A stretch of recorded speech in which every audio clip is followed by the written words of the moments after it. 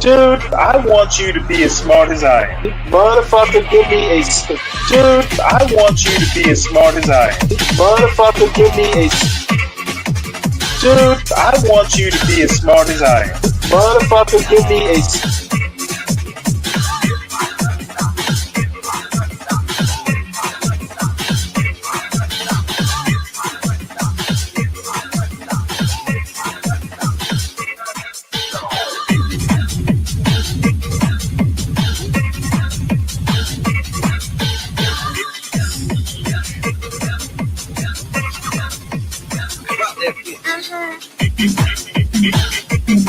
Dude, I want you to be as smart as I am. Motherfucker, give me a specific...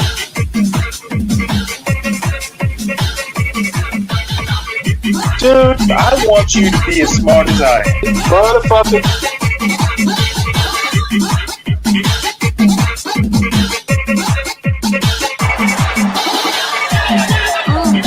Come on out, you rapist!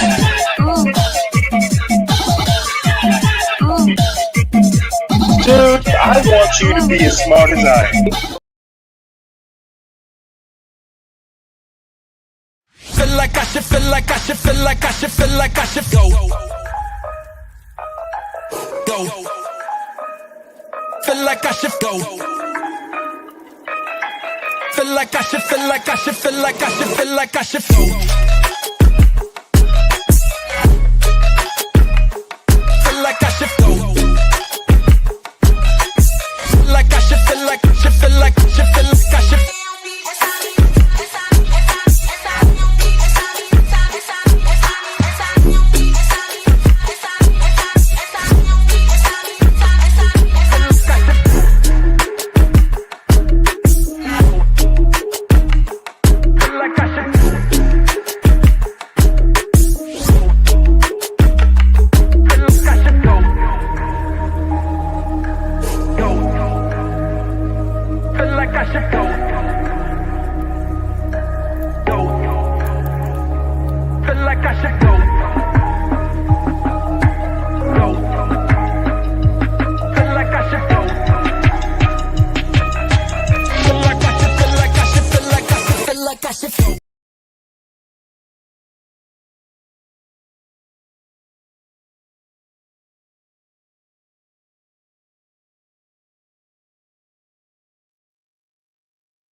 Yo, what's up? Okay, let's see. What's up? Man, I gotta reboot my thing. Hold up.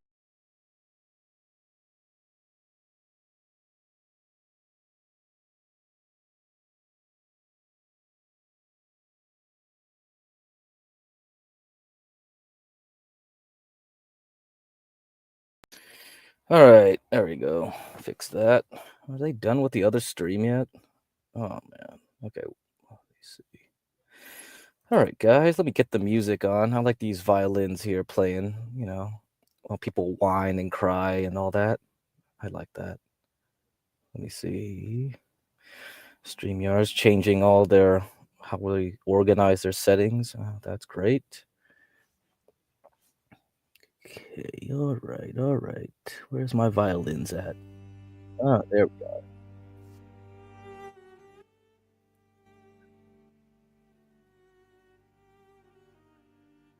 Yes, I like that. We've got yeah. Oh yeah. Oh, the H1Bs are coming. Oh man, you know, I like talking about how civilizations rise and fall. So yesterday we discussed how the Anglo-Saxon culture has caused all these problems that we're seeing now. Let's see what we can learn more about that. Hold on to your hats, guys. Hold on to your hats. Okay. This is a very long article, actually. So I dug around in my bookmarks. I found it. And I think it's going to be an interesting maybe alternative reasoning. What rice farming can teach us about happiness? Research explores how technology shapes culture. Rose Jacobs, May 21st, 2024. All right, let's see here. Oh, man. When Florida Governor Ron DeSantis signed a bill into law in late March to ban social media access for children under 14, it was among U.S. lawmakers' most sweeping attempts to limit kids' exposure to platforms such as TikTok, Facebook, Instagram. It was by no means their only one, however. From Arkansas to Utah, lawmakers have been looking at ways to keep young people offline, or at least to keep their socializing there. The swell of interest in such laws comes amid growing recognition that social media can have negative consequences for people's mental and emotional well being. Among the academic evidence, a study led by Jean Twenge at San Diego State University, probably an H-1B visa. Well, no, they have F1s probably. Well, I don't know. Maybe there's a professor, not a student, so maybe it was an H-1B. Okay, finds a strong correlation between depression among teenage girls in the United Kingdom and their use of social media. In May 2023, U.S. Surgeon General Vivek Murthy issued a statement warning that there is a growing evidence that social media use is associated with harm to young people's mental health. But there's a paradox here. Social media connects us to other people, helping us maintain old relationships and even establish new ones. And research has repeatedly found that relationships are core to happiness. In a seminal 2002 study, the late Ed Diner and University of Pennsylvania's Martin E.P. Seligman found that strong relationships were essential to high levels of happiness. And Chicago Booth's Nicholas Epley and the University of California at Berkeley's Juliana Schroeder have found that even brief interactions with strangers are surprisingly enriching. Shouldn't social media be making us all happier? We may find clues to the answer in a parallel enigma set within a very different context. The disparate farming cultures that have grown up in various regions of China. Chicago's Booth's Thomas Talhelm has studied this to understand how the region's history of farming rice or wheat shaped the way people think. His work is helping to illuminate how otherwise similar populations end up with different attitudes and ideas about everything from wearing masks to getting divorced. And it may explain why sometimes greater interconnectedness can end up making people less happy. Your crops are your destiny.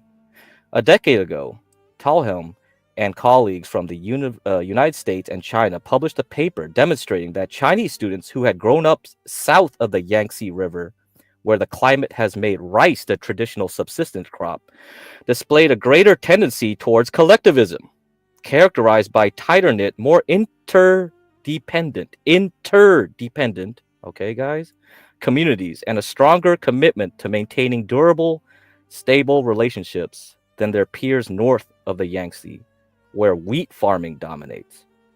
Along with this cultural trait, there was a cognitive one.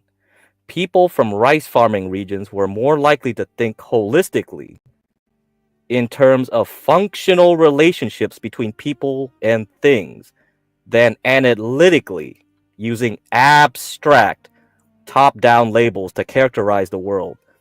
An analytic thinker, for example, is defined by psychologists as someone who sees a train as being related to a car, a bus, a boat, and a plane. Okay, that's where John would probably chime in and talk about classes again, right? So computer classes, yes, in programming. A holistic thinker would see the train as being related to railroad tracks and the coal powering the engine. So that's probably more procedural programming. That's probably what he would say. Yeah, I don't know. If John wanted to come on here and talk about that, I think, yeah, we could see something interesting there. But anyhow, I think I could just skip down to the charts, I guess. This is pretty long. Income and happiness, social status and I don't know how they quantify happiness. And you got this rice, wheat. growing regions. Oh, right. So it's about farming. Interesting. So I think that's something to think about. Stanley, any comments so far? Let me put the article link in. Yeah, put it in the back. I'll read it. Is this the types of thinkers? I think this is more about happiness or something, but yeah. So I kind of wanted to talk about it only because, yesterday it was like, oh, the Anglo-Saxon culture. We have they use creativity. That's what he was arguing, and too much independence, right? And we see here where this article explains an old paper where they studied how people were behaving in wheat growing parts of China in the north versus rice growing farmers in the south, and how that, like, you see here, they say like, oh, if you grew rice, you were more collective, you had a tendency towards it. Huh. Yeah. So, and they would say like individualism is more from the wheat growing side of China. And then later in this article, they show how many more patents come from people who grew up in the wheat farming side of China than the South. Huh. Man, you intellectuals just get all over the place. Yeah. So I thought that was a lot more of a fascinating argument. So I would say, like, if we went back to that talk from American Renaissance yesterday, from what his face, Sam Dixon. Yeah. Like, so is it because of Anglo-Saxon culture, or is it because you grew wheat? Maybe if you grew rice, you wouldn't have these problems. Didn't they grow flax? Oh, flax, barley. I don't know. Flax. Oh shit. Have you ever read Guns, Germs, and Steel? No, I have. I know people keep talking to tell me what do you think about that book? You know what? I actually read it. I have a first edition. I actually bought it when it came out back people were so enamored by that thesis, man. I hear a lot of it's been disproven. That's what I heard too. Yeah. However, oh man, it was a fascinating read. I'd go back and read it today and probably still be just as convinced. And I mean, some of it, it is obvious that, places like the United States are just blessed resource-wise. Right. And I've never gone back and figured out what's been disproven or, and what hasn't, but I still think it's still a seminal read.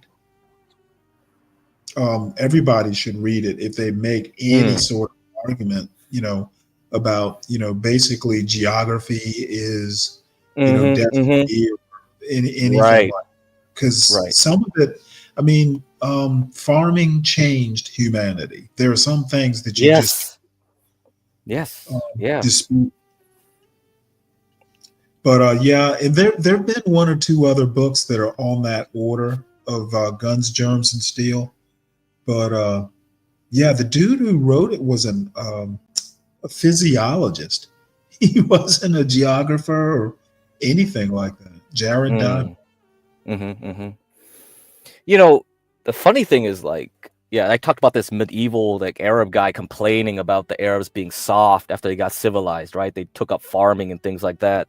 And the Mongols also had their own internal rift, where, like, once they invaded China, they started becoming more Chinese. And then the Mongols that didn't, like, come with them to China, that still stayed in the heartland of Mongolia, they would just talk shit about them. They say, you're weak now. Look at your teeth. Your teeth are bad. Because, like, we could look at dental records too and be like, if you were more civilized, you would have more cavities because of the diet you had is more rich, less in, like, and it's just like, God damn, even they, were noticing this. They weren't like PhD, like whatever. They just could tell from, like, something's up with you. You've gone soft. I could just look at your teeth and say, I know you. You are from the city. Yeah, you're a pussy. Well, I mean, to me, it's just all, Wow. adaptation. I mean, you don't Right. need Yes. you don't need to, be a warrior in the middle of a city. Yeah. Right. Exactly. Exactly. So what can we do? We can just keep going around in circles like this, complain about H-1Bs. But I think your point in this morning was really, really the heart of the matter. And I don't think people want to readily admit it. The elite have came here, right? They're Yeah. indentured servants, right? For Yeah. now. And then Oh, their generation, and it came way before that with education. Because the absolutely. F1 to green card pathway was how you have more H1Bs now, because they, once they start their own companies, right, the ones that went to university here and they start their companies, then they realize, okay, if I want to grow my company, how should I grow it? And then now you see there's more influx of people that need to fill the ranks that they know about. So Well, I mean, I know, too much of a good thing is too much, but I'm just shocked that the same people who were so willing, to take up the Asian cause in getting rid of affirmative action, when the lens is turned on them, they blanch. mm, Blacks weren't cutting it grade wise, or SAT wise. Hey, you know what? We need to take it all the way to the Supreme Court. Well, now the lens is turned on, the mediocrity, and all of a sudden these are big enemies. And the thing that really galls me is when someone tells Vivek Ramaswamy, well, why isn't India, fixed? Well, dude, he's American. What does he,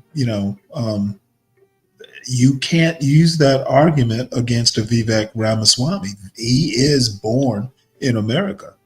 So how do you, then now, someone like an Ann Coulter wants to pick on his religion or his roots. I oh, think, did you see the interview that she did with him? oh, yeah, I saw it.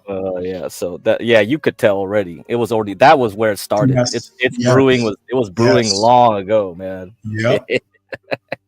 That was like, oh, here we go. But I'm Oh, waiting for them to tie this with Luigi somehow. I know it. They just want to keep this, like, this hit at the right moment too. well, all I have to say is people were looking at me crazy when I started talking about Asian standards. So it only took a month, and it was a stab in the dark. But this has been brewing for like 10 years. This H-1B fight has been H-1Bs have been around for what, a couple decades. Yeah. Decades. But Yeah. we started importing people, I would think, back in the 2000s. Yeah. I was there. I saw it all. Yeah, I went to. When you go to tech company, I mean, like, my boss's boss was Nigerian from Canada. That's why I always, people are talking about the southern border. I'm like, look at Canada. Canada's northern border is like full of people running over from the Commonwealth countries. So if you were a former person from the British Empire and you wanted to get to America, you try to go. This is how Elon got here, right? See, Yeah. South Africa to Canada to here. Well, I have my problems with both Elon and Vivek, but Oh, I do too. I I don't do too. think Yeah. you're right about the H-1B part. I kind of blanch at, expanding the program. Mm. I do agree with Vivek's, the part about worshiping mediocrity. Yeah. That part is just so spot on. Even I have to commend him for being honest about it. Oh man, you and Momo talk about zebra stripes. Oh my god. You know what, Momo, like I said, Momo's biology expertise might as well be studying the albatross around his neck, because he's missing my whole point. It's the stripes from the zebras, just like the forest from the trees, You right? know what? I still submit that my 5-year-old asked me about stripes on zebras. It didn't mean any more than that. A 13-year-old asking that question, ah, he's unimpressed. So I I don't know where John was about to go with that. The whole But there was nowhere for John to go with that. So was that Man, the one he wanted to play, or did he find what he wanted to play though? What was I that? think we derailed him. But the bottom Uh-huh. line is that kid's voice hadn't even broken. Yeah. His balls didn't drop yet. Yeah. Exactly. So And why are we looking at him as some sort of like education pioneer? What he needs is good parents. so, yeah, I don't know what John was trying to go with that. Maybe he was trying to just go somewhere where it kind of aligns with, like, do you know the book Weapons of Mass Education or something like that? I've heard of it. No. Yeah, I mentioned it on CT's channel like once, twice. There are a lot of books. Look, you know what? I am one of these people who really does think that reading, writing, and arithmetic, along with some Latin and Greek, that's all you really need. Do you like going back to like more of a classical education, like the way? You know what, you absolutely we need to. I think so too, man. Because just not being able to read books. I mean, I read an article last week, I think it was, about books, like places like Harvard and these Ivy League universities. A professor tells the story about assigning a book, like Wuthering Heights or some book. And the students were panicking because they had never read a whole book before. It was like they were panicking. They were panicking over a single book. And apparently the attention span is such that reading a whole book is an ordeal. Oh yeah, I'm suffering. It's suffering to me now too, to read like something very long now, and I mean, like, I could see it where like I'm so used to looking at sound bites, sound clips, reading short articles, and articles now are very dumbed down. They're AI driven. Like, I'm trying to read this article here, and I know people are just going to tune out eventually because this is really long. Is still talking about zebra stripes. OCD, anyone? Yeah. I mean, that's interesting. Yeah, maybe what Momo is getting at is what John was trying to get at. Perhaps it's like no, these guys are talking mouths of babes. Okay, the dude asked about zebra stripes. He wasn't suggesting some deep genetic question. He meant it like my son used to like sharks and dinosaurs. That's how. No, okay. I think but I think Momo's trying to like use that as some rallying call, right? For like, these guys are memorizing too much. It's too much rote memorization. Maybe that was the point. I don't know. He needs to try that on somebody who would be impressed or bamboozled by the bullshit. Okay. Dude, you can try and over intellectualize the bullshit with someone else, because I see right through it. Hey, I'll give you this story, Stanley. So I knew this guy from school, and before he met me, he hated history. It was only when I started talking about history with context, right? How things shape society, culture, language, everything, that he got more interested. And he told me is like, when you learn history in China, it's all about know the name of the dude, the rulers, the dynasties, the dates. That's all they did. Just like bang, bang, bang, pass the test. Right?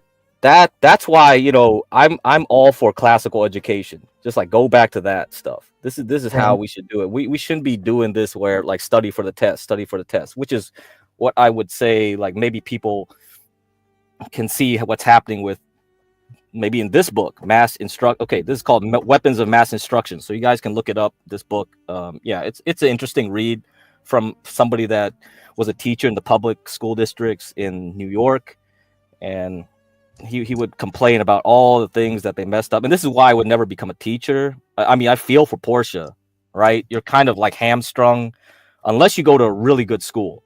So a lot of the public school teachers that were really good in my time, They got poached right away by the nearby Catholic private school. They would just get poached right off the bat. If they were really good teachers, gone. I wouldn't see them after like a dang semester or whatever. So having good teachers, that's really a key thing. I don't know. And I guess we could go back to videos or stories about teachers screwing kids. Not screwing up kids, just screwing kids.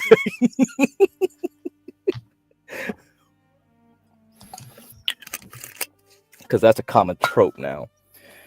Anyway, Stanley, yeah? Well, no, I'm just kind of hanging out. I don't have an agenda. I'm just gonna hang out till I get tired enough to take a nap.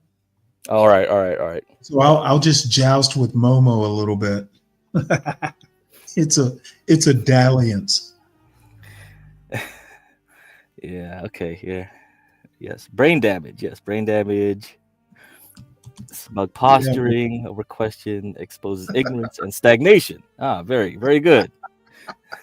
That's quite a broad statement there from Zebra My Stripe. response says it all. That's why you gotta drink on these panels, man. Because it's like that's the only way to get through them. Yeah, well, it's like you go through a coal mine here. What it is he wants to pretend like I'm drinking right now, apparently. But no, Momo, you're just untethered from reality, and you know what? I'm willing to let it go. But if you insist on fucking with me, I can fuck with you till I get bored and take a nap.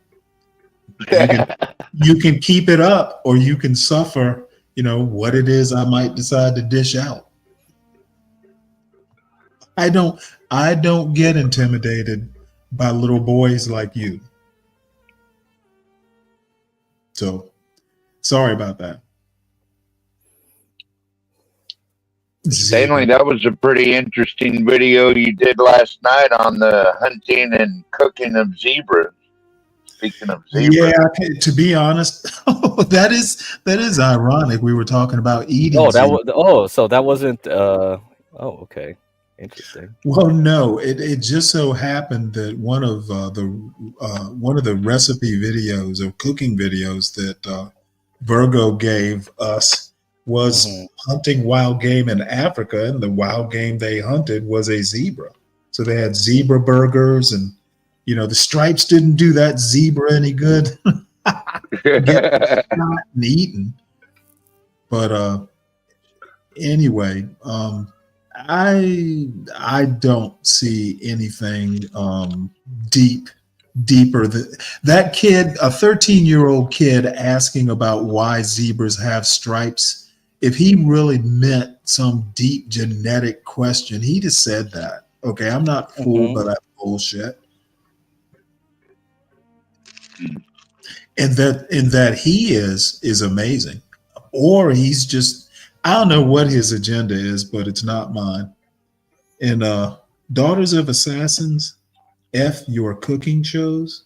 Oh my goodness, what have I done to deserve hire? I bet she doesn't eat. She's like one of those air ferns. Takes all the water and nutrients she needs from the air. What are you talking about, Stanley? Some primitive ferns. This is Jurassic Park, man.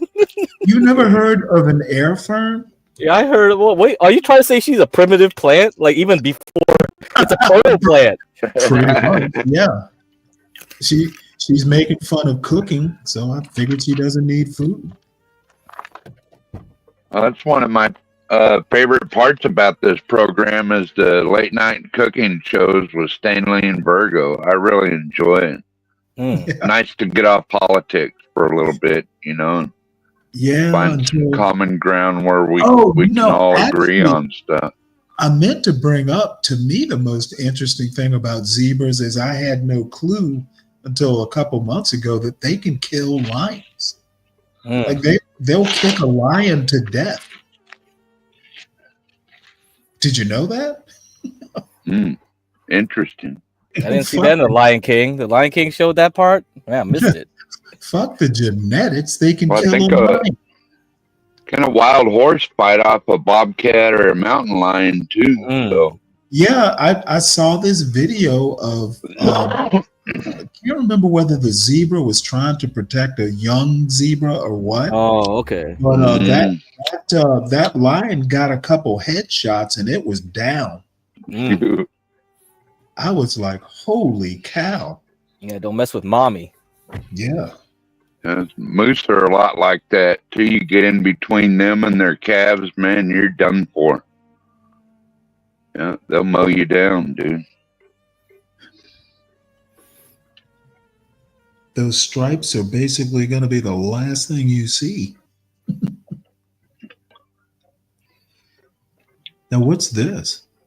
Oh, so this is a database. So you guys can. I put the link like in the previous. Oh wow, it's like a bunch of jobs. Yeah, you can look up any company and find what their H-1B thing is, where they want to hire, what they're looking for. Mechanical design engineer, materials planner. So this is Tesla. I mean, you need an H1. You can be a materials planner. Isn't that like a business degree thing?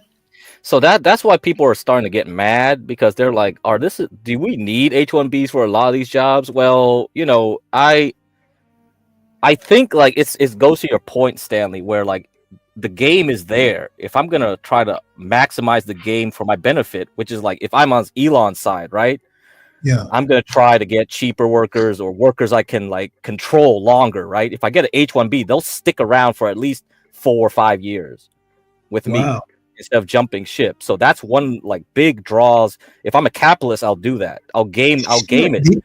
These jobs are, for that part of the Bay Area, these aren't super high salaries. No, they're not. But you can see the ones from Nevada right here. Yeah, you see Nevada, exactly. Texas. Yeah. So, it's like, are you gonna say like, are you gonna hate the player or hate the game? Like, if I'm a player and I'm gonna compete with other companies, and they're doing this, industrial engineers are making damn near 100,000. Fuck. Yeah, these are pretty okay salaries. But when you consider where they're living, engineers, they're not super high end. I mean, they're not. I had a friend of mine at Georgia Tech. He said they used to call them imaginary engineers. Yeah, I think you need a lot of them for the stuff they're doing, because they have a lot of plants, right? They're doing a lot of manufacturing, so they'll have to manage a lot of work there. So you got a lot of this stuff going on here.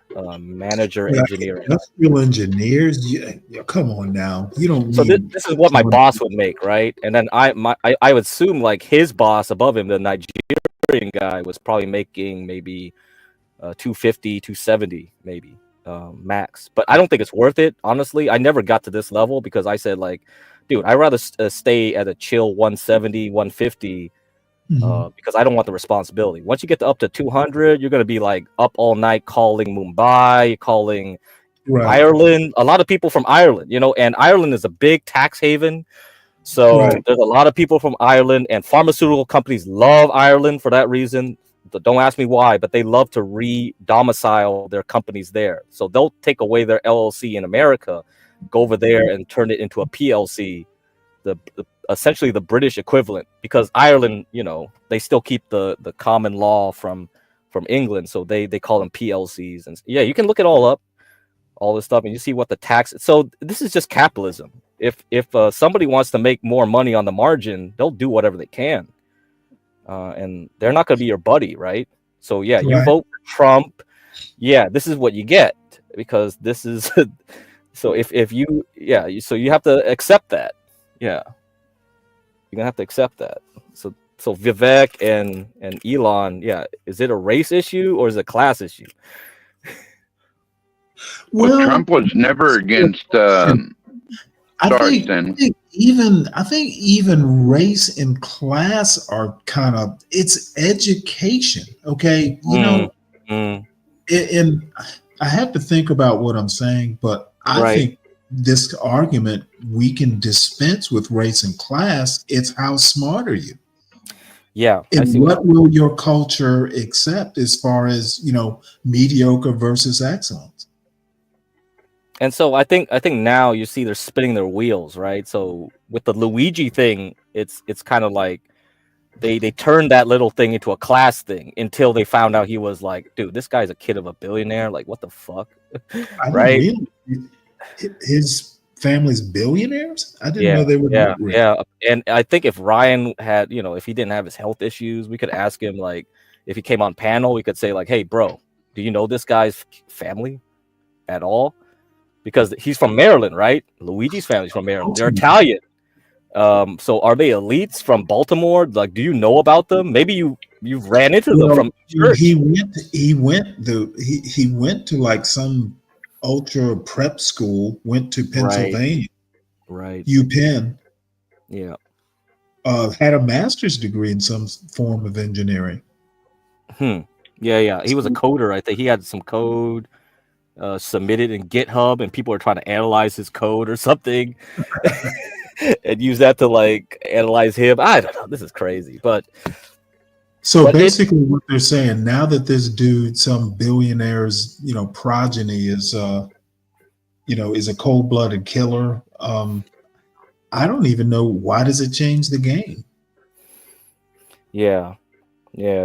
Because Twitter was, I think the Twitterverse was trying to like jump into it and frame it as a class thing. You get what I'm saying? So there's a lot of people love to politicize everything over there. Yeah, that's not so they see that and they jump right away to, it's a class war thing. Yeah, this is what's going on. This guy's fighting for us. Like, so both the right and the left were like, we hate healthcare, big pharma, blah blah blah. And then now we get to this point here over Christmas where Elon's doing this, and then now it's like, it's H-1Bs, it's this one. It's like, what the hell? Well, Trump has never been against work visas. He brought in a bunch under his first term. We needed the workers. Guess what? When they say immigration, they're pretty much considering this part of the immigration problem too. And I think it's just so funny that now, Elon and Vivek were, definitely ready to boot out, unskilled labor sort of stuff, but now that we're talking higher end workers, no, we need more of them. No, have you guys heard about these Twitter spaces where this dude keeps he talks like Elon, so the whole people on Reddit keep saying like, dude, it's Elon, and he's ranting for hours on end in these Twitter spaces, arguing with Nick Fuentes and all these other people, Laura Loomer. I'm like, what is going on? Are you guys serious? You guys really think this guy's Elon? He talks like Elon, definitely got that cadence. So people are saying like it's Elon with a voice changer or something like that. I'm just like, what is going on here? And it goes for hours, these things. Some guy on YouTube already uploaded all of them, every one of his little appearances. And I think the most recent appearance is Elon is talking with him. So there's like alternative Elon or Elon sock puppet talking to Elon himself. It's just like, what? Is Elon talking to himself? Talking about H-1Bs? Like, this is crazy. Well, I thought I read something about Elon saying he'll fight to the death or something like that. Really? Yeah. Let me find that. I just wish I could convey the mirth that I feel right now. This is like high comedy. Yeah, you're having a field day now, man. The chickens have come to roost.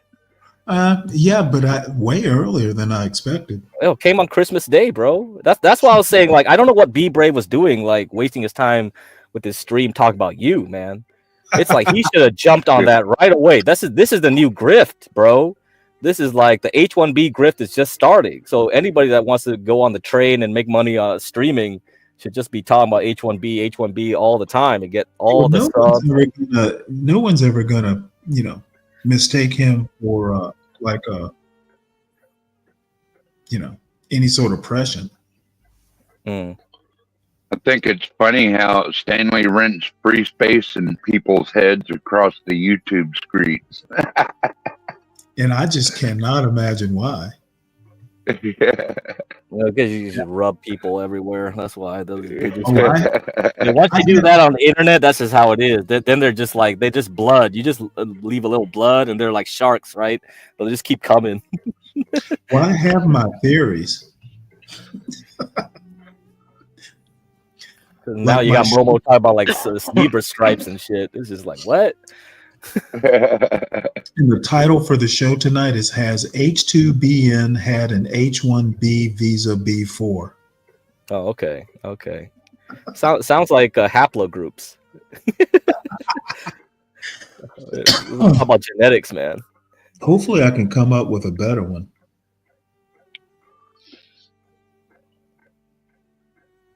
So anyway, let's see.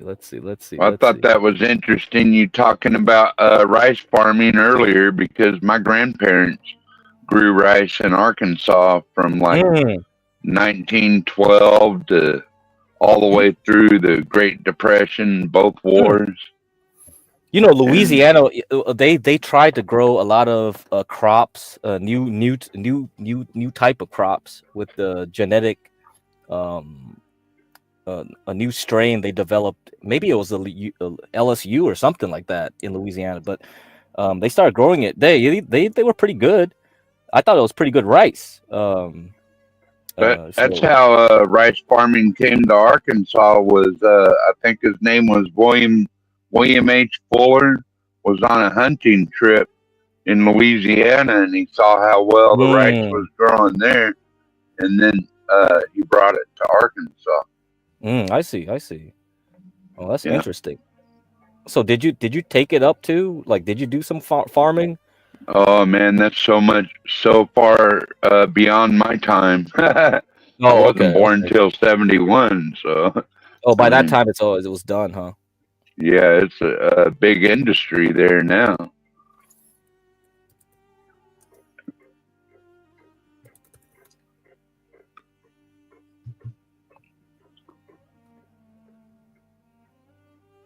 Yeah, I'm trying to find like if they still sell this stuff. Yeah, the rice I was thinking about. Yeah, I'm not sure if they grow mostly like your enriched rice, like the low grade rice, or if they're doing jasmine rice or what. They got a new strain of jasmine. Yeah, so yeah, this is here. You can look it up. I got this here. I'll get a link here. You can try this one out. Yeah, you can cook this. So if you want Asian style, yeah, you can use this alternative instead of like buying rice from Thailand, which is what most people do nowadays. Because Thailand has a big export. They grow like the top-notch jasmine rice over in Thailand. They love exporting it. Yeah. There you go. I believe I have about 25 pounds of that in sealed containers. It's just part of my emergency backup stock. So you want Uncle Ben's? Here we got a black dude on the front. There you go. Jasmine. Yeah, it's pretty good. That's real jasmine rice, though. Oh, it is. It is. Yeah, it's a special strain. Yeah, that they developed to grow in Louisiana. Yeah, it's pretty good. I have to check that out. Yeah, if you can find it. It was popular for a while. I don't know what happened. I don't see them too much in the stores anymore.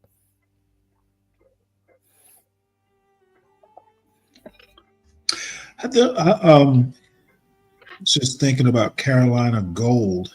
There's a big thing that literal gold or what thing? Oh no, it's a rice variety. Oh, it's a rice variety. Okay. Might be. I think it might actually be an heirloom rice. Well, that's the best kind.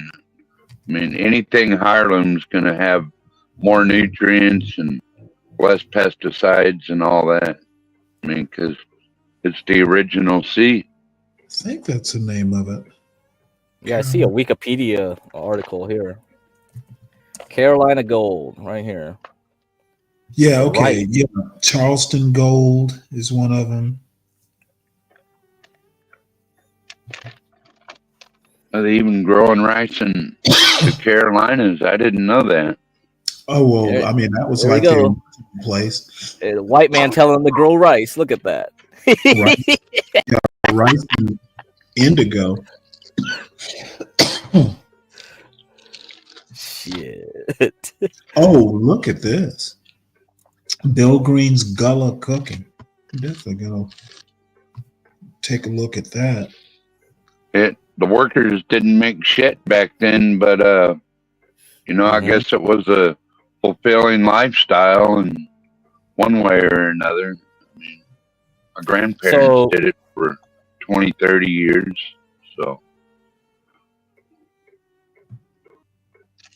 So anybody in your family still kept it going, or they all just moved on from doing Hanson farming? Mills, heard of them? Carolina plantation rice, yeah.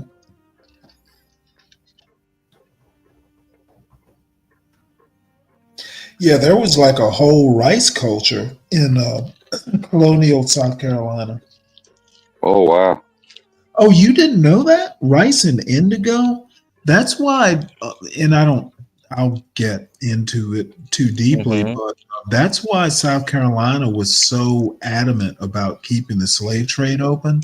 The average life expectancy was like less than 10 years. Wow, 10? Yes, like once they got a Oh slave here, they man. life expect because they were working them out in the rice paddies, and indigo grows in wetland too. So yeah, these people were like knee deep in water all the time, muddy Right, water. right, right. Yeah. And I won't even tell you about water moccasins in the South.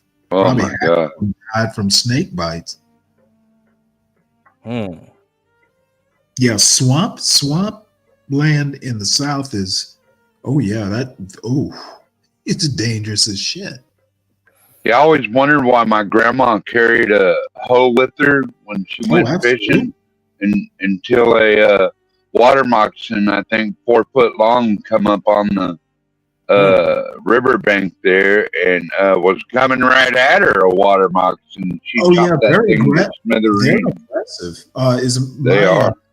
my father-in-law tells a story of him and his brother out in a boat under some branches, and the damn snake just dropped into the boat. it's, Damn. it's like what the, that snake. I'd swear that snake's out to get me. You ever see them videos of the floods in Texas and them snakes? Like literally dozens of them trying to crawl up in this boat to keep from drowning. Oh really? Yeah, it's pretty creepy.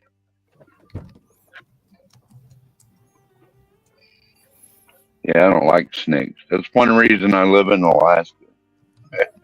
Well, Solid Snake, I like him all right, but that's different. Oh, I have no fear of snakes. I do not like those bastards. I'm not afraid of them. I just don't like them.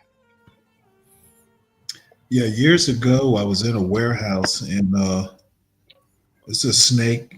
These guys came and said, "Hey, Stanley, we're afraid of snakes. Can you get rid of this snake?" So I got a broom and a dustpan and put it in there and dumped it outside. And people were looking at, now this is like Lyman, South Carolina. So, these are simple country folk from upstate South Carolina. They were looking at me like, what kind of alien are you? You know, dealing with snakes. Snakes are dangerous. I'm like, well, it's a black snake. It's not poisonous. Oh man, I don't care. I hate a snake. I'm like, come on, dude. Yeah, I was visiting some relatives down in Cut and Shoot, Texas one year in my teen years, and they literally had freaking copperhead snakes crawling in the trees, man. What the fuck? So looking him for some bird eggs or something. Actually, Yeah, I've heard like the baby copperheads are actually the most dangerous. Mm-hmm. They're the most venomous than the bigger ones. Mm-hmm.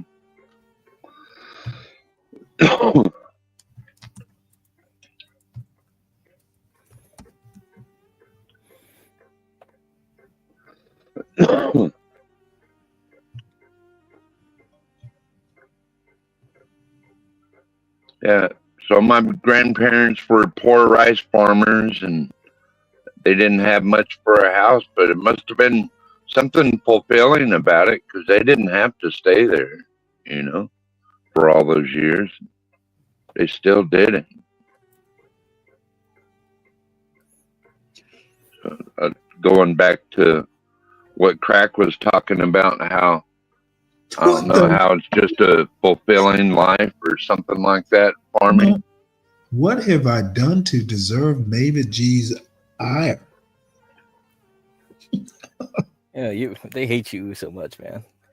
Yeah, solid. Yeah. So I, this is where the interesting thing comes in. Is like, so people in wheat farming regions. So back to this article again, were more likely to produce patents. This is why I mentioned the Stanley for new inventions, an outcome that the researchers associated with analytic thought, and that prior research has found to be linked to individualism. So if more people did rice farming, it's kind of like, so are you going to culturally be more connected and things like that? That's something else. That's interesting. Interesting thought there. Farming in general gives you a connection with the earth, keeping your hands in the dirt. So it definitely does. There's that. Yeah. It keeps you connected with the planet in a weird kind of way. And that's why the whole thing is like, when you put it down to be like, okay, just in general, wheat farming versus rice farming and how it affects people's culture and stuff. It's like, oh, is that why China is what it is? Like, this is what is going on? It's like, interesting. All right. And that's kind of more to the point about the morning. Were you there yesterday morning, 12th man? Did you hear that whole speech about Anglo-Saxon culture, blah, blah, blah? I don't think making people soft. Yeah, I don't think you were. Yeah. Oh, wait a minute. I do remember something about that now, because didn't you play the video kind of contradicting that whole thing? Yeah, I played. I was trying. It wasn't contradicting. I was just saying that, like, you can make these arguments in a different way, and because the way he was framing it is like, oh, England's on an island, they were coddled, so they're getting spoiled. They believe in freedom. He was really harping on freedom, and he was basically saying, oh yeah, freedom is the result of too much individualism, blah blah blah, or something like that, or freedom created too much. Well, I don't know, too much abstract thinking, I guess, created this and that.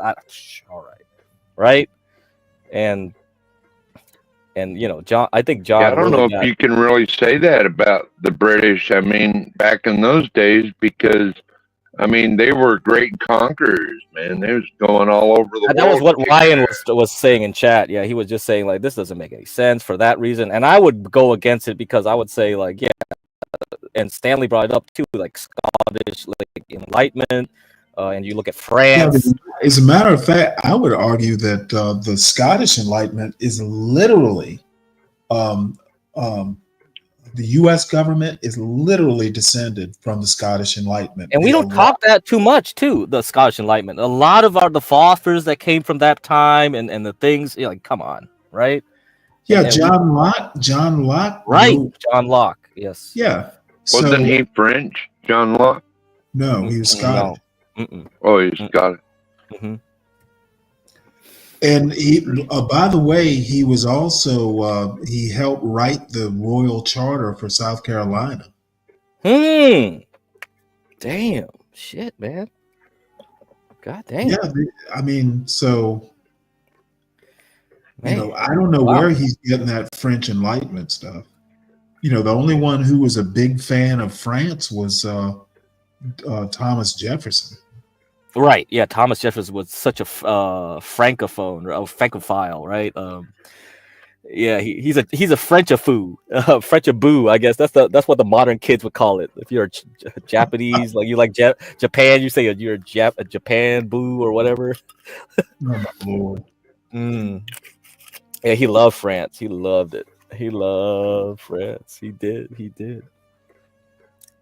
And I guess that butted heads with what's his face? With John Adams. John Adams, that's right. So, any of you guys watched that miniseries, John Adams? I did. From HBO. It's a good one. So anybody here that doesn't want to read anything, at least watch that. Okay, guys, you'll see everything there. You'll see everything there. That's enough. You got the whole thing with Hamilton versus this, and so yeah, I think it did a good job. It did a good job with the history. Yeah. So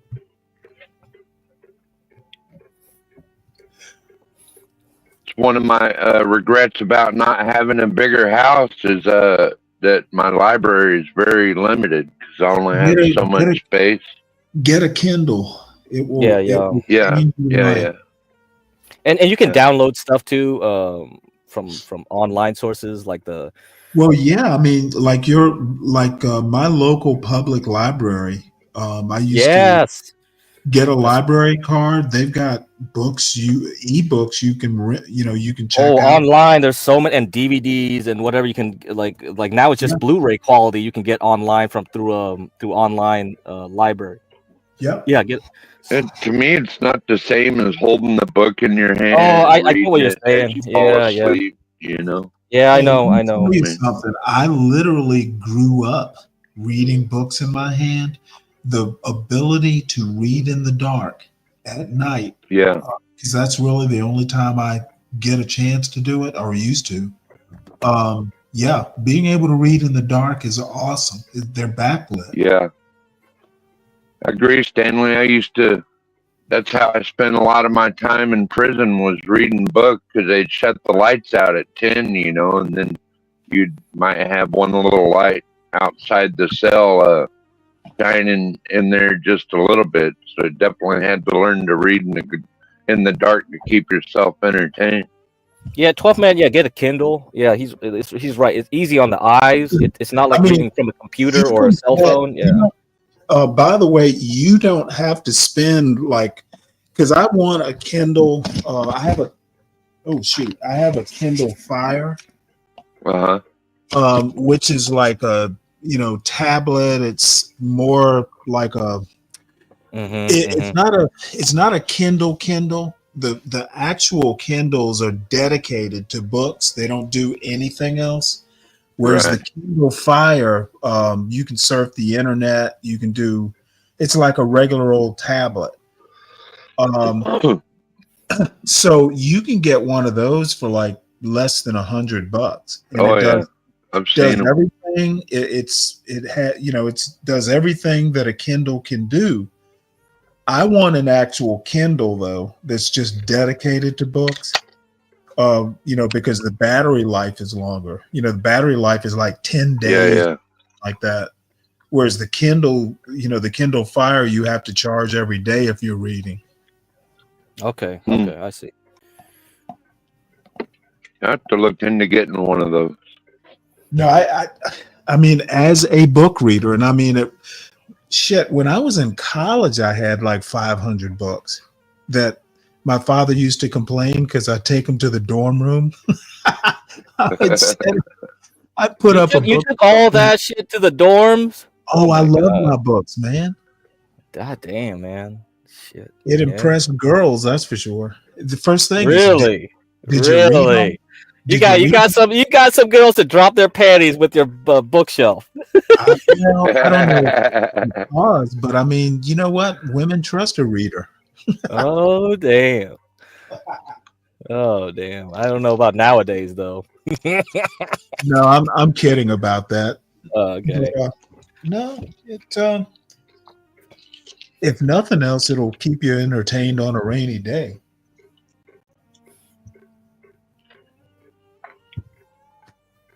Well, that's what we have the John Galt channel for now. Yeah, apparently. Every time I get on here, I feel like I've read volumes. I've actually learned quite a bit from you, Stanley. Well, I've learned quite a bit as well. Like who knew about who knew that zebras and stripes was such a deep I didn't know either. Issue. Genetic. I bet Yeah. zebras have stripes just because they're cool. Oh my God, shut up, man. That's just the way God made them, so that's Shut the way they are. Shut up. Shut God up. said, "Hey, cool." Yeah, Tropes is saying like terminology overlaps with the Amazon. Amazon forest, fire, Kindle, burning of books. Tropes, you're talking about like Fahrenheit, Fahrenheit 451 or some shit. Yeah, what is this? Amazon, the Amazon forest, fire, Kindle, burning of books. Oh wow, tropes for the win.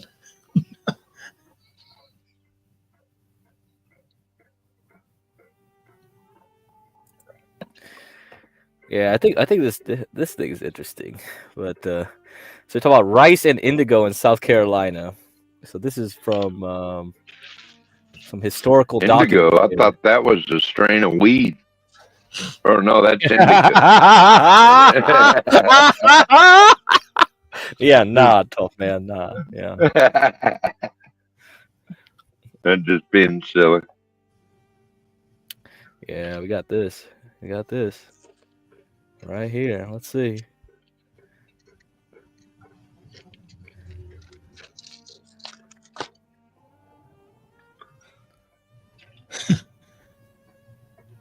Oh, here we go. Rice last year bore a good price, being at a medium about 45 shillings of our currency per hundredweight. So you guys know what a hundredweight is, don't you? that was back then before the ton. That was a ton. Is that Yeah, like yeah. a bushel? No, that's a ton. Yeah, yeah. It's a weight. Yeah, it's a weight. 100 weight. Oh, Yeah. That's where we get our term ton. It came from 100 weight or something like that. Yeah. And the British used a different version of 100 weight. Let's see. So it's like 100. they used the metric system. Well, now they did, but before, no. But when we split off from them, their imperial system started diverging from ours. Yeah.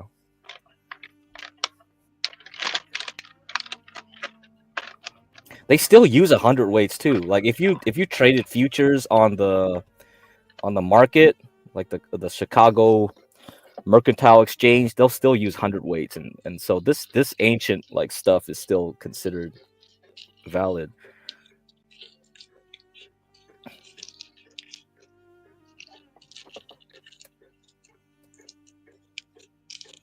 How many 100 weights in a ton? 2,000 weights in a ton. Blah blah blah. They used to call them centums, and I think this is probably comes from like the Roman times too. All this crap. So like, oh yeah, this is so funny. Okay, here we go.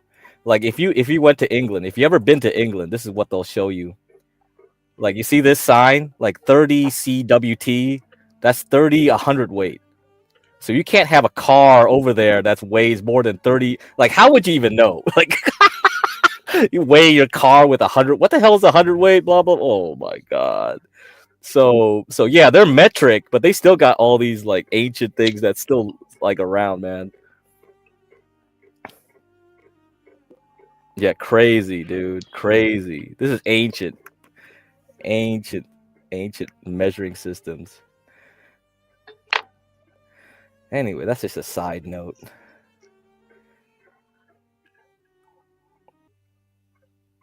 Yeah, we do 100 pounds is gonna be like 100 weight, and for the British they would do 112 pounds. That's 8 stones. All right, you got that side thing there going. Yeah, that's the fact for the day. All right, let's see. Indigo is of several sorts. What we have gone mostly upon is the sort generally cultivated in the Sugar Islands, which requires a high loose soil, tolerably rich, and is an annual plant. But the wild sort, which is common in this country, is much more hardy and luxuriant and is perennial. Its stalk dies every year, but it shoots up again the next spring. The indigo made from it is of as good a quality as the other, and it will grow on very indifferent land provided it be dry and loose. Oh, bro.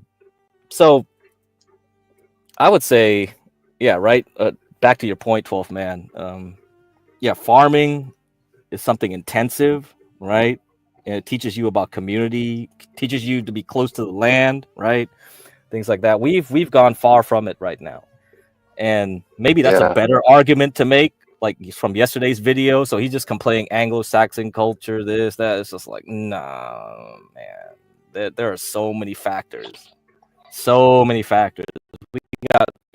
We got people that are like quote unquote soft and weak. So even in an urban setting, these people don't even grow their own food anymore, right? And now we've removed it to the point where they have automated trailers, right? From Deere, like actually the Deere company, they have trailers that run on GPS with AI. Oh, yeah. No drivers. So combines. Yes, combines, right? And so, man, so we're getting so far removed from our food sources where so I would say that people now, they're so spoiled to the point where like, oh, food, where does it come from? Oh, well, it comes from McDonald's, right? So maybe not even to the level where they understand that food comes from a supermarket. Yeah. So I don't know if you ever played the game Civilization, 12th Man. Oh yeah. Oh yeah. So that's where it is. I think Stanley's kid plays a different version of SimCity, actually, a newer version of that, where like they learn how to build cities and stuff. So I think these games are pretty cool, where you guys get to see how things work. Yeah, City Skyline or something like that. Yeah, I remember you talked about it before. I should look it up. Hold on 1 second. Yeah, I see those nation building games on X sometimes, and it's like, but I know they're going to end up asking me for money, so I don't join. Skyline City, yeah, you should play them. 12th Man, I think they're pretty fun. I mean, I don't try to do it anymore. That they're a time suck. You get into it, you're just like there forever. Like 10 hours pass by, and you're like, "What the hell am I doing here, dude?" I'm just trying to grow like some empire or some city or something. Yeah. What's that? What was the other one get cracked? Age of Empires. You remember that one? Yeah, I remember that. Yeah. Okay, so that, son is playing. I really like that one. So City Skylines. This is what Stanley's son is like into. Is he still into it right now? In college right now? I know he plays it when he comes home sometimes. All right. He doesn't take his Xbox with him. I think he only has it for Xbox. Yeah, this is the game right here. Yeah. I don't even know if you can find Age of Empires like the original disc. Oh, you can probably find it on Steam. If you get Steam, you can download the originals. Maybe they'll have it there. I think you're right. Yeah. If you needed to, you could play the originals. If you've lost a disc or whatever, yeah. Because they make it real cheap too. It's like $5 for playing any old game now. Yeah. But yeah, it's a time suck though. You're just gonna be sitting in front of your computer all day. You're like, what the hell? I just blew a whole day doing this. 2-3 days then passes by, and you're like, what? I didn't do anything productive. Well, it was fun when it was online and you actually battling other people to take over their land and farming, right, all that. But anymore you're just going to be playing the computer, which is I see. After you played it, after you've mastered it a few times, it's like yeah, right. That's how it goes. Yeah, I get what you're saying. Yeah. But yeah, for kids, it's fine. If you're gonna play a game, I'd rather you play this than a first-person shooter or whatever. Pokemon or some shit Pokemon, like that. Yeah. That's so dumb. I'm like, oh my god, whatever. Yeah, or Oregon Trail, right? We gotta finish that, man. Oh yeah. So at least that's educational. Yeah, for sure. Yeah, it is. It's semi-based in reality too. If you don't make the right decisions, then you're probably gonna die. Yeah, right. Exactly. Yeah, I was doing really good in that game the last time Porsche played it, and then it quit. I was like, damn. You're about to cross a big ass river or something like that, and then the program just quit.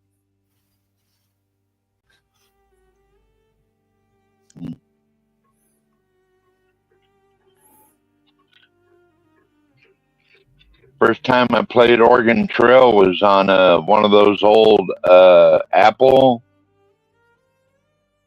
machine. Hey, what was that? Came out after the Commodore 64, I think. Damn, you remember that? Oh man, you're old school for sure, man. Did you know those are still being used in accounting? The Commodore 64, and even at the register, people are still using a Commodore 64 at their register. You know, I remember the old times Keep when track of everything. I remember the old digital equipment, terminals. Yeah, they used to have that for the card catalogs and limited internet in the library. They used to have those, and I'm sure. Yeah, we like, thought it was so cool. Dude, oh yeah. You could plug it into the phone jack. You know, the line jack. Yeah, right. And text other people like, whoa! yeah. People were so happy with that. That shit, like, yeah. Nowadays, it's like, what? Boring. Yeah. You guys don't know. We got to grow up through all that stuff. Atari 2600 and all that good shit. Remember Pong? Yeah, Pong. Yeah, that was like the original video game. Space Invaders. Yep. All the variations they had. I don't know. Galaga. Thinking of these these games, I guess I'm gonna have to go find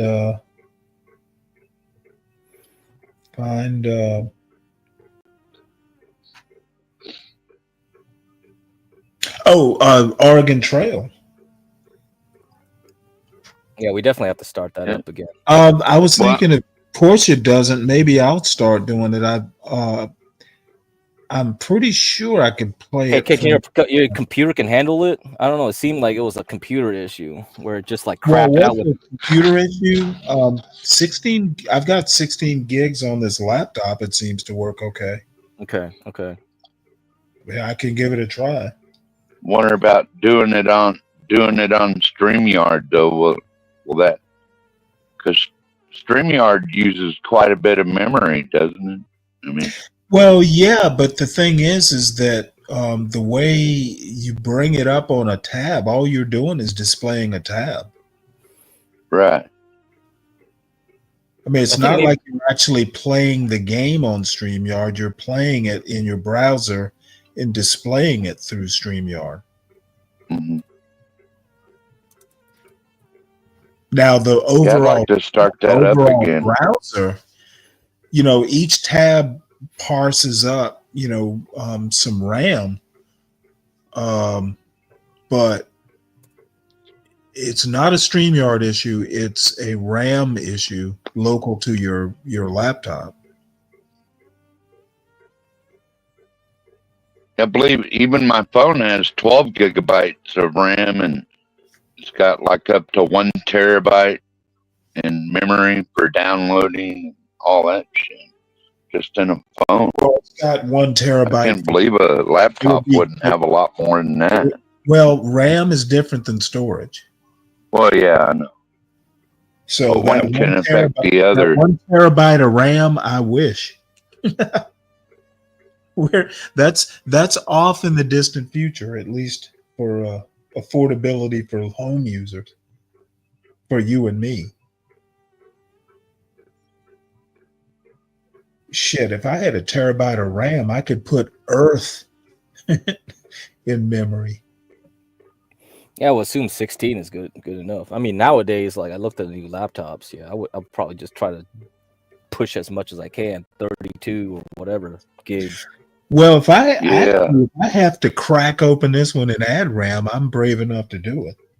Oh, it should be easy, man. Yeah, it should be. I don't like working on laptops.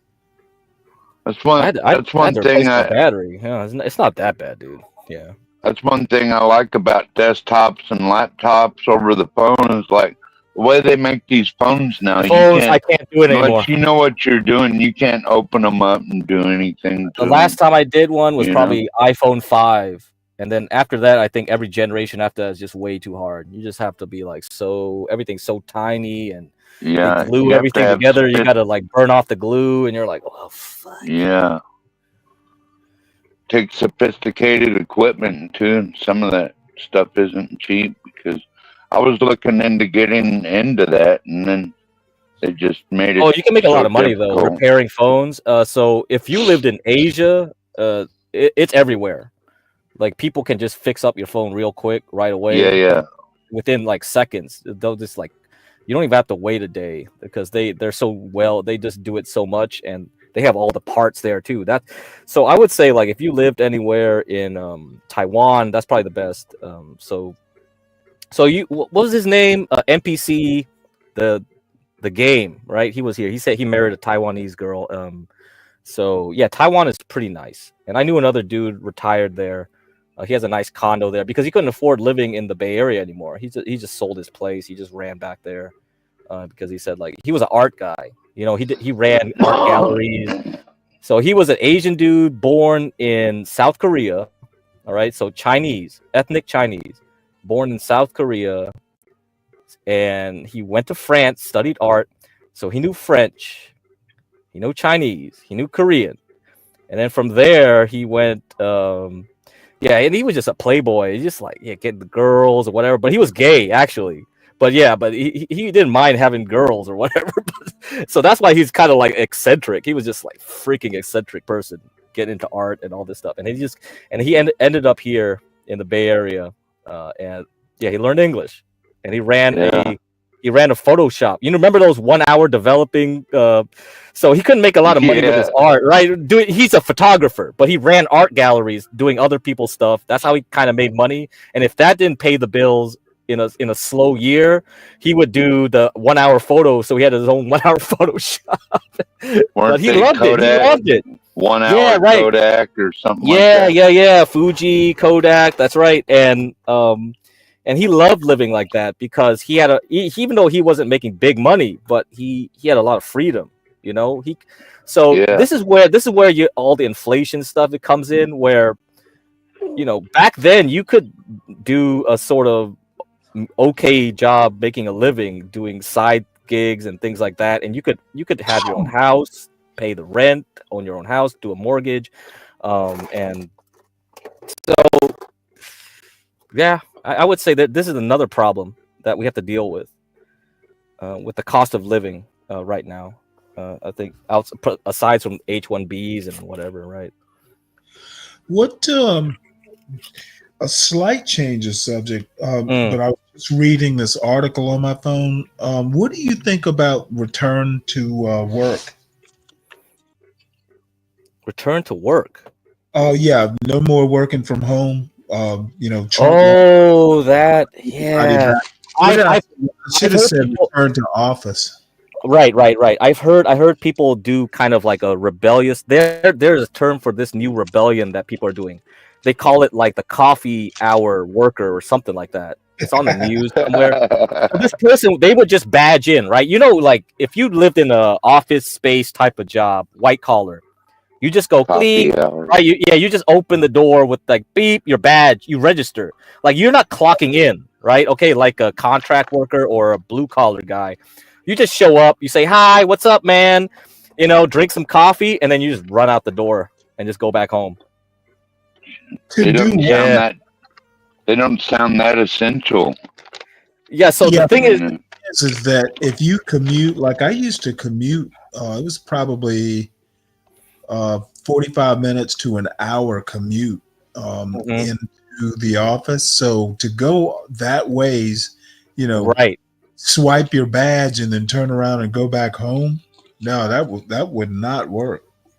So it's interesting how people are, and like before COVID, this is my problem. I should have stayed. If I knew COVID was coming, I would have stayed at work because I was kind of like the person that pioneered all that work from home stuff at my workplace. Yeah, because I automated a lot of stuff. Like I started hooking up equipment, like testing equipment, like lab equipment to the internet and control things from a terminal.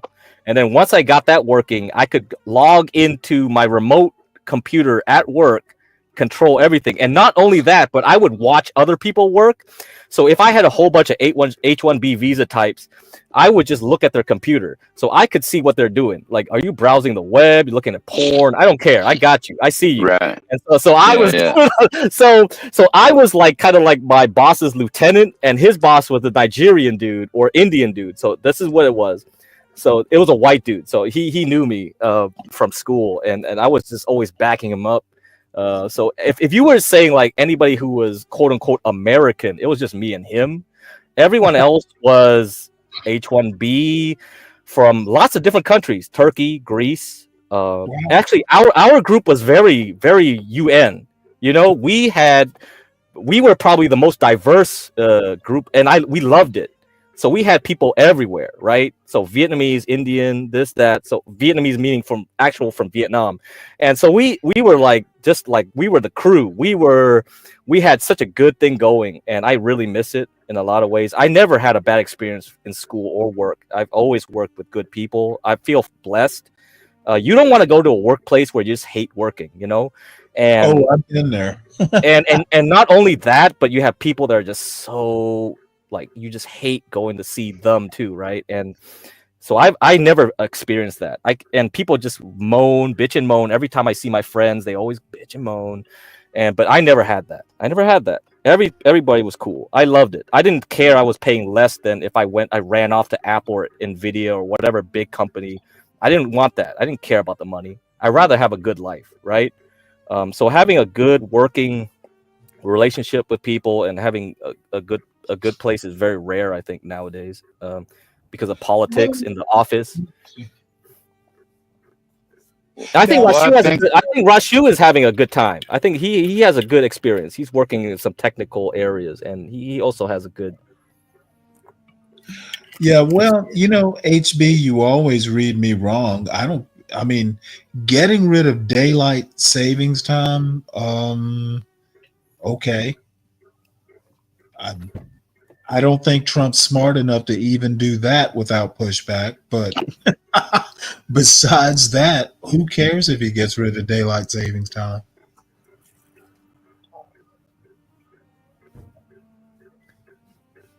Between you and it does affect a lot of people negatively, like this daylight savings. What it is, I think they're just whiners. It never really affected me. Well, you're a military man. Well, no, but I mean, I used to be in school. I mean, having to get up an hour earlier, getting home and having it turn dark early. Yeah, it makes a difference, but not that big a difference. You get used to it.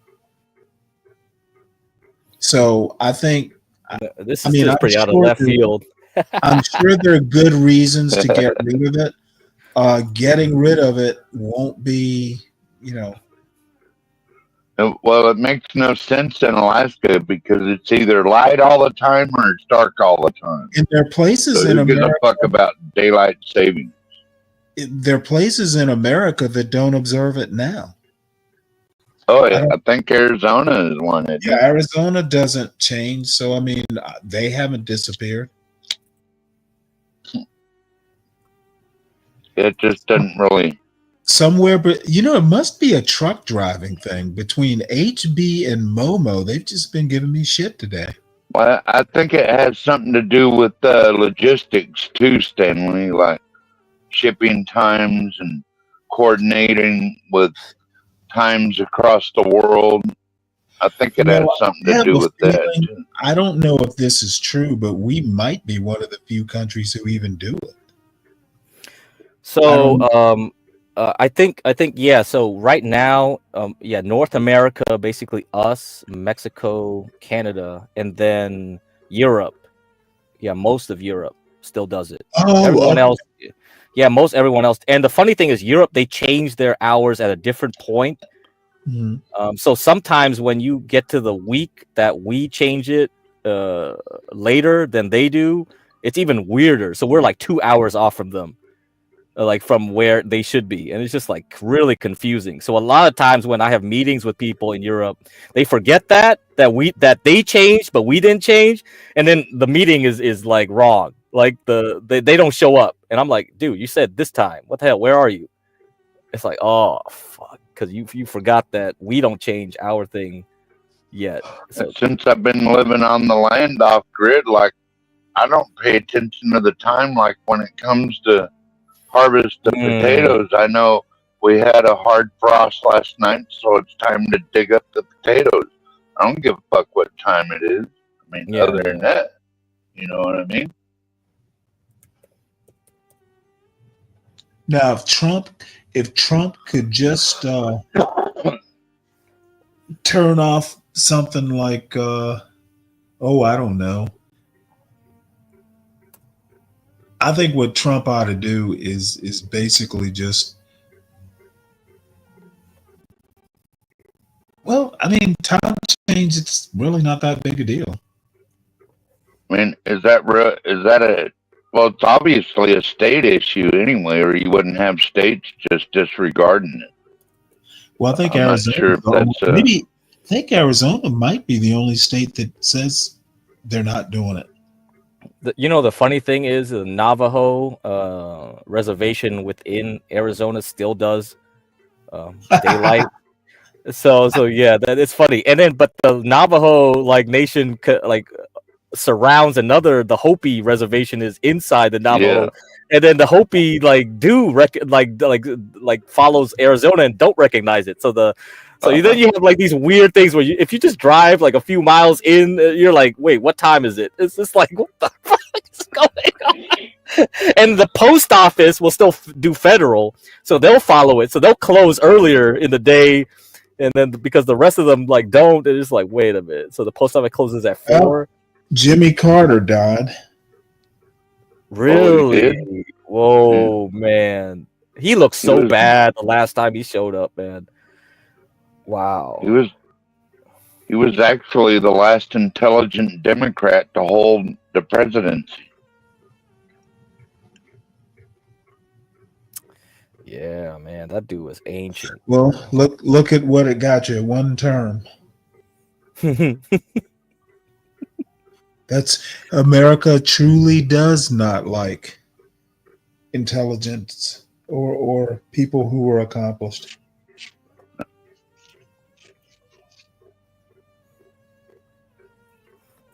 We had a lot more sense than Joe Biden.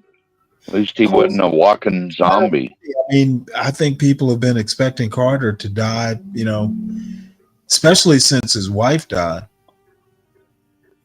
Yeah, he's basically hit 100 years old a couple months ago. Damn, dude. This guy is 100, man. I hope I never live that long. Come on, I don't want to live that long. This is ridiculous. I'm gonna try to get my brain. If I want, I put my brain in robots. The robots that John was showing. I'll make all my shots from full court.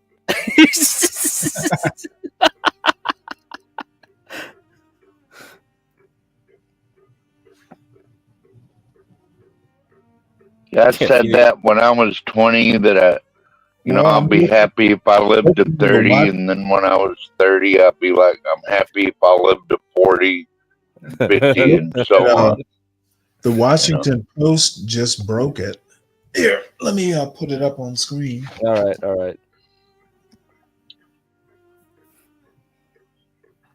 If he's that would be funny if he just popped up and said, "I'm not dead yet." Oh my God! Look at Daughters of Assassin, eclectic. So your brother knew Jeffrey Dahmer. All right, why don't you come up here one of these days? Who, eclectic? Yeah, I mean this is eclectic's alt account. I'm assuming. I have a feeling that if she ever came up here, her voice would have a natural echo. Dude, the internet is so weird, man. Stanley always got jokes. Hello. Is there anybody out there? Exactly. She constantly has Dark Side of the Moon playing in the background. Oh, yes, she would. She would. There it is. Damn. Well, but I mean, Oh, hell, he was I wonder if 100. Trump will go to the funeral. I wonder if he'll be invited. I would Well, hope so. I don't think he was invited to McCain's. Well, you know why that is, Stanley. Well, no. The anti-Trump J6 committee was so corrupt, and she was on that team. His daughter, of course, they hate Trump. No. That's McCain. I'm sorry, McCain, not Liz Cheney. You're thinking of Cheney. No, I was talking about his daughter. Right. I'm talking McCain. McCain's daughter. Yeah. Okay, McCain's daughter was not on the January 6th committee. You're thinking of Liz Cheney. Liz Cheney was. She was a real firebrand against Trump and right. Well, all she this was other against stuff. Trump because he was against her father. America was against her father, or he would have won the presidency with Sarah Palin.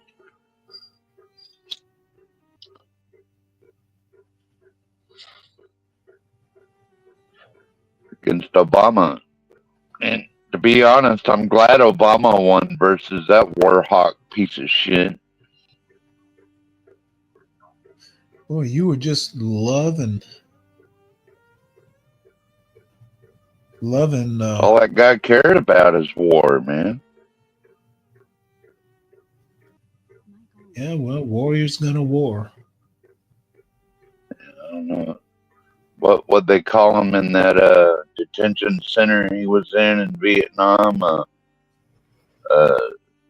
singing McCain, or you're not at all fascinating compared to my real life.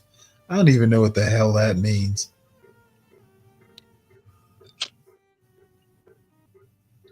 So Dama would go there and hang out all night along with the other gays. That would. Is this automatically just going from comment to comment? Dahmer lived right down the street from there. I lived right in that vicinity once after they already demolished his old apartment building. No, it's a fact.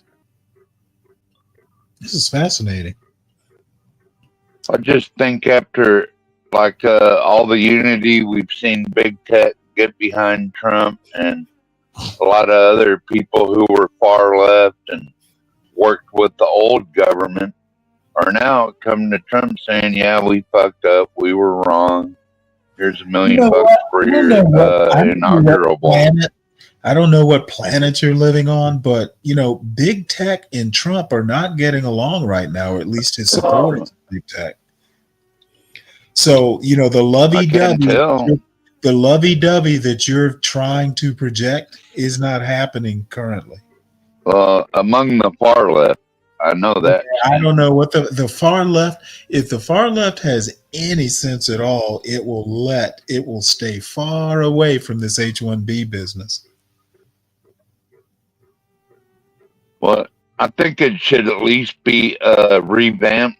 Like, we need to redo some things in our entire immigration policy. Once again, people don't actually see the existential problem. The immigration stuff is small potatoes compared to the real problem, which is cultural. Yeah, well, that's definitely a big part of it. I'm not going to disagree with you there, Stanley. A big part of it. It is the problem. Well, and money always speaks louder than words. American culture worshiping mediocrity. Vivek gets it right.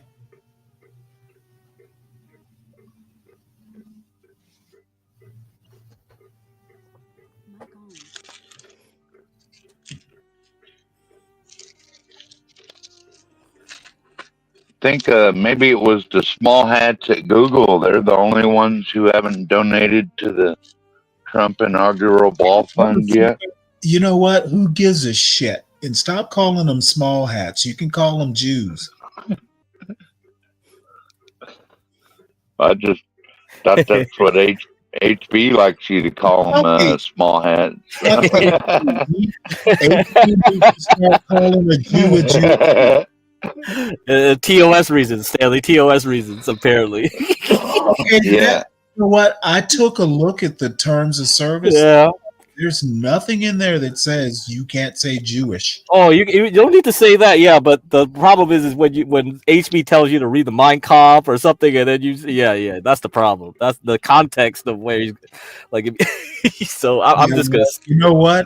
How about just say how about come up with a euphemism for that? Yeah. Okay. Yeah. I should. How about a mustache book? Get up here, HB. Talk about the Mein Kampf. All right. Come up with a euphemism for her. Yeah, get up here, HB. What the hell? Well, no. How about Mr. Mustache? Yeah, that's a mustache man. Yeah, that's Mr. Mustache. About Mr. Beard. How about the mustachioed Avenger? Maven's never gonna let you go, man. All right. That's okay, right, okay. Maven. If you ever come up here, I'm definitely going to exact control on your dumb ass. Hey, all right, guys. Let's go back to the work from home. Blah blah. Go back to work. Rest in peace, Carter. So I got the video here talking about the coffee badging culture here. Get back to work, there, Maven. Your boss needs you at work. Yeah, this will explain this whole phenomenon. Like, let's go. This is how the white collar workers rebelling right now. Meet Mr. A. Every morning, Mr. A strolls into the office at 9 a.m., swiping his badge with perfect enthusiasm. He hits a few meetings, grabs coffee with colleagues, and keeps the daily buzz going. But here's the twist. Come noon, he sneaks out, heading home to wrap up his work in comfort. By around 5, he's clocked out. Mission accomplished. Mr. A has redefined the 9 to 5 in his own terms. And interestingly, this trend also has a name. A new trend emerging in the back to office push, and that is coffee badging. Coffee badging is two worlds colliding. It's employers wanting to get their workers back into the office, and employees' desire to really have more flexibility on the job. And so that's coming together in this trend of coffee badging. Coffee badging is happening because workers are using this as a soft revolt against the return to office mandates that companies have put out. And they just badge in, have a coffee, check in with their colleagues, do some work, and then leave their office early. It is a silent protest of saying, I just want to be.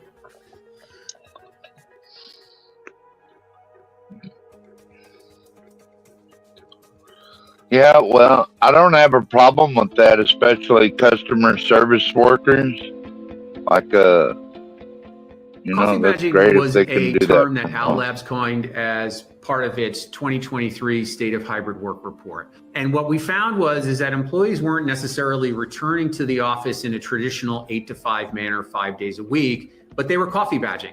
Some were going in just to show face, grab a cup of coffee, say hi to some of their colleagues, maybe their boss, so that they could check the box for their company's return to office mandate. Whereas others were going into the office for different periods of time, maybe for reasons that the office offered them luxuries that the home environment didn't, which is access to technology, which was meeting with colleagues or being in in-person meetings. A lot of the workplace trends that we're seeing right now are very much reflective of what's happening in the overall job market. The overall U.S. economy is performing well, but the job market is cooling. A closer look at the monthly job creation over the past 2 years reveals the broader trend, with the labor market adding just 227,000 jobs in November. Some experts note that workplace trends often mirror the job market. During the pandemic, when workers' demand was high, quiet quitting became the dominant workplace theme. But now, as the job market is tighter, particularly for white-collar jobs, coffee badging is trending. Workplace trends reflect what's happened in the job market largely because you can tell who has the power. During COVID, the employees had the power. Employers were scared to death of losing employees, and it was a tight job market. And it was very difficult to get qualified employees in the door. These days, the employer has the power because even though the job market fundamentally is still good. It's not nearly as strong as it used to be. So employees can't job hop the way that they did 2 or 3 years ago. Now, from the perspective of the employer, it's, look, we gave you your time. Now it's our time. You're going to come back to the office, and if you don't like it, you can go elsewhere. Dynamics that we saw in the labor force a couple of years ago were very unusual. The issue is that we had much fewer workers, and a lot of power had really shifted towards employees and away from employers in the workforce relationship. That's one of the reasons we saw quiet quitting, because there was just a lot of demand for workers and people weren't that worried about losing their jobs in that kind of an environment. Whereas now we have an environment that's much more balanced.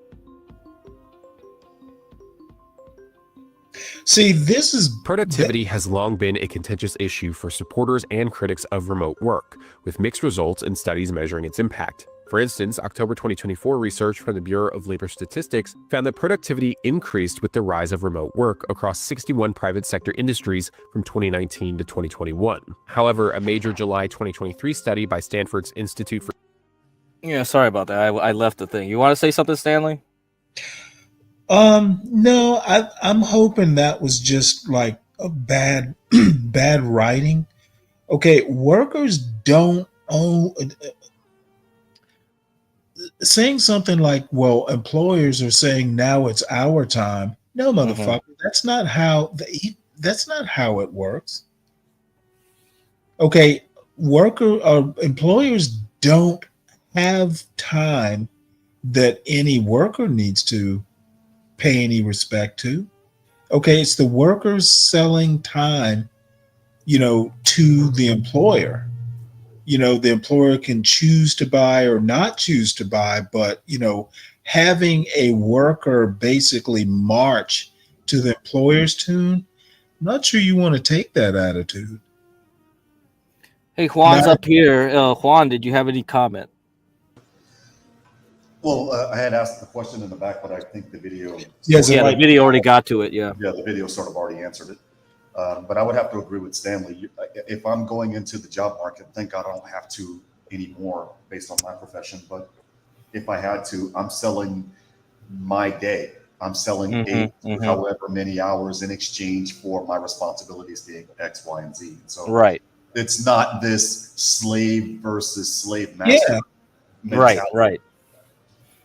So this is why I hate economists in general, because this is brother. So this is how they like to frame things, and this is what you're getting at, and so yeah, this is what's happening right here. But right, and I was the proponent for remote work when it made sense. You don't have to commute. If you can work efficiently and got your tasks done, it doesn't matter. There was this whole idea that people in the workplace were more creative, and I could see that argument because I did like to see my coworkers, and it's not like but I think maybe another way to frame it is like maybe this generation of people are like terminally online, right?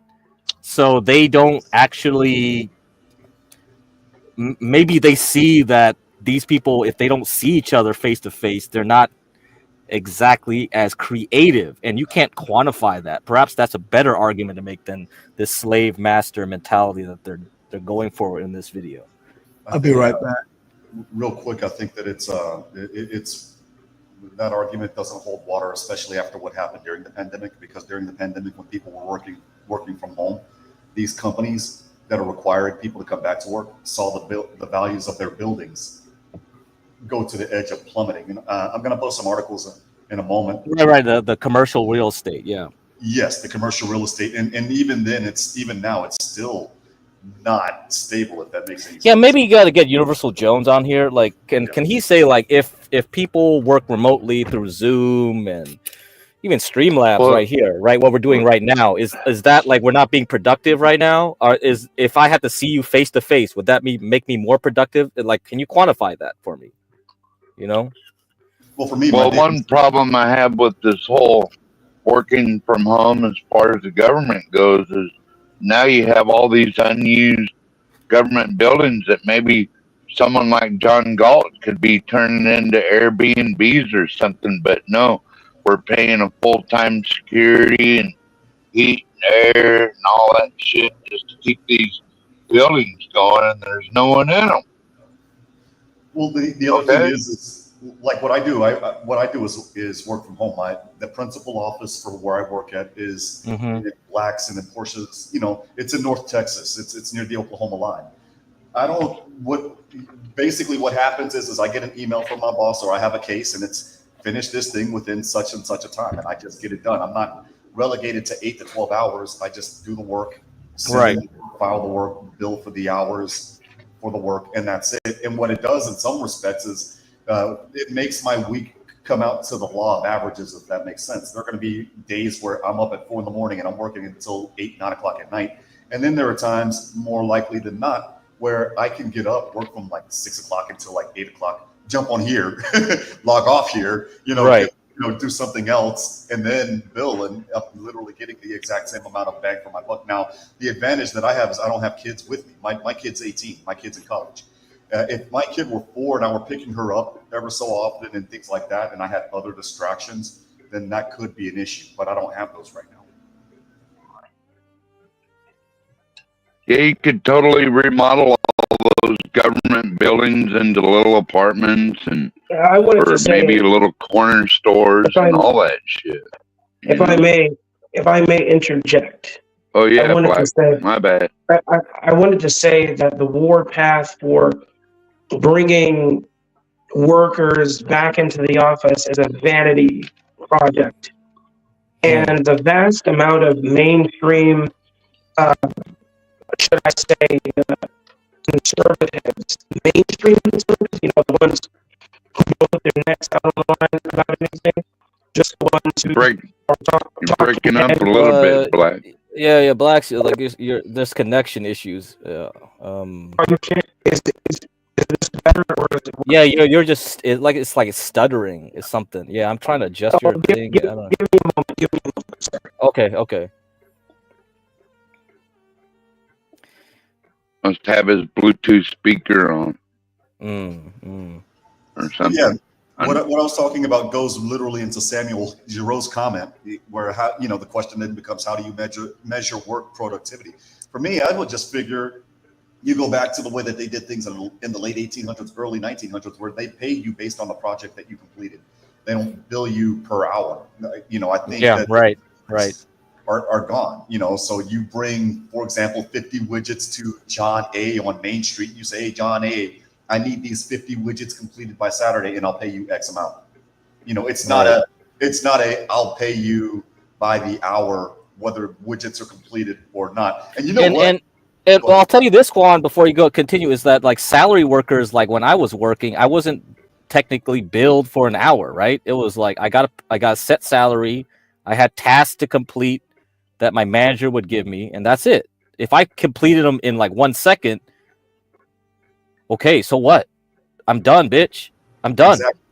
So what are you gonna do? Are you gonna like say like, no, because you completed so fast, you're so efficient, give me my money back?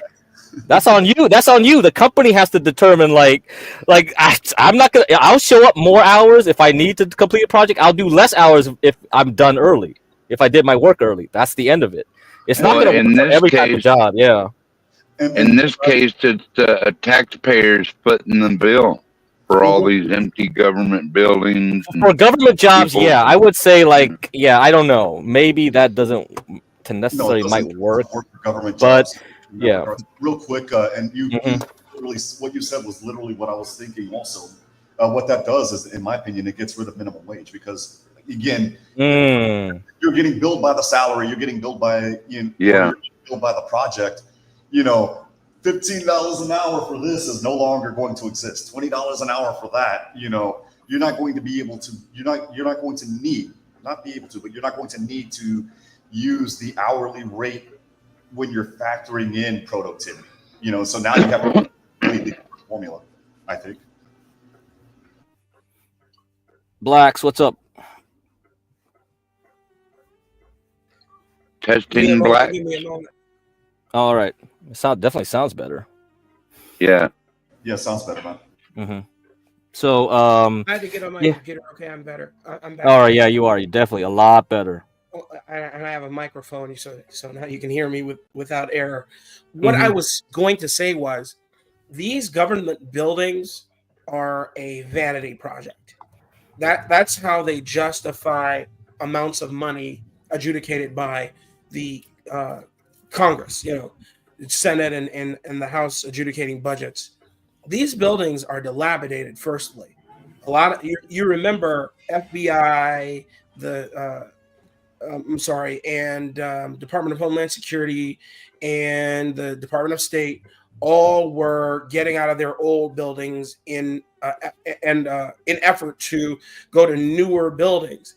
The older buildings are unnecessary. Gone are the days where we need to sit in cubicles and charter a room in order to have a meeting with the department. Teams made, for better or for worse, made that a thing of the past. Again, this is just a power grab. And then when it comes to work productivity, as far as economists are concerned, like I was pontificating in the chat, economists are rarely ever right about anything.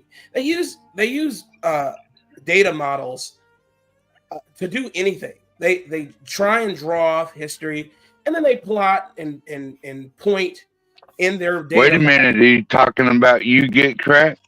No. I'm agreeing. I'm an economist. No, I'm agreeing with Get Cracked about the economists of today. Gone are their days of Milton Friedman,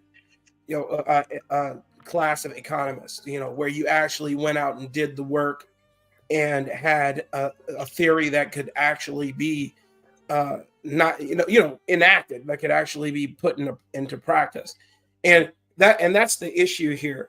This dollar for donuts way of thinking is so antiquated. It's not even funny. And salary workers have the brunt of the issue, because salary workers, like you just said, Get Cracked, you had a task, you're a salary worker at the time, you got that task done, you're like, I'm done, I don't have anything else to do. But then your company says, well, that's not a good use of your time, you could be doing extra for the business. And you're like, what are you talking about, extra for the business? You hired me for this specific task, that's what the salary was for. Just because I got it done more efficiently than you expected, doesn't now give you cause to give me extra work. Well, then now you need to increase my salary. And that's that clause in the employment contracts. They did this with me when I was salaried 20 years ago. They'll put that little clause in your employment contract that says the terms and conditions and requirements of your position are subject to change without notice. So you'll be done, and you're like, I'm done. Oh, by the way, move these other widgets. Hey, that's not in my job description. Yep. Go help Mary Sue with her managerial tasks. Well, if you want me to help Mary Sue, well, then you're gonna have to pay me Mary Sue's salary on top of mine. And I'll tell you this, Black. This is what happens, because I know that that's what they're gonna say, and then I'll just pretend like I'm not done. Yes, exactly. That's what people play, and then now it's so inefficient. It's more inefficient because because now you do that. I'm gonna play around and goof off and say like, "Hey, I didn't finish it." Yes, and that's even worse. Yeah. So exactly. And as somebody that's receiving some salary pay, are you going to complain that you're receiving the exact same paycheck? No. But anybody that owns a business, they're going to be like, wait a minute, he got this done in an hour.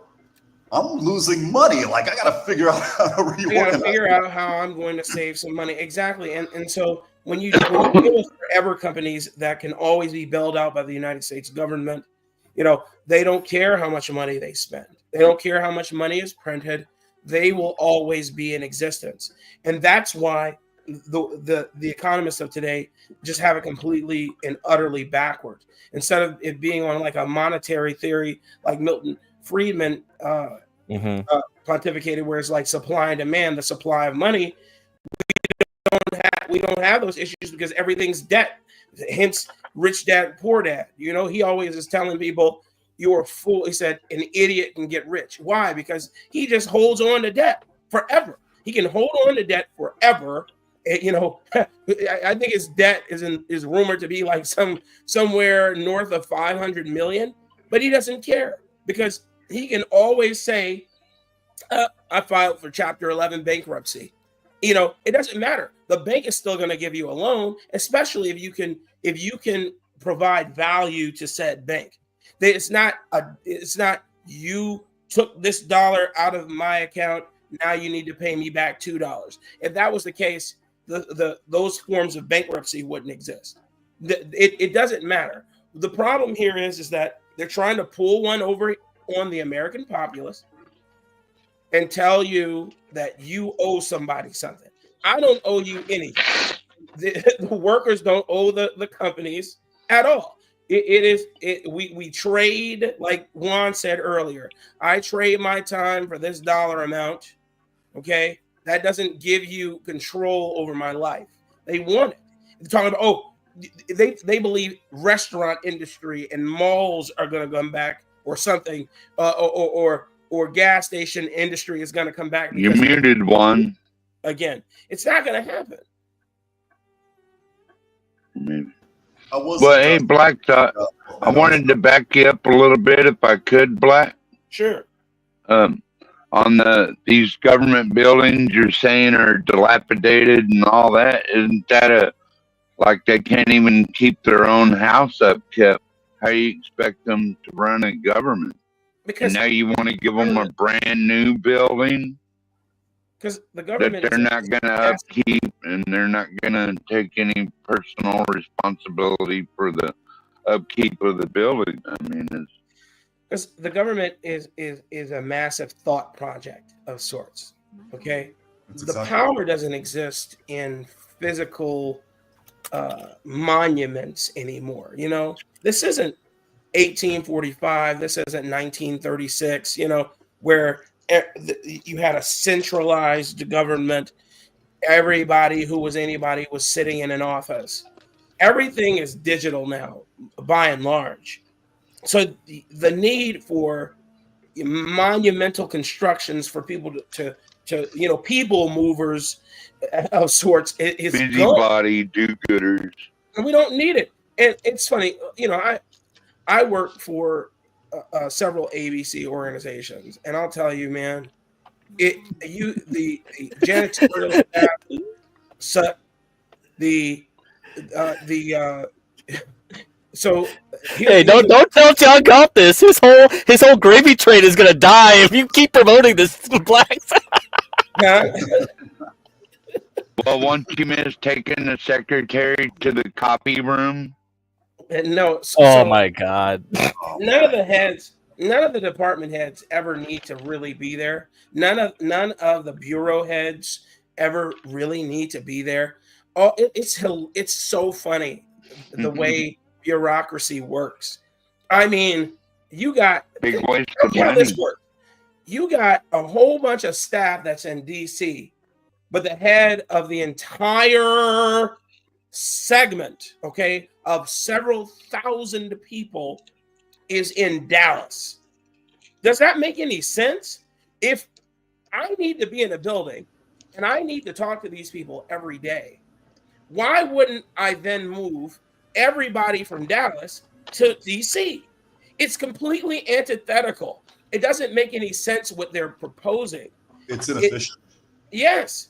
It's completely antithetical to their rhythm and rhyme for doing what they're proposing to do. It's so funny. And then they just pass the buck. I'm literally telling you just from experience.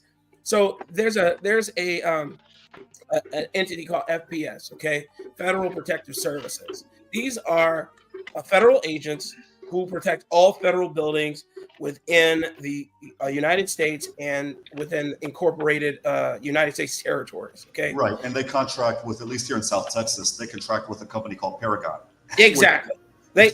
So the FPS agent, you got to work by yourself because, they farm you out to these areas, and now you are in charge of planning security.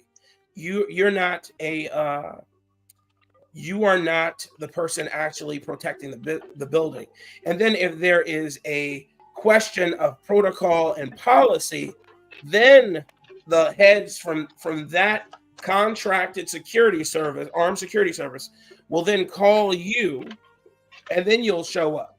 You have office days too, I'm sure, but the majority of the time you're not on site because your job is to plan said security to enact it. So what I'm saying is the government doesn't make anything. They don't produce anything. All they do is manage. They're glorified managers. They don't do anything. The government, again, we don't have huge segments of our government, printing book pamphlets and booklets. They farm all that out. All that's non-existent. Well, this is one thing I was thinking, Black. Yeah. One thing I was thinking, like, why can't we have a government auction to sell off all this real estate that's obviously not needed anymore, and give them like say a 10-year tax-free economic zone to invest in refurbish these dilapidated buildings you're talking about. But here's the thing: they don't own any of those buildings anyway. Lease them. They lease them for 100 years or maybe less. Well, a couple buildings out here that are government buildings are only government buildings as a facade. That their fascia is government building, so they get that designator, but it's not owned by the federal government. Oh, and then monthly, the government is paying upwards $100,000 to rent the building. Okay, the government pays exorbitantly. They don't pay for an empty building, just yeah, and that includes the security and the heat in there and all that shit. Just sitting there empty, doing nothing. So, do you think the government owns its workers? No, absolutely not. However, other than the military, yeah. Well, I don't know that they own the soldiers. Yeah, government. Well, if you choose to be a public servant, that's one thing. Yeah, and I was just curious because they're going to demand people go back to the office. Yeah, absolutely, and they'll do it. But here's the problem that they're going to run into: their office space has been downgraded in such a way that you'll be trying to reserve desk space, and then you, dude, it's so comical sounding that it doesn't appear to be real, but it is so real. There's a government building that part of one of my teams works in Winchester, Virginia. Ooh, and that's where Winchester is. Exactly, and every day they have to reserve office space every day. Okay, because there is no room in the end. Pun intended. There's no room in the end. Okay, they can't find a desk. And so now they want to say, hey, look, well, all you guys, instead of, because most people are teleworking partially. They're not teleworking completely. Some are. And so telework, if it was a godsend for the government, because it saved them money on office space. Don't let these people fool you. They were already downgrading office space before any of this happened. And so they're going to have a problem when they start trying to bring people into work. And that, yes, some people can be fired. I agree. There's a lot of space for firings and removal of redundancy. But there are offices that need to be tended to. And I don't mean the physical location. I just mean there are tasks that need to be done that they, how they say, oh, AI is going to do it. No, I'm telling you from experience, from the background, dealing in the skunk works, that this AI thing that everybody thinks is going to be a godsend, government AI is not going to remodel your building. Sorry. Not even that. Just payments, just small actions that have to be enacted. It's just, there's a reason why the staff is so robust at some of these doggone governmental facilities, at some of these governmental agencies, I should say. It's hilarious how much people don't know about a lot, but but that's by design. Blacks, who are these real estate owners not even keeping up the bill? Are they in violation of a contract for letting them become dilapidated? No, Stuff? who's going to hold their feet to the fire? Yeah, and a lot of times it's not in those contracts. Like here in South Texas, the what used to be the Social Security Administration is now was the FBI building. And then of course now there's a new FBI building, and now it's the DEA building. But that building is owned by the city. It's not owned by the federal government. And Right. so, I mean, what are you going to do? Make the city enforce the law on itself? Like, good luck. Yeah, it's not going to happen. And that's so funny, man, because I have. That's the thing, you know, FBI agents. There are only a few actual agents that that man the different posts in the city. There might be 10. Okay. Not even, because they credential other people. I was mentioning this on the other channel. Yes. Bitching and bragging about the FBI agent friend of his. And I'm like, yeah, I had a friend that was DPS. That was his primary, you know, badge. But he got credentialed by HSI and he got credentialed by the FBI. Yes. So here's that a little known fact. A lot of these guys who you see on camera who wear the FBI jackets, etc., they're analysts. They don't even carry a badge or a gun. Or a gun, exactly. That all they do, you know, yeah, they have to adhere to certain things to keep their top secret clearance, etc. You know, practice a little cloak and dagger, but they're glorified government bureaucracy. Okay, they're GS workers. And yeah, Blacks, you look at January 6th, there were just a couple of FBI agents. The rest of them were all snitches, and the crowd's getting them all riled up. I mean, FBI snitches with the Proud Boys and a bunch of other groups in there that were leading the charge. You know, there's so much never mind. But here's the thing. Yeah, I'm sorry. I went a little far off there. But No, you didn't go far. It's just the truth, man. And all I'm saying is, just to bring it back home, this in every front, whether we're talking about privately owned companies, you know, the civilian sector or governmental, going back to work is an exercise in futility. You know, those who are long in the tooth. How long has it been since you heard that turn of phrase, Stanley?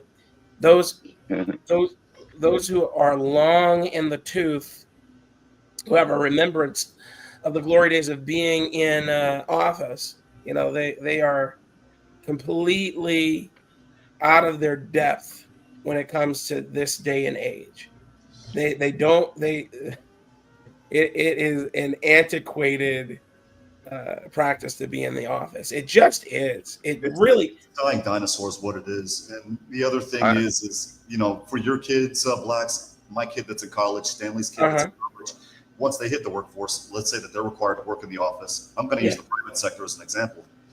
You know, they grew up online since they were born. Let's just be honest. I mean, my kid at least, I mean, they won't see the point of working in the office. Whereas like when I graduated high school, when I worked in the office for my second job, I'm thinking, oh, this is a badge of honor, whoop-de-whoop. Now it's just like, you know what, man, I can get this shit done, pardon my language, anywhere. I don't need to go to the office to get that done. It meant you hit the nail on the head.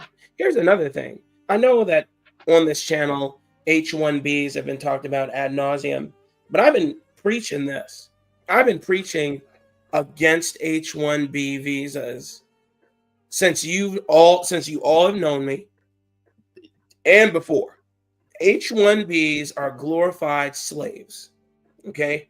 There's a reason why companies want H-1B visas. I remember telling everybody the story about a friend of mine who had to train his replacement. Otherwise, his pension would be, you know, back when pensions were still being paid into. Okay, so you can imagine what company he worked for that's old enough to still provide him a pension. You would have to deal with a certain mouse. Okay, thank you. So he had to train his replacement in tech, and then they fired him. Okay, and they dangled his pension over his head in order to do it. So, he's not a millionaire. He wants to be able to take care of himself when he leaves. What else was he supposed to do? Yes, he could righteously fight the power, etc. But it'll be detrimental to him. He'll be fighting tooth and nail against a leviathan of sorts. Right. And you're just like, what am I doing? I don't have I don't have anything to fall back on. No law degree, or not law degree, no law license to fall back on. Huh? Even with a law license, they're trying to figure out a way to basically lump all of the common law countries, us, Australia, England, together such that they can bring in, people. Some globalist shit one. Yes. Not necessarily. It's just trying to bring you under one rule. No, I don't think it's that. I think it's basically, let me go ahead and oversupply the market so that, for example, instead of me billing $3.50 an hour, I have to bill, $90 an hour because somebody else will be able to bill $60 an hour. It's basically a proverbial race to the bottom. And for that, I'm mixed because, like I mentioned on my podcast, Friday Blacks, if I need a Mexican lawyer and I need a Salvadoran attorney to engage in a merger and acquisition with a company that's, multinational, I can't find an American attorney to do that. It sucks, but it is what it is. I don't need that person permanently. This person's not going to be in Elon Musk. I probably need them for about 5 months, bring them over here, register them as a foreign consultant. Once they're done, their visa's valid for 6 years, but their permiso, the I-94 permit expires, go home and do your thing. You got a law license, do your thing back home in your home country. But I need you for this M&A, right? That's what the H-1B was for. It's for the skilled people to do something on a temporary basis. Ding, ding, ding. Skilled on a temporary basis. The thing is, and I have the ASPX on my X page. If they unlocked it, because I got locked for posting this shit. You got locked too? Yes, I got locked for 3 days. I don't get unlocked till Monday. Yeah, I got locked yesterday at 6 a.m. The thing is, I thought X was supposed to be about free speech now. Well, the rampant problem, coming back home real quick, as you would say, Blacks, is there is rampant abuse. The ASPX file that I published that locked my ass out, they're looking for people for jobs that we can do. So they were looking for a customer service rep. And I'm like, dude, I have 10 years doing that before I went to college. I could do that. You could do that, Blacks. There were registered nurses. And I'm like, dude, there's a freaking oversupply of RNs in the part of Texas where I'm at. They get their BSNs and their MSNs and they leave because they can get paid well north of 150 in Dallas, but they're lucky if they see 7 down here in that regards. So why are you bringing it? Why are you looking for foreign agents? That doesn't make sense. They had one, and this one made my blood boil. They had one where they needed an H-1B guy as a visa processing clerk, and I'm like, that's a paralegal. Like, get some chick out of high school. I'm doing. It's not that fucking hard. Like, why pay the going rate if I can save a buck?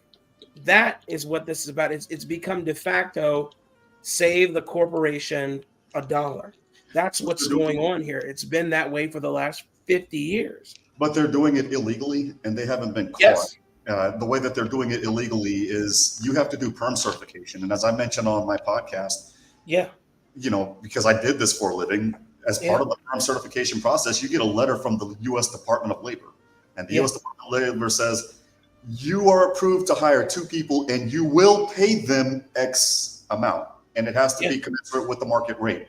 And so what these people will do is they'll say your job offer says you're getting $80,000, and then you get there and they're like, oh, by the way, we're going to bill you $40,000 in expenses. They're not allowed to do that. That violates the 13th Amendment, which applies to them as well, believe it or not. Yeah, because they're registered here as guests. Exactly. That's so funny, and that's how I don't understand. I don't understand how some of these Indians who come here, because I know that they're not skilled labor. Truly skilled labor. They're coming from places like Hyderabad, southern India, etc., where poverty there is abhorrent. ridiculous. Exactly. They're coming here and they are buying Teslas for the amount of time that they're here, or renting them. I'm like, how are these people affording a Tesla? And I don't mean the smaller compact versions. I mean Model Y, Model X, the SUV version. No, we had to sue one of them. We actually had to sue one of them because what they did is they bought this UAP. Yeah. And it wasn't your run of the mill $200 one that I want to get for my 45th birthday. You know, wouldn't take pictures. No, this bad boy could do anything except cook your dinner. And they flew this thing in such a way that it was a textbook invasion of privacy. And their thing was, well, in my country, the law is what you make it, and blah, blah, blah. And I'm like, well, like, what the hell? and we're going to own your houses over here. Like, and not only that, and so when people say, oh, man, my experience with Indians has only been on the up and up. Listen, I have some of my closest friends, that's the trope, right? And that what white people say. Some of my closest friends are black people. Some of my closest friends are Indians. One of my neighbors, we eat dinner together all the time. His wife, him, my wife, myself, we eat dinner. They're vegan, and they'll fix a meal, and we'll eat and we'll talk. Americanized with you though. That yeah, exactly. His children grew up in Jersey. He's lived, but then you'll get. There was a human trafficking ring busted out here in McKinney last year. I saw that. Okay. And there were like, dude, it was like 13 to a room, each room. Yep. Indians. And everybody's like, Indians? I'm like, yeah. I'm like, I've been telling you guys. I'm like, y'all think, I'm like, you guys, I'm like, you think that this is unique to people from south of the border? I'm like, no, sir. I'm like, these people came from Southwest. I'm like, so they came from Southwest Asia.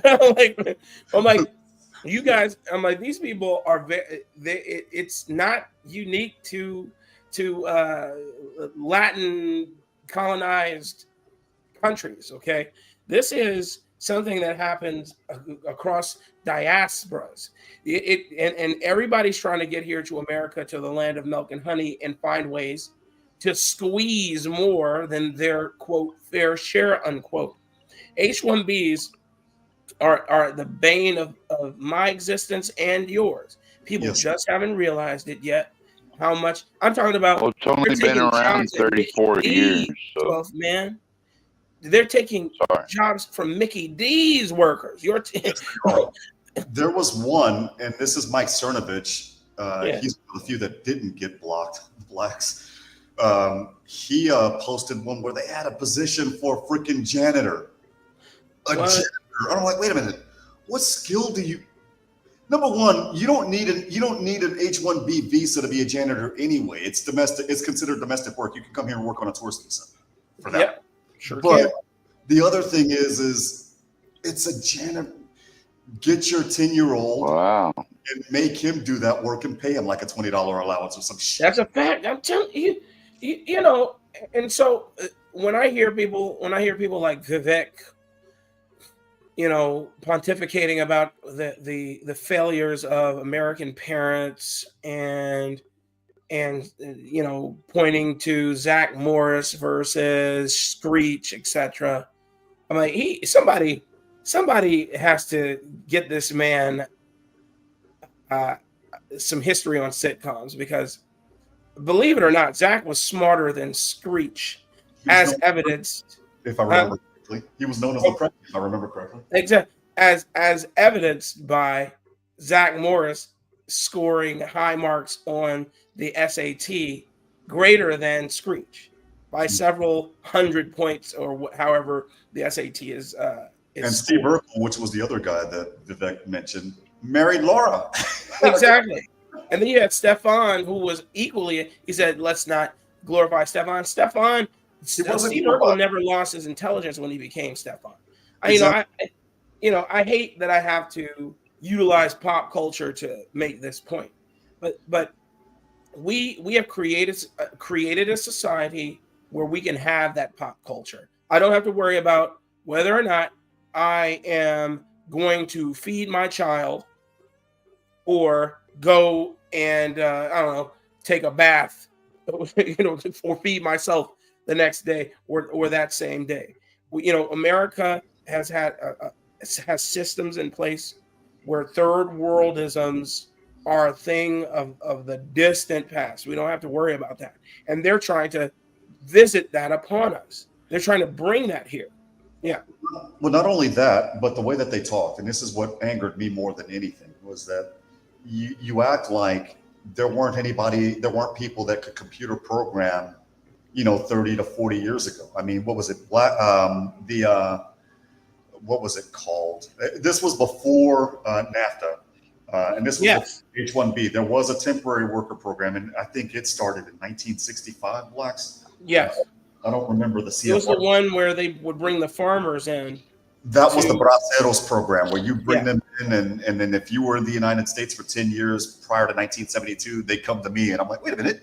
Go ahead and get your green card, because that was the easiest way for them to get green cards at that particular time. And then, of course, there were other things that complicated it, like parts of Juarez sold certain parts of their city to El Paso, and so that's true. Mexico is now El Paso, Texas. Yep. El Paso, Texas.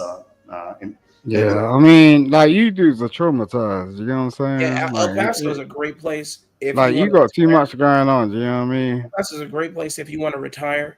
If you have a young You're consoling in yourself. Do you know what I mean? If you have Like, a young what's going on family over there, here? I Like, would live goddamn. there. They have so much industry there. You're consoling in yourselves. You know what I'm saying? Like, so much industry there. It has become a little big city. Yeah. Well, it's a big deal to you. Like, no, wait a minute. Like, why can't you just be a human being? You know what I'm saying? Like, why does this stuff bother you? So El Paso, when I lived there for 4 years. I owned a couple. Are you of still homes doing that? well. Oh, I lived over here. Okay. Then I rented them out for a bit before I sold them, and sold them, I would imagine. Yes. Crazy, man. And it's, I mean, like I said, there's nothing there. It's great to be there, but the problem you can't get over yourself. If you are not of a certain age, like right now, I can see the value because I'm getting older.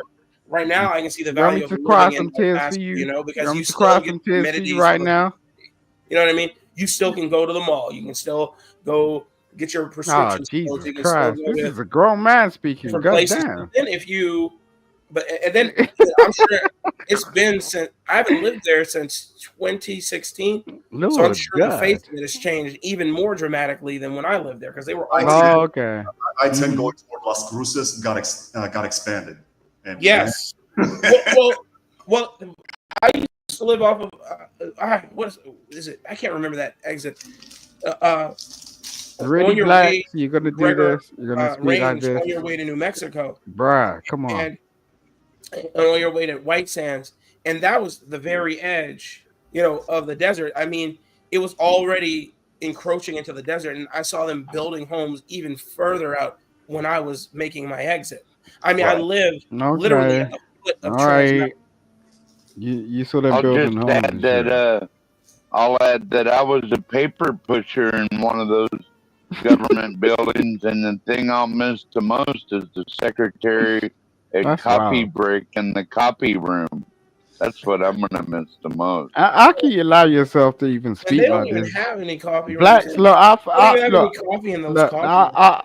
Because nobody stocks I looked up to you. I looked up to you until like 2 minutes ago. If you want to purchase if you want to have a snack in the snack room, it's all. I looked up to you about 3 minutes ago. You be talking crazy right now. It's all in the copy room. You could lock it off, and there's the copy you consolidate. You know what I'm saying? Like that's crazy. All you have to do is continue the You could conversation. just put the secretary on the copy machine and take photos of her butt while you were humping her. Exactly. Shit like that. You know what I mean? Get a photocopy out, like, yeah, bro. What's going on? Like, nah, bro. Like, for real, like, that's crazy. Black. We just have fun at the office. What the fuck? That's crazy, no, bro. Like, I looked up to you, bro, until 2 minutes ago. Do you know what I mean? Well, You can't be speaking like that. That's wild. The other thing regarding the H-1Bs, blacks, is they're actually, this is my theory, I could be wrong. They might actually use You ain't that. got no fury, bro. They might actually use that as a threat. You ain't got no fury, bro. So it would be one of those. If You got fury all of a sudden? Where did you get that from? Where did you get your fury from, bro? Then we'll just go ahead and replace you. For You know what fury is? To come to the United States. Do you know what fury is, nigga? Right, and that's the point. They're going to replace them if they step out of line. That's the goal. Slave labor. Yeah, you're damn right. You know what I'm saying? I'll pay you $36,000 a year or more, maybe a little more, and then give you a place to stay. Recommend places to stay. Get you with Ravi from accounting, who runs our housing program, and then you'll room shack up with a whole bunch of people and their children, and then if you step out of line, or there's another place that wants to hire you, and we get wind of it, we're going to search you right away back to Hyderabad. I want to meet Robbie from accounting. That would be like Indus River. He'd have some Santa Claus outfit on. You know what I'm saying? Get your drinking water from and dump your garbage in. Sewage, man. Freaking sewage. Yo, I'm just saying, like, I respect you, like, because you put in the time. You get what I'm saying? You saved our lives. Don't be playing yourself. You get what I'm saying? Don't be putting yourself out there like that. Like, you're a king, nigga. Yo, don't do that. That scares the fuck out of me when I look up to somebody. Nah, so I'm on some serious shit. When I look up somebody, to somebody and they try like do this stupid shit over the internet, like no. That's the thing about America is everyone can be a king of their own little world or their own little property or get away, and you're the king on that property, right? Right. Virgo, I remember when I was a porter at a car dealership, man. Why are you putting yourself down like that every time? Like you keep going, you're reaching to the lowest level, nigga. I watched Mexican dudes Tokyo drift cars down the. White people don't speak like this, nigga. You want to stop? Nah, for real. Nah, I'm getting a bit annoyed. Like, no. Of the building that we had all the cars parked in. I watched the vehicle. I remember when I put a scratch on one of these little Mercedes. Like getting jumped out of helicopters and shit. Like what the fuck? Oh my god, man! It was my ass, man. They bro. You want to stop speaking until I like showed this, bro? evidence of all these Mexican people and Puerto Ricans that they were hiring who were using the black stuff it, taking them and utilizing them in their own that's daily, your go-to. Their that's own your daily. Go-to. Like he used to do it. I engaged in it. Right. So we were working at the hub, and the hub to the dealership floor in Chicago was like a 2-mile drive. So in between the hub and the dealership floor, we would all take off our work shirts and put on our regular street clothes, and we would be driving these supercars, man. That that nobody could afford. I'm 20 years old.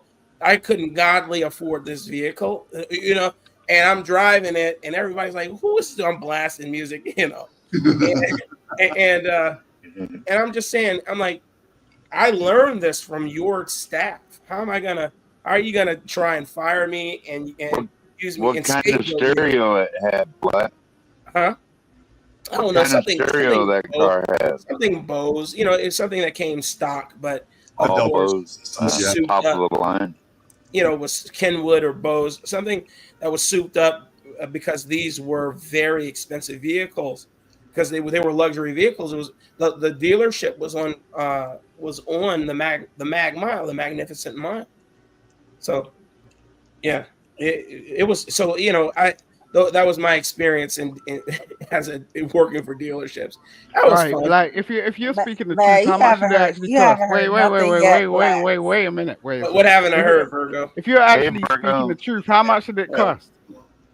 Hey, what haven't I heard, Virgo? Man, let me tell you. when I first worked, I'm back at Honda now, but when I first worked for Honda, I remember I'm at work and I'm sitting in my office and here comes the cops, FBI or whatever the hell they were, CIA, I don't know. They weren't dressed as cops. Yo, baby. They came in and just grabbed up a couple people. Come to find out, long story short, these MFers were running cocaine from Tampa to Miami. Had the whole dealership locked down. See? Holy shit. Hey, listen, Virgo, I believe you. You listen, I don't have a story That's where they right. were running drugs, but Ron DeSantis don't fuck around, does he? one guy that my brother, because my Picture brother used to sell cars for different dealerships, and he had gotten his friend's brother a job as a porter. I remember I was at the mall and I saw him at the mall. I'm like, what's going on, man? He said, yeah, man, I got the car outside, whatever. And so then he picks up a couple girls. We get in the vehicle. I get in the car. The red flag should have been when I got in the car and it still had all the plastic on all the seats. Right? And I'm like, hey, man, it was like a midnight blue Monte Carlo. So you can tell this was like 2003. Mm-hmm. And when Chevy was still making Monte Carlos. Yeah, And he's like, man, you gotta have the baddest bitches. They don't make them anymore because they got GDs in the end. So we're driving in the vehicle, and he said, hey, man, after we drop these girls off from the mall, he drops me off at home. I'm like, all right, get with you. Next day, I find out he's been arrested. He dropped you home, though, right? Yeah, he did. I find out he's been arrested. And I'm like, why did you get arrested? Come to find out, he took the vehicle on Thursday to be washed, and he never brought it back. He thought he was going to bring it back on Monday, none the wiser. But the dealer, that's wild. the dealership, some Italian guy, called the police on him. Because look, here's the reality, and anybody who's worked in this industry knows. A lot of these guys do that. They'll take the vehicle, especially if they're cool with you. If the general manager is cool with you, he'll let you take one. And as long as you have it back in a day or so, he's good. So he had already been doing that with a couple people. He thought he was on that level. He wasn't. And he called the police on him, and they got him for grand theft auto. Okay? And at that time, they weren't playing about no grand theft auto. Chicago especially. Now, I don't believe he got a felony for this. I believe they downgraded it some sort of dismissible misdemeanor, but he got the scare of his life being an idiot. Misdemeanor? Say again? You said misdemeanor is a misdemeanor. Is that what you said? Yeah, he was downgraded, I suppose, to some dismissible misdemeanor because he didn't do any time. He didn't do any year or more, even though dropped it to a class P, which is like a misdemeanor. Well, misdemeanor. Let me tell you guys. But it was a felony when they arrested. Go ahead. Yeah. Misdemeanors are like pussy. The more I misdemeanor I get. Oh my God. Hey, man, let me tell you, my transmission when I was working for GM, my transmission had went out in my car. Yeah. And I worked like an hour away. So one of the guys was like, yo, just take one of the cars off the lot. We got you. So I was like, all right. And they were like, bring it back, blah, blah, blah, blah, blah. And I don't like American cars. So I wanted to buy like a Nissan or something. Ended up getting an Altima. But I had that car for about a month. And they ended up. You had a Kia too, Virgo? No, I never had a Kia. You never had a Kia? You had the car for a month. That's what you said, right? I had the car for a month. So the only reason why I returned that car and they didn't say anything to me was because I'm the one that did all the wholesales and sending the cars to auction and stuff. So I looked. So I was like, I saw the VIN number. I was like, wait a minute, this is the car I'm in. So I was like, all right. So I put the car back and I had to fix the paperwork to make it sound like, because now I have put Damn, you miles did on it, that? because I drove 50 damn. miles to work and 50 miles back. So imagine a month in that car. So it was like I'd love to be thousands around of I'd miles. love to be around a lady like you because that's clever. Is that insider trading? She's just like slicking that shit. She's like, yeah. We send it to wholesale. We send it to auction. So then I just took another car off the lot. Man, I was just taking cars off the lot until I found my car. So yeah, shit goes down in the dealership. And you know what? I'm kind of glad that I lost my job after the hurricanes, because I'm so glad to be back in the dealerships and just, man, let me tell you. You're choking me out. Oh, you're choking the me name out, of the dealership I used to work for was I'm Fletcher proud Jones. of you, Virgo. Wait a minute. What was the name of that again? Fletcher Jones Mercedes. Yeah, we already forgot. Good question, Blacks. The Yeah. guy, Mercedes. Okay. managing that place, was his name John White? You said the shit was. Wait, I'm so sorry. I couldn't hear you. The guy that was managing that place, was his name John Weinberg by any chance? It may have been, man. I knew. If it is, I know that dealership because we sued them too. You did what? You literally just said this shit on the internet. What the fuck? Hey, Fletcher Jones, listen, I would With see your goofy teeth Chicago as well. Bears. Like you got some goofy teeth. I would see Chicago Like you're Bears. saying that shit over the internet. I would see You gotta Chicago be careful, Bears nigga. players from that era there all the time. Bulls players, of course, who's who of politicians were always there. Activists who should have no godly business in a luxury vehicle were there all Jesse the time. Jackson Jr. bought his car from there. Yep. Yep. I'm telling you, man. The late great Dale Earnhardt that's a had the countrywide dealership. Say that again. I couldn't hear you, Blacks. Sorry. That's a countrywide dealership. Juan. And outside and I guess Juan, where are you from, Juan? international. They're in Ontario and everything. Yeah. Where you from? Juan, where you from? Like they're in Chicago. They're in Nashville. Well, they were in Nashville. They were in Houston, but they closed in Houston. Yeah. Juan, where you from? Juan, can you hear me? I think he's from El Paso, isn't that right, Juan? You're from El Paso. I am from my mother, a lovely black Puerto Rican. I love El Paso. What are you talking about? He's got a really unique name, and Man, if you unique name, I know about 31s. I know you got a unique pussy, but I ain't about to say that. I was speaking to one. So if you look up Fletcher Jones Mercedes Benz and you look up the hub, that'll be exactly where I worked off of what was the name of that street? I can't remember the name of the street, but you look it up, you'll see. Wait a sec. Wait a minute. This girl did not react to me. I'm like, God damn. So you know what else I miss, Blacks? You know what else I miss? What's that? And I'm sure I'm gonna get it again. Coming back total respect right now. God damn. I remember all you had to do was give the detailers some lunch, get them lunch, and they detail your whole car for free. Oh no, that don't work now.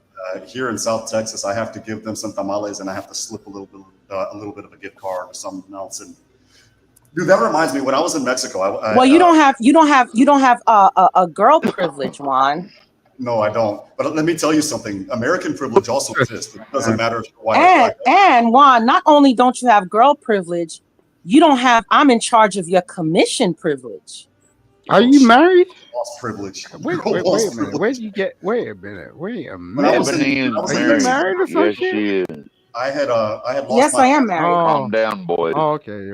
I had lost my passport on the bus coming back up to a border city, and when I lost my passport, the bus driver sent it to they call them taller. It's basically like the shop where they maintain the buses or what have you. You look like you've been in too many fights, though. You know what I mean? Like your forehead is banged up. You know what I'm saying? They're like, how do you do that? I'm missing something, and they're like, does it happen to be a passport by any chance? And I'm Wait, like, who are you talking to? You talking to me? I'm talking to the dude over here. His forehead is banged up. You know what I'm saying? It's like, how do you do that? You look like Triple H or some shit. You know what I'm saying? Like you've been in a wrestling ring for too long. What's going on?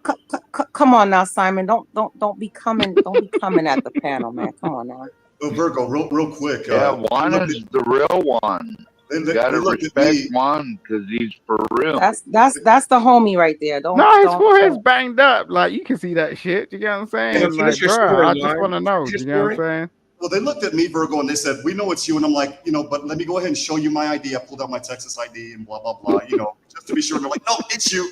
And so they send me back to the taller. They give me my passport and my permiso. Thank goodness I didn't lose any of those. What ladies be liking that shit? They like your banged up forehead. Is that what they like? I walked back and I slipped that guy 1,000 pesos. And now every time, this happened 6 years ago. Now every time I run into him, hey, are you gonna work with this shit? Oh, we'll go ahead and give you the discount, so I get like 15%. I'm just saying. You know what I'm saying? We got a lady on the platform. She can say like, what's she about? You know what I'm saying?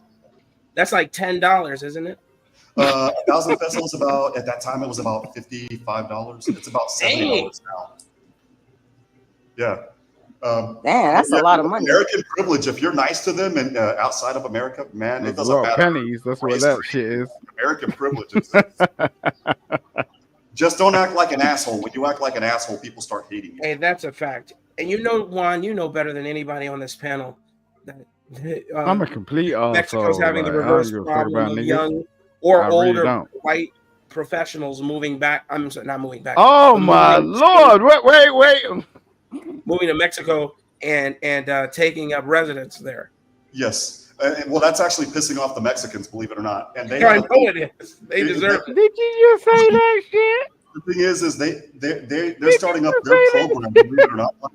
And it's literally a carbon copy of Donald Trump's "Make America Great Again" and "America First" campaigns. Like they call their version of "Make America Great Again." So, I kid you not. You don't believe you're black, you're white, right? Is that what you're saying? Is that literally what you're saying? They're doing a lot now. They have this program now that has a whole bunch of posters. Like when I go into the border cities that I frequent. Yes. All that you see is Mexico es para los mexicanos because where the white people are setting up. Speak English, goddammit. Everything's in English. He said Mexico. He said Mexico. English, and it's pissing off the Mexicans. And I'm like, ooh, yeah, they don't like that, do they? No, they don't like that. I'm like, wait a minute. You mean the same way that it happened when you guys were mad at us because we didn't like Mexico.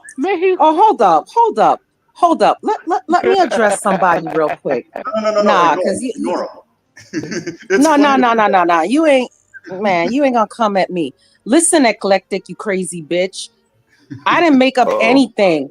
All right, I cammed up, bitch. Why don't you come on the panel and you cam up? That's why I blocked your ass. And matter of fact, every name that you have, I'm gonna block your ass. That's why you was crying and asking, why did Virgo block me? I love Virgo. Man, go sit on a big one. Serious. Go get yourself a BBC. You clarify yourself. Like, don't come at me. Don't come at me, eclectic. Oh no, what you're talking about. Like, just calm down. Do you know what I'm saying? So, Daughters of Assassins is eclectic. I didn't know that. Daughters of Assassins. She switches her name because everybody blocks her dumbass. Oh, so this is like the white. Don't come at me. Yeah, well, she kind of rambles on and spams up the chat. Yeah, that's why I blocked her ass. Yeah, I thought it was an AI bot. Matter of fact, I'm gonna take what's left of my mango tree and ram it right up your. Like you know what? Ladies like tea. You know what I'm saying? Sip on some tea. Love you, Ebony. Oh man! You better calm your ass down, eclectic. Nah, we're just playing. We're just having. Like, y'all got me out of character right now, for real. Oh, okay, yeah. I mean, I left that Virgo in Brooklyn. I think that's very much your character. Creatures, you know what I'm saying? That's who you are. Sip some tea. She said, "I left that Virgo in Brooklyn." No, I'm back in a man's world right now. Y'all should have caught me when I was soft. You can't be in a man's world. What are you talking about? Like, God damn. Nah, I'm talking about being back in the car business. I'm back. Talk to Yellow over here because I ain't got time for you anymore. I'm gonna call Virgo if I need a good deal on a car. Are you gonna come all the way to Florida to get it? Because we don't do dealer trades in Alaska.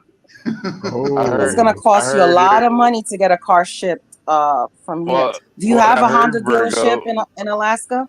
Not to mention those customs fees. I heard, we're broke. we We're have broke all over kinds here. of cars We're here. broke. But We're I was broke. gonna do the Dale We Earnhardt. ain't buying shit. Dale Earnhardt started a new Ford dealership, like somewhere in the Northwest, and I think that's who I'm gonna buy from next time because I love Dale Earnhardt. I think it's his son running it now. You trying to chase someone for some money or some shit? Like, well, nah, we're broke, nigga.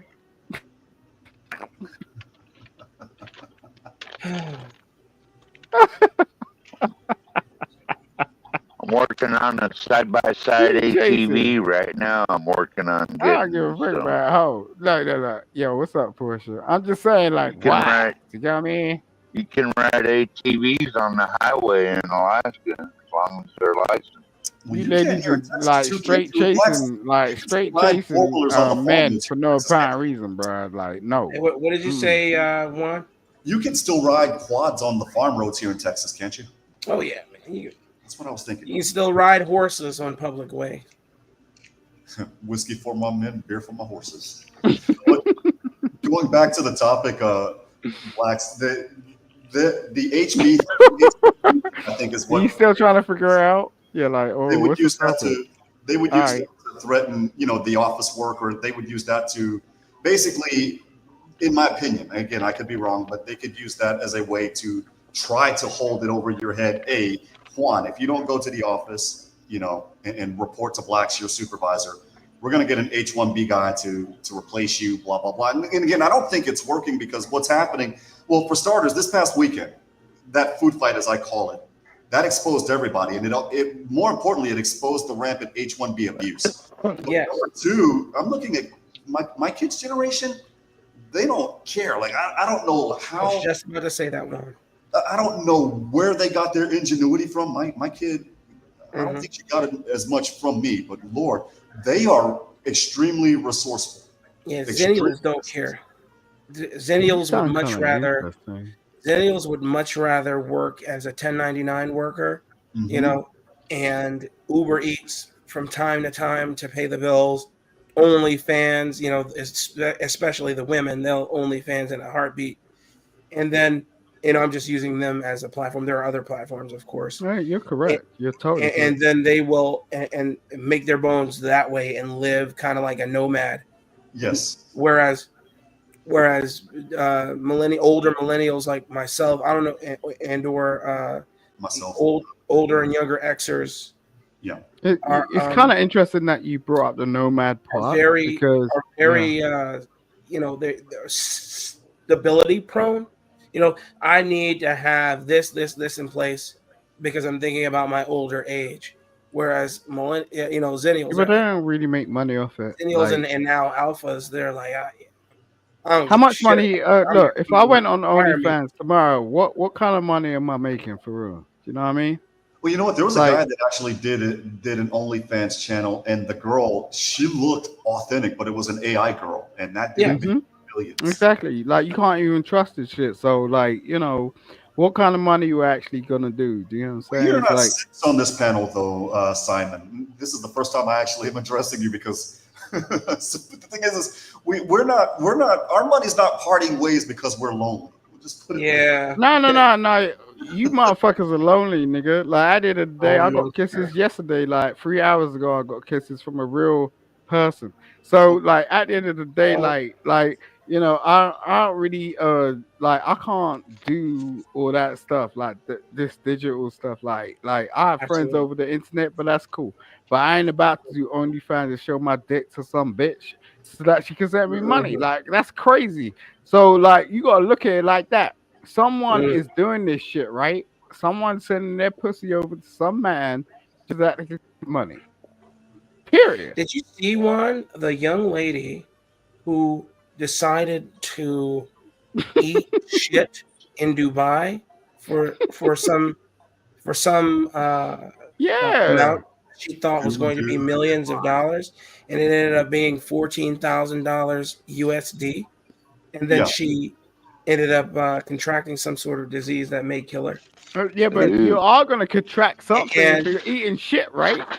and the crazy thing is, God that damn. that is just a microcosm of the sorts of people who are out You here know what willing shit to is made do up of? unthinkable things to make money. You going over to Dubai, whenever you see these women, especially women, when they say they're going to Dubai, Yeah, it's kind of like you're these like, Did you say black, Dubai? why would you go there? blacks. It's kind of like these degenerates fucking each other in the ass and dictating policy. You know what I mean? Like they're spreading diseases, and now they're gonna dictate policy. Yeah, Fuck now you know outta you want to here. listen to Black. No, Black laid it down. Black laid it down. Well, man, I am completely at odds with homosexuals. I'm just telling you right now. People can hate me or love me. I'm not a fan of anything homosexual whatsoever. I stay away from it like the bubonic plague. I acknowledge you as a human being because you are, but I'm not your friend. I don't, bad company corrupts good morals. That is a truth. It's an objective truth. Yeah. Okay. And while you have the right to exist, because we're all sinners, I'm just not. I'd rather not be around. I'm not trying to be Yeah, your I'm not friend, gonna nigga. associate You got that myself strange with lens, your nigga. ass. I ain't trying to be your friend. I don't need friends. You know what I mean? I'm cool. So Stay in your lane, nigga. The point here is there are some disgusting people that aren't necessarily homosexuals, as we know, who are out here doing some despicable. I don't know why you got problems with things, homosexuals, and they though. are. I mean, and I'll say they that. are spreading because they nasty.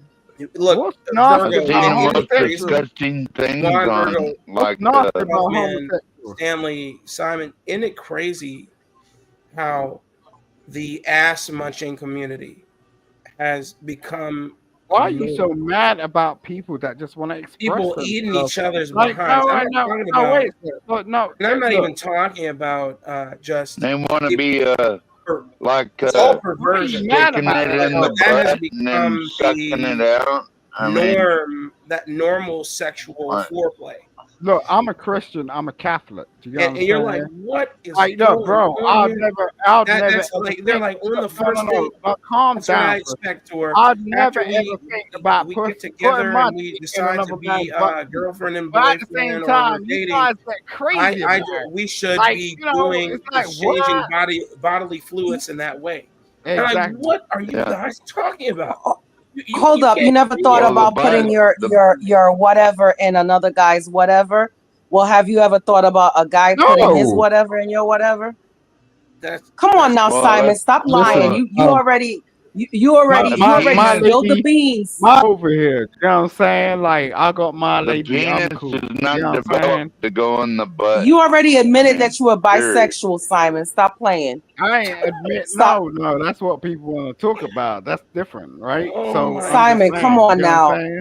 Oh my God. You see, I need to start yo, recording this shit. Chico, Yeah, you want to record this shit? Go hilarious. ahead. Like, I'm just saying. That's You know what I'm saying? Like, It's, you don't even want to know the amount of pussy I got in my face. But I'm just saying, like, I don't even fucking. It doesn't matter. Ain't like that.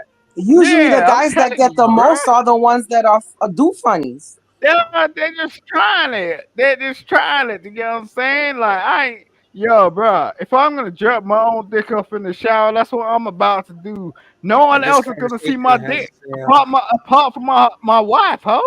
What the fuck? You crazy? Wait, hold up. Ain't no Taking a hoe. turn. Don't talk to her Are like you that. referring to me as a whole, Simon? No, Virgo, don't take the bait. Yeah, don't take the bait. Virgo. No, I'm gonna take the bait. No. I'm just saying, like, that's just how I talk, Okay. right? So I'm just saying, like, you know, she go out of the institution yesterday. Like, she gave me a couple of kisses Made it today, to right? how Simon we was went getting for lunch and stuff. and You you know could what I'm actually saying? No, don't play with me. Like, you try to talk to me about like I'm him as gay, you would nigga. talk in the chat, Like and then you all of a don't even sudden know what the fuck that looks like. Yeah. You know what it looks like to actually hold another nigga's somebody dick. interacts with him, and it's like No, you if you're grab him. no, wait a second. Oh no, think about this thing. Yeah, Think about it for a second. Do you that's know a what truth. it's like to hold another nigga's dick? Like if you're a black man, for real. I ain't holding Yeah, another but one, nigga's dick. you're absolutely right. They know that they picked up on it. No, it ain't happening. Like, you get what I'm saying? So, like, I'll play it by, I'll check some shit. But, yo, Black, no. can I ask you a question? Yes, sir, 12 man. Don't you think that iniquitous behavior is what leads to disease and disease spread? And Yes, yes, all sir. that? Yes, I do think iniquitous You behavior think is it's got what something leads to to do with disease disease? spread. Is that what you're saying? You're absolutely right. But it How's leads to that got shit societal to do with downfall, disease? period. You know, whether it be a disease, economic collapse, all four of those horsemen. Every society, whether it was the Greeks, whether it was the Romans, it could be us This ain't now. the 1980s, you have that nigga. period Like, of calm decadence, down. and after decadence, boom, you go back to the dark ages for a while. Yeah, absolutely. Yes. Yeah, AIDS and all that shit. Now they need PrEP pills to keep people from getting AIDS. Nah, AIDS wait. Allegedly. You Don't sound sue me. like you got a gray beard. Like, bro, like, you know, they I need ain't that blood old. plugs so they to keep them from pooping in I public had some because chick on the they've internet been like put a humped butt up plug the in her ass so fucking many fancy times and like go they on the can't live even stream with keep me, their own and she shit was in like their live with body. it. Like, you get what I'm saying? Like, Yeah, what the fuck are you they talking have no about? control over This their ain't bowels. about men, nigga. And it's unfortunate. This ain't about men. I'm just saying, like, yo, I had a whole lady turn around, put a butt plug in her thing over the internet. And I copied that shit. I've gone on live. You know what I'm saying? Anytime she want to call up and talk some shit, I'll blast that shit on the internet. You know what I'm saying? But I ain't about to do it. I People admit like it. I people feel committed like a lot of sins when I was younger, but now I see the I error of kind of my find it ways. disgusting. You know? I wasn't really interested in that personally man. because it's just like it's kind of gross. Yeah, but But there I are was things just like, we all committed as children, you know. But Mhm. you let those ways go, and thank God for it. The other problem again is they can't procreate. You can't produce kids, and so what do? They'll go after me and mine, or you and yours, blacks. Yeah, Absolutely. no, you're right. You're Oh, totally. did you see those two filthy animals from Florida who were pimping out their son? Georgia, that they adopted. They got 100 years. Yeah, they did, and I don't think that's even enough. I think they need to be given 4 times the amount.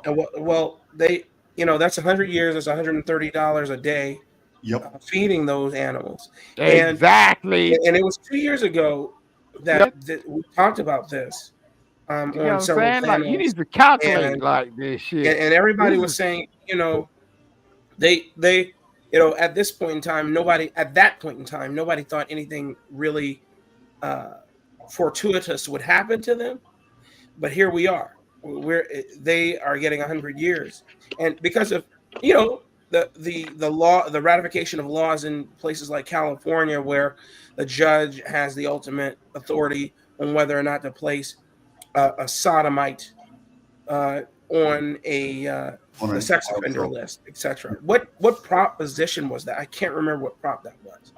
I don't remember off the top of my head, but it was basically the Romeo and Juliet law expanded to such an effed up way. And when I say effed up, I mean fucked up. I mean, instead of it being like here in Texas, I think it's a 3 or 4 year difference, right? Yes. In California, it was a 10-year difference. So basically, a 27-year-old could be messing with a 17-year-old. And if the person were younger, it was up to the judge's discretion as to whether, to felonize that person or, okay, you get a slap on the wrist, pay a fine. And I'm like, wait, what, bro? Yes. You really just gave carte blanche for them to do whatever the hell they want. Gave carte blanche. I've seen a lot of bullshit charges too. Like I was in jail with this one guy, and he was in there because he was 20 years old and had sex with a 17-year-old or something like. Well, yeah, there are bullshit. But we have Romeo and Juliet laws that protect that. Like if you're with a 17-year-old and you're 20 here in Texas, no pasa nada. And it's not only in Texas; it's elsewhere. Yeah, and Illinois. when I was in high school, I think we had a 24-month rule, but nobody paid attention. I remember during that time, it was when we had the true love weights and I'll save sex for marriage and all that bullshit that the Southern Baptists Yes. and those same people that were like, Man. I was to save myself for marriage were like 15, 16, shacking up with 20, 21-year-olds, and they wanted to be grown. They themselves wanted to be grown. And we teased them. We made fun of them. Like, oh, we're going out roller skating. Oh, you can't. You got a kid. Yeah. Man, a 20-year-old trying to come to my house to date my 17-year-old daughter will get shot in the ass while he's walking out the door. I'm telling you right now. I don't play that shit. Hey, listen, and for good reason. Yeah, I would probably use discretion against that. If he's 20 and he's visiting my 13 or 14-year-old, he's not gonna. We in Texas. We love our guns. He's not making it out of my house blacks. No, he's not gonna. Juan, he's not even making it out the house. Oh, okay. People be like, "Have you seen so and so?" I don't know where he went. He never came here. Bury him in the backyard. Put him in under the foundation. The 3 S's: shoot him, shovel him, and shut up. I'm telling you, man. Right underneath the shed. Yeah, but again, that's the difference because it's 13 or 14. No, you're not. No, at 17, 13 or 14. Nah, man, for real. I'm going to change the nature of the conversation just a tad. And this has to do with special forces. You know, a lot of people think that special forces or army or military in that, for that matter, are heroes, man, or are people to be glorified. I'll tell you right now, you don't. Yes, they did what needed to be done, what needed to be, what needed doing. But I'll tell you, man, special forces guys are not role models, and I'll say it. They are, and here's my reasoning: they are psychopathic, not psychopathic. I'm sorry, sociopathic. They are on that spectrum. They deliberately look for those guys. They are managed serial killers, man. And the things that they can justify in their mind, that's why they were hired to do the amount of killing that they are able to do. And I say this because we have this rash of people who follow David Goggins worshipers and Jocko worshipers, guys who go outside, dog. Who have made, Go ahead, Black. My guys bad. who have made their bones peddling war stories and telling their quote truth unquote about their time in the soft community. And their story, man. There's so many stories. There's one story about these guys, these Navy SEALs who decided that they wanted to have sex with this bar girl. So they get her in the car. She decides she gets cold feet and says, yeah, I'm not doing that. And they go like, oh, nope, you're going to do that. And, they decided for her pretty much. They put her in a headlock, which ends up killing her, right? Damn.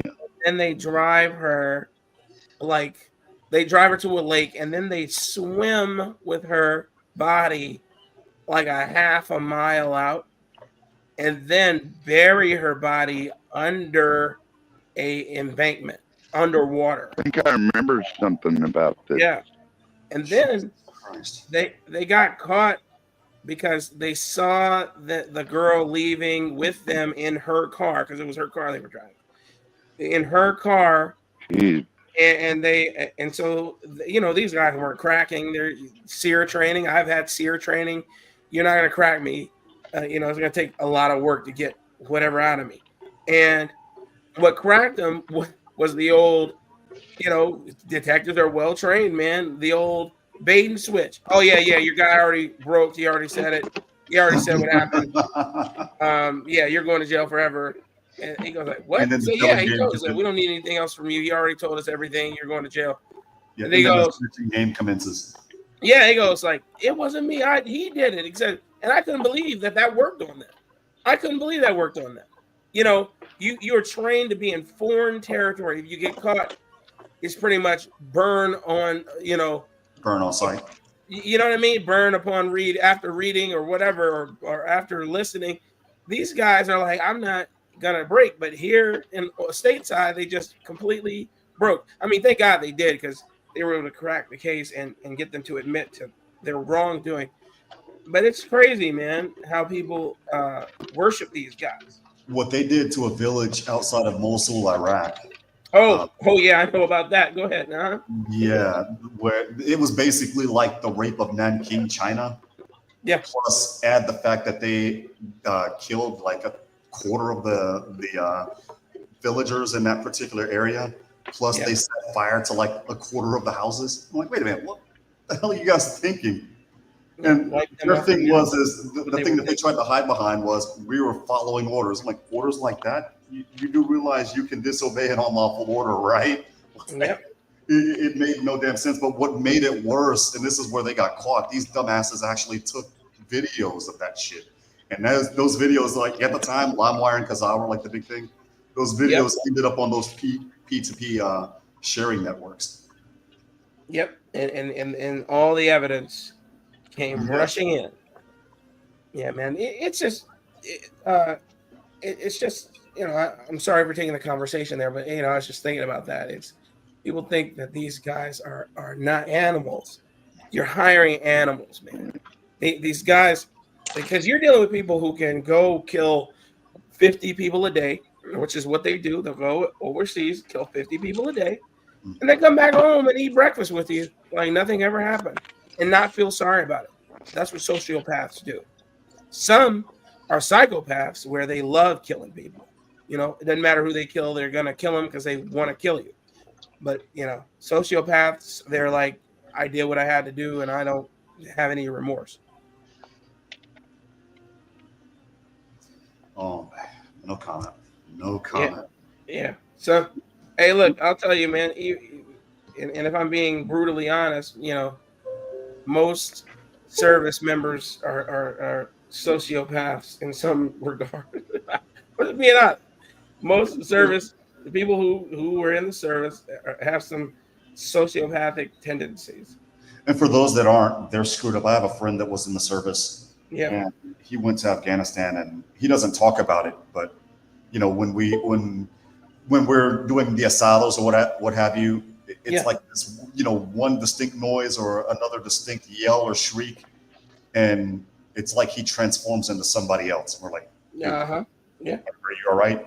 And no, he doesn't want to talk about it. And it's like, oh, okay, he saw too much, and his body's trying to process. He's trying to justify within his inner self why he did what he had to do. Well, this is what I would say. My brother-in-law went to he was in Desert Storm, and he doesn't talk about it, and we don't dare even to mention it.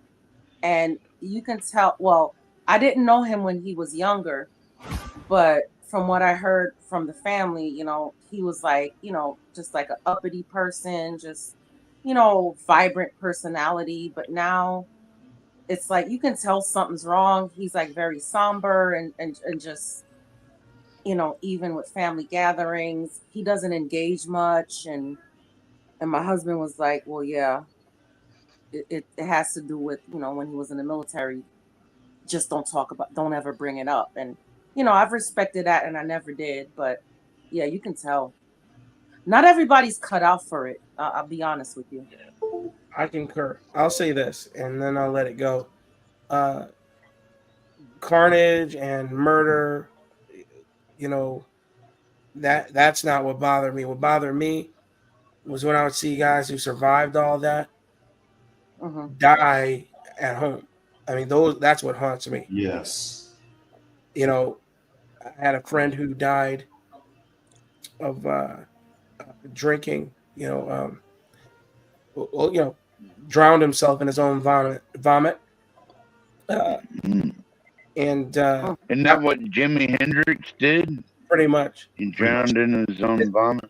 This guy, I remember he was a Vietnam veteran. Both his eyes were blacked I said, man, what fight? We were overseas at the time. I said, man, what fight did you get into? So, man, I got so drunk, I fell down the stairs. And at this time, I only had 2 children, and he had 6. And I said, man, dude, I didn't believe him. I'm like, man, you got into a fight. He said, no, dude, I got so drunk, I fell down the stairs. I thought, okay, I didn't know he had a drinking problem that worse. A month later, I'm working CQ duty, being out there, watching the battalion area of operation for 24 hours. And some guys that we both know come to my desk and say, hey, look, your so-and-so is not answering the door. We were supposed to all go to breakfast together, and he is not answering the door, and we think there's something wrong. So I get my master key and I open the door. As soon as I open the door, man, the smell was unmistakable. I mean, you're like, yeah, you knew he was dead. And there he was, man, his body beet red, Mexican guy, beet red, and eyes were still closed, but you could see that his body tried to arouse him, and he turned over. He was slumped over the bed, like he was trying to. His body was trying to get him to vomit over, but he was asphyxiated on his own vomit. And so it wasn't like a suicide. It was kind of like a. No, he just died because of his vomit. He choked to death. Okay, well, it's a good way to go, isn't it? Just fall over dead. That's it. Goodbye. I look like you don't just fall over dead, tough man. When you're choking, man. Not when you're choking in your sleep. That's a painful death, man. Yeah, and then yeah, man, it messed me up. That right there, everything I've seen, that broke me, and it was battalion discretion on whether or not he would get, SGLI and other monies that are given when you die during active service. And of course, they gave it to him because he was suffering from PTSD bad. And yeah, man, it's crazy, man. War stories. But anyway, it looks like I think Stanley wants to play something.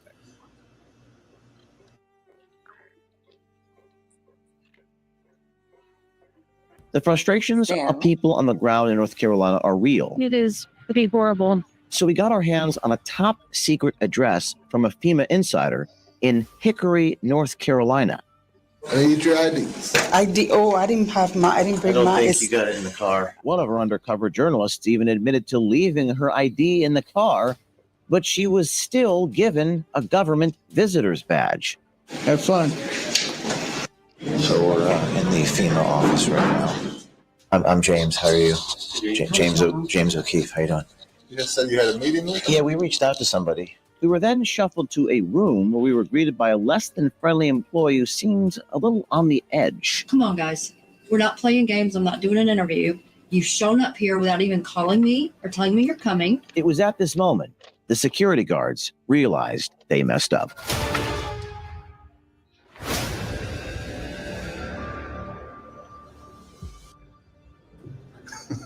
We found ourselves on the hunt for any answers from FEMA after hearing story after story from Hurricane Helene victims who feel abandoned and say the so-called rebuilding process is virtually non-existent.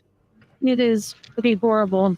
So we got our hands on a top secret address from a FEMA insider in Hickory, North Carolina. It's not a top secret address. But before we take you there, where we had our hidden cameras rolling, let's recap. So far, our wild odyssey in North Carolina subjected us to an encounter with a robot-like individual who identified simply as Nicole, who reminded us of an artificial intelligence robot from Stanley Kubrick's movie Space Odyssey. We want to go film the work that's happening in North Carolina. They have the right to do. I'm sorry, Dave. I'm afraid I can't do that. Thank you so much. Goodbye. Nicole? Al? Great conversation, and I will respond to your email. Nicole? I'm just kidding. It made me question, is this woman even real? Could I meet her in person? All of this after FEMA officials pushed us to call the 1855 number for information on recovery efforts. And if the Nicole call wasn't strange enough, along the way, we have been kicked out of multiple FEMA sites, including the Responder Lodging compound in Candler, simply for doing the job of a journalist, which is to ask questions. I have worked with a whistleblower inside FEMA who came out and said the bureaucracy was not helping people. But one common theme, each and every security guard who asked us to leave because they were protecting not just the FEMA sites, but the identities of FEMA employees from being published for fear for their safety, well, they all hail from the company Strategic Security Corporation. An insider provided us with a litany of documents that show contracts totaling more than $17 million from various federal agencies, including FEMA to Strategic Security Corporation. That funding beginning from April of 2021, continuing through April of 2026, and from October of 2024 to November of 2024 alone. More than $8 million went straight to Strategic Security Corporation. Again, follow the money. Now, about that secret location. After taking a more than 1 hour drive from the actual areas Hurricane Helene hit, we found ourselves in front of an obscure building that sits behind the Hickory Furniture Store in Hickory, North Carolina. As we entered these temporary offices that were specifically set up to support Helene recovery efforts, the first faces we saw yet again, guards from Strategic Security Corporation. How you doing? Looking for Tom? Tom McCool? I know Tom McCool. You know Tom? Tom McCool.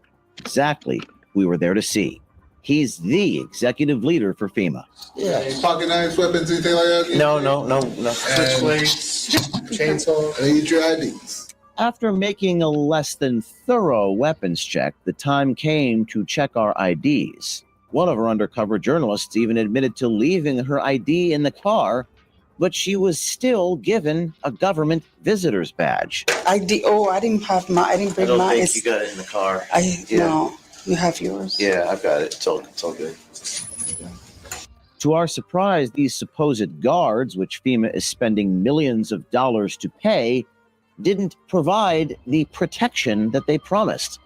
I showed them my New Jersey ID with the name James O'Keefe on it, and they didn't even look. They gave me an official visitor's badge as well. What department is he in? Or do you know where he's at? I don't know where he's at. Upstairs. On this side, I'm pretty sure. Okay. You want to take him up? Go for it. Have fun.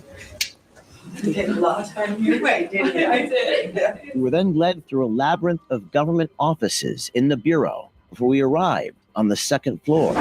So we're in the FEMA office right now. He's on the top floor? Oh, there's only two, so. Oh, there's only 2 floors here. So where are you from? I'm from New Jersey. As we walked through the halls of the government bureaucracy, we noticed cubicle after cubicle. One of the questions we asked ourselves walking through this labyrinth of government bureaus is, what exactly are these people doing? And why aren't they out in the field helping these people? So how is it that the security company that FEMA has tasked with securing one of their makeshift offices, allowing me, James O'Keefe, all the way up to see Mr. Tom McCool? You have a moment? I'm James. How are you? James O'Keefe. How you doing?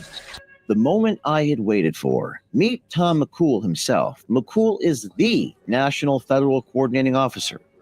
He's responsible for the leadership and overall management of the federal response to and recovery from presidentially declared incidents like Hurricane Helene. We're part of a news organization here. We'd love to have a few words with you, if possible. Or and you're from where? From OMG, name of the organization. I don't know if it'd be possible to do an interview to talk about what's going on, and we'd love to talk to you if you have a minute. Yeah, we're outside. Yeah, I'm going to call right now. Oh, I see. But just stand by, and I'm going to get somebody up here to talk with you right now. All right. A quick observation of McCool's office walls, utilizing our hidden camera lens, we noticed various work assignments and diagrams labeled with numeric zones. Some of the things that we're hearing about in the area, the people are not getting the help that they need. Yeah. They just want to be able to. Where the cars were going, Yeah. like where they were actually. Absolutely understand. Yeah. Understand. Stand by, break. Yeah. Perplexed by the entire situation that was unfolding right before my eyes, things got even more bizarre as Tom McCool and I started chatting about New Jersey, my hometown. Are you from North Carolina? From New Jersey. New Jersey. Originally. Yeah. Rockland County, Bergen County. I was going to ask what exit, but. What, 168. 168, last exit on the Parkway. Wow. Okay. Yeah. Yeah, I was in Fort Dix a little bit. Fort Dix. Yeah. Exit 7. Exit 7. There you go. It soon became clear that Mr. McCool was not getting into specifics about any Helene recovery efforts. And just like that, security seemed caught off guard, asked if we had a scheduled meeting, which of course, none of this was scheduled. What happened here is sad. These high-priced security guards failed to do their jobs, and I made my way to top FEMA brass, who appeared to just be hanging out. And to be clear, I had no appointment. One of our undercover journalists even admitted to leaving her ID in the car, but I was wearing a blazer. So you had a meeting with him? Yeah, we reached out to somebody, but perhaps he wants us to speak with somebody else now. We were then shuffled to a room where we were greeted by a less than friendly employee who seemed a little on the edge. So what exactly is FEMA then doing on the ground? Instead of being in offices, I thought they were out in the community. We have some teams who do that as well. They're called disaster survivor assistance teams. Like we can try and do an embed to let media go with them. We kind of do that, but we don't just tell people a lot where they are because we've had a lot of security issues this disaster. Oh, really? By security issues. Come on, guys. We're not playing games. I'm not doing an interview. You've shown up here without even calling me or telling me you're coming. We could have arranged an interview. But you know, this entire disaster, there's been so much hatred on social media towards some of our staff and people sending threats that we've got to be careful. I'm not giving you an exact location of where someone is. After this feisty exchange, another FEMA employee summoned into the room. Well, hey, hi. I've got reporters here. We want to set up like an interview to talk about our DSA teams, kind of how they canvass the areas. I'm sorry, I didn't catch your name. Nicole. Oh, nice meeting you, Nicole. Yeah, you too. And that was the 855 number that we had called. Is that the same thing as the news desk? Yes. Okay. All right. And is that based out of this location or Yes. Nation? Okay. As I listened to the voice of this woman, it became increasingly familiar, as if I'd spoken to her before on the phone the robot voice just that he days spoke earlier. Yeah, I can't remember the name of the lady that we spoke to. And who are you with? My name is James O'Keefe. And I'm you're with the with? OMG News. Yeah. Okay. All And right. we got a big online presence. Okay. And it was at this moment that I realized that this woman was Nicole in the flesh, the person who I'd spoken to just days before, who had striking similarities to Hal from the Space Odyssey. This wasn't a robot. This is a real human being. Their voices were the same. I had found Hal in the flesh. It turns out her full name is Nicole Wilson. She is a public affairs specialist for FEMA Region 4, and she, along with her colleague Leah Krager, told us that FEMA is helping survivors, but they can't disclose specific locations. They also told us that the $750 FEMA awards to storm victims is just to pay for daily necessities as people get back on their feet. So the $750 fee that people get, is that the only assistance monetarily wise that people get? I'm a little confused about that. So as of today, we've got about $247 million in the Can't hands get a of load of working goddamn families. lumber for That's about $750. 135,000 households that have received that assistance. So what that 750 is right after a disaster, you lose everything. We want to make sure you have some money to get food, water, buy your baby some diapers, formula, while we review your case to see what other additional funding you may be eligible for. That's what that is. And again, we were given more business cards and told to email more individuals for information, even though we were right there, right in front of these FEMA executives' faces. As we saw things weren't getting very far, we couldn't help but imagine the runaround storm victims are getting from FEMA if we were getting run around. After less than 30 minutes and hardly any answers, we were escorted back to the main lobby, where we headed for the parking lot, still in shock. Thank you. Where'd you place? I didn't get She didn't have I didn't have mine. Which one is? It was at this moment the security guards realized they messed up.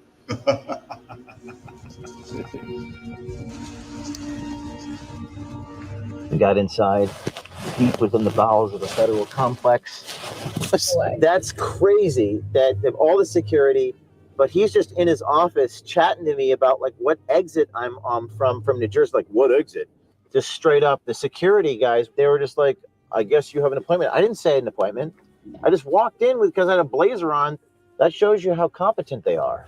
Now it was time to try to understand how I was able to get up to Tom McCool's office, and those answers we hoped would lie in the hands of this man, Joe Sorty, the CEO of Strategic Security Corporation, the boss of all these armed guards who we've met along the way. This is hilarious. Hey, is this Joe Sorty? Yes, this is Joe. Who's this? Hey, this is James O'Keefe. I'm just calling you about FEMA awarding the contracts for all the security to this firm that you are in charge of, Strategic Security Corporation. Well, I'm a journalist. We're doing a story about the company and awarding all the contracts and the guards who kicked us out of these different locations, these responder lodging locations in North Carolina. I'd like to talk to you. You'd have to send your immediate inquiry over, and then we can get back to you. Are you a YouTube journalist, or what are you?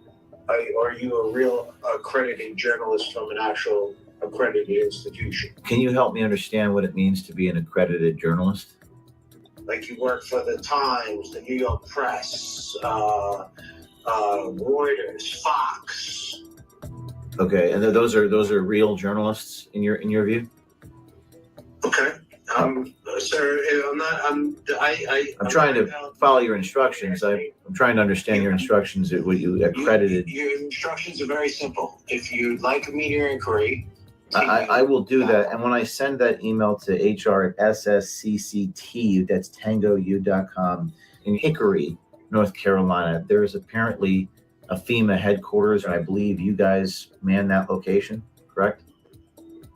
I'm not at liberty to comment at any time on any operational security matters that we have as a company without fact verification and without verifying who you are and your credentials. All right. Thank you. Bye-bye. We emailed Sorty just as he requested and have yet to hear back.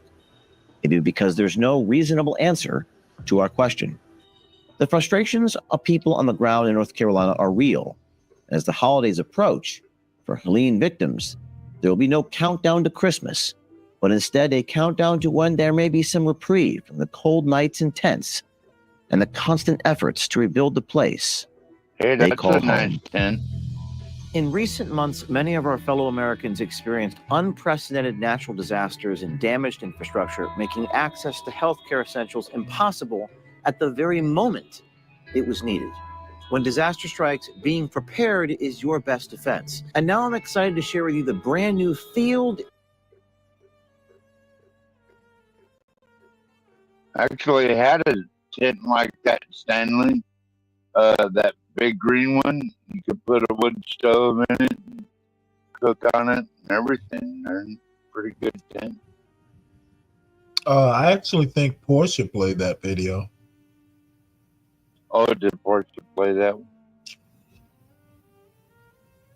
Yeah, they didn't even get into all the why they were denying services to people that had Trump signs in their yard. Yeah, that's probably all fake news. Oh, you think so? Probably. The entire congressional committee. Investigating it. Congressional committee, Comer's. You mean James Comer, right? His committee, was that the one who was? Yeah.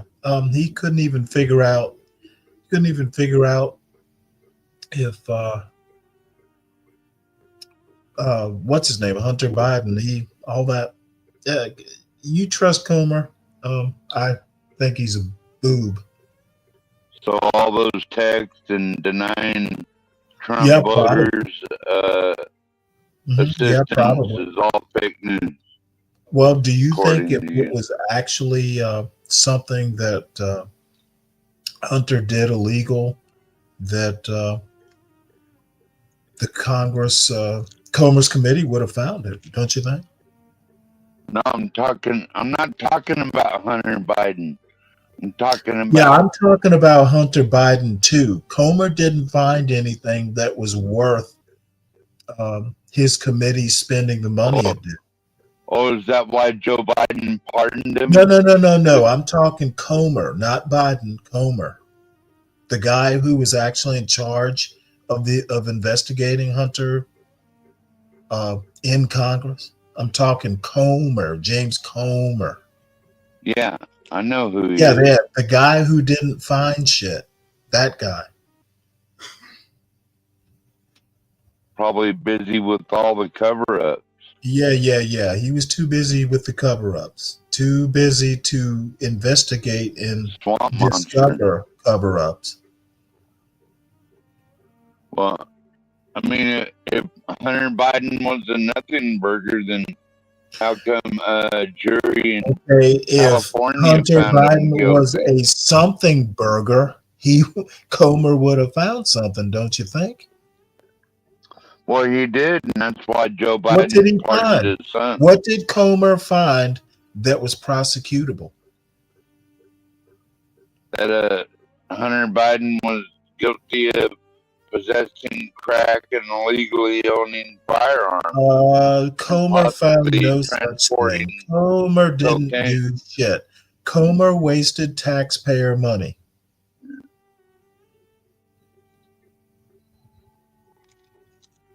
They all get away, don't they?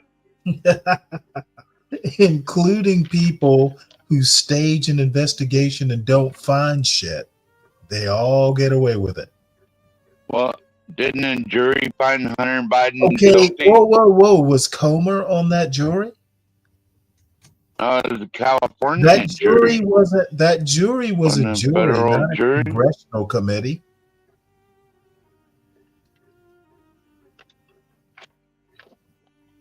And what about all the lies by Joe Biden saying Is this he never a had any? whataboutism? Is this a whataboutism conference? I keep hearing from your mouth, what about? Well, yeah, what about the pardons? Like, if he didn't do What anything about the wrong, then pardon? why do Did you need a Comer, pardon? you know what? In my opinion, Comer justified the pardon. He didn't find anything that would convince Joe Biden not to pardon. Including crack pipes in his mouth You know with a what? handgun Fuck the crack and all pipes. that. You probably Okay. done crack yourself. I bet you still believe the Have you laptop done story crack was yourself? fake. Have you ever done crack, 12 man? Of course. Okay. And I paid the consequences for it too, but So your elite buddies, they don't have to We're pay not any talking about consequences, right? all I asked. I don't need to know all that. All I asked is What? I think if you're going to cast the stone for Hunter smoking crack, you need to be blameless yourself. I don't think so. Well, I do.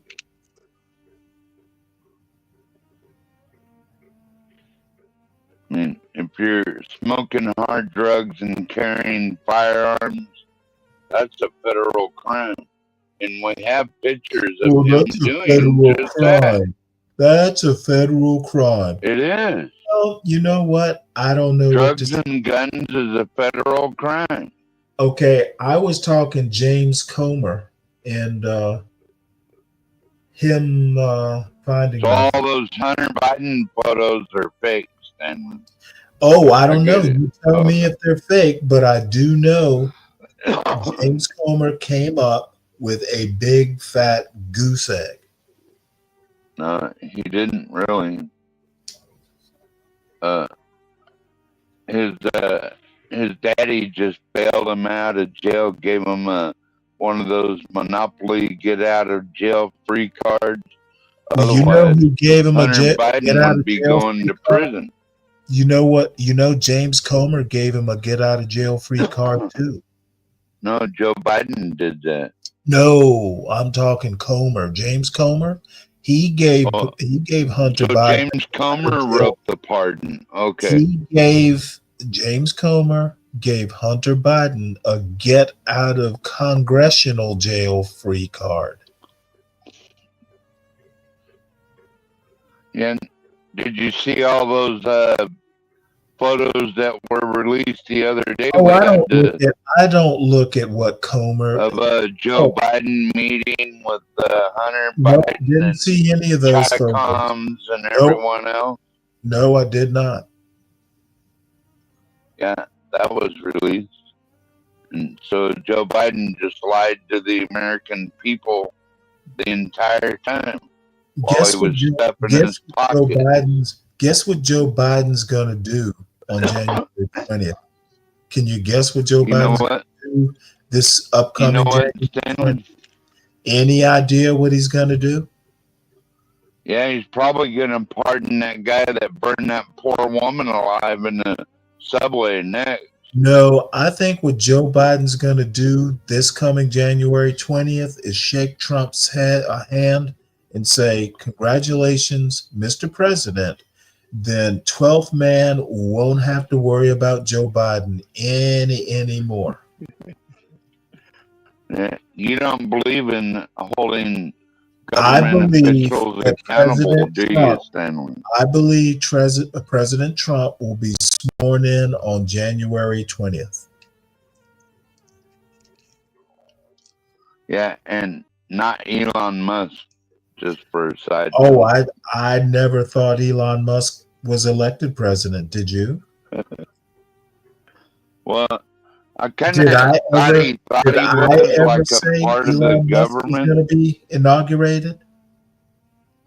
No, like they're a part of a non-government organization. I know what the fuck they're doing. Musk that on X. I was like, you're not the president. Shut the fuck up. I also know that Elon and especially Vivek Ramaswamy are right. America needs to stop venerating mediocrity.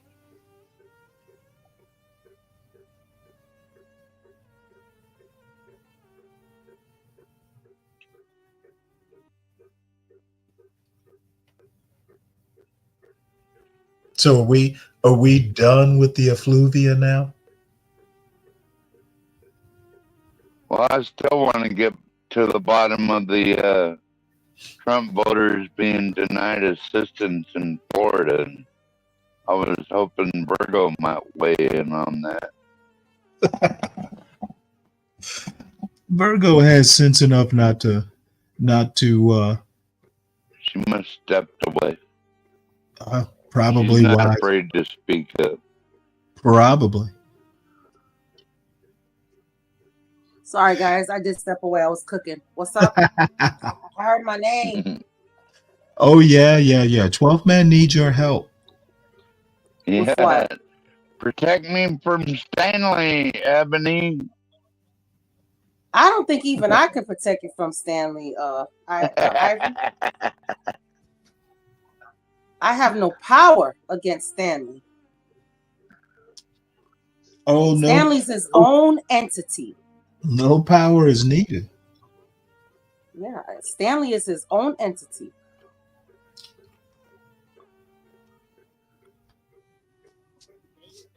Well, I sure enjoy the banner, Stanley. That's for now sure. I can argue your case, 12th man. I can argue your case, but I don't think it would get us too far. Were Trump voters being denied assistance in Florida, Virgo? Didn't Ron DeSantis launch an investigation? Here's the thing, 12th man. I can't say if it's true or not true, because I was too involved with the shit that I was going through to care if that was the case. To be honest with you, I'm just gonna be blunt. But all I know is I didn't get assistance. I know you were. But I tell you what, I didn't have any Trump signs or any Biden. I didn't have any signs on my lawn. So can it be true? Maybe. Can it be not true? Maybe. I don't know. Well, they have actual text and video footage of like that woman saying, "Don't help that house because it has a Well, I Trump guess it's sign true. in it." I really, honestly, I really don't give a hoot because. Yeah, I just want to know, is that the top brass that delivered that message? Did that come down from the top FEMA brass to not help Trump supporters? I haven't really heard anything about it. And as a matter of fact, no one on my street had any signs up, to be honest with you. Yeah. And we all had the same kind of shitty responses from FEMA. They came to the house and and these are things that I don't tell you every day, but we've been having to go to the house every fucking day. Every day. Just to make sure, nobody's squatting in it, everything's okay, and on top of that, we still can't find contractors. You don't want to just hire anybody. FEMA's not giving two craps about us right now. They did finally give us some money. Do you want to know how much it was, 12 man? $750. I wish. Not even that. Try $300. Try $384. While we pay for all these Guatemalans and shit to squat in fancy hotels in New York City. See, that's another investigation. Now they did give my in-laws the $750. But they needed two checks because not only their house was wrecked from Helene, their house was also wrecked. They took another wreck from Milton. See, we only got wrecked from Milton. My house was fine during Helene. Like you were saying, Ebony, that won't even buy you a truckload of lumber or roofing materials or nothing. Little. Let me tell you something, $750 check. God that damn. $384 wouldn't even buy me groceries. Yeah. For the month. Maybe for the week or two. Okay. Yeah. That's sad, Virgo. I know. I was with you the whole way on that struggle. Yeah, and that's why I got so pissed when Electric wanted to open her soup coolers and talk about, oh, well, she faked the whole hurricane for sympathy. Motherfucker, did you not see how Florida looked? Bitch, like, really? And I live on the water. Well, I'd much rather you and your house be getting a load of roofing supplies and lumber than supplying like these idiotic South American Guatemalan motherfuckers burning people alive in the subway, getting a free hotel and staying in these nice plush immigration. Oh, as far as hotels, 12 man. All that shit. This is why. This is exactly why we had to get an apartment. To be honest with you, the hotels, they were the shittiest hotels in town.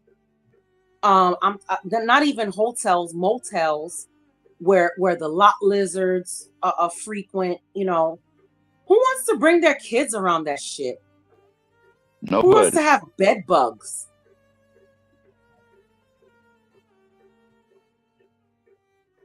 Yeah, and they already kicked out. They already kicked out the people. FEMA's no longer paying for hotels.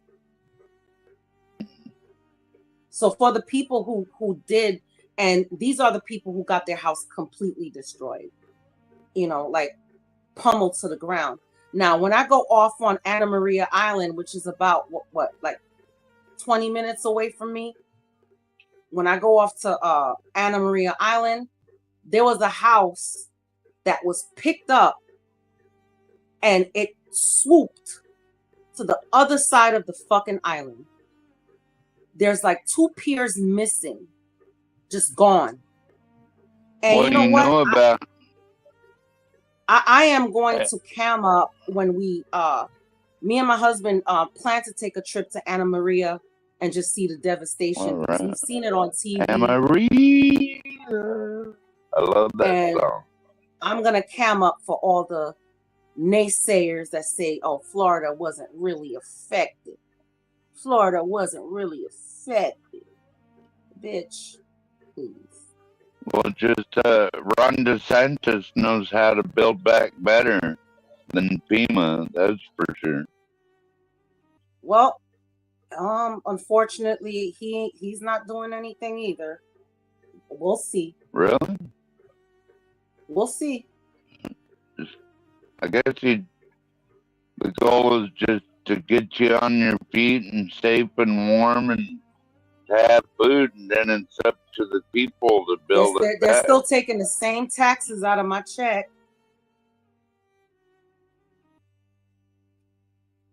Well, I have to go back to what really pisses me off is FEMA diverting all that money toward illegal immigrants so they can have cell phones and nice clothes and stay in luxury hotels. Exactly. And meanwhile, DC and meanwhile, New York everybody, and you think doing the banks, shit. You think the banks would say, "Hey, these people went through some shit. Let us ease up." Oh, hell no. We still got to pay mortgage. We still got to pay insurance. And on top of that, we're paying for an apartment. Ebony, plus we still need $1.2 billion for Ukraine. While the people in North Carolina and other places suffer. It's ridiculous.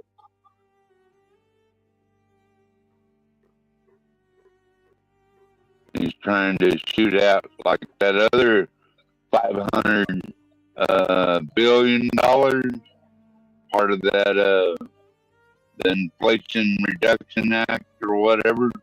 Like the new Congress should be allowed to claw that money back and give it where it's deserved, not a bunch of these foreign nations and inadequate, antiquated government services that most people like. Instead, they're diverting all the money so a legal immigrant can have a new cell phone and some shoes and put them in a nice hotel and downtown in Washington, D.C. or New York City, right? So we're going to use that. Insurance gave us a $50,000 check, right? But we're still like $20,000 in the hole. Still $20,000. Should have got one on that. He might have got you a bigger settlement. Well, they said they're supposed to be giving another check. Let's see. But they want us to get the contractors and stuff like that. But I'm sorry, everything is booked up. Like all the local, because I don't live in a big town. Yeah. Yeah, we know. We doxed you one day. You remember that, Virgo? We went, and I was like, well, at that elevation, we were watching the tide levels, and the way it was blowing. Like, well, where Virgo lived, she's actually 100 feet above, that tidal line, so her house is probably going to be okay. I'm sorry about your mango tree, Ebony. Oh, I don't want to talk about the mango tree. But you know what? I found another mango tree that I am going to buy. It's not a big one. It's not as big as the one that I had, but it will grow. That's nice.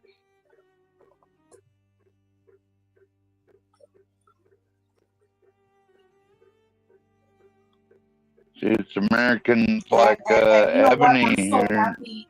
I'm so happy that I lost my job. At first, I was pissed and upset, but I'm so happy that I lost my job because I found another one, and I get a demo car. So I'm selling my car. I was gonna give my car to my daughter, but I'm going to sell it because we cannot wait on insurance and whoever, FEMA, DeSantis, I don't care. So we just need to get this house fixed so we can move back in. I'm missing my house. I'm missing my space.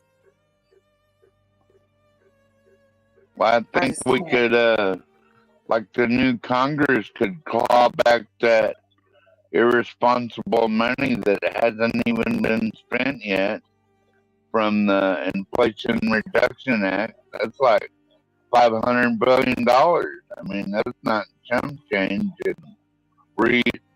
And reuse it to build America back. Well, you know what they're going to use it for here in Florida, 12th man, and I hate to say this, but it's true. They're going to use it to build more apartments, luxury apartments, where only the people coming from up north could afford. Oh yeah, it's been happening here. And the only reason why my area, I live in a little pocket, but all around me they're building these luxury apartments, like the apartments we're living in now. They just built them about 2 years ago. Man. So they're building up everything around, and the only thing that saves me is my area is historical, so they can't touch it. It's the oldest part of Bradenton, so they can't really touch it. It's like a It would take everybody selling their house and moving out.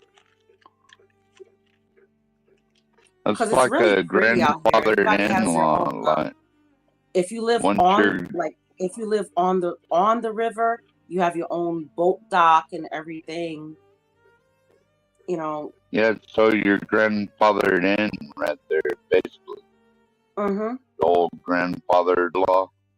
You know about that. Yeah, so I'm glad I bought this house, but I'm telling you, as soon as my husband's his daughter is the youngest and she's 15.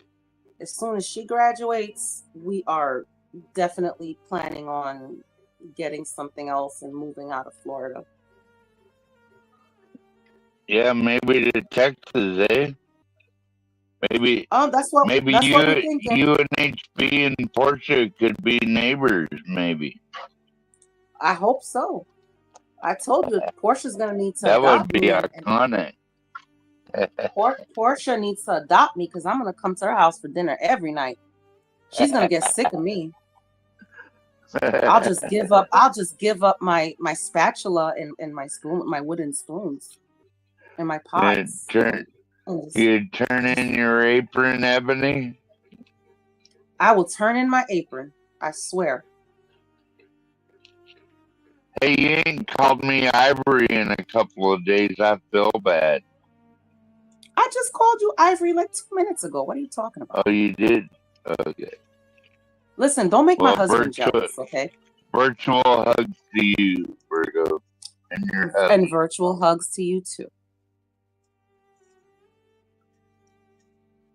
You always been my bud on here. Same here.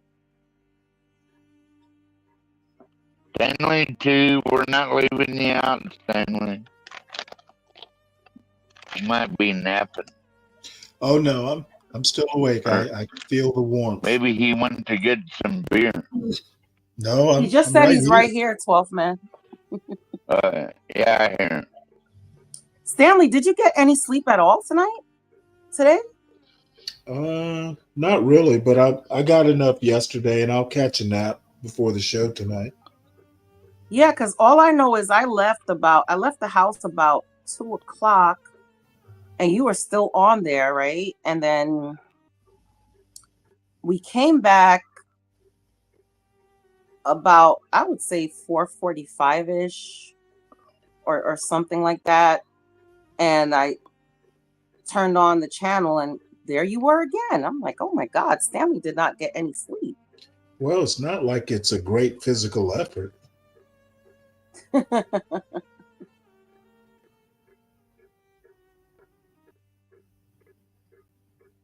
Stanley, did you get to catch the bear claw last night? The what? Yeah, that was nasty. Oh, Lord, Stanley. The bear claw in Japan, they cook I the have bear no claw. idea what you're talking about. Portia played You a don't video remember where the bear claw? I think Like Stanley they were must have been eating bear asleep at that claws time. last night. I Stanley, probably was. what the fuck? Yeah, you probably was asleep because, oh my God. And you know what was funny, Stanley? I had that video saved and I was going to make you play it. And then Portia found it and Portia played it. And we were all like, oh my God. What, did a bear kill somebody? No, they cooked a bear claw. I don't want to watch it again. Please, Virgo. Oh, well, I mean, people eat all kinds of things.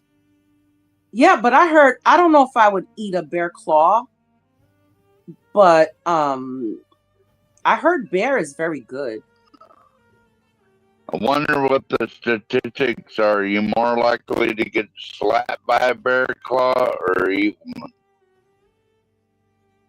I think the statistics are you're more likely to get slapped by a quite a bear few claw. people in Alaska that bears kill every year. Well, what kind of bears do you have in Alaska? Don't you have those polar bears or whatever? Yeah, we have brown bears, black bears, polar bears, and Kodiak bears, which are Aren't the Kodiaks a little bit more gentler? no, they're not. Its opinion in the really delicious. So that is the live seafood portion of today. But from here, we're going back to the bear paw location to see if our food is finally done. Let's take a look. We are back in the kitchen. I am with Kushi-san, and he has finished doing his manicure on this bear paw. It looks terrifying. How do you say scary in Japanese? Kawaii. Kawaii. Guys, hold on. Oh, the nails even come off. Here, let me just put that back. There you go. Gross. So from here, we're going to finish the cooking process. He is putting the paw into the pot, and that is going to boil for about 15 minutes. While the bear paw boils, the chef adds a mix of greens and vegetables, carrots, onions, bay leaves, leeks, celery, and garlic cloves to help eliminate any gamey flavors. I guess the big question, what everyone's wondering... You cook anything for 5 hours. Not that I needed to say it. Not people like eat bear paws. Not that you all don't know. This is disgusting, like I said last night. But Virgo, you mentioned it, and I wanted Stanley to see it. So this is a bear paw, and it's disgusting. I definitely appreciate wow. Well, you got me there. We do all the time. No, some people eat bear in the USA, but I would say it's pretty rare. They honestly would probably discard the paws. Same as like China, some people eat it for good luck, good fortune. In addition, there's a lot of collagen, so a lot of people come eat it for like beauty reasons, like for the skin, etc. After 30 minutes, the stove is turned off, allowing the pressure in the pot to naturally release until it's safe to open. It's interesting saying that there's collagen, it's good for beauty, because there's no way women are eating this.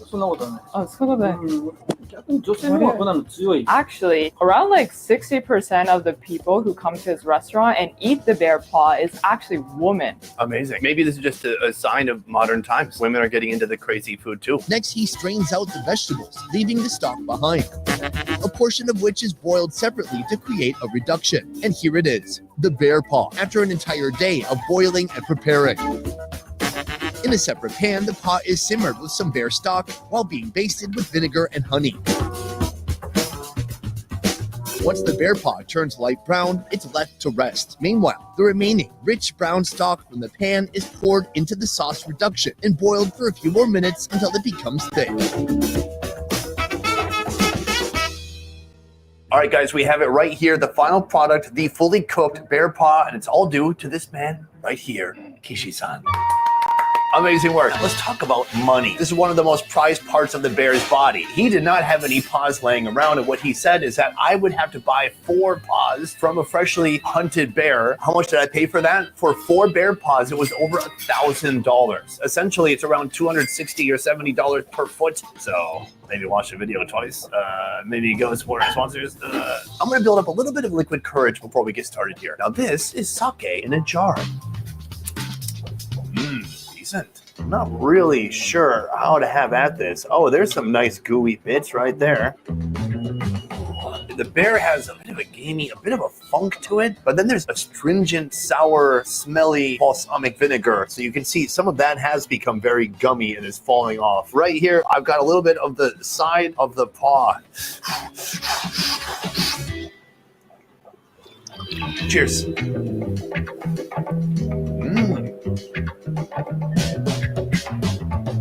Very gummy, super gelatinous. It's a funky tasting bear. If I'm gonna get any meat out of this thing, I gotta go to the palm. These are the pads, the toes, and then the pads on the bottom of the foot. That is gonna be super gelatinous. Let's try to get this. Oh, it's so gooey. So this seems to be a bit more meaty. This seems like legitimate protein. Let's give it a shot. Oh, wow. It's so spongy. It's like eating lungs. You bite and it bites back. That is the springy tissue that's meant to support the weight of a bear that weighs over 450 pounds. Of course, it's just going to be padding. Struggling here, my guy. He's already moved on to his next project. Let's try this. This is the toe. That one's a little bit more like cow skin, just very thick skin that's been braised forever. It's fatty, it's gelatinous. Right now I feel so grateful that he mixed all these bear flavors with this strong balsamic vinegar. And it's very powerful, and it's offsetting any of that funkiness from the bear claw. This is something I feel like that could feed a group of people. First of all, it's super rich. This can't be a meal. There's no way someone's sitting down to eat a whole bear paw. This is an unbelievable tradition, a food that when I heard about it, I was very shocked to hear that it existed here in Japan. Today I set out with the goal of eating bear paw, and we found one and we cooked it, and by golly, I ate it up. What a treat. But from now, I'm gonna go outside and tell you which food I thought was the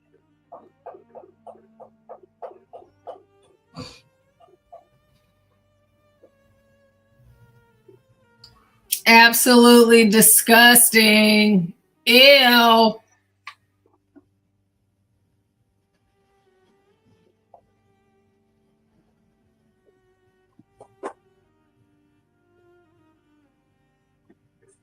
No, I agree, Portia. I wouldn't eat that shit. Like, imagine shooting a majestic bear just so you could eat its paw. That's gross.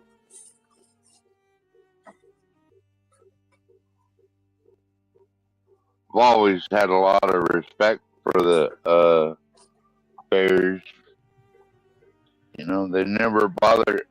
I've had them around me, but they never bothered me.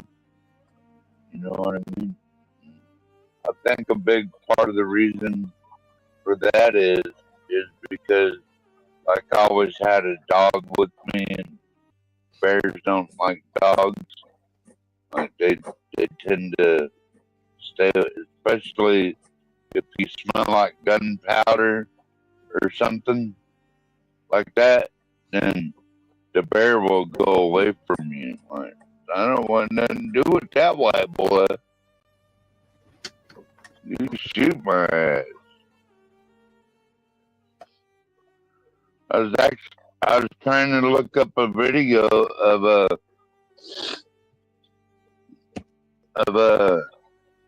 some Native Alaskans were getting whale meat off this beach whale. I think it was one they actually hunted. And then these polar bears came up and started wanting to act like they're going to take over the whale. And the dude picked up an AK-47, like I think it was the larger one. And, man, they backed up real quick once they got hit with them bullets. So that native family got to harvest all that whale meat for the year and to feed their whole village versus those dirty polar bears taking it over. Like, back up, we're gonna shoot your ass.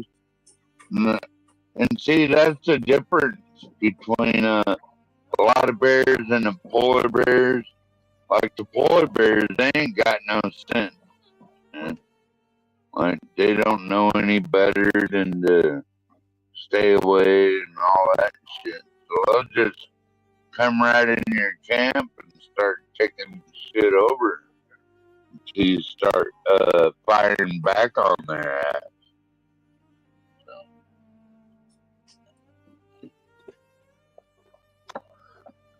Yeah.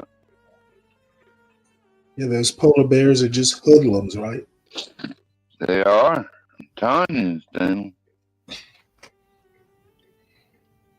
Mostly they mind their own business, and that's all cool. You know, most bears do. But when you're coming in between a family's food source and a gun, and they're trying to take your harvest, then yeah, you gotta fire on them. I don't give a fuck how protected they are. You're gonna, and that's some more meat for the family. Right there's that dead polar bear, and probably make a great jacket out of it too.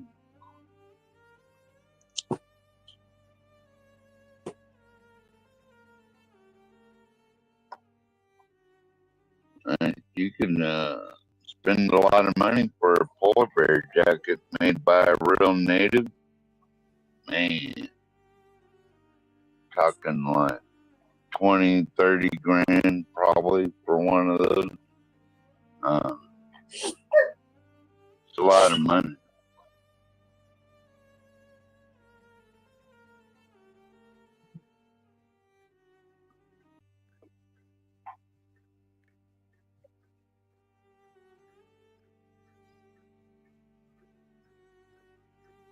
But yeah, that's rural Alaska right there.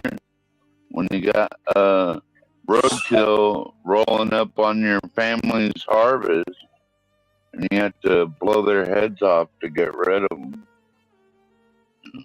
That's real life scenario of why we need semi-automatic weapons in Alaska.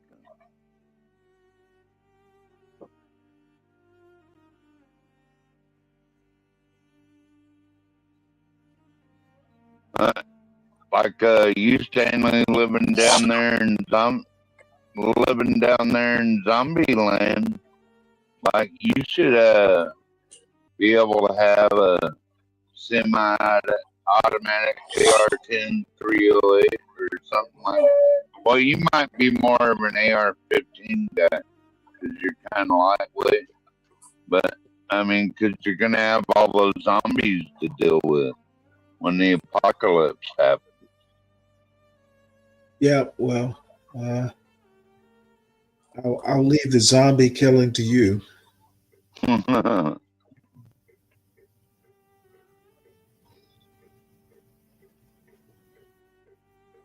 Well, did you get that little bit I sent you, Stanley?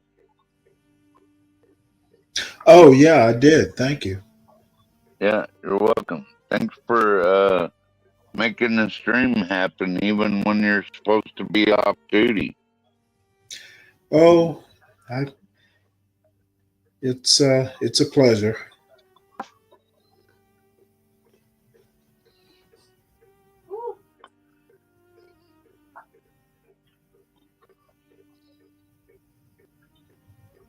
I thought it was a shame when they let that well wash up on, like, anytime a well washes up on the beach, why shouldn't the people be able to just go harvest it? I mean, like, immediately. Well, Not I let don't it know. rot on the beach for weeks on I end. don't know that I want a washed up whale to harvest from. Who knows why it died? Fukushima, maybe.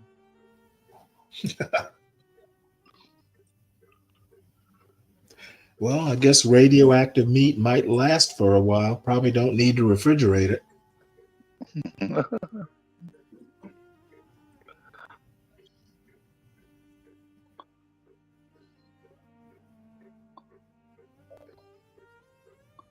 Still there, Ebony? Yeah, I'm here. She might be cooking something, Stanley. Yeah, probably away from her. Washed up whale.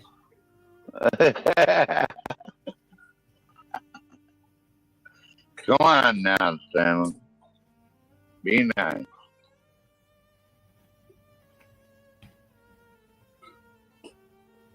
Where'd everyone go? Damn, just us again. I'm here, fuck man. God damn it. Man, I don't know. I'm thinking we should put up a hood conservative show and see what kind of race baiting he's doing over there.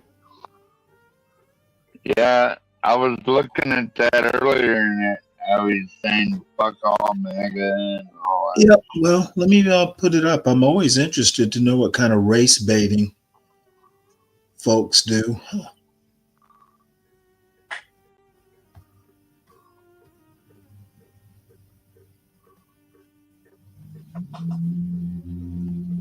Let's see here. Well, he came out with one earlier, and then he did another one. I was wanting to hear from the earlier one. I had to put the garlic on my bread. Oh. I'm making a focaccia bread to go with the lasagna.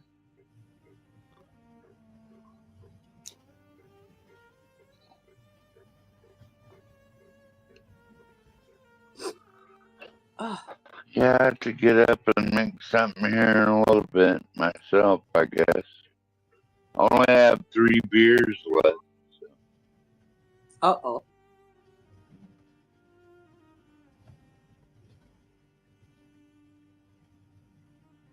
They're 24-ounce beers. So do they sell beer on Sundays? Huh? Do they not sell beer on Sundays in Alaska? Well, yeah, they do, but I'm not going to the store today, Stan. Not gonna do it. I'll schedule a ride on Monday, and you know I missed that China buffet because they happened to be closed that day, but hoping to catch not them a white next guy, time. not a Mexican in all of Texas, or well, maybe you got an H-1B Mexican. Are there H-1B Mexicans in Texas? I don't know. I feel like that's too much work for a Mexican. He got an easier way in. He don't have to do all that paperwork. They got a whole system already laid out. They don't need H-1Bs at the border. MLK Construction. Oh, wow, that's fucking crazy. MLK Construction got a laborer in St. Louis, Missouri for 30 grand. 30 grand. You have to go all the way around the world because nobody in St. Louis, Missouri wants to be a laborer for 30 grand. You don't got none of these niggas like that just got out of jail or nothing. None of these dudes like they just got kicked out by their baby mama and they really need to get back on their feet. Nobody wanted to be a laborer at MLK fucking Construction. Nobody wanted to work at Dr. Martin Luther King Construction. Hey, listen, man. $15 an hour when your baby mama just kicked you out and you ain't got nothing else but a PlayStation and 2 pairs of Jordans, bro. Listen, you better do something with your life, nigga. You ain't got to work there forever, but you're going to work there now. This is Martin Luther King Construction. I have a dream. You have a job, son of a bitch. God damn it. Get your ass over here and work. Look, they got another one. Listen. Maybe you could get $34,900. They got another job for $34,900 right there. That's almost $35,000 a year. For another $4,940 a year, you might get your baby mama back. For another $4 grand a year, because you know bitches ain't that expensive, you could have got your baby mama back, but no, they rather give this job to some fucking foreigner. This is the crazy shit. This is what's going on. What else we got? Cooks. Oh, fuck. A cook. You make more money as a cook than a laborer. Well, cook is kind of skilled labor. Well, some of these jobs are like 26, 22, 22. All right, some of these jobs are low paying. But again, I thought we were bringing in high IQ, hardworking tech people. Hotels. Groceries, markets, restaurants, cafes. We're importing people to work in cafes, groceries. Even in fucking Stanley. I hope you're learning something, fucking Stanley. Everybody say hi to fucking Stanley. I hope he learned something.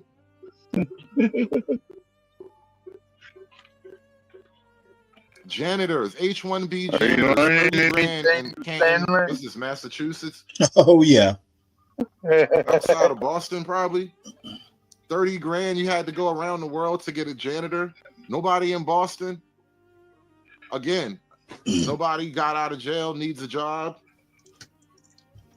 Nobody down on their luck, just trying to get their life back together. You have to hire from India. It's crazy. And then you wonder why people willing to go to war on this issue, because everybody knows it's a fucking scam. Elon Musk will ever pick up a gun, much less go to war. $52,000 in Wichita, Kansas, to be the director of pickle motherfucking ball. Pickleball.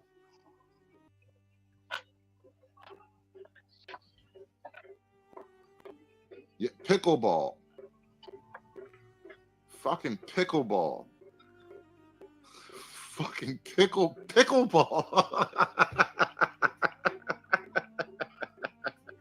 Sometimes you gotta fucking laugh, bro.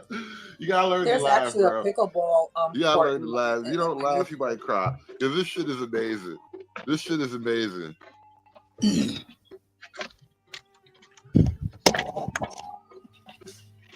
Bro, these are not all New York jobs. These are jobs from all over the country. We have legislators playing beer pong. What the show is about. This second act of the show. What about we're beer going through pong? The database at the H-1B site. Well, somebody has went through the database on the H-1B site, and they've just pulled out what's there. And apparently, you can immigrate to America because we desperately need pickleball coaches. Americans don't want to be pickleball. I would coach for 52 grand a year, bro. I'm coaching pickleball. And we're going to the fucking championship. For 52 grand a year, I'm going to make fucking killers out of these pickleball players. These kids are going to catch bodies on the court. 52 grand a year? Oh, fuck. You're going to be... We're going to be like the bad news bears of pickleball, all right? You're going to hate us, but then we're going to win. 52 grand a year? No one's going to watch Oh, him. my God. This is ridiculous. You know what people like to watch is beautiful babes on the beach playing beach ball. You know, volleyball? That's what Americans like to watch right what else there. is on the list? And of course, yes, 7-Eleven. I know I just saw this thing say 7-Eleven.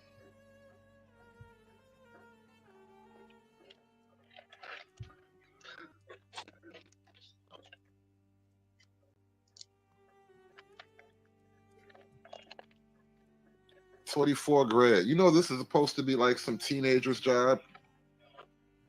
This is supposed to be like old people and teenagers working here. For 24 and 30 grand a year, you need retirees and teenagers. That should be working here. Grandpa and Little Ricky. That's who should be working here at your 7-Elevens and shit. But you can't. Apparently, Americans don't even want to work at 7-Eleven, right? No, we got Solid Snake for that. What else is on the H-1B database?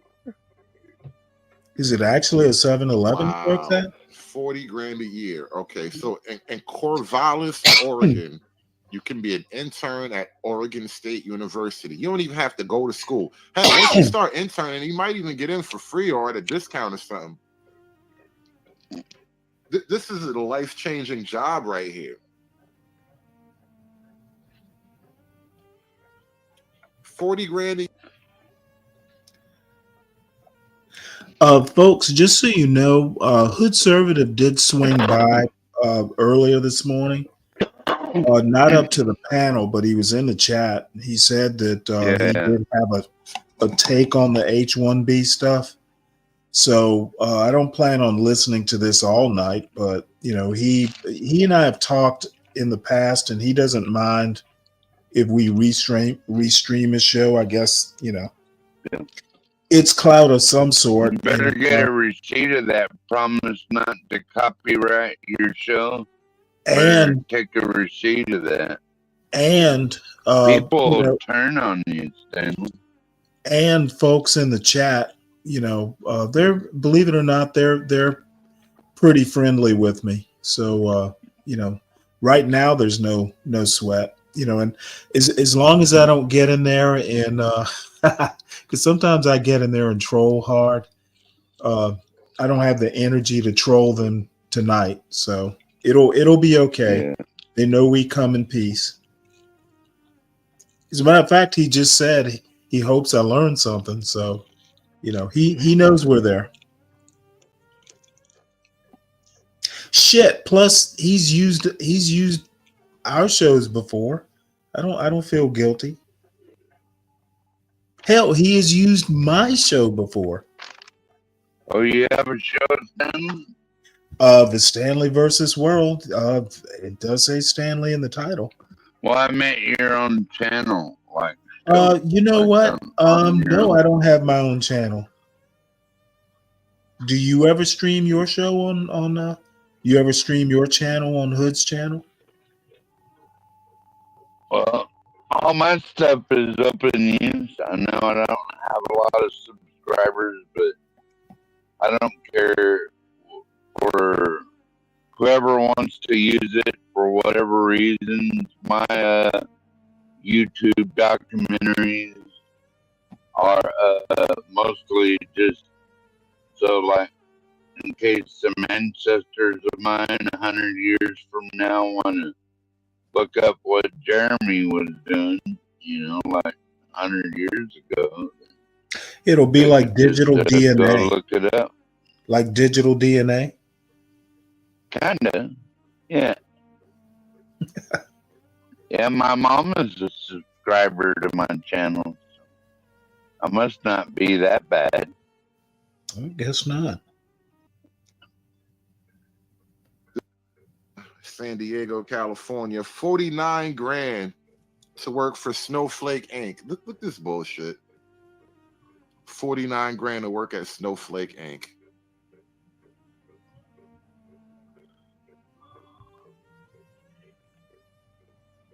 Wow. Remitter USA, job title, founder, base salary to what does this even mean? Hold up.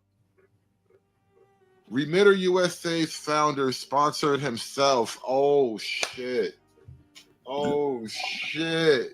That's gangster. That's gangster. That's how you get money. That's how you get money. Don't hate the player, hate the game.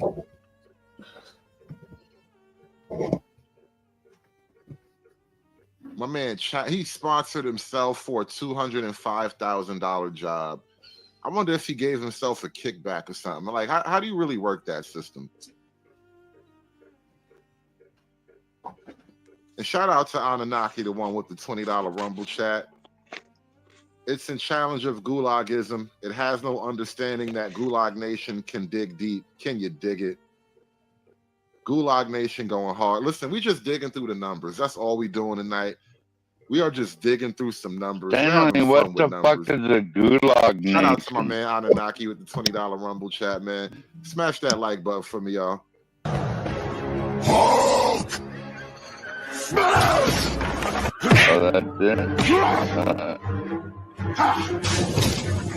Smash you! Yeah! You make Hulk angry! You not like Hulk angry! Hulk.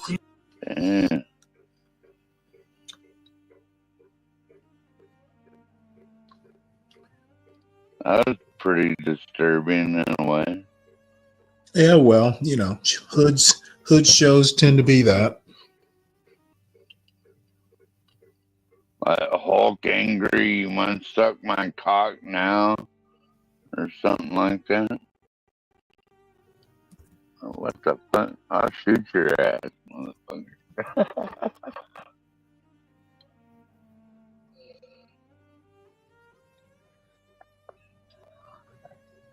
Oh, a gulag. No, you know what A gulag. you know what a gulag Faulkland is? is a, It's basically a Russian concentration camp. yeah, that's what I was about to say. Any detention, Like the Gulag archipelago. I can't even imagine a woman being like treated like that. You know? Well, it happens. What can I say?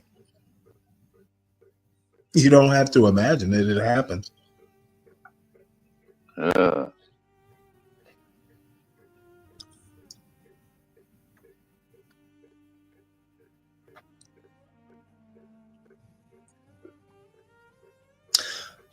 Tonight, believe it or not, I'm actually thinking about going through the whole Constitution. oh my God. Why not? Nobody ever No, seems. I'm not Nobody ever seems protesting. to read it. I'm not protesting, Stanley. I'm just saying, oh my God, the whole No, Constitution. I figure we'll do a few news articles. We'll do the Constitution, and That'll then we'll take do, like and then, 12 hours, Stanley. no, actually it won't. And then we can end with "Pop the Balloon." That's like an American art. Oh You know my when they God. say the arc of justice bends towards justice. Well, make sure you do Houston again. Well, news stories, the Constitution, and then "Pop the Balloon" is the American arc of justice. Especially Houston. What about Houston? Oh, isn't that the most ratchet one that you had so far? Which is the one that you think that is the no, most ratchet? actually, I have to say St. Louis was, I think it was St. Louis that was the worst. Was I here for St. Louis? I don't think you were. Oh. Detroit and St. Louis, those two stand out. Houston's more comical. St. Louis and Detroit are literally disturbing in a bad way. Yeah, and I know you need Kimmy's translation for Jamaica. Hardware engineer. I've kind of gotten used to it, but I just prefer because she's the one who seemed most interested. Database administrator, analyst, project manager, business analyst, architect, research associate, right? Technical lead, that's the highest paying job, it seems like. They lower that base pay by nearly 50%. One thing comment I do That's what's have going on here. They lower Hood, just like John Galt and others, seem to be missing the bigger picture.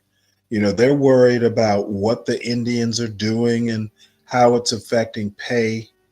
I'm more worried about the bigger picture, meaning the future. You know, if we do a knee jerk and get rid of all the H-1B, issues and address what's actually happening, as I asked earlier, who do we have to replace these H-1B workers? And maybe we do. But if we do have the replacements, then why were they here in the first place? So can I tell you one possible replacement, Stanley? Oh, I can't wait. cut the welfare off, and a lot of these white people will be happy to do a lot of these jobs. Okay, have you looked at the state of American education lately?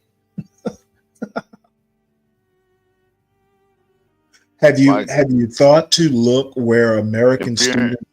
Have you thought to look at where American students place worldwide in like academic ratings?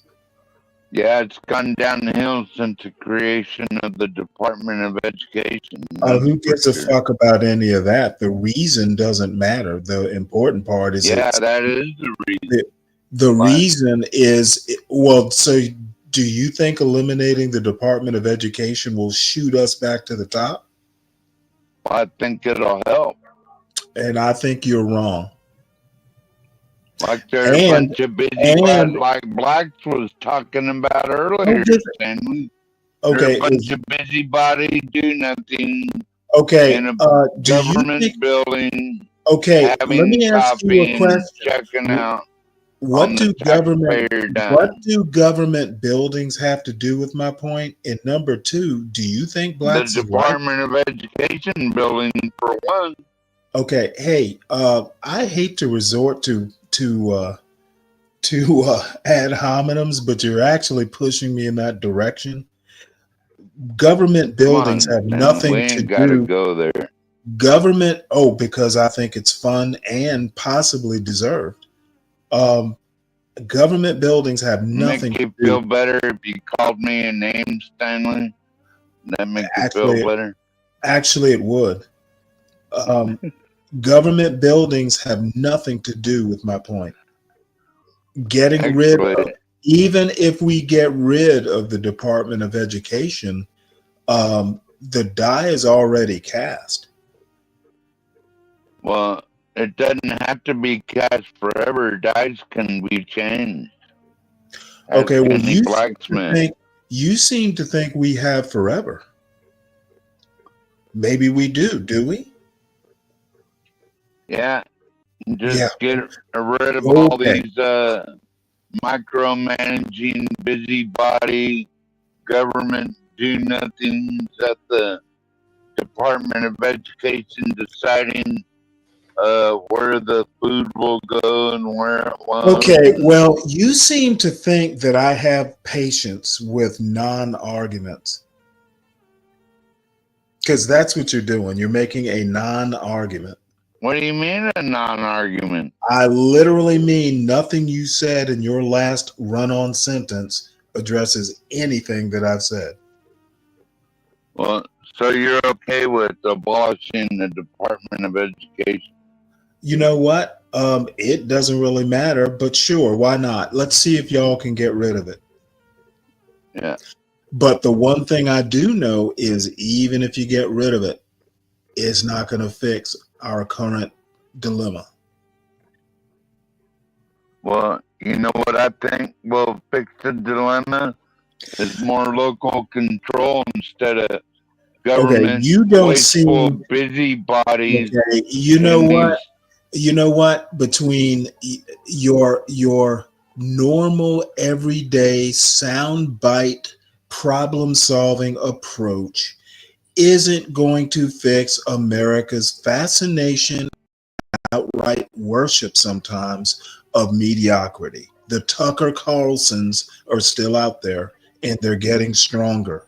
Yeah, I don't listen to him. Okay, I don't care. I said the Tucker Carlsons. He's an archetype. He's an archetype. Did for a while. Tucker Carlson is an archetype of mediocrity.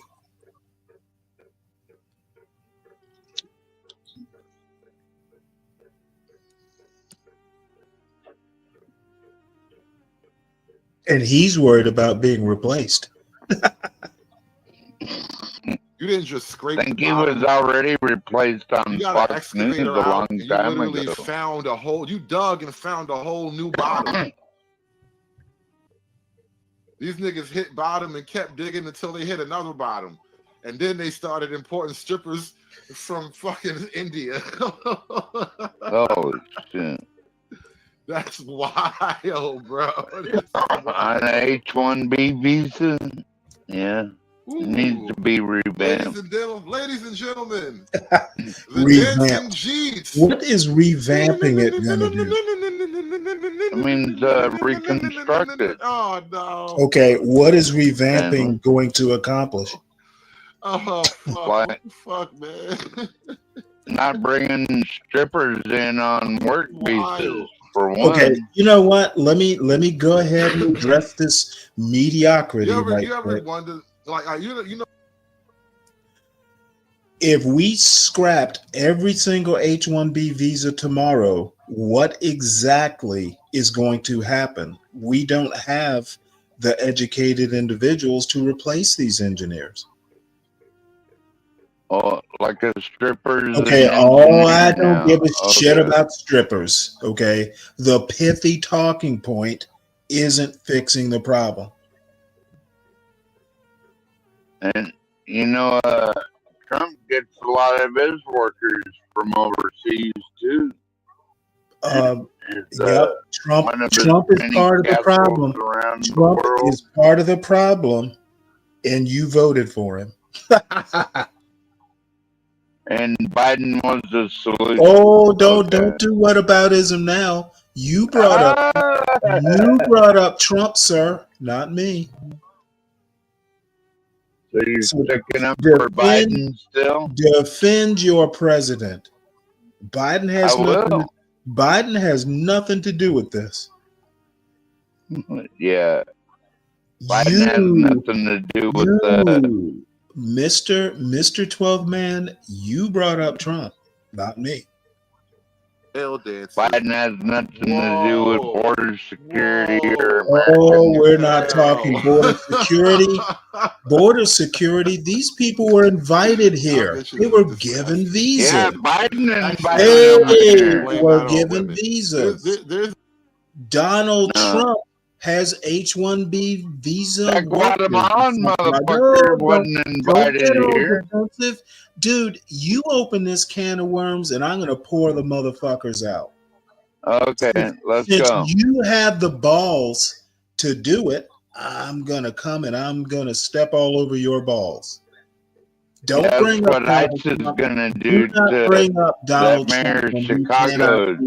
Arrest him for getting in the way of federal officers. You, sir, are one of Donald Trump's finest.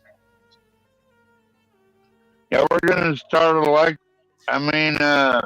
arresting these motherfucker. You're not gonna be arrested in jail. You're gonna put people with legal means to be here. Yeah, I'm gonna lock you are literally in Chicago for look at you scurrying. Look at you scurrying. He's aiding and abetting criminal illegal alien. Okay. That's a federal violation. Okay. That's a violation of the law, Stanley. Motherfucker, stop moving the goalpost. I'm not moving the goalpost. Yeah, what does H-1B visas have to do with illegal immigration? Keep up, son. No, I think we should allow certain ones in, but I think the program's being abused. Up, son. Like conservative is saying, son. They're letting strippers in here on a work visa. What the fuck? They are inviting, not letting. Dude, you know better than to fuck with me like this. And I thought we were friends. I'm gonna dog walk this point all the way up to Donald Trump, and maybe you can talk to him about H-1B visas. Okay, this isn't illegal immigration. This isn't Haitians eating dogs or cats. These are people being invited here with visas. Yeah, but maybe it's being abused. Don't scurry away. I'm not scurrying anywhere, Stanley. These people have been invited in by the likes of Elon Musk and Donald Trump and Vivek. Okay, these are your peeps. Your invited. What does that mean? If you're invited, you're a guest. Your peeps You're not a part of resident. this problem, and I am loving every minute of it. Yeah, you're here. You're here at our grade. I didn't even You're have here at our grade. I didn't even have to wait. I didn't even have to wait to inauguration day.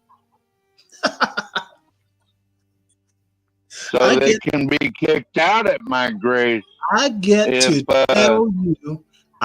tell you I told you so early. You ain't telling me nothing, Stanley. You're dreaming, man. Conservative is doing a whole show on this, and you're acting like, hey, it's illegal immigration we're talking about today. Yeah. Well, that's part of it. And all these asylum laws and all that shit. No, sir. All these asylum laws need to be revamped too. Don't blame the rewrite immigration law. You can't blame the Haitians for this. Stanley, you said it yourself. Go ahead. You know you want to do it. You want to blame a Haitian. Stanley, you've been saying it yourself. Go ahead. Blame a Venezuelan for this. Yeah, blame a Guatemalan. What is Tom Holman? I'll do that. What is Tom Holman gonna do about H-1B visas? Not a damn thing. Find out. That's not a damn thing. These people are here legally. And they're not. We're not talking about those people. We're talking about the criminals. Not only are they here legally, they pay taxes. Who gives a fuck? They pay Tom Holman's salary. I'm loving it, man. Yeah. Why are you so anti-American, Stanley? Oh, I'm anti-American. Pro-American. I'm anti-American for pointing out the obvious. Is Donald Trump? Donald Trump anti-American? So there will be no mass deportation, you don't think? It's all just an illusion. I haven't hired an H-1B visa worker. Have you? I don't know. Maybe at the strip bar I gave her $1. Yeah, okay. Like that's gonna solve the problem.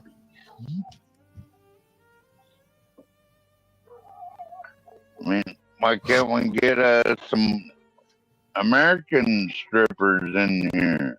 I mean, yep, like I said, and Helen, yep, you can choose one form of immigration over the other, but the bigger problem is not the immigration. The bigger problem is, as Vivek said, the worship of mediocrity. That is our biggest problem right now.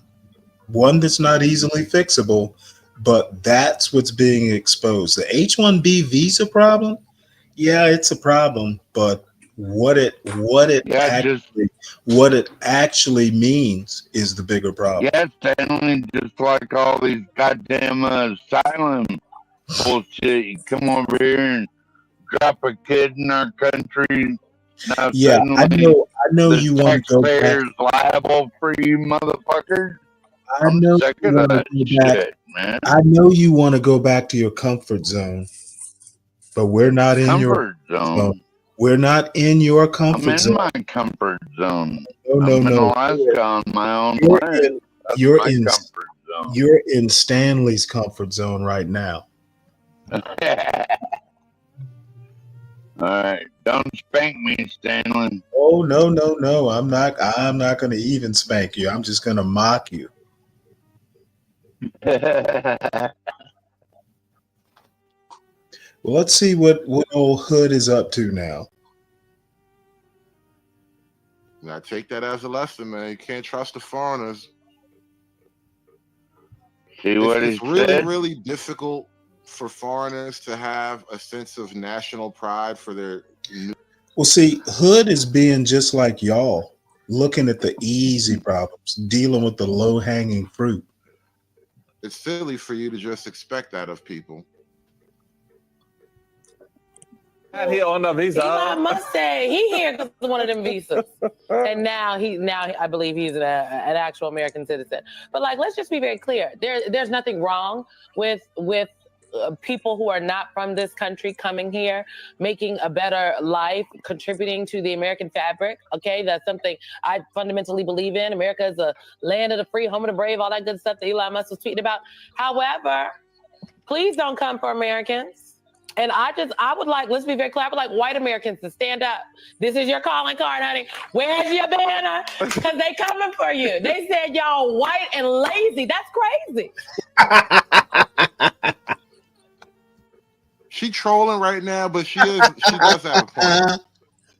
She really does have a point. She trolling like a motherfucker. So don't be falling in love with this bald-headed bitch. But why does she have as much hair? Maybe slightly less hair than Michael Steele, by the way. If you added it all up and put it on a scale, she has less hair than Michael Steele. But she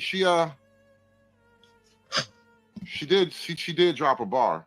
With people who are not from this country coming here, making a better life, contributing to the American fabric. Okay, that's something I fundamentally believe in. America is a land of the free, home of the brave, all that good stuff that Elon Musk was tweeting about. However, please don't come for Americans. And I would like, let's be very clear, I would like white Americans to stand up. This is your calling card, honey. Where's your banner? Because they coming for you. They said y'all white and lazy. That's crazy. Well, that's what I and find if is I said interesting. Y'all would be coming for me. Well, I would never say that because that's insane. That's the point. What you have happening here is the very thing that white folks have said about black people. I'm sorry. I just want to know, Vivek was born in the U.S. For generations. Vivek is now saying about white people, and they don't like it for some reason.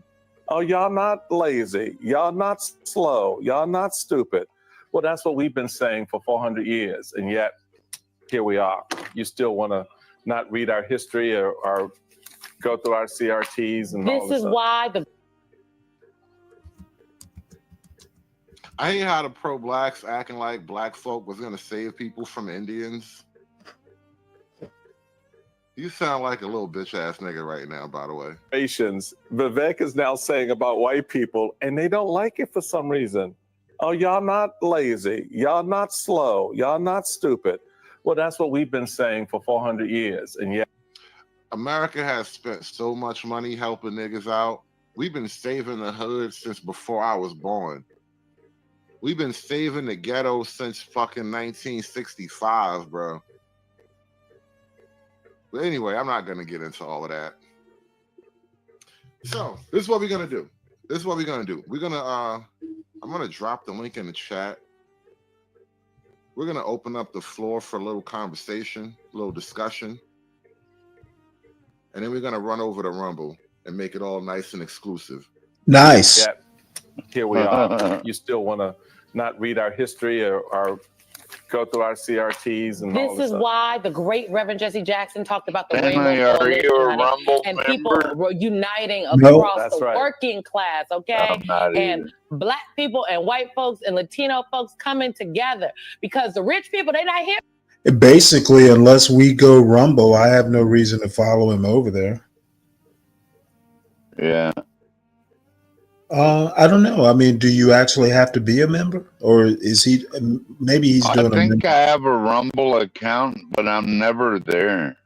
Yeah, I don't really care. I pretty much, what he's saying so far is pretty much what everybody else is saying. It's nothing unique. And Phoenix Fish, I went looking for this book you recommend. I don't even see it on. If it was an ebook, I'd actually get it, but I don't. If I can find it on ebook, I'll do it. Let me look on Google Play.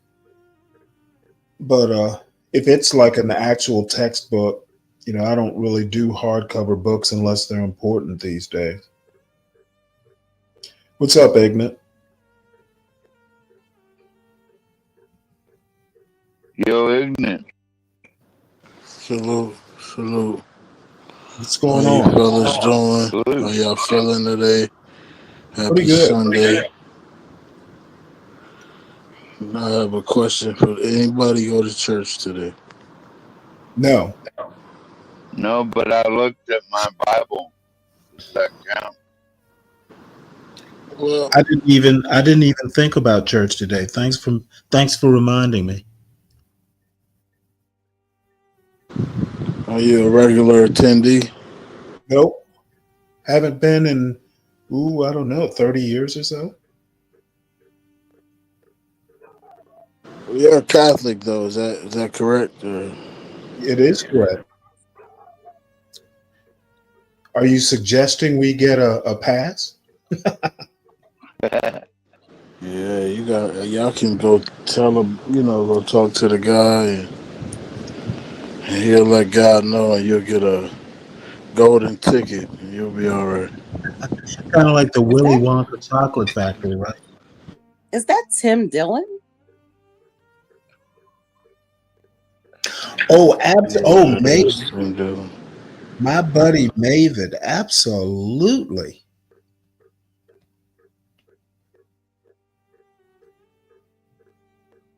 Oh yeah, that is I guess that is Tim Dillon. No sleepover, less sleepover. What about smart kids having a sleepover? Oh, see, This is American going to be Man. a big problemo, by the way, for them. It is, because these people don't give a shit about America. They just don't. No offense to these people. They just don't. I know them. They don't. See, I don't agree with that. I believe some of them have more American morale than the people that have been here for their whole life. We won, but it feel like we Oh, see, look at Raven, look at Maven getting all racial here. Mm-hmm. I saw that. Maven's getting all kinds of down in the dirt Yeah, racial. I'm still trying to process. He'll be welcomed at other channels, though. Do what? It is something that I kind of like. I said I knew was gonna he'd be come. welcomed at other channels, though. Who would, Maven? Maybe. Oh yes, with that rhetoric, of course. Oh yeah, it's racy and racial. But this isn't even a racial topic. We're not even speaking on race. Well, I am. He's race baiting me. Well, of course you are, Stanley. That's all Democrats have left is to run well on then their what's race card. So is Maven They don't have any actual policies to move Maven? America forward. Maven, are you a Democrat? Because you're getting mighty democratish. He's got to be a liberal. He sounds like he has pink hair and one side of it is green. See, I knew he was a liberal. Yeah, I believe he's a liberal. He probably identifies as a flying butterfly. Oh shit. Oh, look at hey, don't blame this on me, Maven. These are your words up on the screen right now, not mine. So just like a liberal blaming everybody else for his own words. The fuck, these damn liberals? Goddamn chat rats! They're afraid to come on the panel. They won't show their own face or nothing. Bunch of cowards. Yeah, Maven knows if he brings his liberal ass up here, I'm gonna light it up. Yeah, I believe Mavericks probably sitting on a dildo right now in front of his laptop. Probably playing Fortnite and listening to us with his AirPods. Pokemon, you think he might be playing some Pokemon, Ignat? He watching anime on one screen. He probably has a 6 bedroom. I think he's over there watching MSNBC. Oh no, not that. He's probably Isn't that watching what you Lifetime. watch? Isn't that what you watch, Stanley? No, I don't even have cable. We could still find places to watch it. No, I'm afraid I don't watch any of that cable of those cable shows. They're toxic. Yeah, it's drama. It's drama. They only tell you about the horrible things. They never tell you about anything good. What's up, That gentlemen? is What's true. up? Well, Stanley, that one Yeah, link I of sent course, you in the of course back, something's gonna come with it. that's the way I I guess the feel left about and the it. right Like, you got to get in where you fit in, man. Oh no. I don't want any links to distract from my overall point that Vivek is right. Vivek, the first time Well, he's a get in where you fit in kind of guy.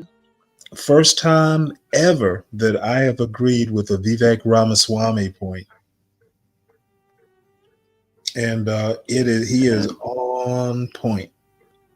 If you can't fill the position, then Oh no. He did better than fill the position. He told the truth. To be honest. But anyway, it's kind of amazing, right? Watching look, that it's American MSNBC Man. clip with that bald head bitch. It's kind of amazing because it's the realization that the blacks don't get it. There we go.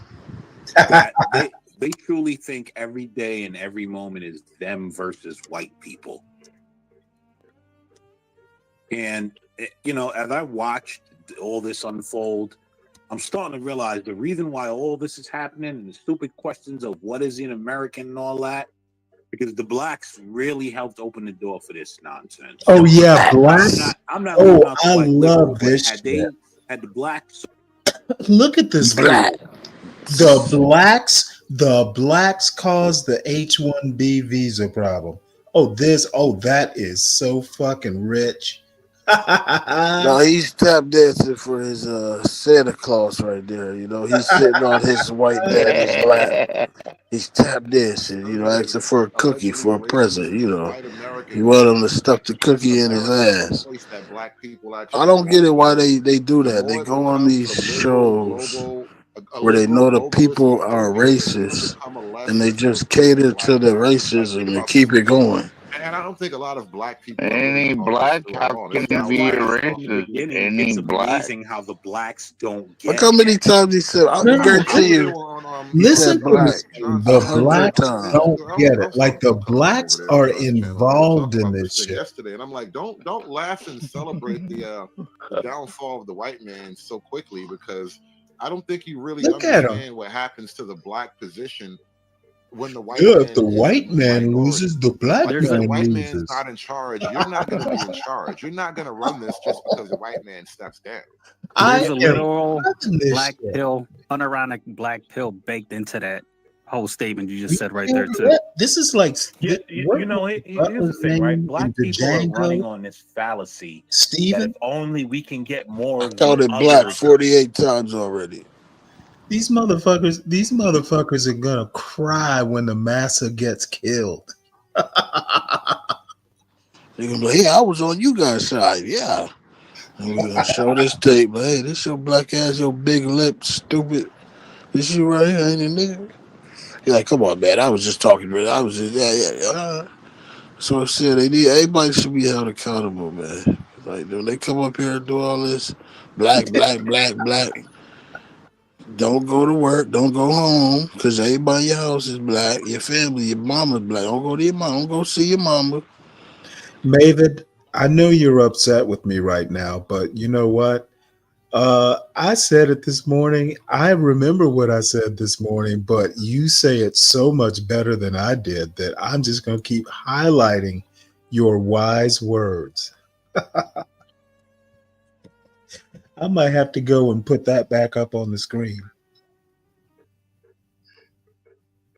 Oops. I got a documentary for you, Stanley, if you're interested. Overtake the UK and No, let me play this this foolishness out some more. Back before the white man colonized. Yeah, I'll just put it in the back. You can have a look and see what you think. The white man put a stop to all that, and they never forgave him for it. Made him use toilets and drink tea in cups and shit. They never forgave the white man for that. Here's the question that I ask after, right? And this is what I wish someone would finally say to black people. After you've invited all these people here to burn your country down, and they all go back to their country, where's back to your country? These motherfuckers, black people invited the Indians over? What kind of foolishness is this man talking? And I'm a fucking foreigner. They gonna rob me. I get off that plane without an escort. But bro, that's foolish. Like that's the point that these people don't realize.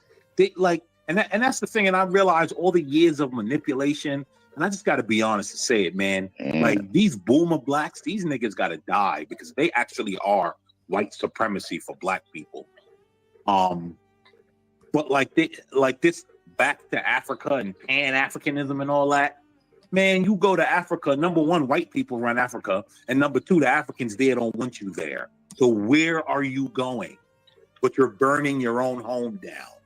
Alaska. Listen, the Chinese are taking over Africa, and the Africans are wishing the white folk was in charge right now. It's all hilarious. We got Z up here on the panel, bro. What's going on, Z? Yeah, so what's up, man? To answer the question, I think we did get duped. Because there was a lot of conversation during the election about, the whole Haitian argument where, hey, they're legally here. The liberals were saying, hey, they're legally here and they're doing the jobs the Americans don't want. And it seemed to be that it was the Trump campaign and everything, and Elon Musk and all them were saying, hey, even them, we don't want them either. That's what it seemed like. And so I think we did get duped because all of a sudden, we're all, getting next stories, turning our heads like, wait, what did this guy just say? And I don't even know how the origin of this debate. I'm not sure how this came about because it kind of just came out of nowhere, and the whole it kind of exposed the whole legal immigration thing.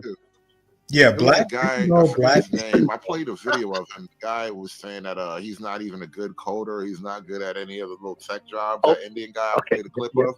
He's being nominated for the head of I think it's I forget what. Some immigration, some department. He's being nominated as the head of some department. Maybe it's like tech or some kind of department, but whatever. He was saying that we should remove any caps on H-1Bs. And so for him to be like a cabinet head saying to remove caps on H-1Bs, that shit lit off a firecracker. Okay, that's what that makes sense. Okay, yeah, because I was wondering where this all stemmed from because I just woke up one day and it was like, I'm just seeing Indian people on Twitter talking about, we're going to take over the country and shit. I was like, what did this come? What the hell just happened? But I've known that this has been a thing because I've worked with, I work in electrical engineering and I've worked with a Pakistani dude. I've worked with a dude from Saudi Arabia, a Muslim guy. Both of them are Muslims. And the things they tell me, because they're foreigners, so they don't really have the understanding of,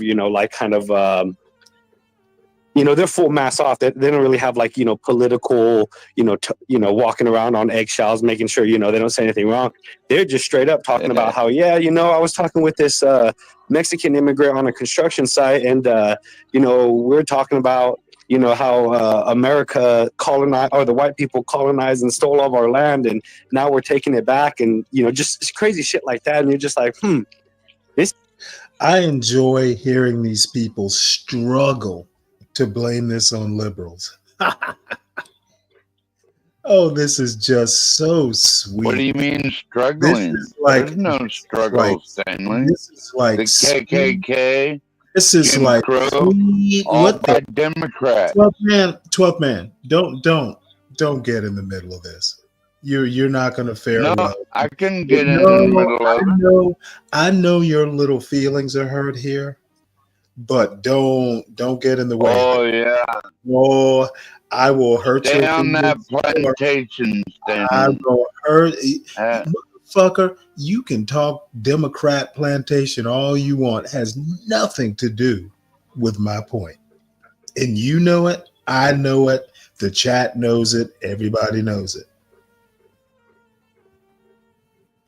Democrat plantation. Motherfucker, are they issuing H-1B visas on that plantation?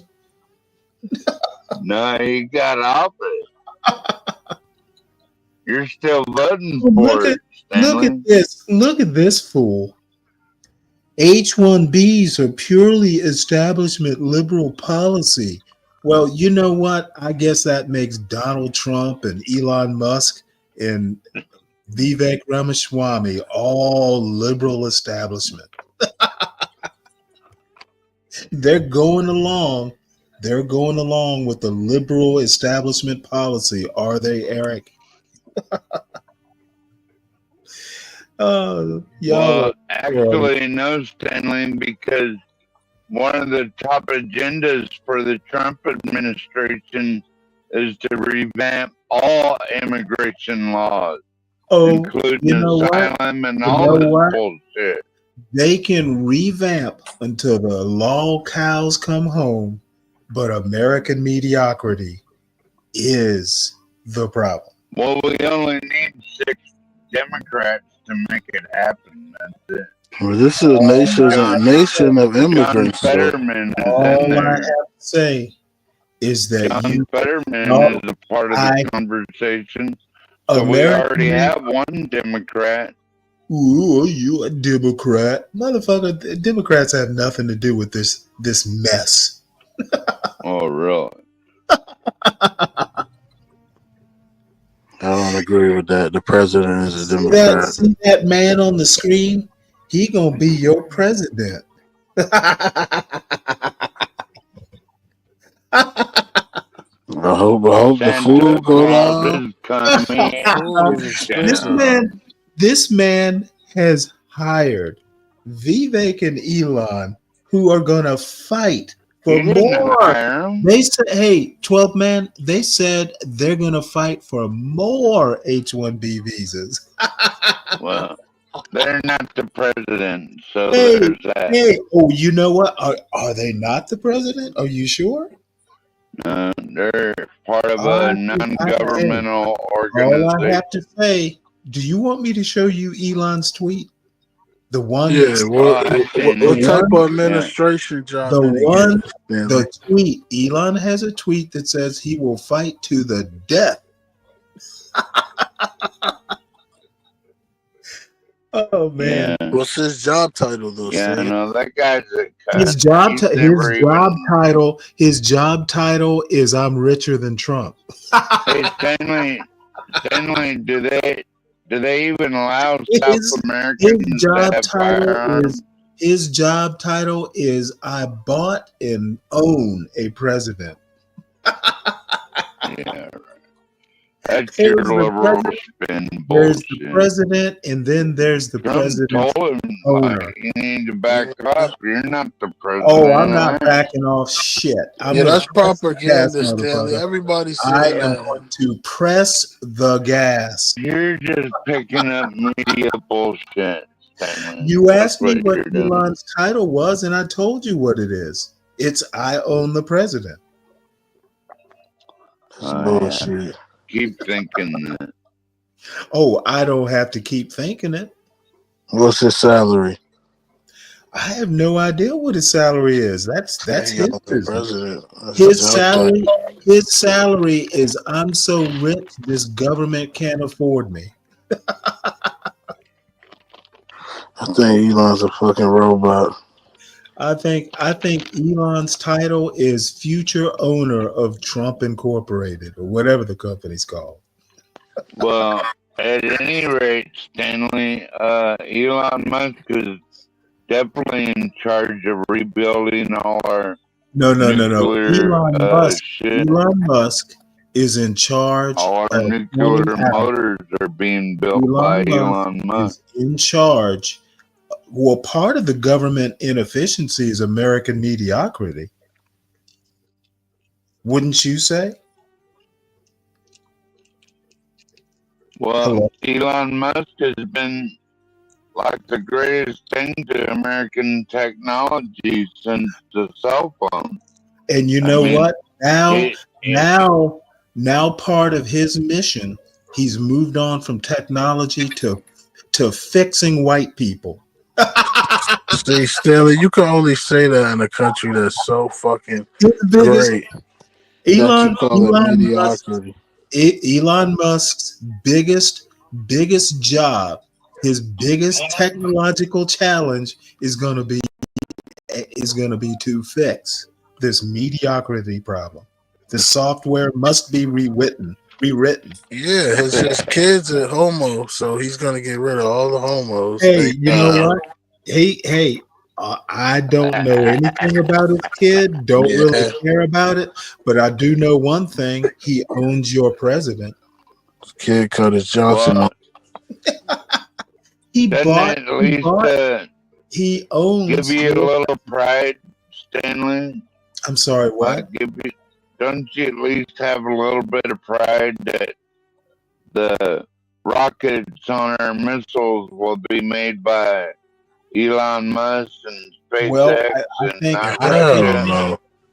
I think we were relying on Russia for our I think our American president is the best rocket builder in the world. Well, you don't think it's a good thing to take, instead of relying on Russia for rocket launchers, that we build them ourselves? Right? Okay, you know what? I enjoy you moving the goalpost, trying to squirm away from the reality. Squirm away? Yes, that's what you're doing. I'm not squirming anywhere, motherfucker. You're doing the little MAGA squirmy dance. And look at Eric. Not look going at Eric. anywhere. This is what Eric has to say. This is Eric the greatest says country in the world. Elon was never MAGA, and MAGA support for even Trump has always been transactional. Yeah, well, you bought motherfucker now. Yeah, Eric, you weren't there, Eric, when they signed the contract. Stanley is such a communist that he won't even admit that we should be building our own rocket engines here and being able to land them and reshoot them like Elon Musk does. Are we talking rocket engines? Or are we talking H-1B visas? You didn't know that? Okay, 12th man, you might wanna put a sock in that one. Cause Elon Musk is now building the our engines. We don't give a fuck, 12th man. They don't work. He sucks. Those engines suck. You act like he's some pretty MacGyver. good to me. No, he's not no MacGyver. Samuel, every other day they're launching something off. Stanley, I want to know how it's mediocre when you can sit right now in America in a home. You got heat, cold air, whatever. How is this mediocre? Explain that to me.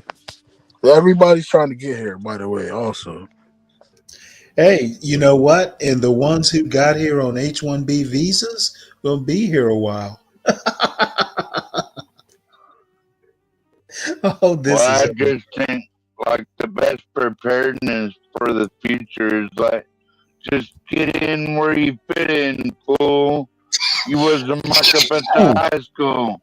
Now I'm in for like CV4, fighting what you want to be me for. It's your life. Did you have some vodka with your wine tonight? Barton? That's too short. Get in where you fit in.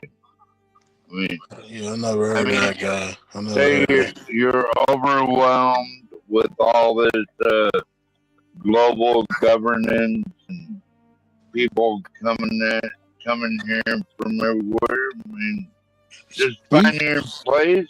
Speak for yourself. Find your piece What are you in talking the about? puzzle. Who's Put it in overwhelmed? right there. Right, Ignorant? You're the 12th man off the grid. Yeah, and then you found your home. Once you found the piece of the puzzle, Hey, Nate. you know, and you got some land to Hold on a squat second. on. Let me address Why the this. fuck not? Let me address this right quick. Innate, in some ways, you're right about this, but I would reframe it. It's not about Americans, mainly whites, aren't becoming engineers. It's about we have known this for about 20 to 30 years.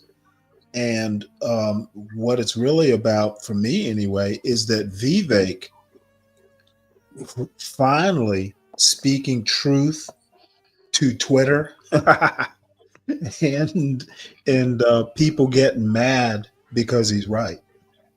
So yes, I am rubbing people's nose in it because I think it's funny as hell, and I get to say I told you so before Trump even gets inaugurated. You know, it's like a Christmas present. And yes, it was pre-existing. We have known this for 30 years.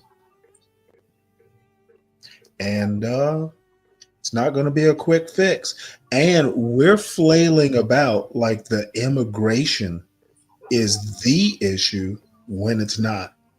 It's an issue that needs to be addressed, but the bigger problem is the mediocrity. We aren't becoming engineers. And if we tossed all those H-1B holders out, we don't have American replacements. No one's talking about. Fucker, why are you talking over me? Hey, 12th man, don't talk over me. Let me at least enjoy myself. Then you can talk. Again, the problem will not be fixed quickly. If we toss every H-1B visa out, we don't have replacements for them. So America's in a pickle. It's kind of like a weird H-1B COVID. Not a quick fix. So what were you saying, 12th man?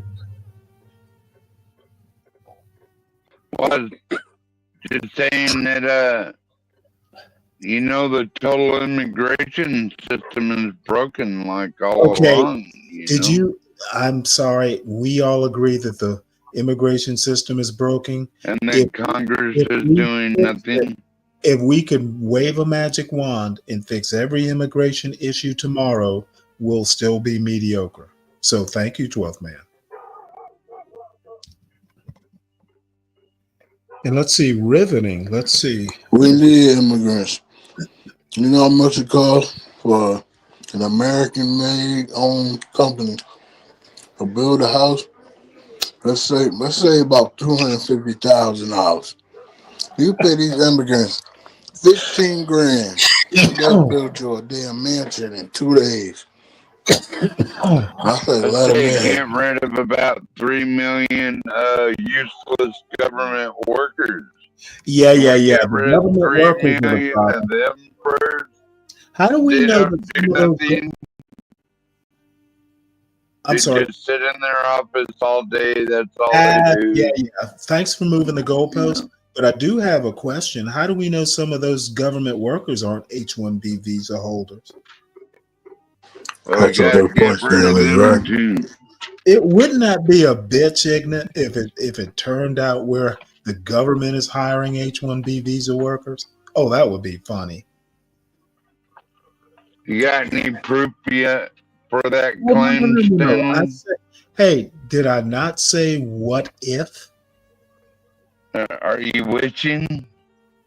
You know what? You're just skipping all over the place. First you ask me for proof, then you ask me if I'm skipping. I believe it is. If you were wishing, like you just said, about 65% of you them want foreign H-1B said, visa I workers in know. the government now? I know you're trying to score a point, but you're just not going to be able to. I already scored. You might as well. Why don't you just stay down?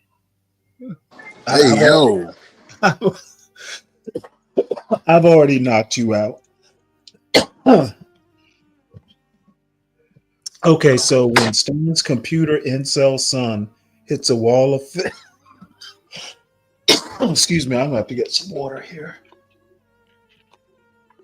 Hey, you ain't throwing no punches anywhere, Stanley. Shut the No, fuck and up. you know what? I am sure at some point there are gonna be some counter punches and I'll get beat up too. So your day is coming. A boxing match? When Want Stan, to set up a box like Master Kim? you know what? wanted a boxing match between I'm- you and your son. I'm not immature. I'm not immature like Master Cam. That was funny shit. Oh. You gotta admit. So when Stan's incel son hits a wall of failure to be hired, it'll be really awesome to see. Well, let me address this little snippet. My son happens to be at a school where it so happens that the majority of the student body, not by much, is Asian. So, in essence, my son met an Asian standard of excellence to get into his college. So, yeah, might be something to worry about, but I know he's as smart as an Asian.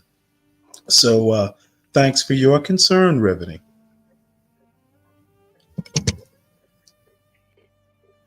Let's see what else is in the chat. Oh, let's see. Oh, Riveting says nobody cares. Yeah, well, you obviously you cared enough to write this message. That's a typical liberal reply, by the way. Like, well, you cared enough to write the message. Hey, you know what? That's what all the liberals say. You know what? I'm sorry, but I'm sorry at your MAGA tears. Let me give you a liberal Kleenex. Well, you sure it's not a wet wipe, so you can wipe Oh, it. I don't need your to wipe body with it. I don't need to wipe anything. You can, if you're homeless, you can wipe your ass with it. I don't need to wipe anything. I don't need to wipe anything but your red, rosy cheeks. But Stanley, you got liberal beliefs. You believe like women should have deletions or babies. Wait, did you say? So? Are you bringing up women's issues? No. I'm speaking about liberal beliefs. Okay, liberal beliefs in what? About ABs, deletions. Oh, okay. Well, let me get back to that because I thought we were talking H-1B visas and American mediocrity. Let's see. In 8 Ways says, I don't think it's a lack of people wanting to be engineers, to be honest. I think it's a lack of people actually wanting to be part of the green revolution BS America doesn't need to produce. And I'm not sure I understand your point, Nate. I think America needs to produce whatever these H-1B visa holders are, the jobs they're holding. And I know because Crack went through a big list. A bunch of them are different types of engineers. So I'm not sure what you mean by America doesn't need engineers. That's true. I believe that. Well, something else I don't like about all this H-1B talk, Stanley, is like now these people are afraid they're gonna get rejected and like I don't. You know what? I don't believe any of that. We're not sending these H-1B people home. I honestly believe it's a knowledge thing. Like just talking about it, wouldn't you be a little bit afraid? No. Why would we be afraid? Hello? Hello there. What's going on? Nothing much. Yeah, he sounds like a I hope pea everyone's bomber. having an amazing Sunday. I just wanted to let everybody know. Everyone's blessed to be Just say here. the N-word. Get out of here. Just say it. Go ahead. I just wanted to ask what's going on here. I saw this live stream. What's going on? What are we talking about? Have you been to the channel before? No, I just got here. I just wanted to call in, say what's up. How'd you find us? I just found you on the interwebs. Oh, the interwebs. Well, little old us in this big old interwebs, you found us. So we're talking about H-1B visas and American mediocrity. Any thoughts? I'm gonna go do my research, and I'll come back and give you guys some thoughts. Okay. Have fun. Come up with something good. Cracker. You got to be Roger nice. that. Over and out. Well, he's gone. Maybe he left something in the back. Yeah, probably a dick pic or something. You know, these weirdos. Oh, wow. Yeah, they got balls, man. That's all they got is balls, no penis. Can't believe Ignorant, what happened? Ignorant, what happened to your Kwanzaa outfit, man? You said that. You know what, cool. Eric W. To a certain extent, you're right. You know, there's no bullshit about you're a affirmative action. You're only here because of affirmative action. No, my son actually got a full ride. That's how good he was, and he doesn't have to worry about it. However, I went to University of Georgia, which these days is like number 50 in the country. I got an ROTC scholarship, so I don't give a fuck what people think about how I got into school. When I left school, I owed 0 cents. $0. You was in ROTC. All I have to say is I scholarshiped my way through college, so I don't give a fuck what people. Me too. And I'm almost 60 years old. I've had a life, so you know I don't give. Man, can you hold on? I think this was a slant. Like, was this guy like trying to? He think this is a jab? He's a like, come on, like. Well, no, he doesn't have intelligence. You know what? I don't have to prove myself. Damn it, I'm 60. Stanley, how many years did you serve in ROTC? You don't really serve in ROTC. I was in there for a couple years. Yeah, about 2 years. High school? Yeah, well, hey, it paid for school. And then I decided I didn't like it and got out. Was you in the Naval Junior Reserve Officer Training Corps? Nope. Or one of the other ones? Nope. I didn't do after I got out of I didn't join the Navy till after I graduated from college. Yeah, and then by that time you were an E3. Maybe nope. By the Never did one day as enlisted. Went in as an officer. Yeah, that's an E3 in the Navy, isn't that an officer? Nope. Conroy.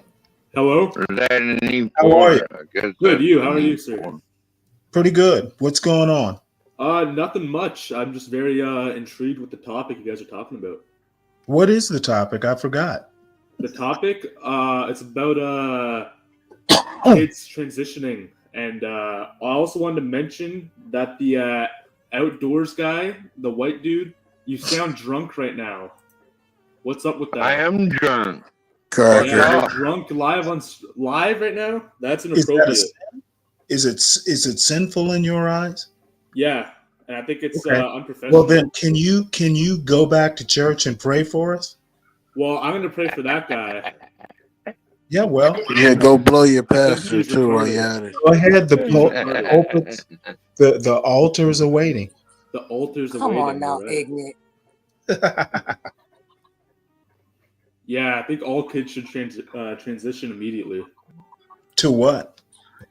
To the opposite gender. Well, I think get him up out of here. I think all kids should transition to excellence. And I think if you're in the ROTC, then you're retarded. I think ROTC is stupid. I think we should stop the military. Oh, he must have been a real reject. Go ahead and let me handle this young kitten. Young kitten. Oh I'm man. a Did dog. you Come even on, graduate Stanley. high Get him, school? Stanley. Let me pet this young I kitten. identify as a dog. Did Yeah, you well, even graduate high school? I gotta I know don't that. talk to drunk alcoholics. Sorry. Oh, okay. drunk alcoholics can. Yeah. That's an interesting term. If Stan was actually good, he'd have gone to the Naval Academy and not some podunk Georgia school. Well, damn, tell Herschel Walker that.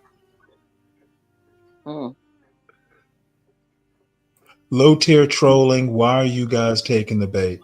We're not taking the bait, Sam. We're just nibbling at it a little bit. See Pause. the little fish has run away. Oh, did he? Yeah, Poor little thing. I've got to have a Can't little keep fun. up with NJRTC. You don't know. Oh, I poor bet little if you said about face to a motherfucker like that, he'd look at you like you're stupid. Wait, Stan? Oh, look at You wouldn't know what to do. Now, this is Mavid. Stanley set unreasonable expectations on his poor son, setting him up for failure. If Stanley told him he can beat Asians at tech, no way. Motherfucker, I didn't say anything about beating Asians. The hell are you talking about, Mavid? Motherfucker! No, seriously, I didn't say anything about beating him. I said join them, you fool.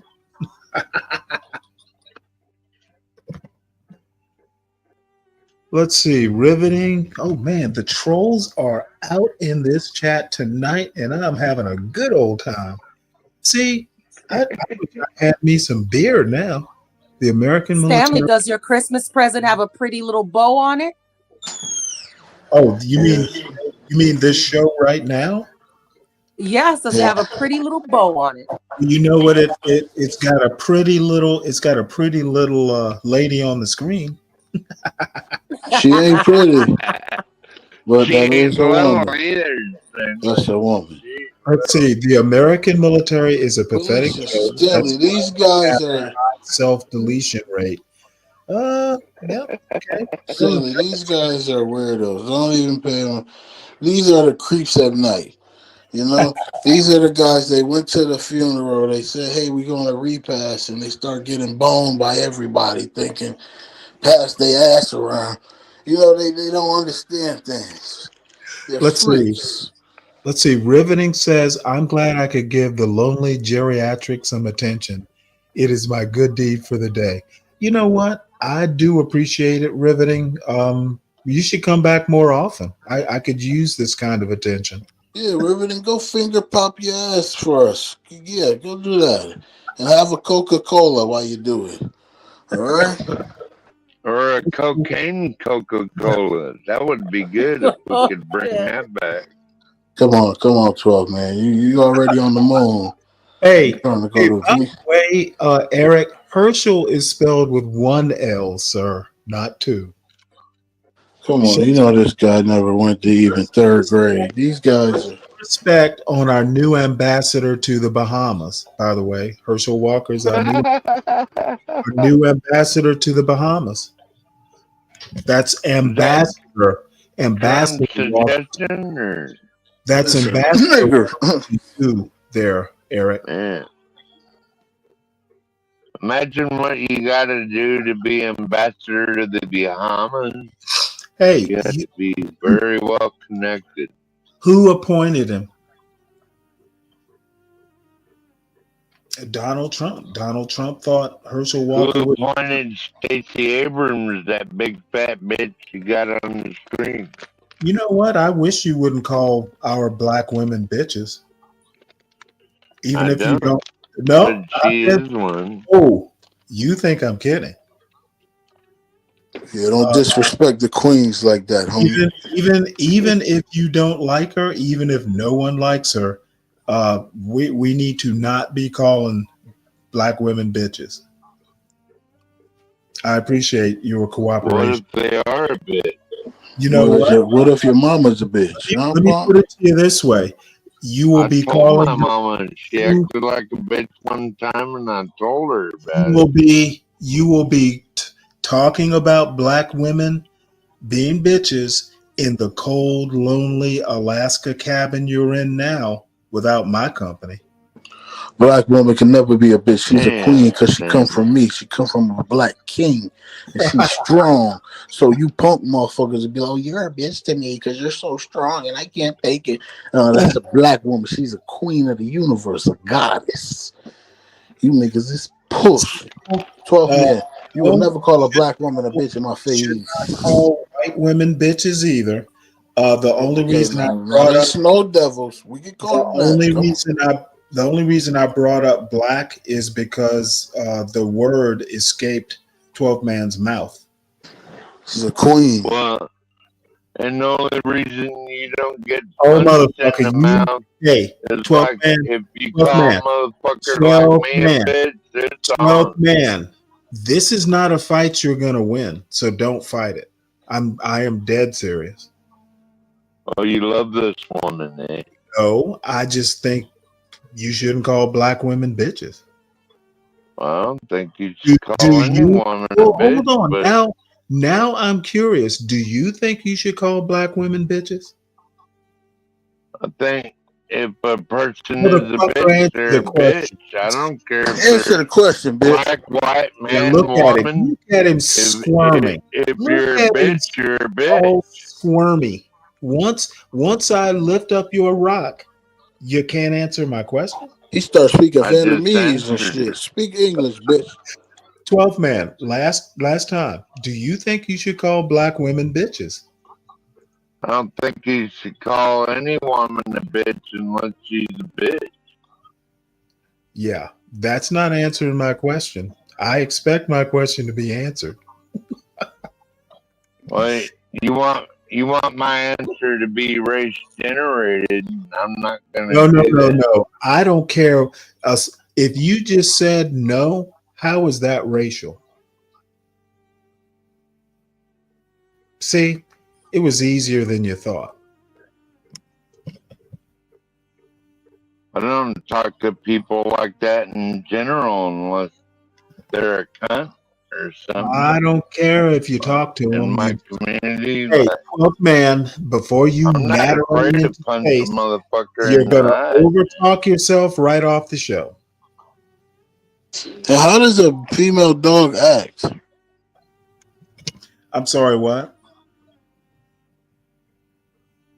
They say they call him a bitch. How does a female dog act? A bitch. You were asking Well, it's 12. up to you as a pet owner to make sure that dog cannot be gotten to. Well, let's see what else is in the chat. Once Tough Guy gets on the panel, we'll see who gets called a biatch. Yeah. Wait, Samuel, let's see. Stanley Cross actually said big fat bitch. He never mentioned race. No, I thought I heard bitch. And Samuel, if you want to take up for 12th man, you're more than welcome to it. I will just think what I think about you. And he said black. Big fat black No, bitch. I did not. Yeah, I think you did. No, I did not. Well, Yep. she was a big fat one. Okay. Well, you know what? Let me just go ahead and say, gee, I must have misheard. However, my point is that you will not call black women bitches. I don't call anyone a bitch unless they're a bitch.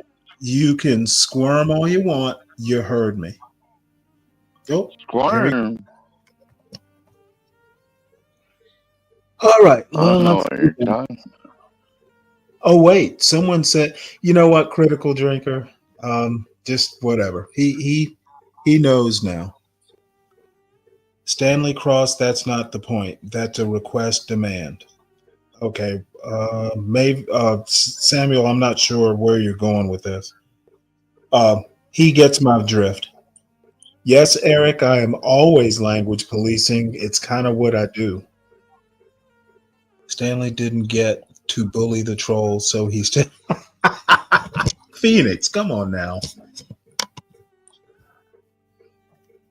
All right, well, let's see, where are we? Well, I'm gonna have a good day at work tomorrow. This is pure comedy. Is that I'm looking forward to Monday too, Virgo. Back to normal, finally. Well, New Year's Day's on Wednesday. It won't exactly be back to normal. Yeah, not yet. Oh, don't remind me, Jesus. I work New Year's Eve. Oh, wait, hold it. Hey, this is actually pretty funny, Eric. Imagine name dropping athletes as a flex of your academic institution. I'm not sure I can defend against that comment. That was such an enigma. No, he got me there. But it is ranked number 50 in the country. Actually, it was probably ranked number 50 back then. Georgia's a good school. Innate says, Stacy ain't ish, Stanley. You know what? She could have been. Ignat learned a new word. That's what I caught you doing. Let's see. All right, well, I guess the trolling has calmed down. Yeah, 50th. But, I mean, come on, Eric. 50th in the country? That's not that bad. And it was, the only reason I know this is it was in the U.S. News and World Report. So, it's good enough to make that list. She's a plump colored liberal. Funny enough, when she was young, she was actually kind of cute. She was a lot skinnier. Calling all trolls. Yeah, bring them on, Samuel. Is calling a troll like a Tarzan call? Let's see. Chad King. How do you do that one, Stanley? Did it go? Oh! It sounds like you blew out your mic. Well, hold on. I think it's the Chad King. Yeah, we need all the trolls sending $5. Hello? Chad King. What's up, guys? Is your last name King, or are you the king of the Chads? Yeah, I'm Chad King, king of the Chads. Yeah. Oh, nice. So what's going on, guys? You sound a little like Garion. I don't know who that is.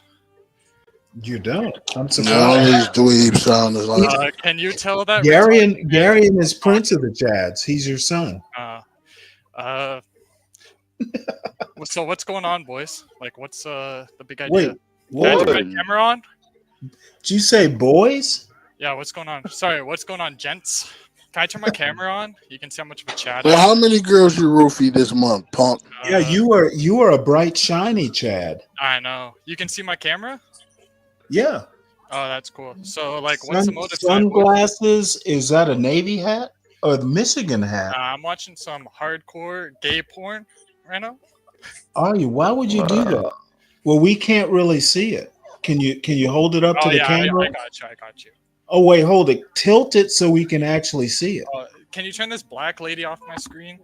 Oh, no. Why would I do that? I don't want the whole. I don't want the whole. Too much glare. She's doing too much glare. She's too big. I don't want the whole internet to see your porn. Oh yeah, you're watching it right now. It's kind of weird. I'm watching it, but guess what? The rest of the internet isn't. It's your porn. That's pretty weird, don't you think? Oh, I think it's awesome. That way we don't get weird. See, no, that's you. You sent me that, bro. This way the channel. You're hogging all the gay porn.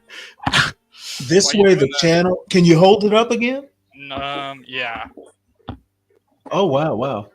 There's a lot of glare on your phone. I can barely see it. Can you adjust the color a little bit? Why do you want to see gay porn so bad? That's kind of weird. Oh no! I want to see more. And you're wearing a Michigan hat. What does the M stand for?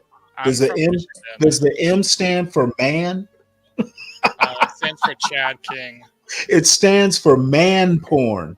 Yeah, that's new porn. That's kind of weird. Yes, I am weird. I'm weirder than you. Yeah, I think so too, man. All right, King of the Chads. All right. You've had your fun. You ready to go? Yeah. No. Oh, you're not staying now. Why not? Why? You showed me all your porn. You showed me. That's all your porn. That's weird. Oh, no. Was Yes, that? I'm sorry. That wasn't my wrong. picture on your phone. Yeah, it was. That was your little picture in the corner. All right. You can run along now. You've had your fun. Okay. Talk to you later. Bye. Is that Stan talking? No, it's your daddy. That's You pretty can call me weird. daddy. You are gay. Your daddy is telling you to stop with all that gay porn. People will think you're gay. Here, give me one here. Take it Are easy. you gay? Weird. Yeah, Is that he's the alcoholic talking? He's gay. The funny. Alcoholic talking? Oh wait, you're the same guy that came up last time. No, that wasn't me. I'm not Conroy. I saw Apparently. him. Oh, you. I Oh, saw you him, know. though. I'm a big fan. You know who Conroy is? Holy shit! No, I just saw him come up here. There's a bunch of That's a you. cool guy. What up, Stanley? Hey, wait, is that a picture of Conroy on your phone? Is that you, Gary, the real Gary? Yeah. That's Conroy. me. That's Conroy on your phone. Wait, hold on. The Stanley, porn bombers do you are have coming a in groups now. homosexual up here or what? Yeah, it's him. Wait, we got a Yeah. group of porn bombers now. God, we have Queen Stacy up. Okay, so we have a homosexual calling into the show. Yeah, I can't figure out why he's wearing a Michigan hat. I'm from Michigan, baby. Oh, so we have a Michigan homosexual. Yeah, No. well, Nothing That's wrong like with a. Oh, well, you know what, Chad, homosexual king, it's so Yeah. nice to meet you. Thank you for joining our panel. We actually welcome homosexuals. We don't have Can an you issue with can you homosexuals. thank me for my service? Yeah, we thank you for your homosexual service. And Thanks for keeping the there's prep pill business up and nothing running. that deserves more hey, gratitude.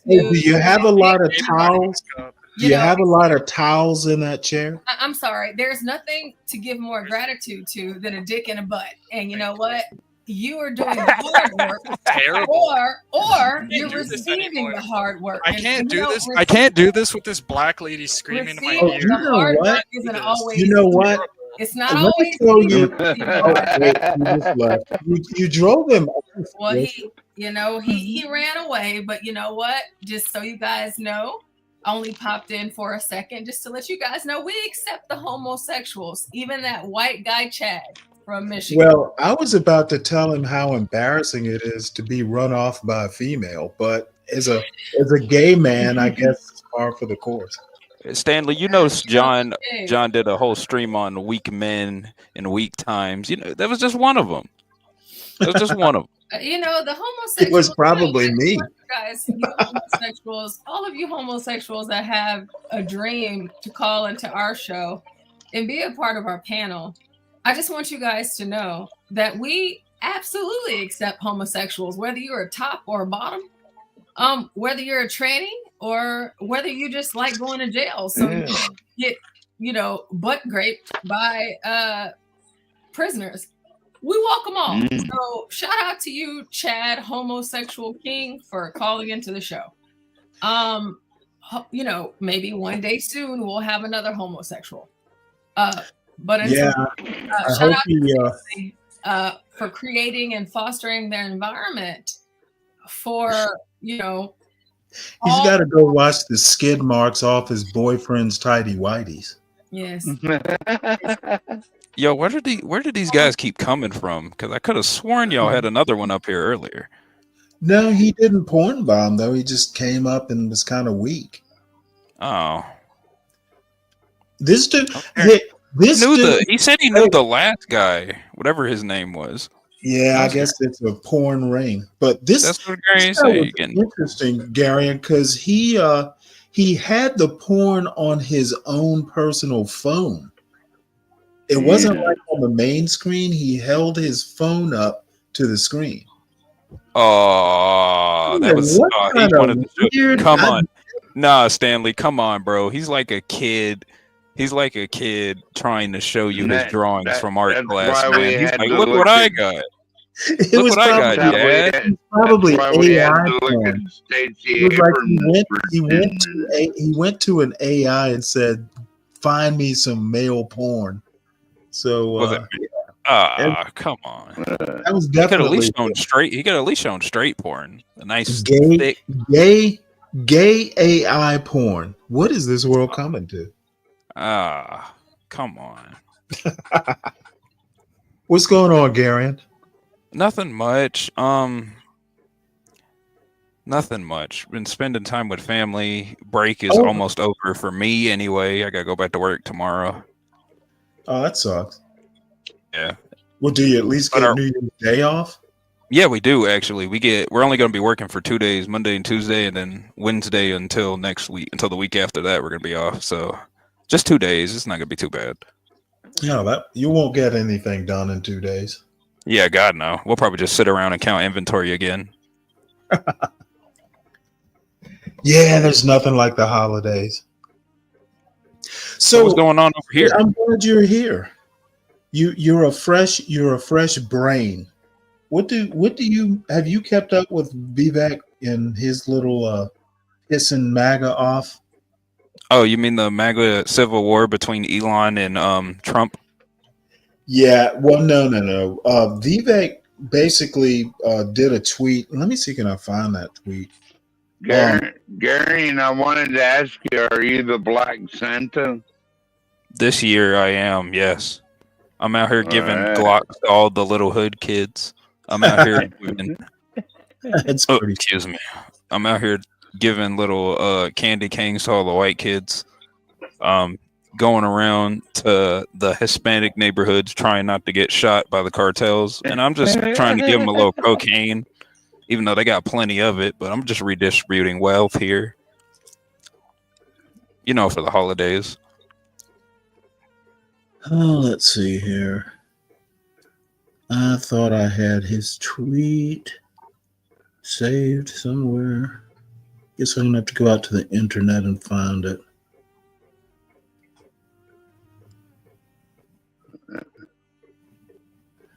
Oh, in the meantime, I need to show y'all my newest girlfriend. Wait, what? What? You have a new girlfriend? I wish. Yes, tropes. My sleigh does have spinny rims and 6 wheels, 2 on the back, 1 on the front, like a tractor trailer. I have so many girlfriends I can't remember them all. Yeah, Stanley. You got Ava. You got that one chick who you booed off panel. You got Ben. I often thank God for my algorithm.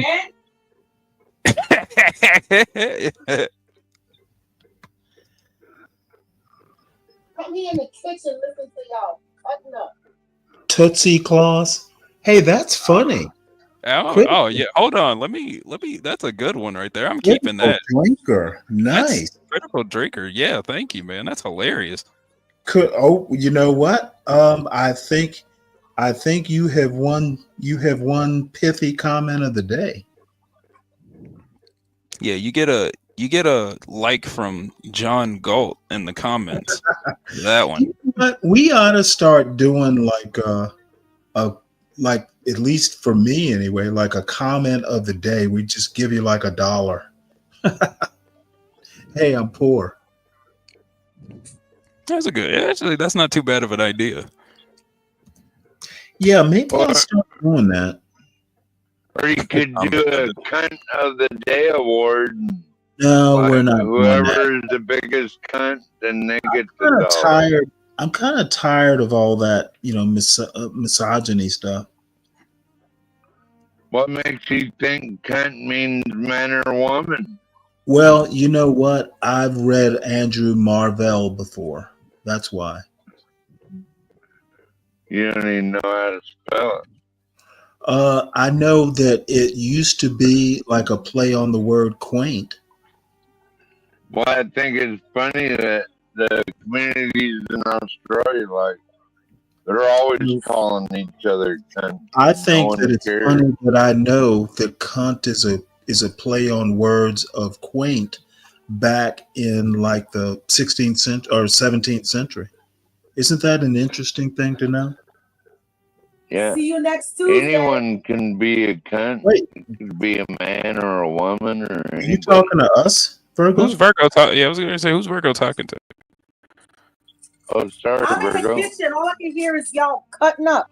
So No, we're not cutting up. Stanley's trying to put something up. 12th man said the C word, so I said a better version of it. No, it's a See you K next word. Tuesday. Oh. What you making, Virgo? lasagna. That's a good thing to make. Ooh, lasagna. Pizza bread.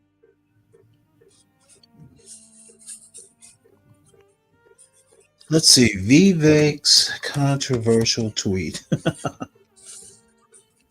Yeah. My pants ripped twice. What the fuck? Oh yeah, this is a Swedish high jumper. She is gorgeous, at least in my Yeah, she opinion. is cute. Yeah, she is cute. Wait till you see her physique. I'm going to call it. It's so fine. It's a physique, not a body. Oh, you got it on mute. Today because this is gonna be my first long jump session in so many months, and I'm so looking forward to it. We're gonna see if we have some new things to work on with my coach Anders. So let's go. Hur går det? Ja, det går bra. Hey, yo.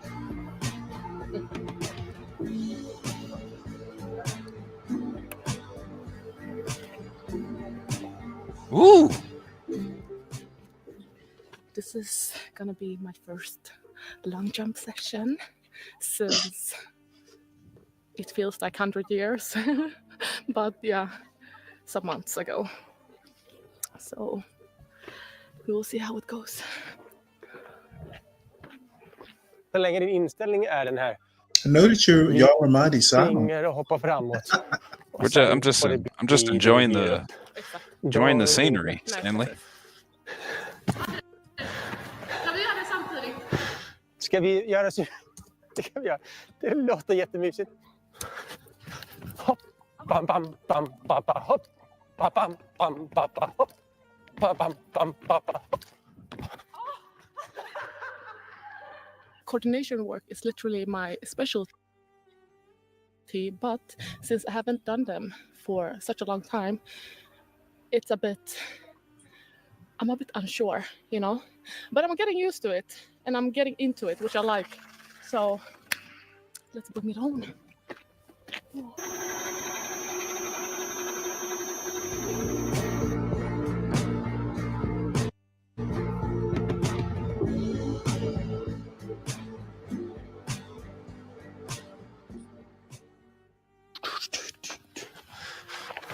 Bam, bam, bam, bam, bam. Bam, bam, bam, fram! Kom nu! Ja! Ja! Det där var nice. Ja, den kändes bra faktiskt. Ja. Mer stabil också.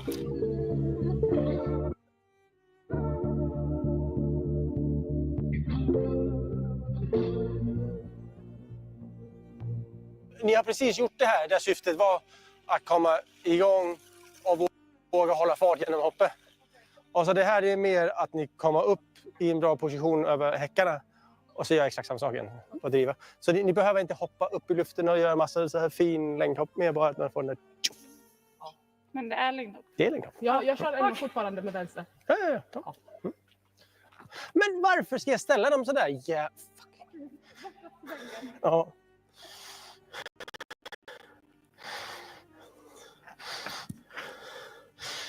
Det är för att jag tar en snaps och 4 tubor innan jag går på morgonträning.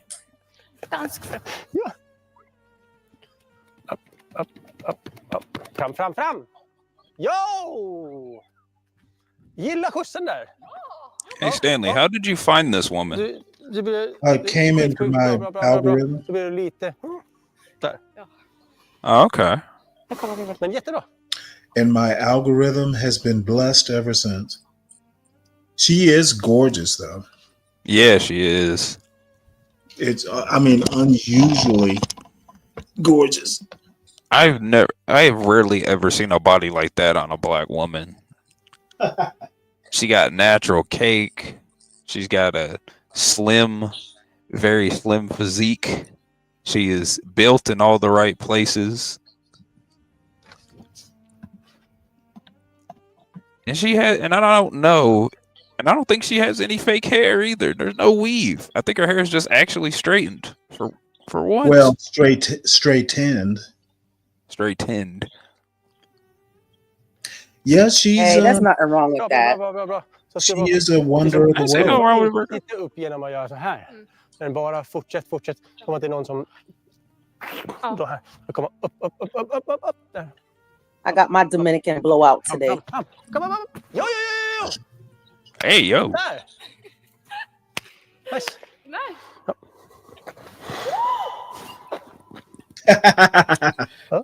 She rips her pants. Men mina byxor har sprätt. Har du andra byxor med dig? He's like, let me see. I need to get new pants. This is what's happening to me at long jump. Oh my god! Y'all are evil in the chat. Thank you, Lord. What are they You had saying? some spare pants. Just I could only trying to get me imagine. up out of here. Yeah. Oh, come I on ain't now. really Let him have his fun. I'm enjoying it too. Come on now. It was I'm either not this that old. or Well, you telling me you see black women that athletic all the time? Oh no, that's why I'm watching it. Yeah, same. I'm just doing the best I can with No, I'm saying I'm watching it too. Inte sönder byxorna. Fan, jag ska till det. It's not me. It's the body. I mean, she's damn near perfect. Can you guys ever behave? Do you see us women squabbling after guys like this? Yes. Hey, wait, hold it. How are we misbehaving? Yes, Virgo. Yeah, I was going to say yes, Virgo. I have. How are we misbehaving?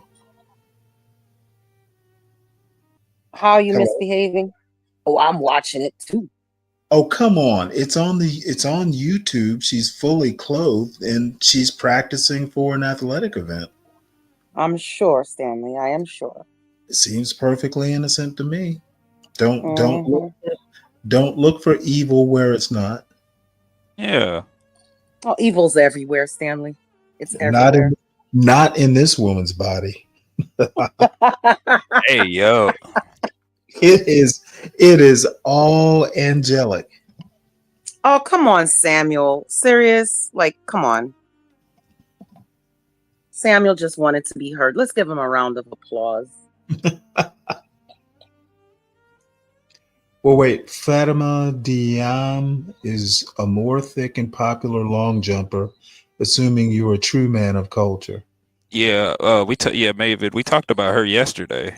Freaking, I think it was either Porsche or Universal. Someone brought her up when we were talking about. It was Dawale. But is she as pretty? Yeah, she is. At least in my opinion. I don't know about you, Stanley. You got different standards than I do, but I think she's gorgeous.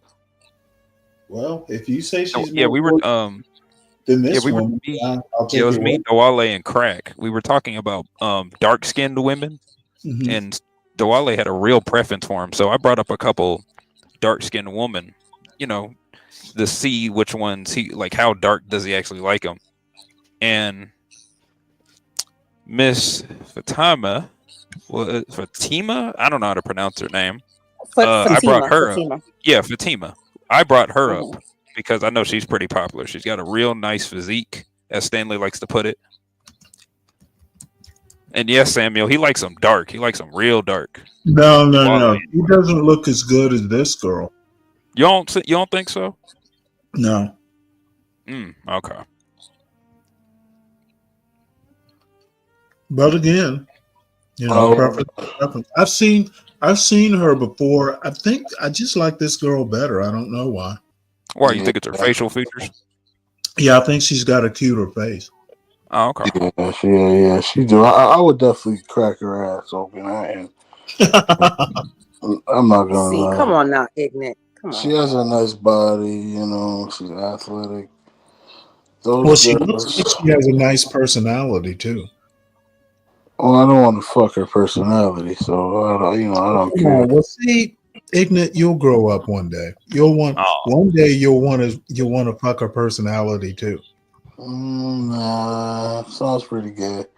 But I'm here for the pussy. I ain't here to be a pussy. You know what I'm saying? It's like, well, all that personality, because it changes. The personality ebbs and flows. 1 minute she nice. No, actually, in my experience, now I wasn't married that long,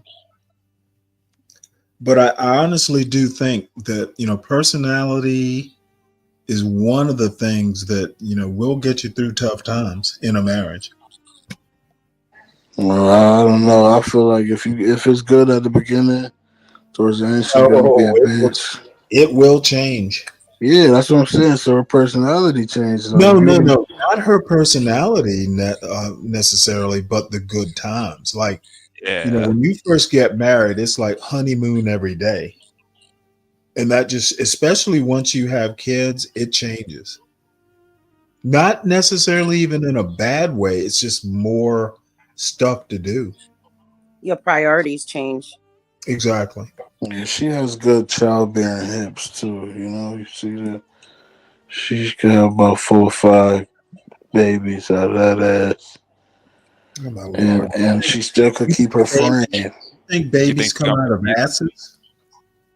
That's why them athletic girls, boy, them babies, they come right out of that ass. They come out of that. And it snaps right back too.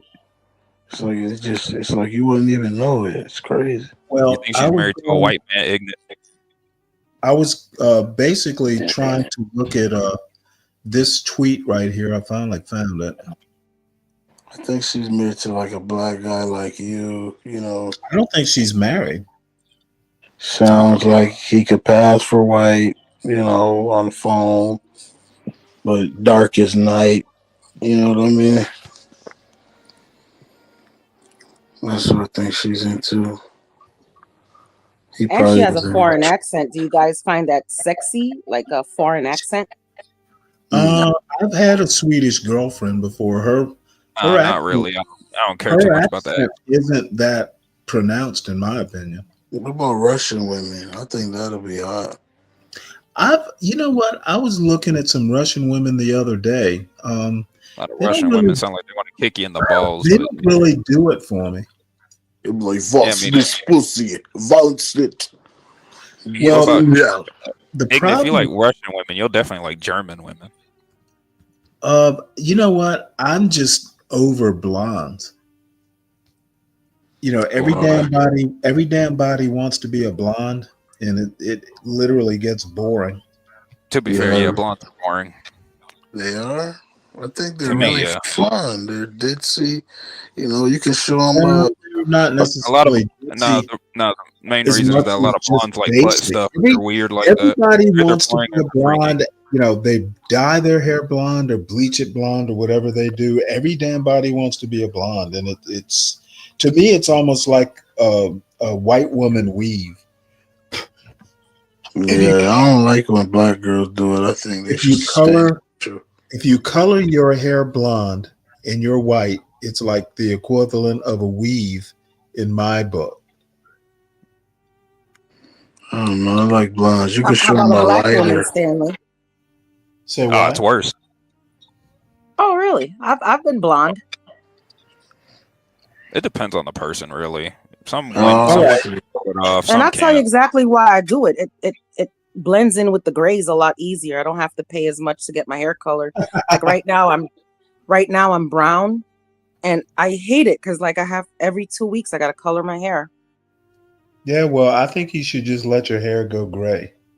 Yeah. Well, it's not. Well, it's growing in weird because it's like I got a patch of gray in the front, and then the rest is not gray. So Shredder. Okay, for me, it is like a weave. For you, it's the white girl equivalent to a weave. They have the same mindset when they dye their white girls have the same mindset when they dye their hair blonde. The same way black women when they get that Asian hair. Shredder's kind of weird. Well, actually, I won't even say he's weird. It might not be like a weave for you, but see, actually, my wife was a natural blonde, so I don't like people who bleach their hair blonde. Be blonde or don't be blonde, but don't bleach it. Not to mention, a lot of blonde white women go gay real easily, and they're into butt stuff, and I'm not into that. What? Yeah, I don't agree. What? You went Yeah, far left with that one. especially in my generation, a lot of blonde white women are freaky as crap. Blonde white women are gay. Interesting. They're not gay. I said they're more likely to go gay. Okay, that's a new one. Okay, so the quote I wanted to quote is the second paragraph down where it says, "Our American culture has venerated mediocrity over excellence for way too long, at least since the 90s and likely longer." Oh, it has been longer. That doesn't start in college, it starts young. Go, Mr. Ramaswamy. I have newfound respect. And people got mad over this tweet, and I find it hilarious. The truth hurts. How long is this tweet, Stanley? How long is it? Yeah, because it seems pretty. It is pretty long. I can read the whole thing. You don't got to read it. Just it's let me see long. the last. I just want to see the last paragraph right quick. That's the work we have cut out for us, rather than wallowing in victimhood and just wishing or legislating alternative hiring practices into existence. I'm confident we can do it. 2 flags. And even I think he's wussing out. Want me to send you the link? I put the link in the back if you want.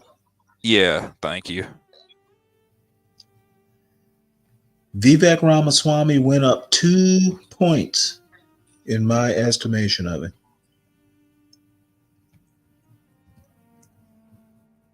Vivek Ramaswamy. Now he's a 2. Sounds like a sandwich. Oh, critical drink. What? That's not a tweet. It's a whole bird song. That's funny. Y'all drop the link. I like to order the Vivek Ramaswamy with extra onions. Extra onions.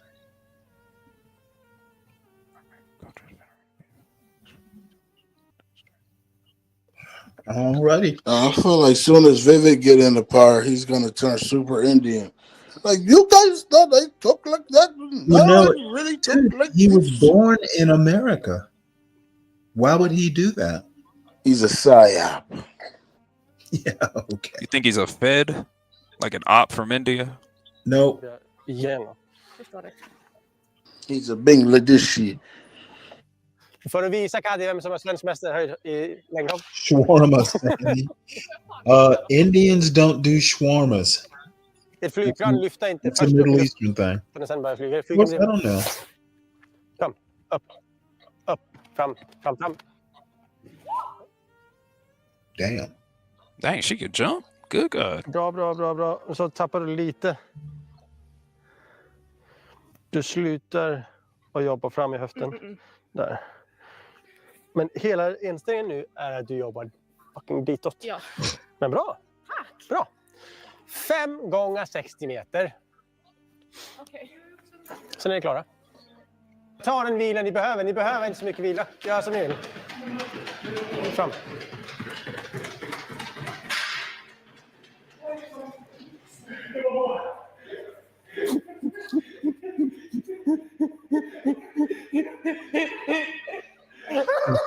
The hell is his? Ah, dang. Did her pants rip again? Hey, Lindy. Hi, guys. Hey, Lindy. Hey, Lindy.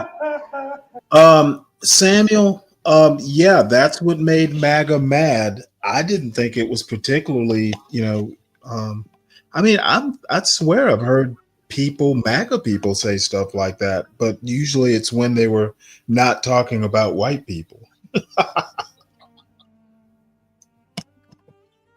So what say you, Lindy? I was just kind of you took a. It's always weird. I my intention is to come up here and talk about one thing. By the time I get up here, it's gone. You guys, we move on to something else. I was trying to read what. No, I was trying to read that tweet. Oh, I'm sorry. No, it's fine. Go to the back chat. It's let me put it in the back chat. I put it in. Actually, I read I think half of it. So no, I got the gist. Was that Vivek that said that? Yes. Yeah. In a tweet, yeah. I know. I know people are kind of up in an uproar about this. So can't imagine why. It's really, to be honest, it was more like a pep talk than anything. It was kind of a pep talk, and it was kind of a little slap on the hand because he's not necessarily wrong. I mean, Americans are not. I mean, sometimes we've gotten kind of lazy, and if there was jobs for them, they wouldn't need these. I've had a field day repackaging this, so it's a lot more toxic. I don't think it's toxic. I think that it's a wake-up call that we need to do better. Well, no, I made it toxic. I've been adding stuff to it. Oh, well, yeah. But yeah, it's a wake-up call. I mean, we got people coming from different countries doing jobs that we should be doing, American citizens, and I agree, Lindy. It's true. But it's like Americans, we always like, show me the money. A nigga pick up a piece of paper, he want 20,000. So hey, Ignat, let me tell you something though. Crack went through like some of the lists of the jobs that were being listed. These people are making like $150,000 in some positions. These are H-1B visa people, or maybe those were like the actual salaries, and the visa people get less. But the jobs that were being listed, for Silicon Valley, 145,000 probably, isn't that much. But say you're making that 145,000 somewhere like in Atlanta. I mean, you could do okay with that kind of salary. A single guy or girl making 145, yeah, you'll be doing fine. So, Chris Reed, I'm not sure I quite understand that. I don't think I understand what you're saying, Chris Reed. Sorry. Well, no, these jobs, Crack went and looked at a bunch of these jobs, like job openings, at places like he was looking at Tesla. What were they like? Engineering manager? Yeah, they were like mechanical engineering type jobs. Just a bunch of engineering, software engineering, industrial engineering. Big money jobs right there. God dang. Yeah. So I mean, these jobs again, if you're going to be living somewhere like Fresno, California, 145. Everybody makes 145 out there. So the cost of living is higher in California. But say you're making close to that money in somewhere like Texas. Yeah, it makes sense. But I believe the scamdemic showed a lot of people you can make a lot of money from home. And so it's like, to go back, it's like, Jesus Christ, it's like it's kind of redundant a little bit. Like, am I going here just to be around people, or am I going to get paid? And it's like you can actually do more work from home because of the environment. And if you ask me, you don't be as tired. And I don't know, it just seems like that really messed it up for the bigger companies and corporations. So they really needed the push of the immigrants, because a lot of people started really realizing that, and doing their own businesses, all type of ventures, and it's just crazy. So and I think they need the immigrants more than ever. I digress. I'm not sure I agree with that. I mean, these are jobs that kids out of college can get. And the thing is if there are kids coming out of college with these types of skills, they'll get jobs. I mean, the only That's not true, Stanley. We know that. We all know that. Yeah, that's not true anymore, Stanley. Okay, no, I don't agree with that. I think if you come out of college with the right kind of degree, now they're not going to hand you the job. What's crazy is you could come out with that degree, engineering, and in the top of your class, and you will have to work your way up. They will start you in a position, but listen, they'll start you in a position that has nothing to do with what you went to college for. Exactly. That's normal life. I don't It is. You know, the best example I can think of is you'll ask lawyers, is law school actually training you to be a lawyer? And invariably they'll say no. Law school is nothing like the actual job. It's the basic training. You know, how to read, how to reason, you know, some of the basics about how the law works. Okay, no school can train you for the job. Every single job, there is no trade school. If you train as a welder, when you get to your job, you're likely to be welding something you didn't practice on in school. You're not going to start off with the major money. I mean, you're just not gonna. They're not gonna. You're not gonna come out of college because they know that even though you know it, you know the book wise, you don't necessarily know how to practice it yet. Whatever that skill may be. I mean, you got to work on it to get to a level where you're proficient at it.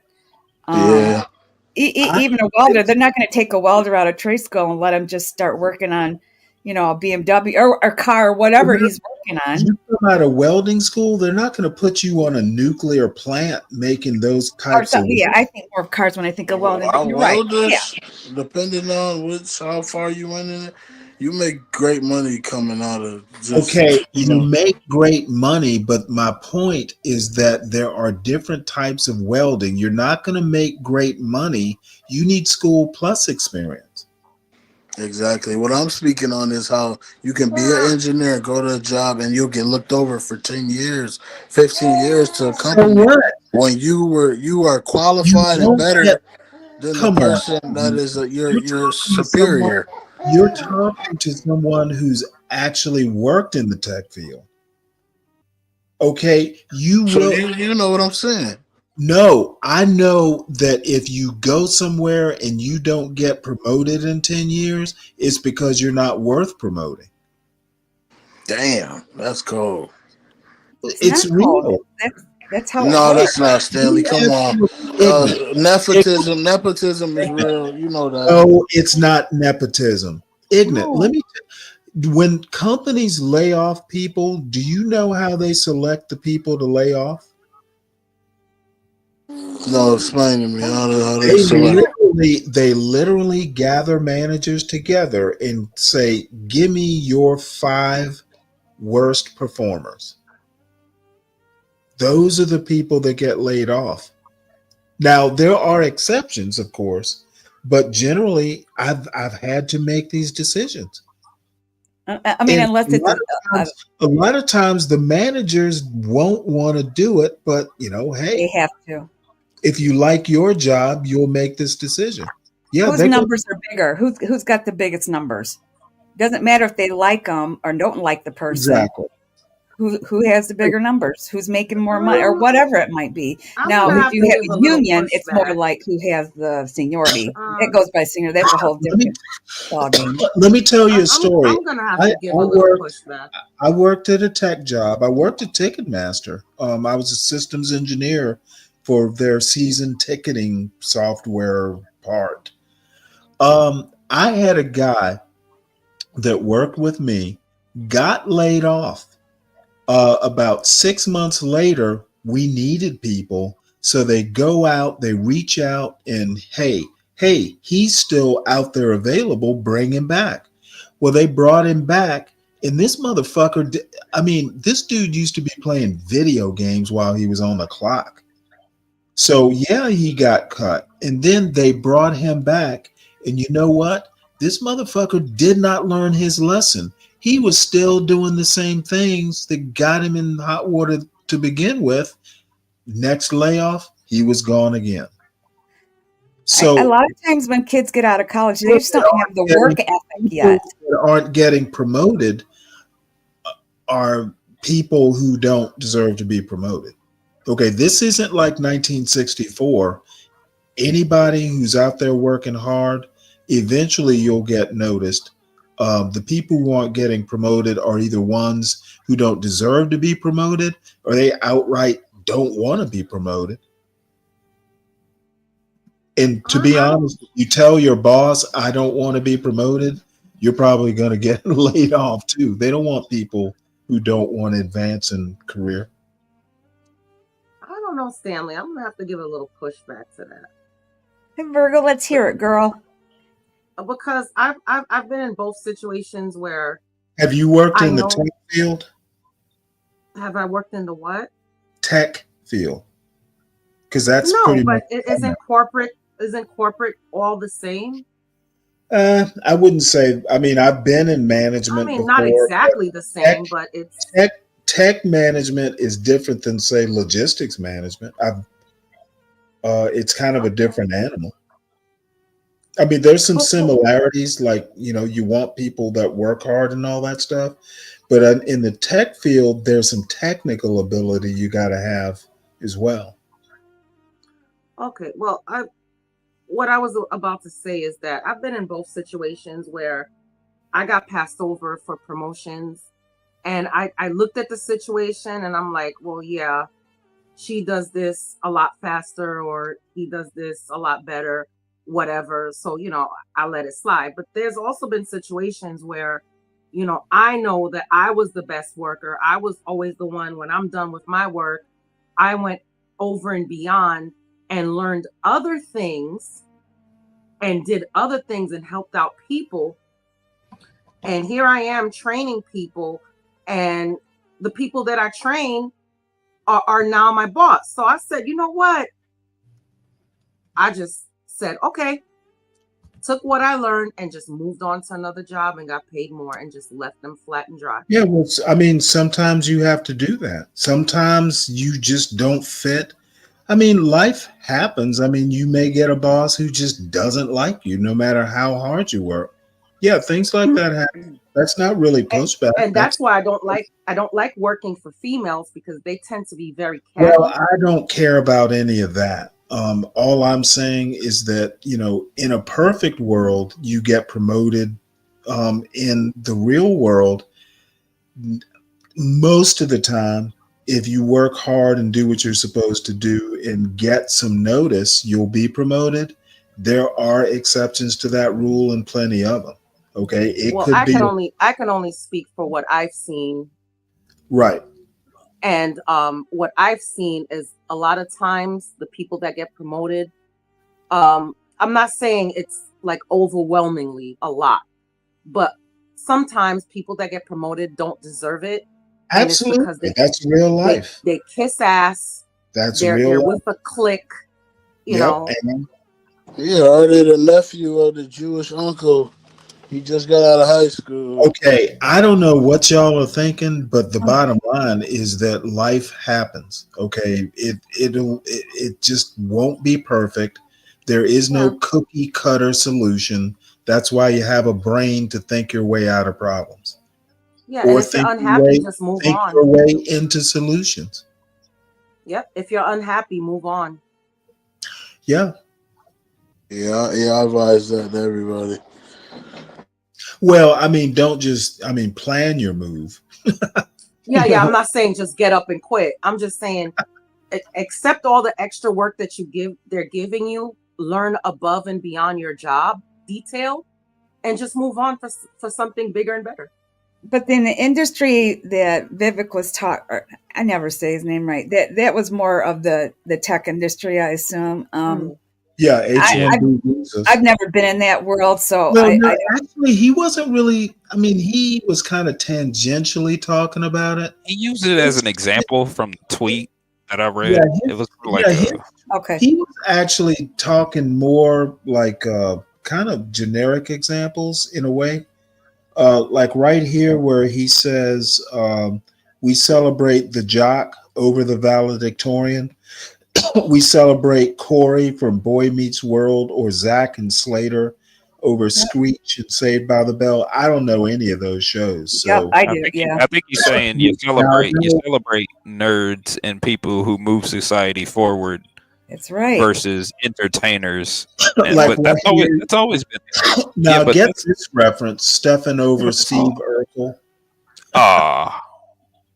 Stefan. Yeah, but that's the goofy thing though, because people have celebrated entertainers more than the guy doing the sound mixing for all of human history. People would celebrate gladiators most of the time than anyone who managed the gladiator matches. So here's an interesting quote right here where he says, I know multiple, let me put this up. I didn't do that, did I? I know multiple sets of immigrant parents in the 90s who actively limited how much their kids could watch those TV shows precisely because they promoted mediocrity. And their kids went on to become wildly successful STEM graduates. Now, that's probably a little window dressing there, but the point is that we promote mediocrity. While those kids are watching TV, should probably be studying. Yep. Like my parents used to say, go read a book. Like we were not allowed to say, I'm bored in the house. Oh, you're bored? Well, you know what? I used to tell my daughter, some of these shows, they made the parents look like complete blubbering idiots. The kids were all smart. They were sassy. The parents look like like they didn't. I would say to my daughter, I said, you know what? Parents are not as stupid as these parents that you're seeing on TV. I just want you to know that. I said, don't think that all parents are like these parents. Well, you know what? I'm almost inclined to say they are. Look at all these H1B. I wanted her to know that wasn't her parents. Yeah, they are. Hey, today they are. Yeah, definitely. Even back then they was, because all they did was work. They had to work.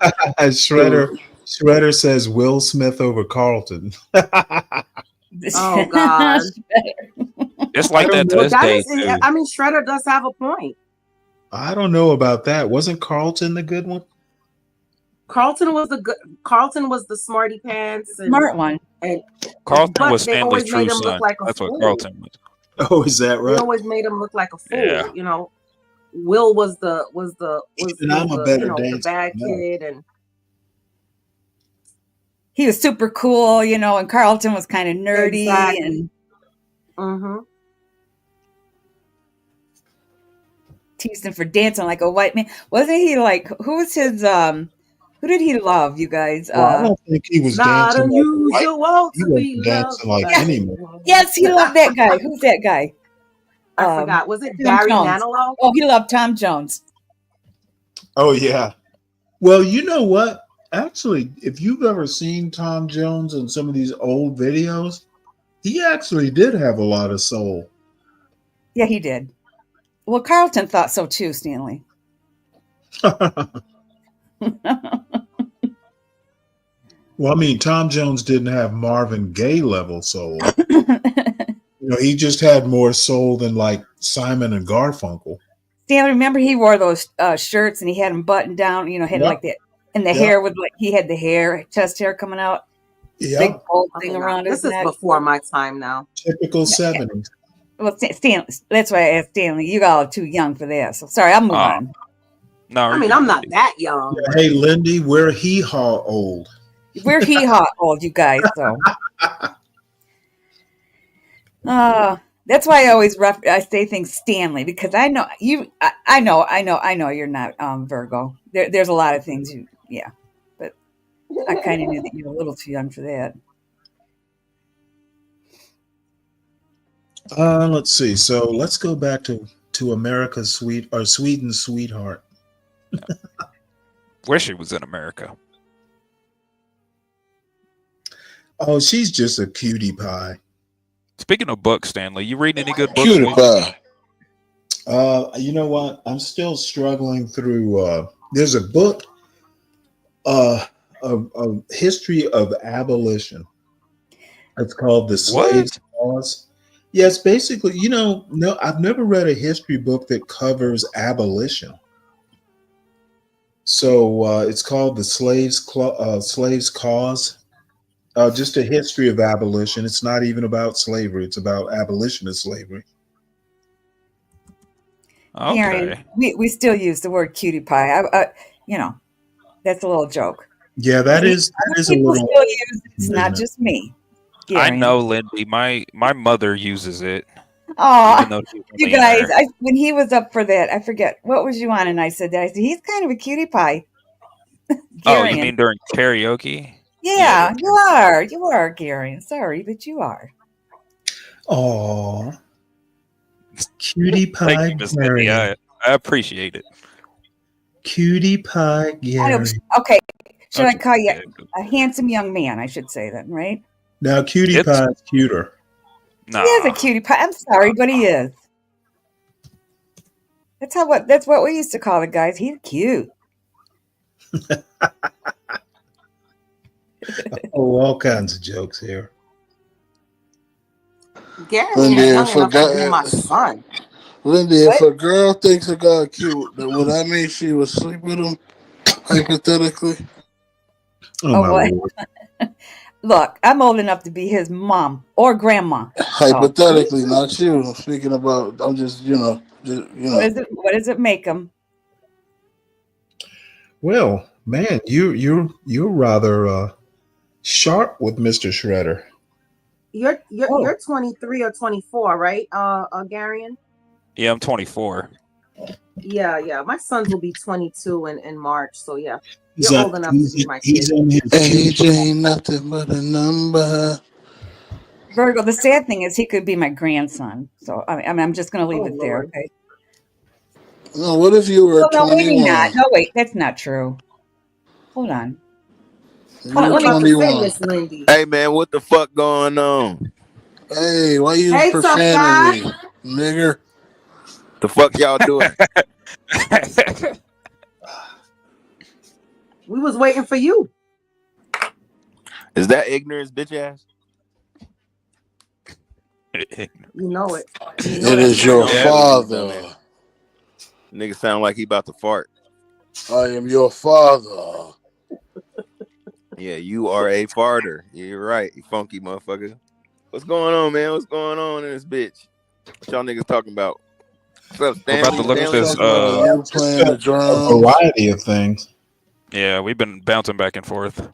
Hey, yo, Paul. Yeah, pause. On the bouncing back and forth. I ain't been bouncing. Nigga, you need to go take a bath. That's been in your mind all night, all day. No, you just sound nasty. Oh yeah, I'm nasty. Ask your mama, she'll tell you. Chris Reed. Real nasty. Hey, Lindy Lou. Chris Reed says we are Brady Bunch old. Brady Bunch. I remember that. Oh, where did Lindy Lou go? Oh, well. she dropped off. Lindy dipped. Yeah, she'll come back. It'll be all right. Y'all ran Lindy off. Nah, we gotta get back to the thick Swedish chick. Let's see. Did I? Oh, there she is.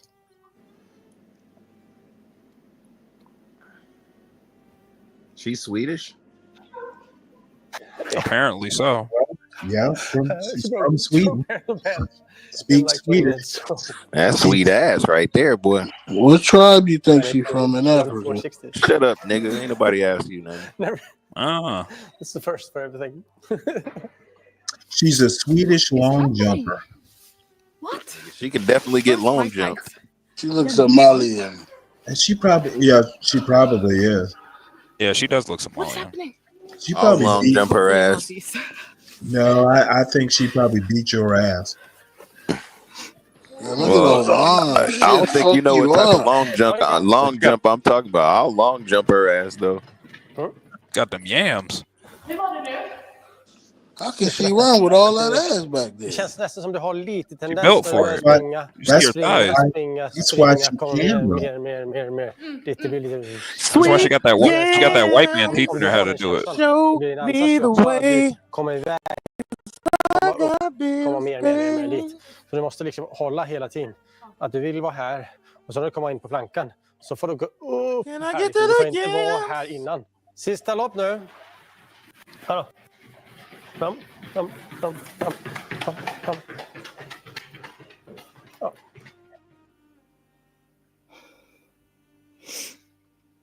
It's good. Lay it down, baby. Lay it down. Too, because as you guys can see in my long jump, in my approach, I'm doing some kind of a sprint. But the way I'm sprinting here in the 60 meters is not the same way that I'm sprinting in my approach. But I'm so tired. Oh my God.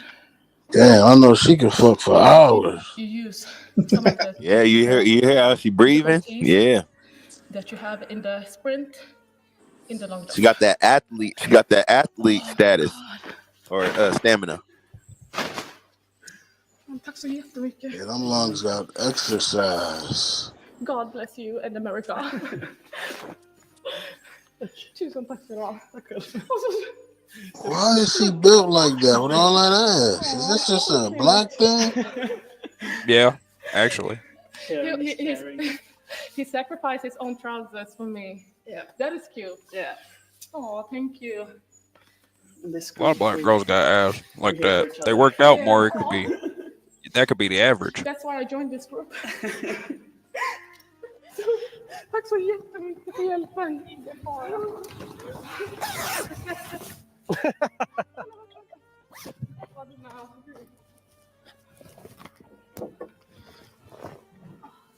And guys, if you like this video, don't forget to comment, like, and subscribe. And I will see you next time.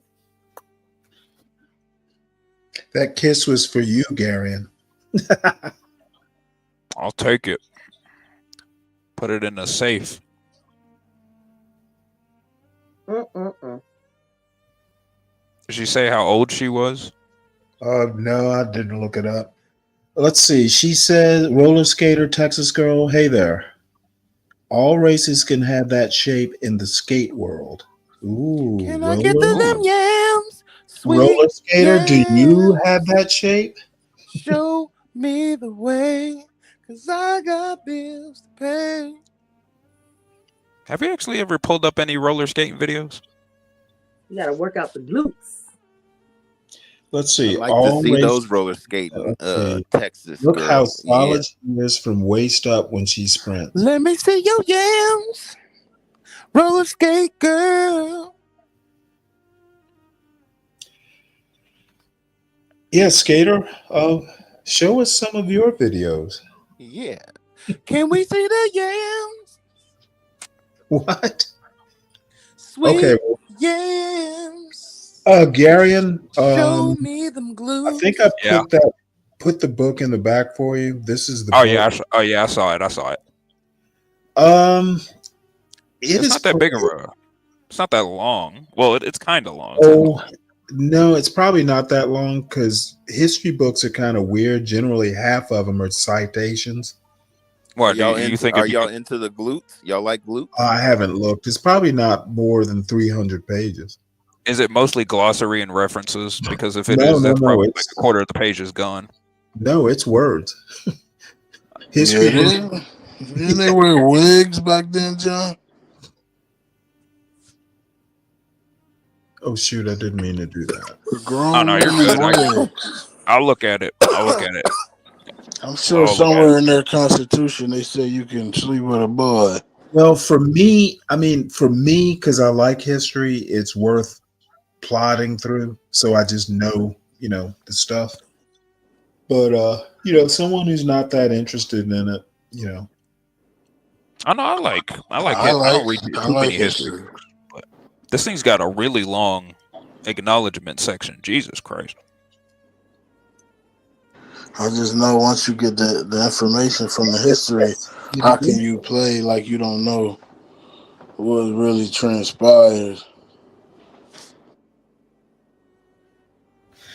Let's see. I have some small stuff on video. She can send it to Portia. Where do I send it? Well, just send it to Portia. That's good enough. Yeah. Her email. Stanley, do you have her email? Yeah, hold on a sec. Let's see here.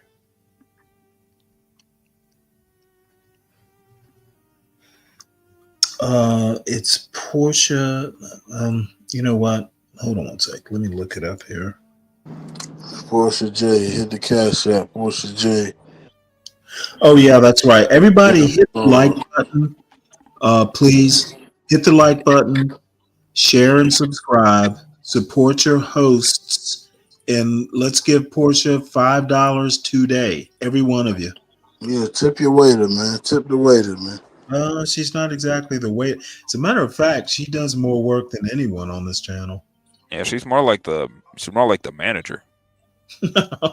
Or the assistant manager that does that work. She's more like the She's the comptroller She serves you the food of the circuit of this court of knowledge.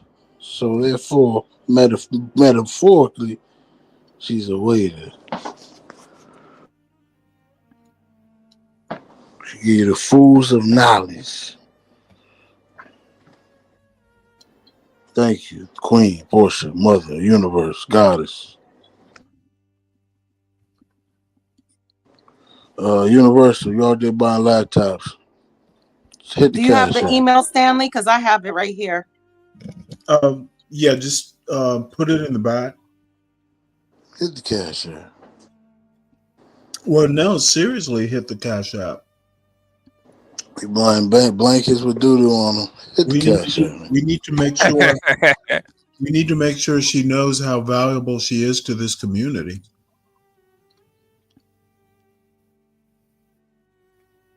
Yeah, women are so valuable. They don't even know how valuable they are. They can make money just off of body looks. They Really? It's amazing. Like You sound like lasagna killer right now. no, this is God's greatest creation. I think is women. Respectfully, to all the homos out there, I know you think man's butt is the greatest thing since chopped cheese, but a woman is God's greatest creation. You just I don't know if you ever seen a bad bitch butt naked. It is a beautiful thing, man. Well, better yet, have you? All right. Stanley, I sent it to you, Stanley. It's okay. I don't gotta, so many bad bitches. You would look at these bitches and be like, why would they fuck with this guy? I don't know why. It's just, I don't know. So, white ones, black ones, Indian ones, Somalian, Venezuelan, all flavors. It's a beautiful thing. I'm not like tough guy. I don't play drums at gay bars, and take off my shirt and You're mighty silent. give it to throw it to the homosexual crowd. Did you fall asleep? It's the second one, Stanley. No, man, he ain't worth it, man. This nigga tries so hard. He just be. I wasn't even talking to you, brother. I wasn't talking to you. I was having a conversation with Stanley. I'm talking to Stanley too. Stanley is the second one. Got it. Okay. I see it. It's right there. Yeah, it's the second one. That's what lames try to do. They just try to piggyback off you. They want to be seen, and they hit the scene. I make the scene. You know what I'm saying? Ooh, that was bars.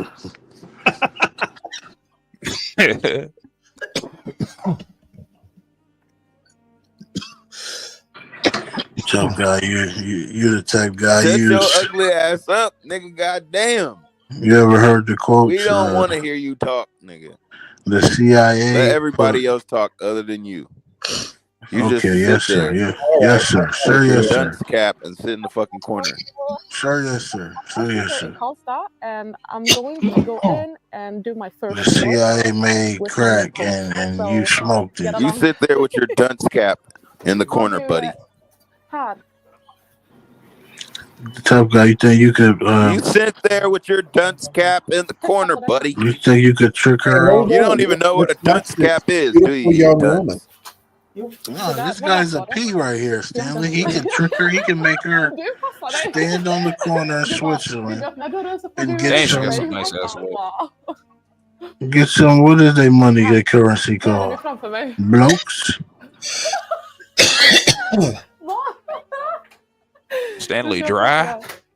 Oh my god. Yeah, and some tea, Stanley. God dagens. Black tea Bra. out of a black cup. Då kan du vara med på de första 6 utav 9. Yes. Och sen kör vi lite småstuds istället. Alltså det blir nog januari kanske. Ja. Så det blir lite pendling tills dess. Are they speaking in These have Dutch? been really hard and difficult.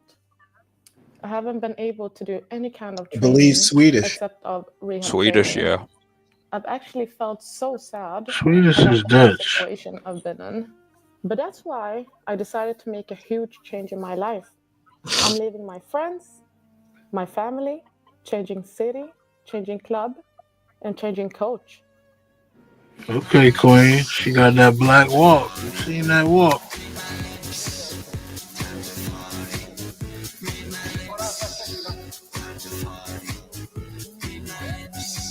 She can't learn nothing from a white man, but to not have a soul.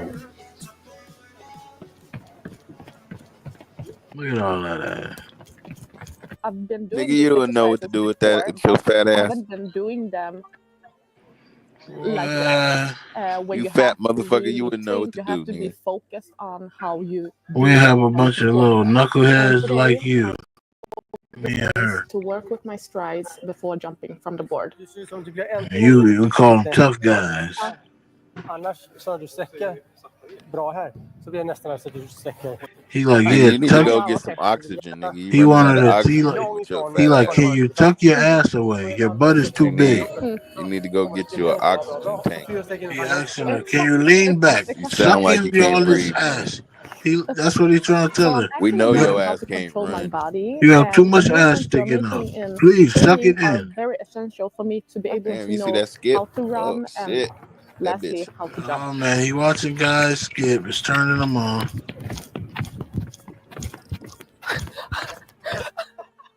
Det är så sant, för att nu, den första, så kollar jag ner väldigt mycket bara för att se, okej, men hur rör sig benen, hur rör sig fötterna liksom? Ja, men jag fattar, man vill ju det. Ja. Men det blir ju också lite att man får en tendens att gå här och även armarna blir kanske... Ja, det blir lite så, ja, precis. Det är samma sak som med längdhoppet. Yeah, she never had a black cock in her life. Vart jag ska komma med foten. Och då She blir det farted bara, on your blanket? jag vill vara med dig. That's nasty. You know some niggas would take it regardless. Yeah, I sleep with that blanket. I sleep with that Niggas take, blanket, bro. you know how many niggas would take that regardless? That A farted blanket? Alltså, det känns Nigga bra. came out of that Det är ass. rehab liksom fram tills nu då. I don't think he knows the joke. I stand corrected.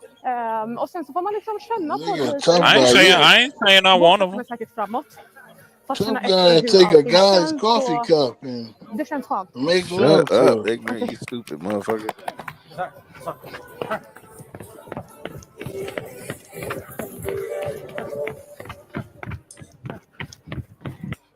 Man lär sig väldigt mycket. Lär sig att Cameraman knows kontrollera what's up. kroppsdelarna, veta vart isättningarna ska vara. Väldigt Listen, cameraman just doing his lite job. annorlunda Okay? än vad hon That's gjort all, tidigare. yeah. Det är nya, hela Yeah. tiden nya tankar som ska in i kroppen. Och så är det inte He så like, konstigt yes, att, she has too much ass. I don't know what to mycket do with her. för Yeah, I need to switch the lens out. Hey, Gary, and we need to do a episode of all the Eastern Buddhism and mystics and Tantra and all that shit. Spit it out, retard. You want to do wanted me to do a stream on Eastern mysticism. Yeah, because a lot of people don't know a lot about this. Eastern you want me to cover masturbation. Like Reiki Vet inte vad jag and skulle göra med det. Ja, okej. all that shit. We talking about Hindu gods and all that? I can look into it, yeah. Det var mycket bättre, eller hur? Something that might enlighten your mind is where yoga comes from and all Yeah, that. it's like 700 of them. Gary and I enjoyed your commentary on the lore of Warhammer, actually. Oh, you were there, Virgo? Yes, I was, sir. Yeah, man, we gotta have some abstract shit instead of the same old shit all the goddamn time.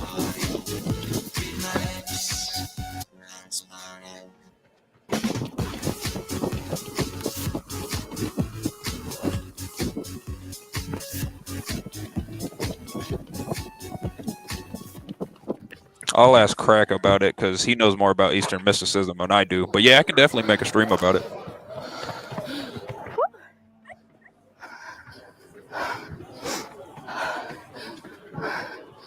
But I guess you'd be narrating it, right, Garion?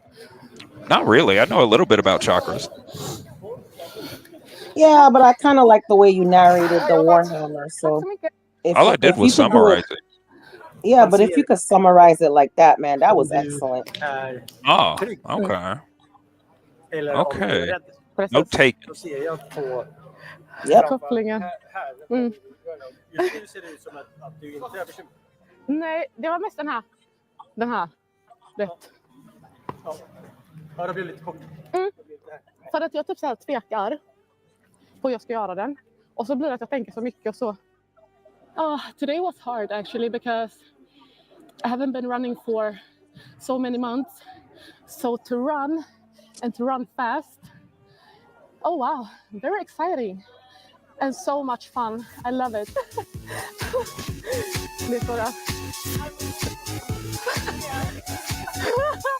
Yes. And guys, if you like this video, don't forget to like, comment, and subscribe, and I will be back with a new one. See you. Yeah, I definitely would beat those. Like your drum, tough guy? Oh yeah, yep.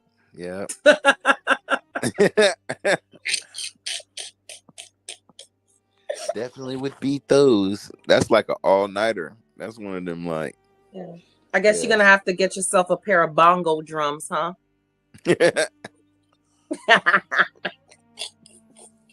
You see, y'all got me misbehaving just like you guys. Yeah. We know it's in you, Virgo. Well, that's it's the price okay to you be pay bad every now and then. You're only female, man. Well, you know. You gotta do as in you gotta Rome. have tough skin. Do as the Romans when in Rome. Yeah. Where's Stanley ass go? Stanley, you went to sleep, nigga? Nah, he's baking some oatmeal raisin cookies.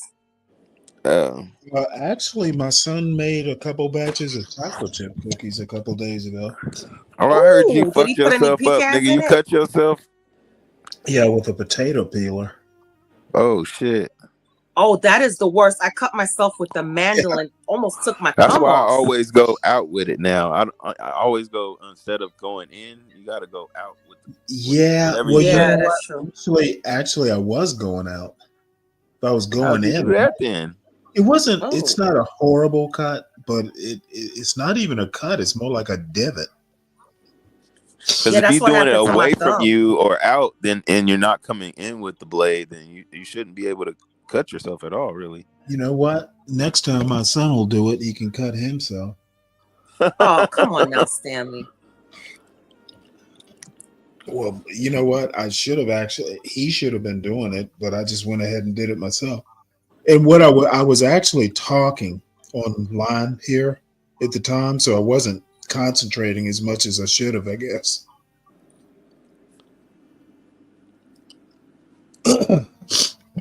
Hold on one second. Let me blow my nose.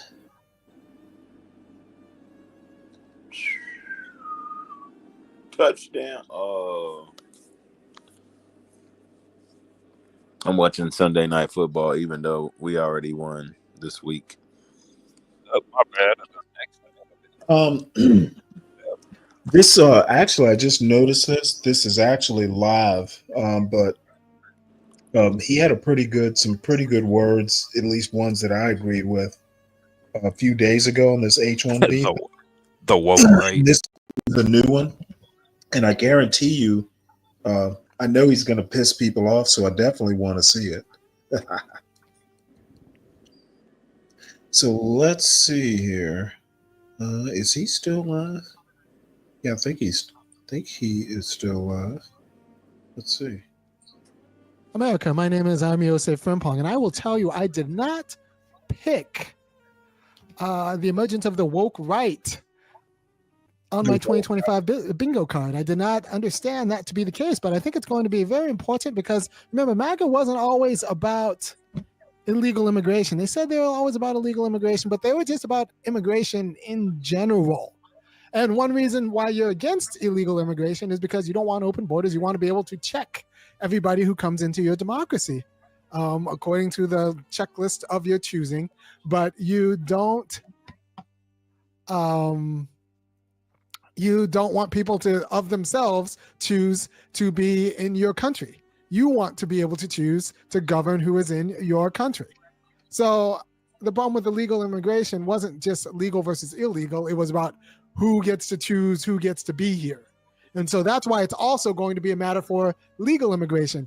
Illegal immigration was just low-hanging fruit. The real battle is going to be about immigration and who we let in our country, because once you're a member of our country, it's not a place for second-class citizenship, really. You become a factor in our lives. You become a factor in our property holdings insofar as you might inflate or deflate our property value. You become a factor in our high schools insofar as you might lower the scores of our high school, or you might take the valedictory spot that would have gone to some other kid. Like, you become a factor in American lives in a way that it's not just about, one aspect of your being. It's not just that you come Actually, I have a quick story. Depending on who you talk to, you become a draw on our resources. So immigration was always about. When I was in high school, we had a kid come in. He was a military brat. His father got stationed to the Army airfield in Savannah. And for 2 years, the guy who was going to be valedictorian, he was probably going to wind up. Actually, you know what? I'm trying to think. I think this kid got here. Trying to think whether he came our junior year or senior year, but either way, the guy who was going to be valedictorian got bumped. This kid came in with a higher GPA and was able to maintain it. So the point he makes about, some foreign kid coming in and taking it from the kid who was going to get it. And actually, it was the salutatorian who took it the hardest, because he went from number 2 to number 3, and number 3 doesn't get any recognition. So anyway, that's that short story. About Americans. Oh, and by the way, none of them were me. Deciding who gets to be an American based on American values or through an American process. And now the question is, do companies get to decide who gets to be an American based on what companies need? And let's defend companies. Let me steel man, as the phrase goes, the argument. Markets are institutions of freedom. And as I run a firm, if I am to run a firm in a free nation, I should be able to run the firm as I see fit. And as I see fit means using the property and technology I see fit. So I don't want government telling me which technology I should use. That means, using the processes I see fit. That means using the employees I see fit. If I am to be free, I should have the right to use employees as I see fit. And I happen to like those employees over there. So if you tell me that I can't use my employees for my business who happen to have been born over there, you're abridging my freedom. If you're saying I have to pick from this narrow pool of employees, the American employees, that is abridging my freedom as a market actor, as a capitalist. And you're just being a communist, saying you're narrowing my pool of people I can pick to run the business as I see fit, because part of what it is for me to be free is for me to run the business as I see fit. Right? So that's the strong argument for employers, American employers, getting to pick which employees they use and being able to deploy them as the employers see fit. Right? Because the blessings of liberty in the Constitution are supposed to include all of our freedoms, and that includes the freedom to run my business as I see fit. So I hope that was clear. The problem is that is not the only freedom America provides, and it's not even the biggest one. And what I mean by that is that our market freedoms have to support our other qualities of freedom. For example, our freedom to own property, which is different than market freedom, because you can own property without like being able to exchange it on the market. For example, passports and some land. There is, so there are lots of varieties of property that you are not fit for market consumption or not commodious, right? But they are still mine. Right, so we are still owners of our own property, insofar as we get to dispose of it as we feel. Freedom in families, we get to organize our families as we see fit. That is not a market freedom, but if market freedoms then impinge upon the way, like the struggles people have in order to secure their family as they see fit, you can see how the market becomes parasitic upon families. Or if the market freedom wants you to work 80 hours a week, and so far as and that like disturbs how you want to do your family, then you have an example of the market then over determining your family life. So these are mutually reinforcing institutions of freedom that have to work together. Same with political freedom, right? One of the reasons I personally like the Iowa caucus, but people don't like the Iowa caucus, is you have to vote in front of your boss, right? So I think in a well-ordered democracy, people would do more things in public. So you would have public arguments and public voting, and like they would be like the Iowa and Nevada caucuses. But people don't want those kind of caucuses for a few reasons. One of them is they don't want to have to vote in front of their boss because they're worried about their political behavior affecting their civil behavior. So we have the secret ballot instead. And, I'm a few minds of it, but that's the idea of how we need all of these different kinds of freedom, both political freedom and civil freedom. The boss has to be free to promote or fire you at will or as they see fit, including for your political whatever. But you need to be free to have political opinions and voice those political opinions without worrying about civil repercussions in an untoward way. So like we try to balance these out in a kind of thoughtful manner, right?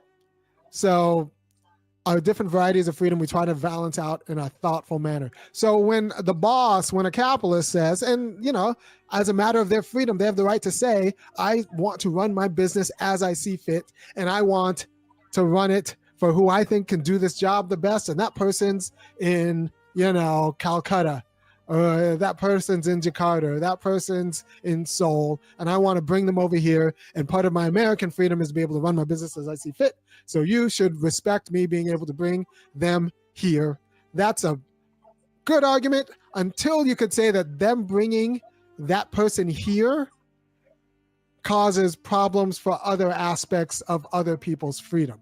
So how could that person, that engineer who comes to the United States with their family, become a problem for American freedom? And not just a good thing for Tesla's company, right? So that person comes here, they're not just a worker. They're also now an American.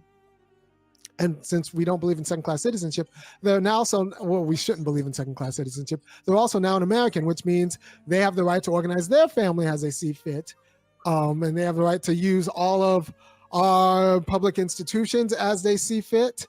And that means now their kids, their souped up turbocharged kids are now competing against your kids, which means you have to now adjust your culture to make sure that your kids can compete with their kids in a way that's, you know, depending on the people in Northern California, there are people moving away from, you know, places where the Asians in Northern California reside, right? There was at the Fremont Union School District now is losing people because, you know, all of these H-1B high-performing Asian recent immigrants are moving in, and now the basic suburban white kids cannot compete, so they're moving to like Atherton or other places because they can't compete. And that's not the fault of the new Asians moving in, but for those people who don't want to have to move out or get out competed in their own hometown because of new people coming in, they might feel some sort of way about the H-1B program. They don't want to get out competed in their hometown.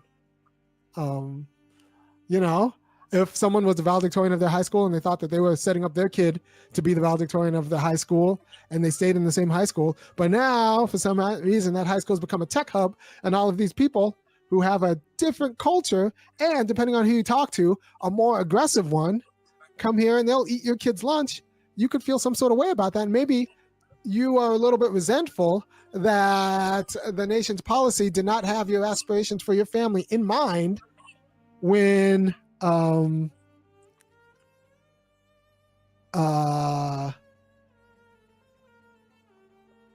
when they thought about this policy, right? When they decide who your neighbors are and who's going to share your institutions and compete with you in your institutions and be a part of your institutions. Now, there's a lot at stake because the people coming in here are not just workers. They are also property owners. So now you have to talk about how housing values might inflate because of the communities of upper generation of high earning, highly skilled laborers who now come in and work. You could talk about how it's harder to organize unions, because I actually think computer programmers need a guild system in a way that is not really tested for. It need a guild system and could actually profit from something like the AMA. Going into a computer program, but I'm going to need someone either in the chat or in the comments to talk more about that, because I haven't done quite enough research in it. But I do know that when Elon Musk takes his best and brightest from wherever he gets them from, he's not going to import union organizers among them. Like that's not something he's testing for, which would be a quality that if I'm going to design immigration policy, I don't want to bring in people who score well on tests but are anti-union. I don't think that's particularly good for the American culture, and it's consistent with our American values, because we do have a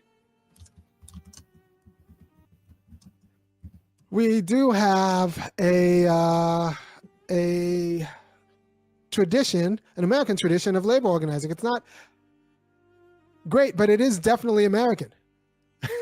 It is definitely American. And if you're not testing for those, and at least as old as our tradition of standardized tests. So if you're testing, if you're deciding American values based on someone's test, but not American values and their fitness for this nation based on their penchant towards labor organizing, then you are your immigration policy is not consistent with our values in a way that I find unbecoming, right? So this idea that it's benign to just bring over workers because they're just workers. No, they are not just workers. They are people with family, people who have institutions of their own, and people who then now we have to either share institutions, share culture, and it's not just delicious food, but also we have to share opportunities with them and their kid. And we now have to have a culture that's organized around their culture, like in defense of their culture, because there's a reason why he went to, Calcutta and not Ohio. It's because the people in Calcutta had the culture that would, solve the problem that he wanted solved, and that in a way that would, be cheaper and easier for him. And that means that we now have to have a quality of culture that can compete with that culture. And I'm not sure that's a great American culture. I don't know. I don't want to work 80 hours a week and have my family. I want to be with my family. I want that to be part of my American culture. So we need to think about how, we need to think about what it means to be an American and have our immigration policy be sensitive to that. Right. So the woke right, it's funny because they want meritocracy anytime whites have a strategic advantage, especially over black people, but they do not want meritocracy when other cultures have a strategic advantage over the whites, because there are other cultures who have a strategic advantage over the whites,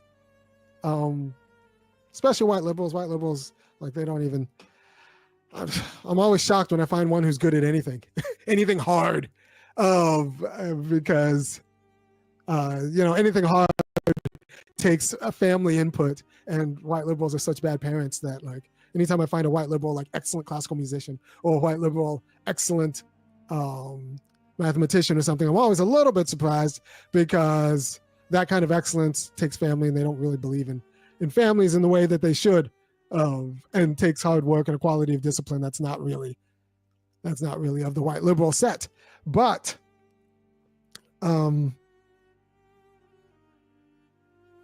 we need to understand that you can't just have meritocracy without thinking about what it means to be an American, because that should define merit, not necessarily what one private firm needs for its own bottom line. That doesn't define merit.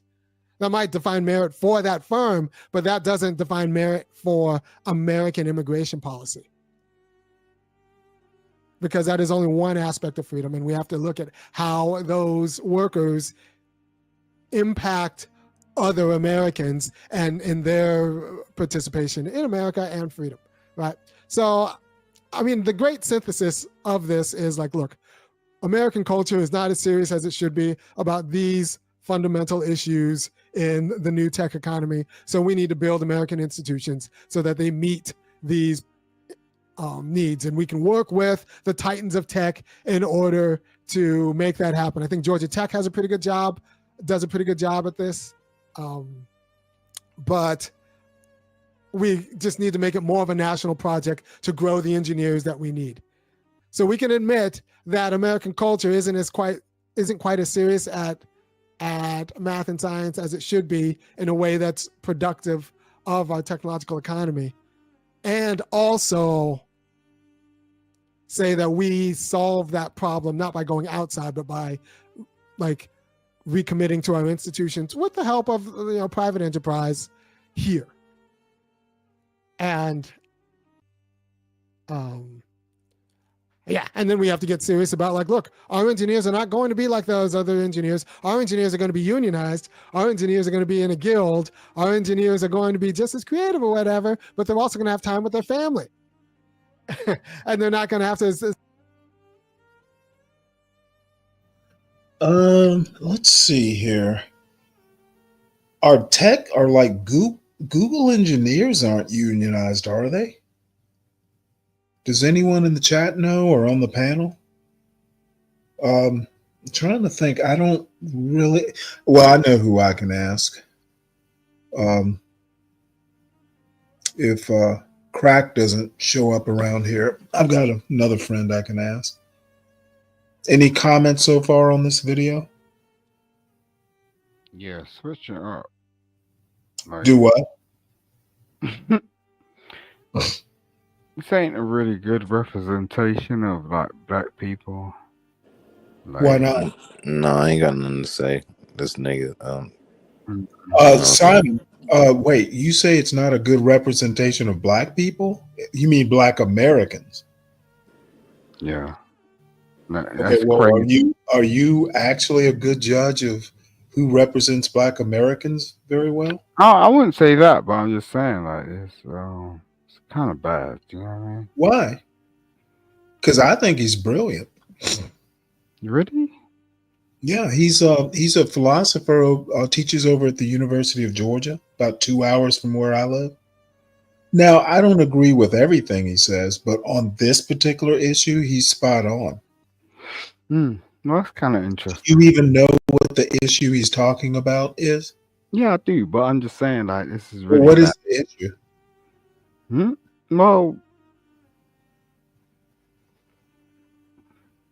Well, most of these guys, like, the first thing that comes to my mind is like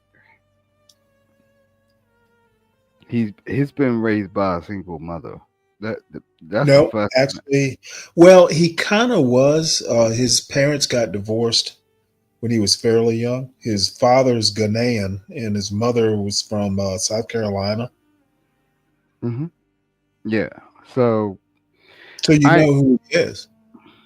Well, no, I ain't even think about it. Like he. You said his mom what? It was Ghanaian. Simon, were you raised by a single mother? Respectfully. Say that again. Were you raised by a single mother? Respectfully.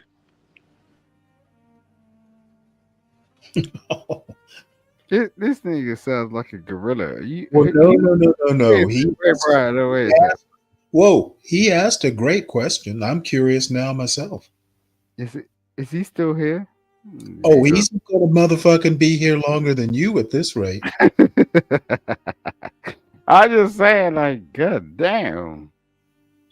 Oh, hey, you know what? Sometimes we're very direct on these panels.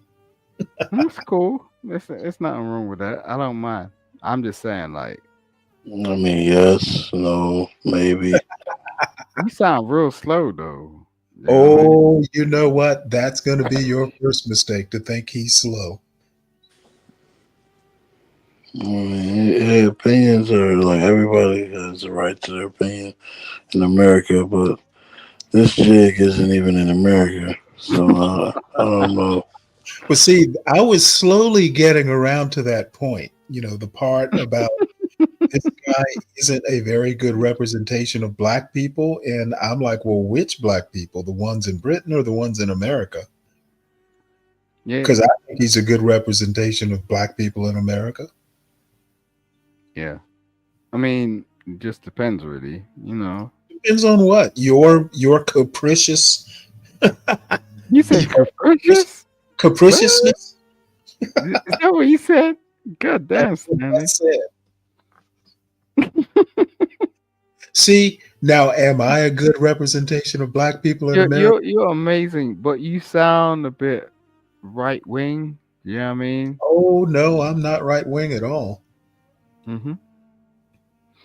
But this slow nigga over here sounds like a big bear. He's just like, what?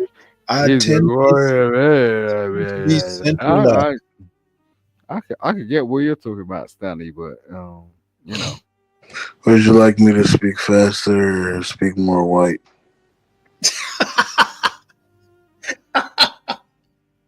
Nah, you sound disgusting. You want to clear your tone up, nigga. Like I can't. Oh shit! You're the first to use the N word. That usually comes. Oh yeah, I'm sorry. That usually comes with a prize. Yeah, I know he wants me to speak sweet nothings into his ear, but this is the voice of a man, boy. So you gotta listen for the words and answer the questions. Were you raised by a single mother, Simon? Yes or no?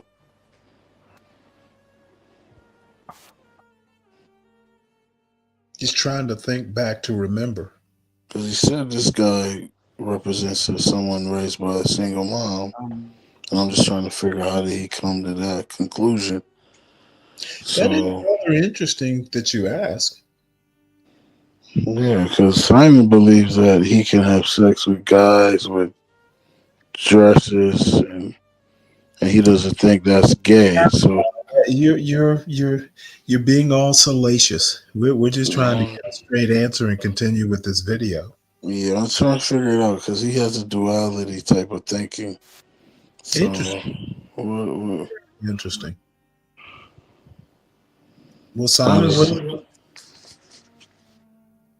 sorry, I didn't mean to cut you off. Oh, that's all right. Simon doesn't want to answer questions now. Did you fall asleep? It is late over there, Simon. Or is it shit? Are you just getting up? It's like 8 o'clock over there, probably. No, Oh, I'm cool. It's like 4 o'clock in the morning. Why are you up so late or early? You got the UK internet. All right, Simon, you've gone silent on us. You're either falling back to sleep or No, it's not that late. yeah, it's 4 o'clock in the morning, right? No, it's 3 o'clock. 3 o'clock. My bad. Well, I understand if you need to be silent. It's late at night and you want to be all content. That's cool. I don't want to disrespect people on your platforms. You know what I'm saying? Oh, hey, you know what? I do it all the time. All right, so let me get on. I'll get in this nigga, right? I'll be stupid, right? At the end of the day, what it boils down to is you're unhappy. You know what I'm saying? What? Like, he's not talking about unhappiness. Unhappy. So that's why you date I trannies. could tell on how unhappy you are just based on your like monotone, nigga. Like, Well, I'm high. I don't know about you, but you I'm high? high. You're high on what? Marijuana. Yeah, I don't smoke. I don't drink. Like, I'm happy for you, brother. That's great. I drink water. Like, so your perspective is You drink water. You sound drunk. yeah. You're off on of a that mirage right now, nigga. Like, that water got you drunk. That's a strong water. Hey, give me a minute. I'll be right back. But Simon, you remember you said that you can sleep with a guy as long as he has breasts and a wig, and it's not considered gay. So what made you say that this guy was raised by his mother? Like because of his explanation? What gave you that conclusion? Is my question to you. Your response. You know what I mean? So his response gave you that conclusion? Yeah, because you try to like act like I know my mother for some strange reasons. You know what I'm saying? So Hold on. What are you talking about? you said that shit. You said I didn't know my mother, right? I never said that, sir. Oh, you didn't, right? Okay. No, sir. Mm-hmm. What I asked you was, were you raised by a single mother? You see this shit? You see this shit? Okay. That's just a question. I mean, I don't know if it's disrespect where you're from, but So, what's a single mother? I mean that would have to be your explex. Are you trying to work out your words all of a sudden? You know what I'm What would be saying? your expression of what's a single? It's Oh, whatever it's you think. now. Whatever you think it is. It's just so yes or no. We can use your definition. You ain't trying to be slight. You know what I'm saying? Like my mother didn't mean shit to me. Like, no, I never said that, sir. How you're can you trying get to be slight, bro? How? If you hold on. You said this guy was raised by a single mom. I'm asking you. Listen, bro. Were you raised by a single mother? It's just a simple. How's what's slighting your mother? No, I'm truly complex at this don't point. try to disrespect me. I'll do some stupid shit. But listen, I can get disrespectful. I don't feel like it right now. Well, do it if you wanna. Do you know what I'm saying? No, I just told you I don't feel like it right now. Yeah, well, cool the fuck out and eat your popcorn, bitch. Like, because like I'll do some stupid shit. You damn well know I will, right? That makes you feel good about yourself, sir. I don't give a fuck about feeling good. I don't have feelings, nigga. It seems like you're getting a little upset, you should check your temperature. Nah, you gotta watch your fucking mouth. Okay, what did I say that needs to be I, watched? I'm telling you, like, for real. Tell like, me what. That's what's said that needs all to be right, watched. well, you want to continue to run your mouth? Do you want me to do some stupid shit? I'm asking you a question. Nah, Tell you're me. doing stupid shit right now, nigga. Like, shut your fucking mouth before I fucking go in. You know what I mean? Okay, okay. Let's I'll hear get it. live in 2 seconds, bitch. Go Like, ahead. oh, Let's hear it. yeah. Go ahead. Go ahead. Let's hear it. I just want to know what you got in the refrigerator right now because, you know, you need to get some substance in your body. Do you know what I mean? Okay. You need to get. Well, I guess you were raised by. Wait, you were an orphan. You didn't have a mother or a father. Yeah, I remember you said that. You were on Smitty's corner. You said you didn't have a mother or a father, and you had a wife, but you never had sex with her, and she used to peg you, and that's why you believe that you can sleep with a guy, but you're not gay because you're fucking, or he's fucking you in the ass. Yeah. Like you're really different. This is America. I mean, where I'm at, we don't really. I don't hear about stuff like that, you know. Yeah, And I was you were wait, on there with a tranny. Remember that guy you were talking yeah, to? I was on death row for 2 years, bitch. I don't remember you were literally I put was on this. death row for 2 years. You want to fuck with me? I mean, you put it You online. run your mouth? I didn't No, do no, no, it. bro. No, no, I'm just saying. I'll turn your whole situation around, bro. I was on death row for 2 years. That's what's up, brother. I'm happy for you, brother. Yeah, you know, I don't fuck with niggas. But you get fucked by niggas. Well, if they want to come around, fuck around. That's their business. But I'm just saying, you know what I mean? It is what it is. You are You know what I mean? sick. I see why your parents Nah, gave you up. yeah. Mm-hmm. Yeah, you would have been a dumpster baby. Yeah, Okay, have you fellas been playing nicely? Sure. We've been over here talking about geometry. This nigga don't know shit. At the end of the day, like, yo, bro, if you really Well, want to thank fucking God play me, you are living up to Asian excellence. what do you say, you are Stanley? not you are not disappointed, Vivek Ramaswamy.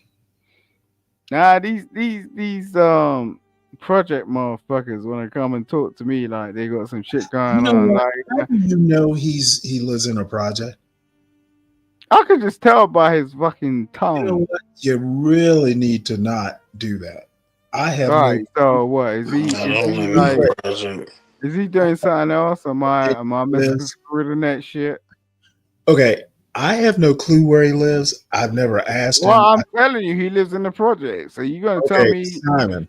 look, bro. You're wrong. So I don't know what you have come to this panel all agitated.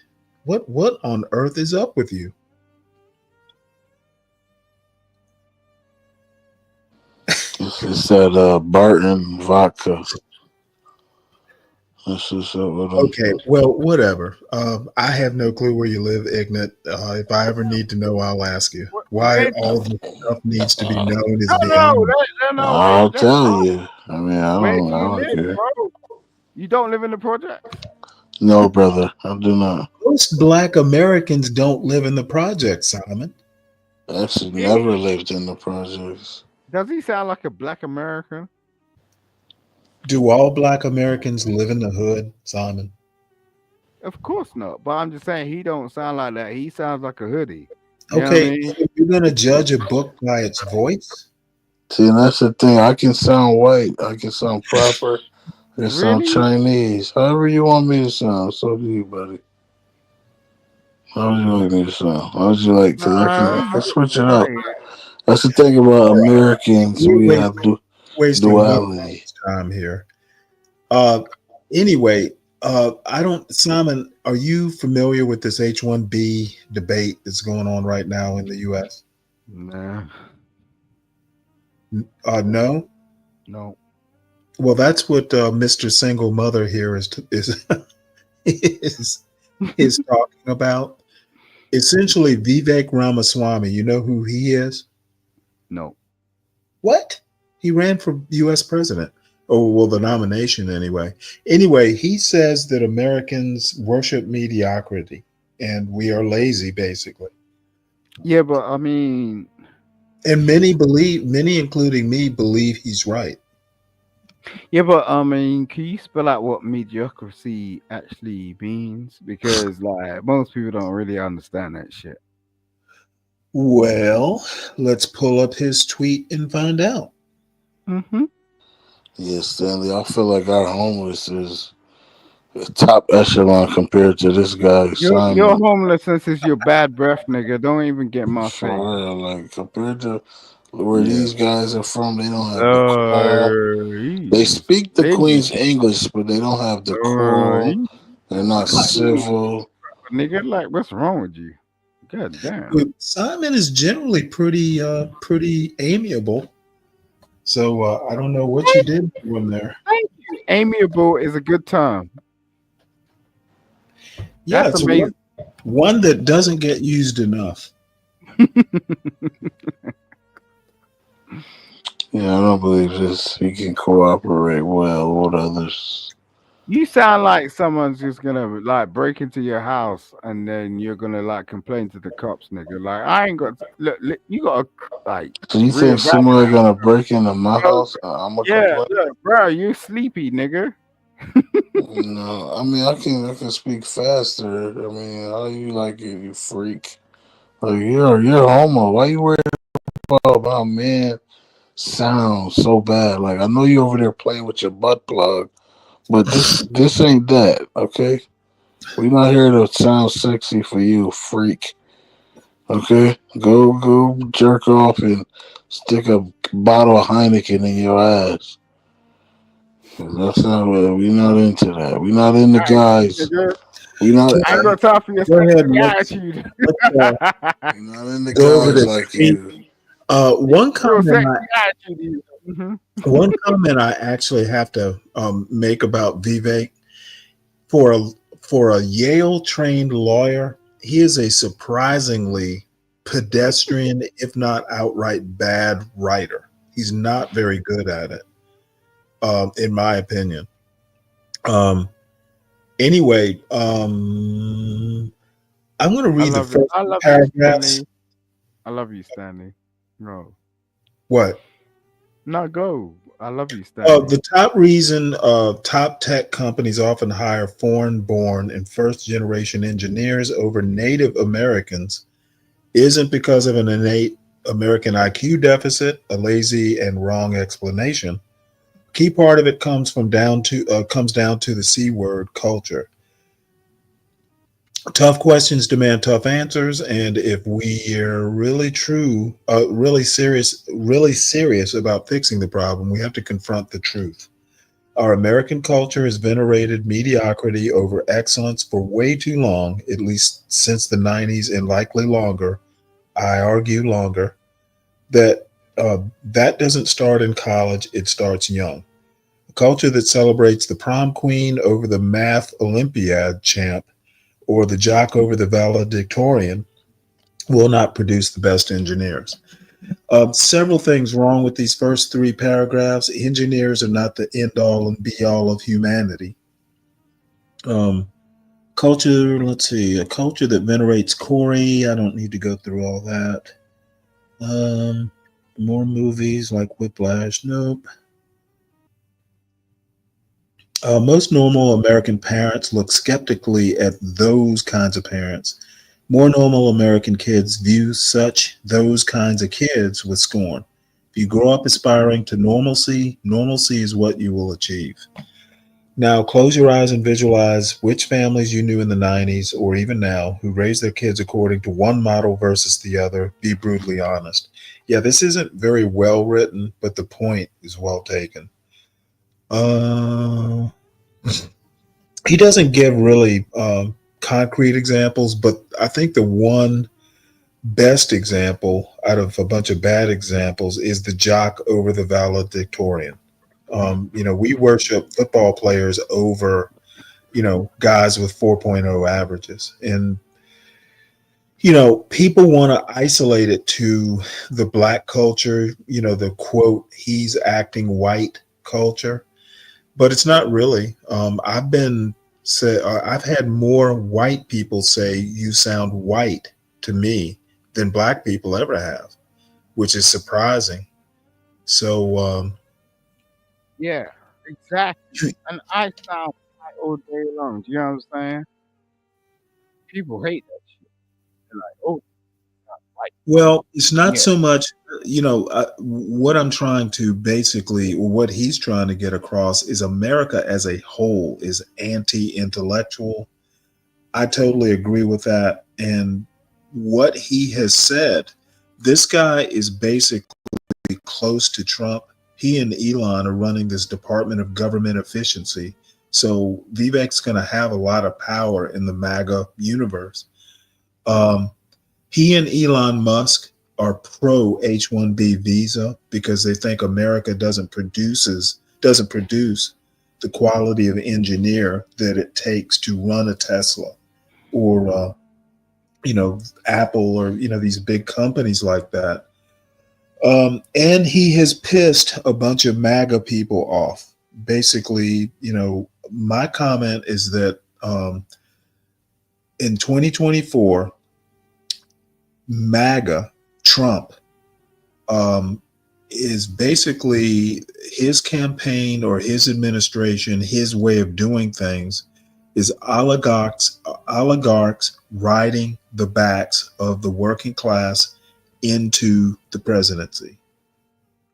Everybody wanted to go, well, MAGA's, Trump's for the working man. Trump's going to, make the worker, he's going to lower prices. He's going to do all these populist sort of things. I've been arguing all along that MAGA is faux populist.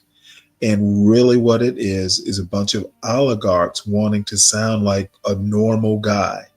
It's Elon Musk wanting to sound like Joe the plumber.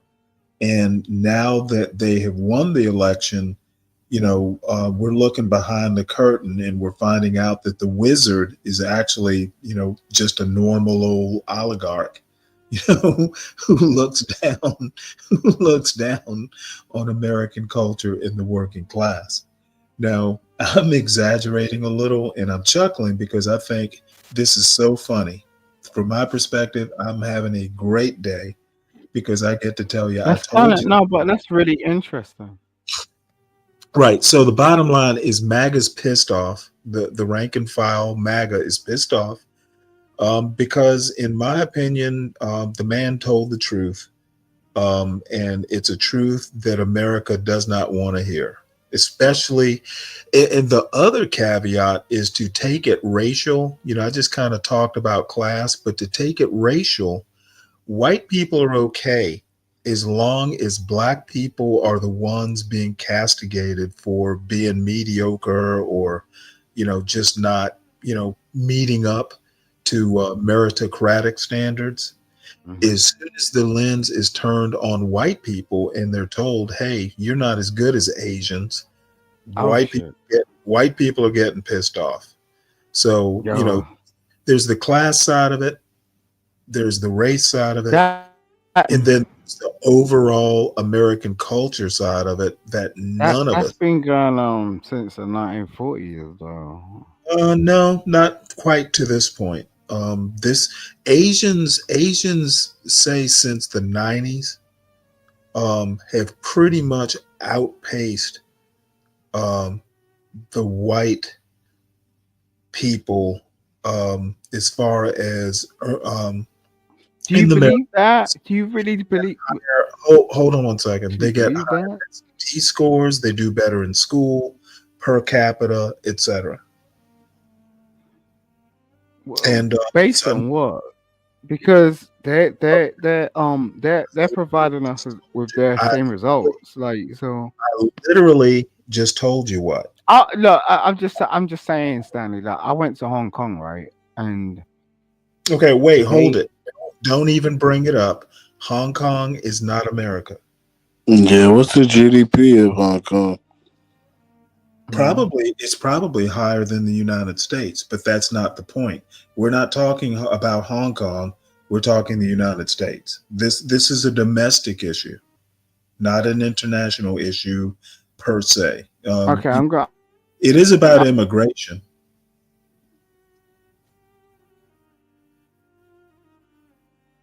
You about to say something?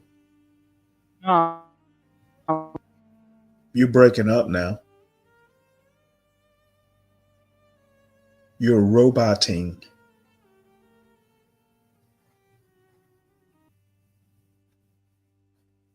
Don't know what's going on there. Hong Kong is a city, is it not? Well, it's a city and an island.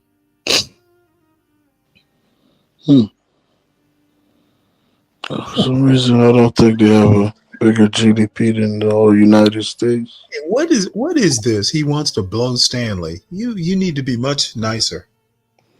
No, Stanley, that guy's a freak, really. He really is.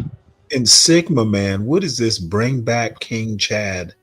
Man, we got some weirdos in the chat tonight. Yeah, what's today? Sunday? Let's see. Clara says American kids want to be YouTubers and rappers, whereas kids from BRICS countries want to be. Hey, Clarice, that's facts. I don't know how many they want to be athletes, rappers, or YouTubers. That's because their parents was telling them money is important, so they just come to a conclusion like, okay, what's the easiest way to make money and not do as much work? I don't disagree with you there, but I mean, how much money does does the hell? There's a little white kid on YouTube that just opened toys. He gets like 12 million. Like it's in the millions every month. Well, I don't know. To me, it's easier, it's easier to fucking go to school and become a computer person than be a YouTuber.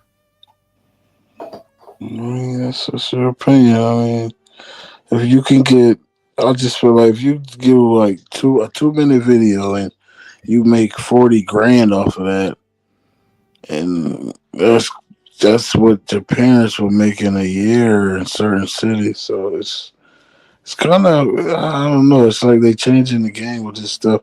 Even Facebook, like you can post on Facebook and you can get paid for that. Like I know a girl, she gets like 20 something like 2 grand in between 2 and 3,000 a month just for like posting videos of nothing. 1,000 a month isn't big money.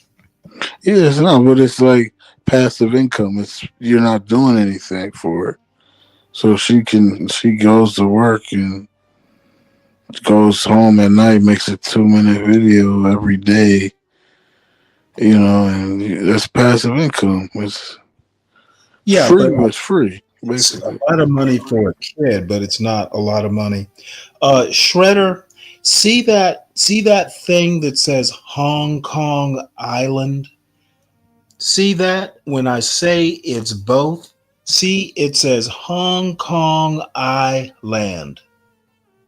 Yeah, Staten Island GDP is probably more than that. Okay, let me put this up where Shredder says Hong Kong isn't an island. It says Hong Kong Island.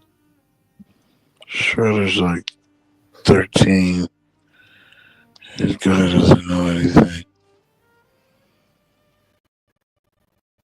Excuse me 1 minute. No problem. All right, guys, hit the cash app. Do the right thing like Spike Lee. Get the right thing done. Make sure you pray. All praise is due to Allah. Praise is due to the Most High. You know what I'm saying? Hope y'all kiss your mamas on the cheeks. You might not wake up in the morning, respectfully. What else? Simon is a freak. And he said he loves Stanley. And I like Stanley too. I'm surely he didn't say that. I swear to God, he said, I love you, Stanley. And you said, all right, I love you too. It's like you didn't hear him or something, maybe. Yeah, I see. I said Hong Kong, Shredder, whatever. It's an island and it's a city, right? That I don't know why I need to know more than that. I'm not a geographer like you are. So anyway, and then Mavid, Mavid, I need to address Mr. Mavid here.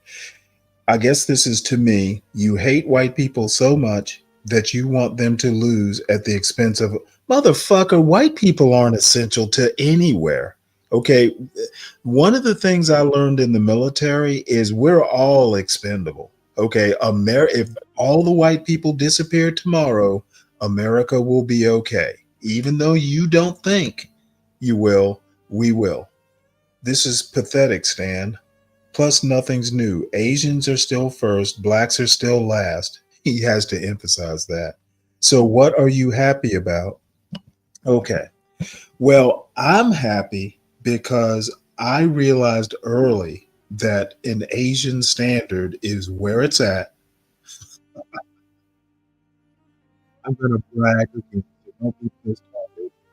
My son is at a college where the majority of the students are Asian, and he tested in with a full ride. So my son meets an Asian standard, not a white standard, but an Asian standard. Now, I'm being hyperbolic here, just to rub it in. But the bottom line is that people getting their comeuppance. And yes, I'm happy about it. I think it's hilarious. And you know what? Keep thinking black people are last. Pretty soon, it doesn't really matter. I won't belabor the point, but in a way, I'm kind of sad for white people because they should have seen it coming 20 years ago. So, Yeah. I mean, it was obvious. It was obvious this was going to happen. Yeah, they stopped banging their sisters and having kids with their sisters. So it's like they lost the count on population. And maybe It's Hong Kong Island, but it's just a small part of southern Hong Kong. All right. Well, I guess my Hong Kong geography is not up to your standard, Shredder. And no, I'm not upset about it. About Hong Kong, anyway. I'm not upset at all. I'm having a good old time. you got fans, Stanley. These are fans. Didn't make it a racial issue.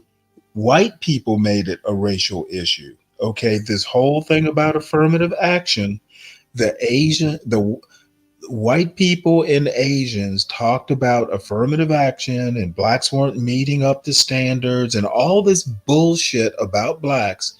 And I knew with that North Carolina suit and the Harvard suit that it was going to come to this. Okay, so now that black people are sitting on the sidelines, now it's head to head, Asians and whites. And, white people, there are more white people than Asians. So that's going to be your strength. But the bottom line is that if it were left up to pure test scores, Asians would beat out whites easily. And places like Harvard during COVID, and I think maybe even before COVID, tried to get rid of the SAT. I don't know if y'all remember that, but the reason that no one really wants to talk about, the reason Harvard and places like that wanted to get rid of the SAT is because Asians were kicking ass on the SAT and white people didn't want that happening. Without the SAT, it's a lot more subjective who gets into these colleges and who doesn't. So yeah, these Asians go to school all year round, so we definitely need that. Let's take that from them.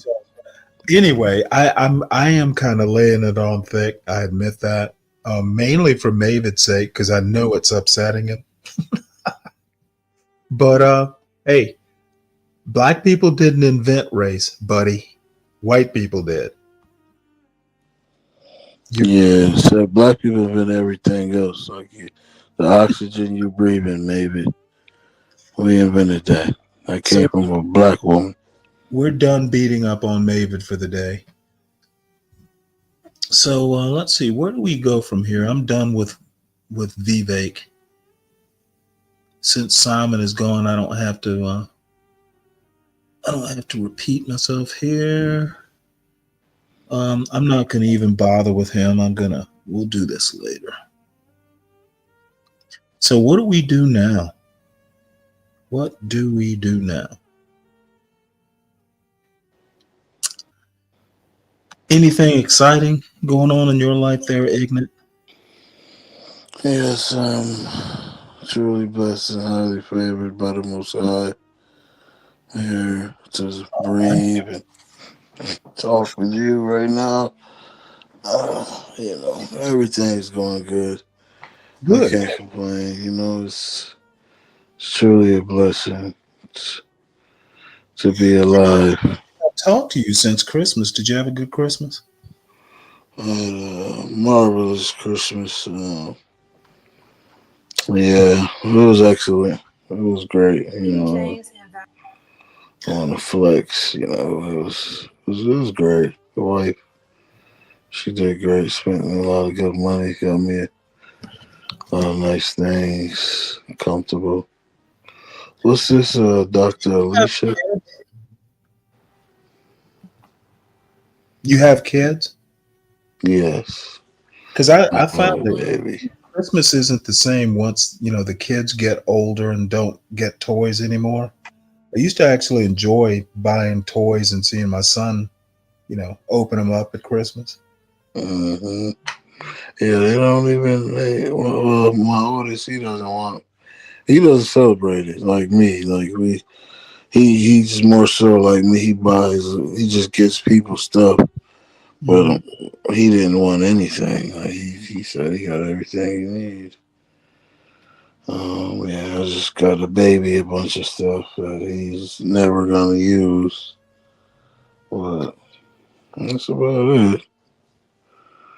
Took care of the wife because she was happy, so I'm good. I'm a simple guy, Well, simple is good. Sometimes simple can be complicated. No, it's like it's simple. As long as everybody else is good, I'm good. I don't need much. I saw this. I subscribed to this channel called Fly Nubian Queen, and it's kind of womany, women economics, this sort of stuff. A lot of blather basically, but this was a new show today, and it said the practice of high romance, how to be an adult in relationships. And the reason it caught my attention is I've been watching a lot of Kevin Samuels sort of stuff lately, because I never really, when Kevin Samuels was alive, never paid that much attention to him. I knew kind of how he was and what he did, but of late, I've actually kind of been watching it. Nas 415 actually suggested it, and once I started watching it, I agreed with a lot of what he had to say. So, because I got a 18-year-old son, I've just kind of been interested in, relationships, young people's relationships. So anyway, this, since I subscribed to the channel, this came across. I'm kind of interested in what her or a Black woman's perspective is on these sorts of relationships. So we'll listen to a couple minutes. If it's interesting, we'll continue. If not, we'll move on. Plus, she's kind of cute. She's a coach like he was. No, she says Dr. Alicia, so I assume she's some sort of psychologist or counselor or something. Coach. Okay.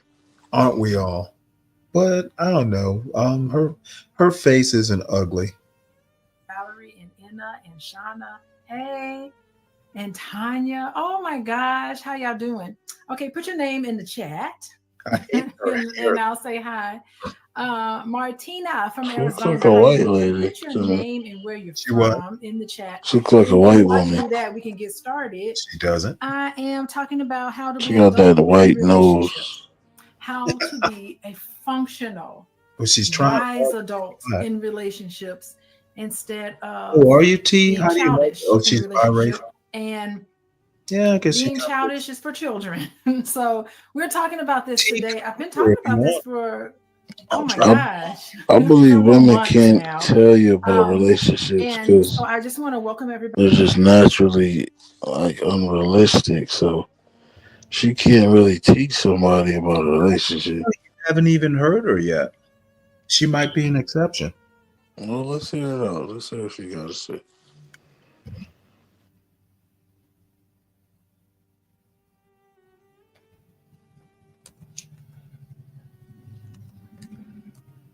So we'll see. T, the link is at the top of the chat. My book club, come up. Healing Haven Book Club. I've been reading this book, and I think it's just really remarkable. How to be an adult in relationships. Let me tell you how this book club came about. First of all, this book club came about when I was feeling lonely.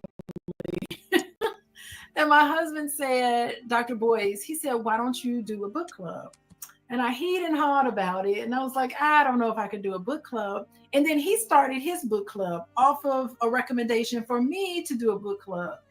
And so anyway, fast forward for a couple of years, I decided I would do a Healing Haven program. So I'm on cycle 3 of Healing Haven, and you guys will get information the next time I'm prepared to open up and to work with individuals in a small group setting and an individual basis to heal. And out of my Healing Haven, that's when I said, you know what? I got to do this book club because we have got to deal with all of the past painful memories that we haven't yet processed that's coming up for us right now in our current relationships. And it's one thing to work with individuals, but I think it's also useful to be able to work with a large group of people. So this is for you guys. And I just want to thank you guys for coming in here and allowing me into your Sunday during this holiday season to talk about something that I think all of us would be useful, all of us to know. So who's in here? Hey, I got his friends with me tomorrow. Anybody, any and everybody who, in chapter 4 is all about high romance. What does healthy romance look like to understand? Achingly obsessive. Ooh. And the bashful desires become fevered needs. The joy of longing gives way to the anguish of what do they mean? Intimacy. Intimacy, yeah. Into me you see. So it's we encourage each other to be unhealthy in this way. And I think a lot of our music lets us know. So you're stifling yourself. You can't be yourself. You can only be happy when that person is around. When they're not, they need to prioritize their own needs internally. Yeah. And that's how. Well, I guess my daughter has a dance competition that day. She's competing. Sorry to be so abrupt. So for her high school, and so I'll be with her. But when she's done with the competition, I'll be back and I'll do the video. So that's my agenda for next. Yeah, she woman explained the hell out of that. You know what? I couldn't really tell you whether she did or didn't. I just know that. Let's play this. She basically said nothing. Yeah.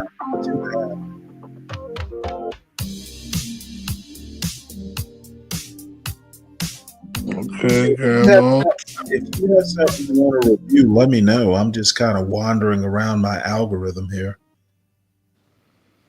Okay, let's check out your algorithm. Well, this is Lady Boulet. This is this lady reminds me of my mother. Rest her soul.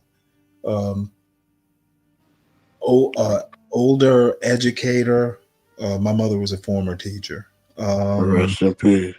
And she does, social commentary, but this is on the subject I've been fascinated with over the past day or two. Hatred for Indians is real. Hatred for Indians? Well, she means like Vivek Ramaswamy Indians. Oh, okay, yeah. Hate those motherfuckers. Oh no, I love them. I think Indians are awesome. I think they smell funny. The channel, and yes, we are commanded to not, whether we agree with each other or not. Well, there is a saying that when people do something really mean to you or something that you think is unfair, there's a saying that says, man might have meant it for evil, but God worked it for good. Well, y'all know that I didn't vote for Donald Trump. I just didn't see him as being a good leader for the United States of America. So I was like everybody else who didn't vote for him. I was a bit disappointed when he won, but it didn't get to me all that bad because I've seen that movie before. So I knew it was going to turn out to be something of a disaster. But I didn't know that it was going to be the disaster that it's turning out to be before he even gets inaugurated into office. So he decided that it would be a good idea to bring Vivek Ramaswamy and Elon Musk on board to straighten America out. They're going to straighten everything out. So Vivek Ramaswamy I guess drunk on arrogance and whatever he think is what little power he's about to get, he's been out here saying salty things about white Americans. And I'm saying white Americans because he's already stabbed us in the back, you might say, or in the front, or wherever he could. So I don't think black people were taking him seriously anyway. He had done his due diligence by throwing black people on the bus and saying offensive things to us, the kind of things you have to do when you want to get ahead in America. So black people had already pretty much tuned him out. But now that he sees an opportunity to bring more of his people into the United States with those, H-1B1 visas, bringing a lot of Indians in because they're so much smarter than everybody else, according to him, boy, he had made these white folk mad. And now they are saying the quiet part out loud, and they're saying the loud part out loud, and they're just saying whatever they want to say out loud. And it was unbeknownst to me that there is a lot of resentment of some of these white people towards Indians. Did y'all know that? Child, these white folks is hot. They are hot under the collar about Vivek Ramaswamy insinuating that they're lazy and they're not the smartest people on the planet. And the pushback is hard. Now, I came across this video, and honestly, I thought this guy's just saying too much. It's just mean. Well, listen to it.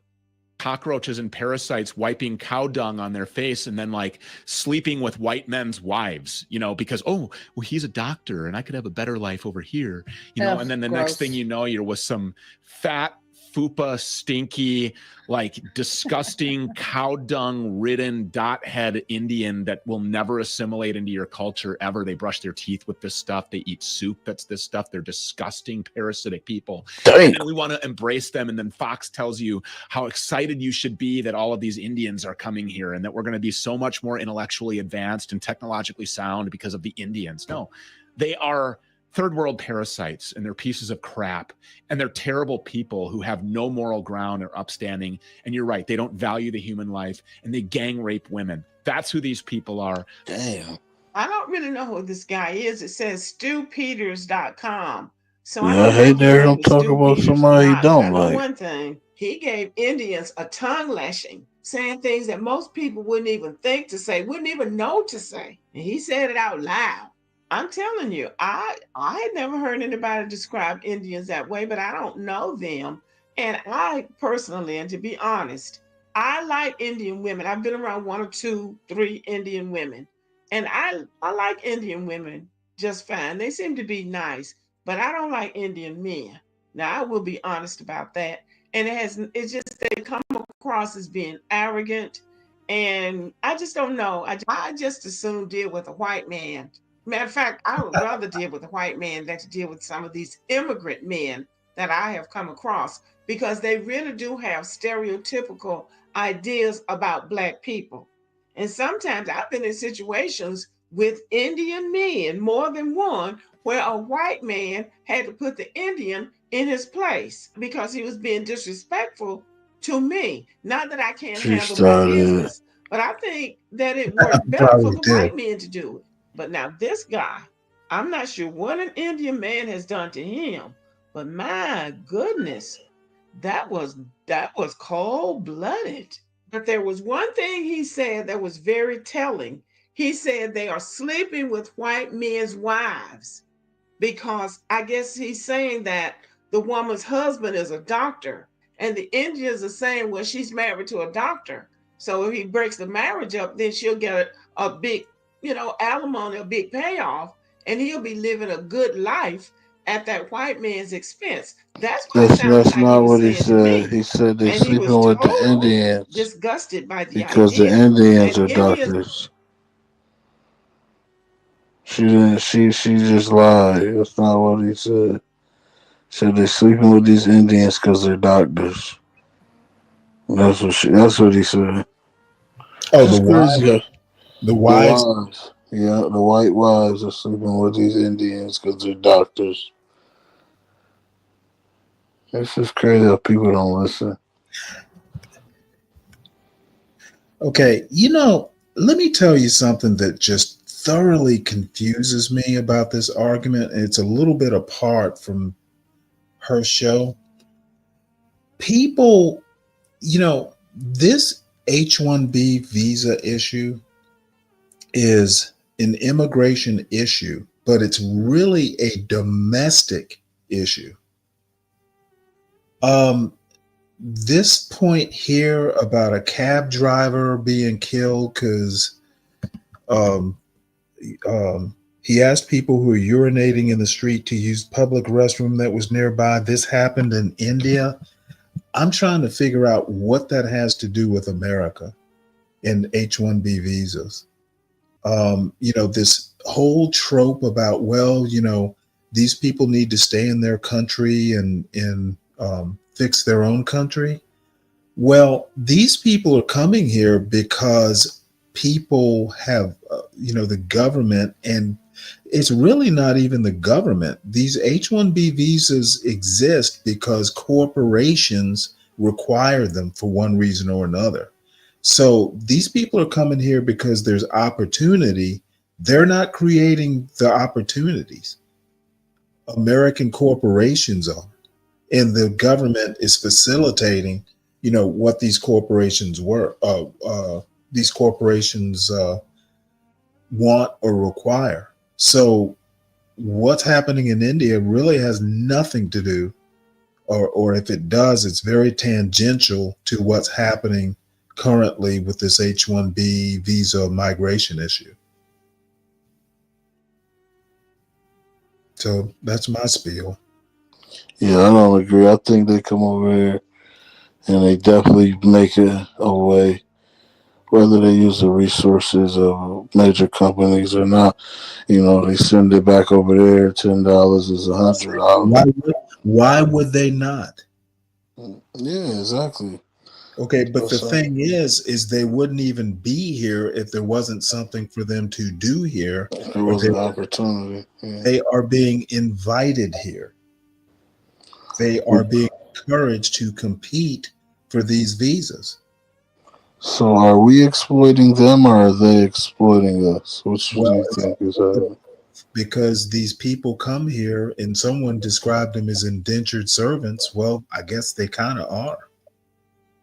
Because if you don't do what your boss wants, he can send your ass back. He can send your ass back home. They're getting them cheaper than an American engineer would cost. So, there is some mutual benefit there. Okay, that makes sense. Well, let's get back to this fool. Are not the only men that do that. There was a whole movie made about the green card, men coming over here from other countries, marrying American women and getting a green card by being married to an American citizen. And that's why they're trying to put a stop to that too, because people are abusing everything, trying to get here to stay.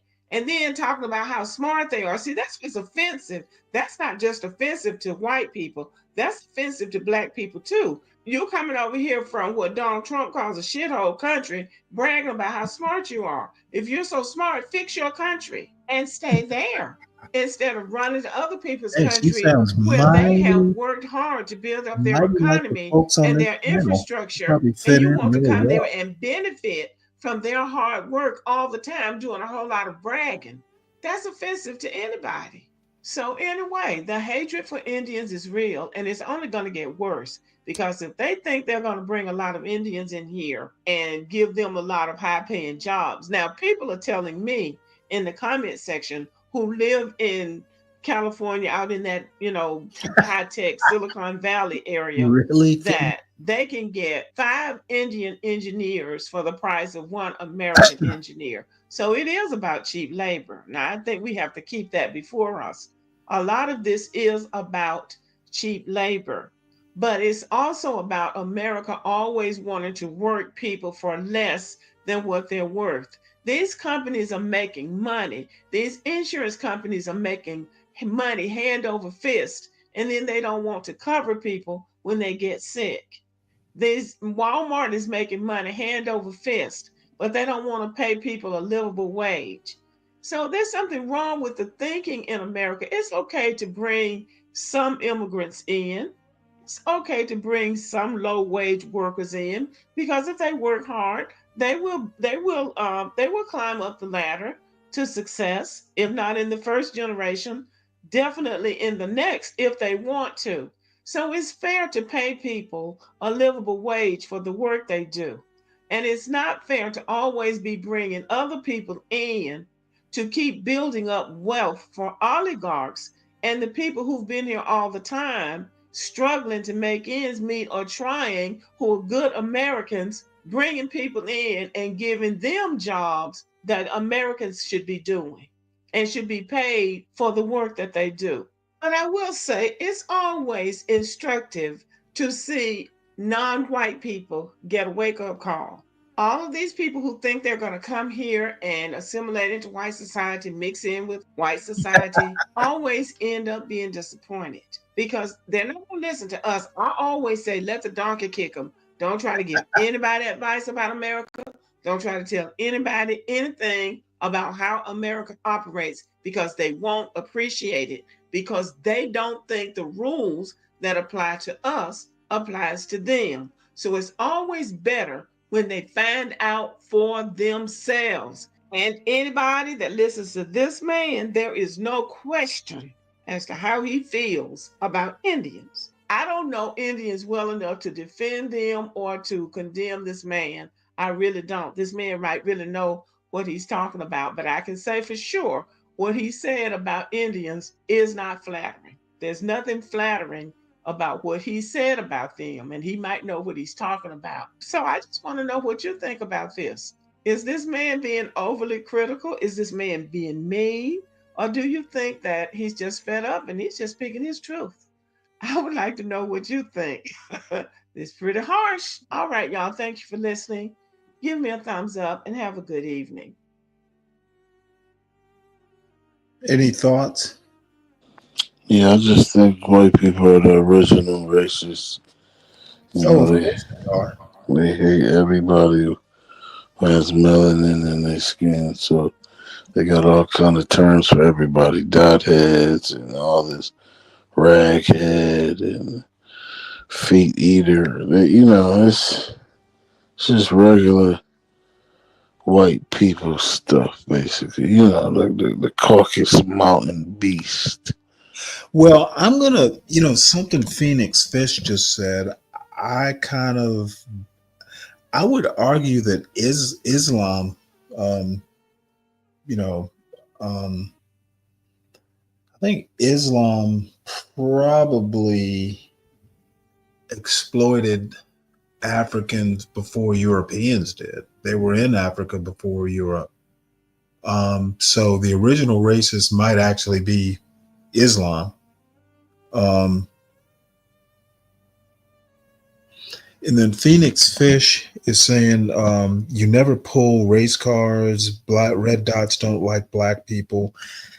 To be honest, I don't know that I agree with it. I actually have a lot of Indian friends, Hindu Indian friends. So, but then I don't have a lot of them, and I've never been to India. Phoenix may have more experience than I do. Who knows? But as a matter of fact, I've almost never run into any issues. Now, but anyway, this woman here, I think she's American living in Ghana. I just want to see what she has to say. It's a short video. She's okay. Basically, I just saw she was kind of cute and just wanted to hear what she had to say. Nothing deeper than that. Ideas about the best way to make your She got a transition rocket to head. Ghana smooth if you decided to live here. Oh, but she's with British. time, I've realized that there's certain things that I'll do Oh, differently yeah, to make the she process built. easier. Yes, she's okay. She built. You said, where's she from? She from Britain or something? So it's nearly 5 years since I've been living here. So a lot of my perspectives on different things about the things you can do to make your transition here smoother has changed. And I decided to tell you guys and speak to you guys about it. So if you decide to move here or live here, the process will be a lot easier for you than it has been for me. The first thing I want to speak to you guys about is I've always been a big advocate for getting your own place before you move to Ghana. But you guys, the process to build a home in Ghana is no joke, okay? So the odds that you can even complete your home and move straight into it is not necessarily high, even though people have done it and it's not impossible, it's not very easy. The other thing is a lot of the areas where new buildings are built, the roads are dirt roads, you know what I mean? So imagine moving from the diaspora where all the roads are perfect and then you're moving straight into an area where the roads are bad. That makes the transition a lot harder. So now I would say, even though that's still an option, I'd say you should consider renting in the beginning while you maybe.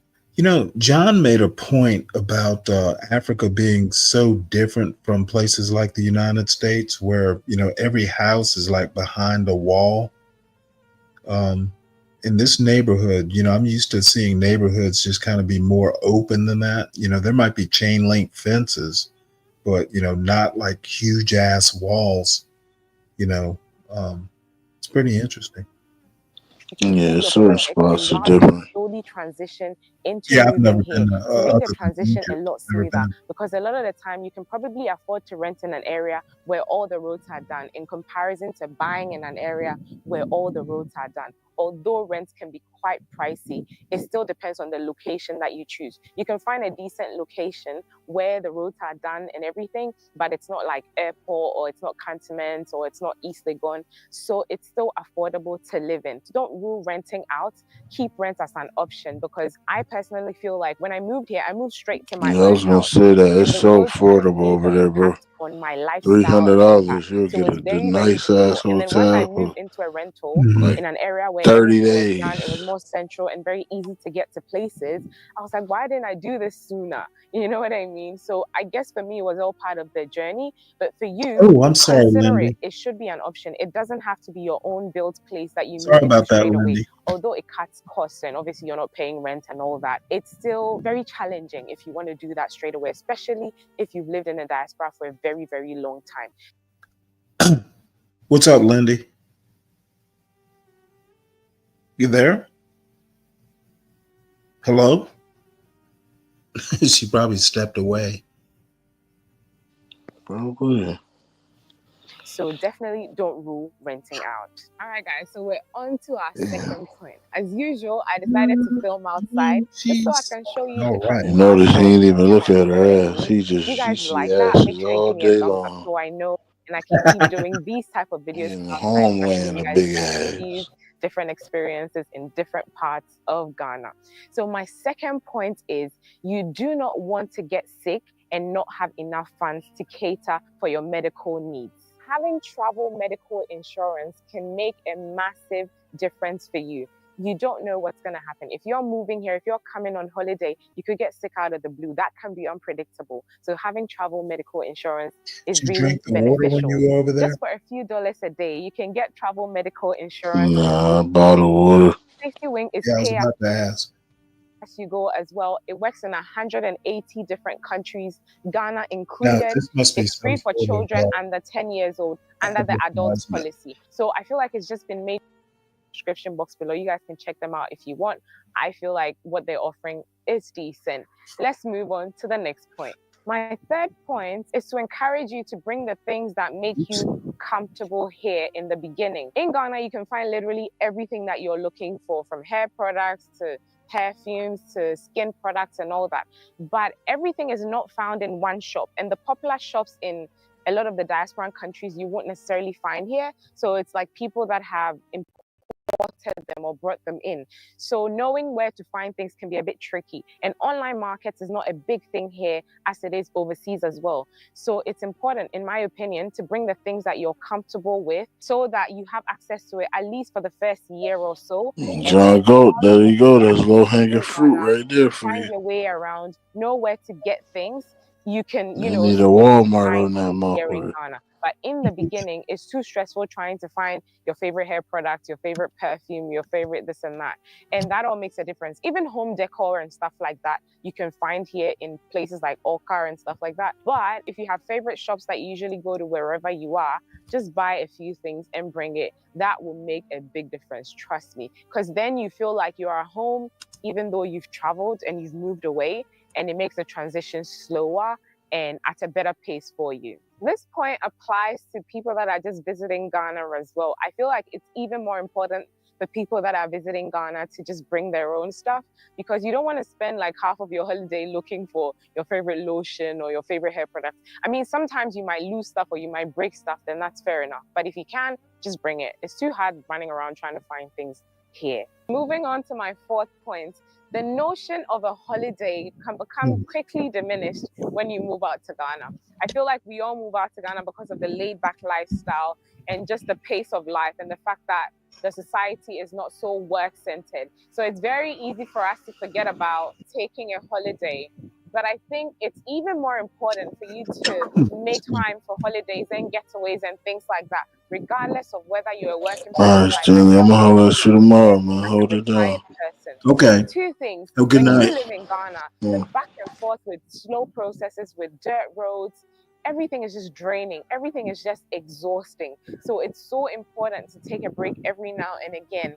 The other reason why it's important to take a break every now and again is you don't want to move to some place like Accra or Tema or whatever, and then a year later you realize you haven't even explored anywhere. There's so much to see in Ghana. If you've been like somebody who's been subscribed to my channel for a while, you would know that there's so many places, from beautiful mountains to like greenery to beautiful beaches, and every village, every town looks completely different to what you might be used to as well. So that's why it's important to do a getaway every now and again, not only for your own health benefits and things like that, but just so you get to see what Ghana is truly made of as well. This is something that I truly took for granted, because when I moved here, I felt like, oh, I'm in Ghana, like the lifestyle is laid back. I don't have to do all this holiday and stuff like that. But believe me, you need it, because Ghana, even if you're not working like I am, everything else is exhausting, okay? Everything else is exhausting. So it's important to make it a point to take time off every now and again. Finally, onto my last and most important point. You guys, I can't stress how important it is to build your network from anywhere. When you come to Ghana and you don't know anybody, doing everything is such a challenge. I feel like I've said it 1,000,001 times, but you can build your network from anywhere. So you could go to the market, you find a helpful lady who sells to you on that day. Just tip her, maybe let her keep the change and get her name. She'll be super helpful another time that you come. If you go to a restaurant and you get a very helpful waiter or waitress, get the number, tip them, get the name. The next time they see you, they'll be super helpful. And they might end up helping you with the most random thing, maybe something that has nothing to do with whatever you met them for in the beginning. This is something that I'm glad I took advantage of from the start, but I can't stress it enough. Do it. tip, always tip, like 10 CDs, 20 CDs, 50 CDs, you know, whatever you have, give something to somebody and just get their name. The next time they see you, they'll remember you, and the next time you need help from them, they will support you. All right, guys. Bye. Let's try this again. Can you hear me? Can you hear me? Oh yeah, sorry about that. I was on mute. Stanley, you probably should go to bed, don't you think? Well, as soon as Portia or John come up. Why don't you put like a repeat on or something? I have no idea how to do that. So you're kind of stuck. Well, I mean, I'll actually be all right. You know, actually, if I had to stay up all night, I could. It's all right. I'm pretty awake. Black Knight, hold on one sec, Lindy. Black Knight, she sounds like she's from England, but her accent is hard to place, and I think she's actually maybe first generation African. She, you know, she has English elements, but it's not like a it sounds like she's, I've heard Africans who are maybe either came to England young or they're first generation African, and they never quite lose their African accent in English. So that's my guess, though. I'm not that good with English accents. So Lindy, what have you been doing? I swear, every time I try to come up here, by the time I get up here, we move so fast to different talks. Sometimes we do, sometimes we don't. But the lady that you had on before, this young lady right here, that was talking about the immigrants coming in, is what I wanted to respond to. Just kind of like throw my thoughts in there about the whole thing. I'm not very good at politics and talking about it, but there's just a couple things that make me. She was absolutely right about a lot of what she said.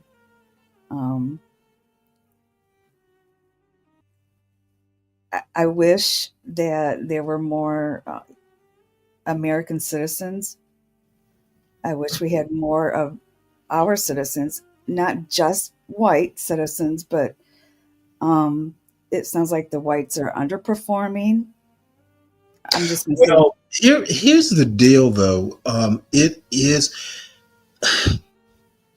we are all underperforming. Some are performing more than others, and the real kicker is that for quite some time, and actually I would say up until maybe even up until 2000, but I'll go back. I had Indians that went to school with me and some East Asians. I think they were Taiwanese, I think. And one of my best friends was from Hong Kong. So I've gone to school with Asians since literally 8th grade. So I'm comfortable with Asians because I've been in classes with them. However, since I would say the mid 90s or maybe even 2000, Asians started becoming a real competitive force. And because of, some of the culture they've brought with them, they venerate immigrants in general, in my opinion, tend to venerate education because they want to be American. They want to do what they need to get ahead in America. So education is part of that. Fitting in is part of that. Yes. Asians go the extra extreme. I think, they tend to value knowledge in their culture, wise men, Confucius, they have a tradition of wise men, being smart, academically, proficient, that sort of thing. And Americans don't. And for some reason or another, America, in my opinion, and it's been coming for decades now. Getting worse. It's been getting worse for years. Americans do not value education. Oh. Ever since I was a kid, the jock, the jock always gets the girl, Right. the nerd, all these tropes. And bottom line is, people like Trump and, MAGA in general. Well, first off, whites are used to being at the top. They're used to calling the shots. They're used to being unchallenged. And a lot of it had to do with because it was designed, the meritocracy in America is a European construct, European/American construct.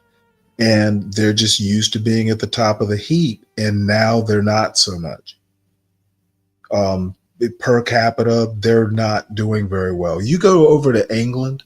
England is not doing well culturally, and they know it, but they don't necessarily want to face it head on.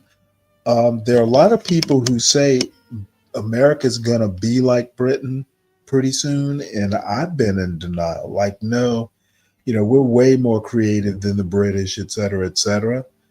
And I still think that holds. But the thing is that Vivek probably said what, people have known, but he said it out loud. And in my opinion, he wasn't particularly abrasive. Lady Boulay, I don't agree with. I think Hindu culture specifically, they like to fly under the. Is that who's on before a few minutes ago?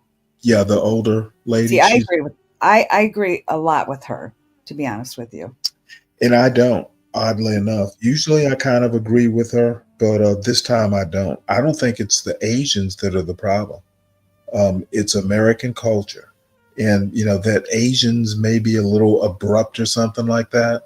Well, you know what? I've known a lot of Asians, South Asians and East Asians. I've never had a problem with them. Well, you are right about one thing. First of all, before we start attacking everyone else, we need to look at our own people. We need to look at this country. We need to look at our government. Why are we allowing them to come here? Is there, you know what? I don't even agree we're with allowing this to happen. I don't agree. It's already done. Okay. It is happening swiftly. That's for sure.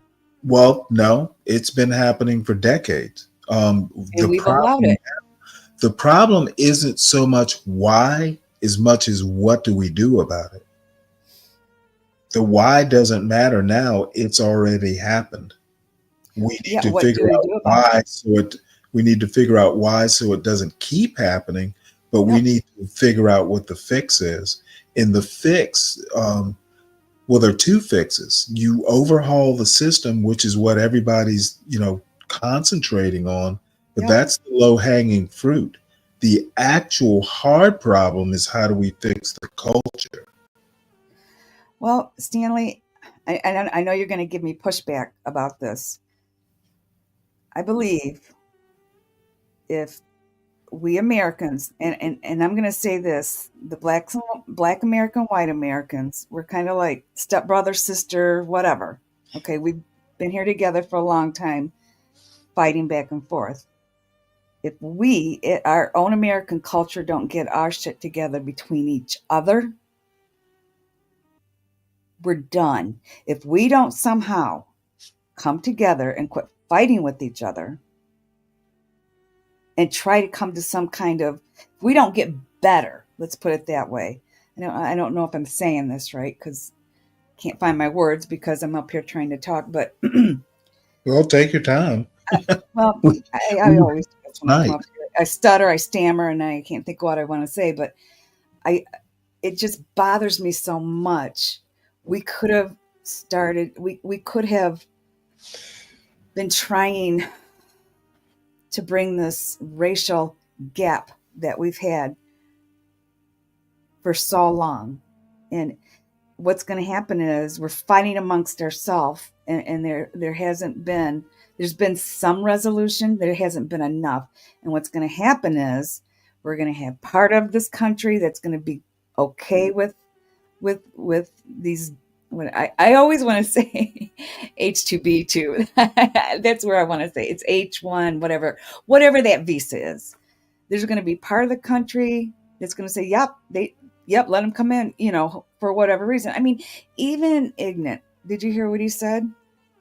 If we don't stop with black people or white people are like the devils, if white people don't stop being the be brave, if we don't stop, we're gonna, all of us, black and white, it's gonna be over. They're just gonna come in and walk because we're just inner fighting with each other, and we've been doing it for so long. And to me, that's the sad part. And it's starting to become, it's almost too late, because we as white and black Americans are so divided ourselves. I'm not saying everyone, but you understand what I'm trying to say. I think this is a problem, and people are just going to come in. As far as the education part, I think our children are not, and this is going to go back to what you and I talk about. Everything starts at home, but I think that our kids nowadays have such a blasé attitude about careers. They want to be on the internet now. They want to be YouTubers. They want to be this. They want to be that. I just don't think they care. And specifically, white people, they're just almost, some of them, a lot of them are just at the point, they don't care. They just want to play. And they don't care if the Asians come in.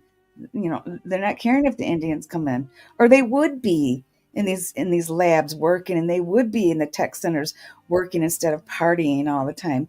That seems to me, that's what this new generation, what are they called? Not millennials, but they're called something different now. It seems to me that is a big problem that's not been addressed. And look at what they're saying. Look at what Vivek said about us. He's absolutely right. Well, no, he's absolutely right. But the problem right now is the leadership. Okay. The leaders need to figure out what the problem is. I think two things are problematic.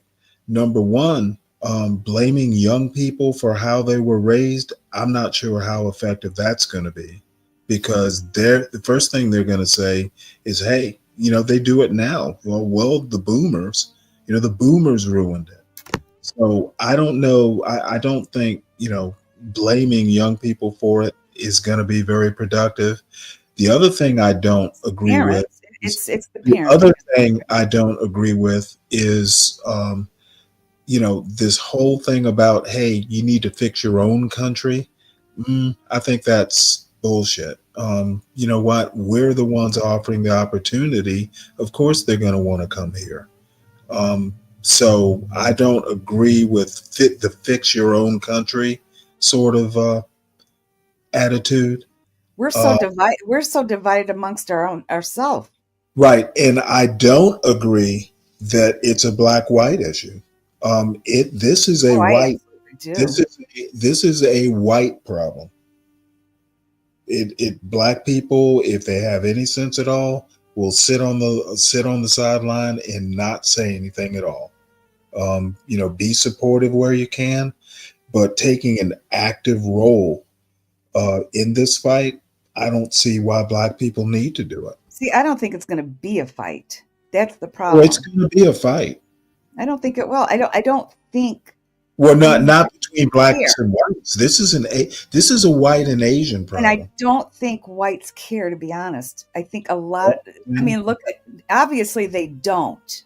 Well, if they don't, then why are they fussing at Vivek? I don't know if they are. Are they? I mean, I don't know this much about it. They are. But I'm saying it's caused a huge stink.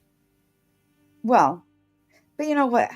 Who cares what so what? I mean, he's not that important. There's some people who don't like what they're hearing from Vivek.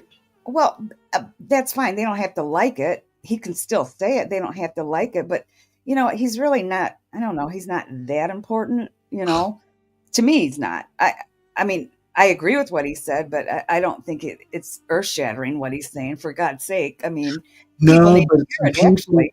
some people are taking it the wrong way, and you may want to hop online and see the responses to it. It's not been, oh well, that's they haven't been very laissez-faire or blasé about it. There's some people who have reacted vehemently. Well, you know what? Because they need to hear that. They don't want to hear it. No, I mean, needing to hear it and accepting it are two different things. That's exactly right. They don't want to accept it. They need to hear it, and they're pissed about it. But maybe they need to think about. Okay, well, they're being pissed about it isn't what they need to do. They need to be figuring out how they're going to fix it. Exactly. They're too mad right now. Their feelings are hurt. You know what I mean? So now they need to think about it. Now they need to get their crap together and think about, how are we going to fix this? Or do we even care? I mean, has white people just given up? They don't care anymore. I don't think, well, I mean, I don't know how you can say that when they voted in droves for Trump, like he was, going to be the magic bullet. It was going good until Trump decided to put these two billionaires in charge. And it was going to be a problem. I saw it coming as soon as he named these two. Oh, I did with Elon Musk. I was like, what? Oligarchs, they literally used the working class to get these guys in power. Okay. I don't care what people say about Elon isn't the president Trump is. Well, guess what? Elon literally was talking to Congress about this recent debt ceiling thing. He was talking directly to Congress. He wasn't talking to Trump and Trump talking to Congress. Elon was talking directly to Congress. And I think we haven't seen the last of Elon yet. He's not going to be chastened. And bottom line is, he spent a lot of money getting Trump elected. And I have a feeling after this week that Elon thinks he owns Trump.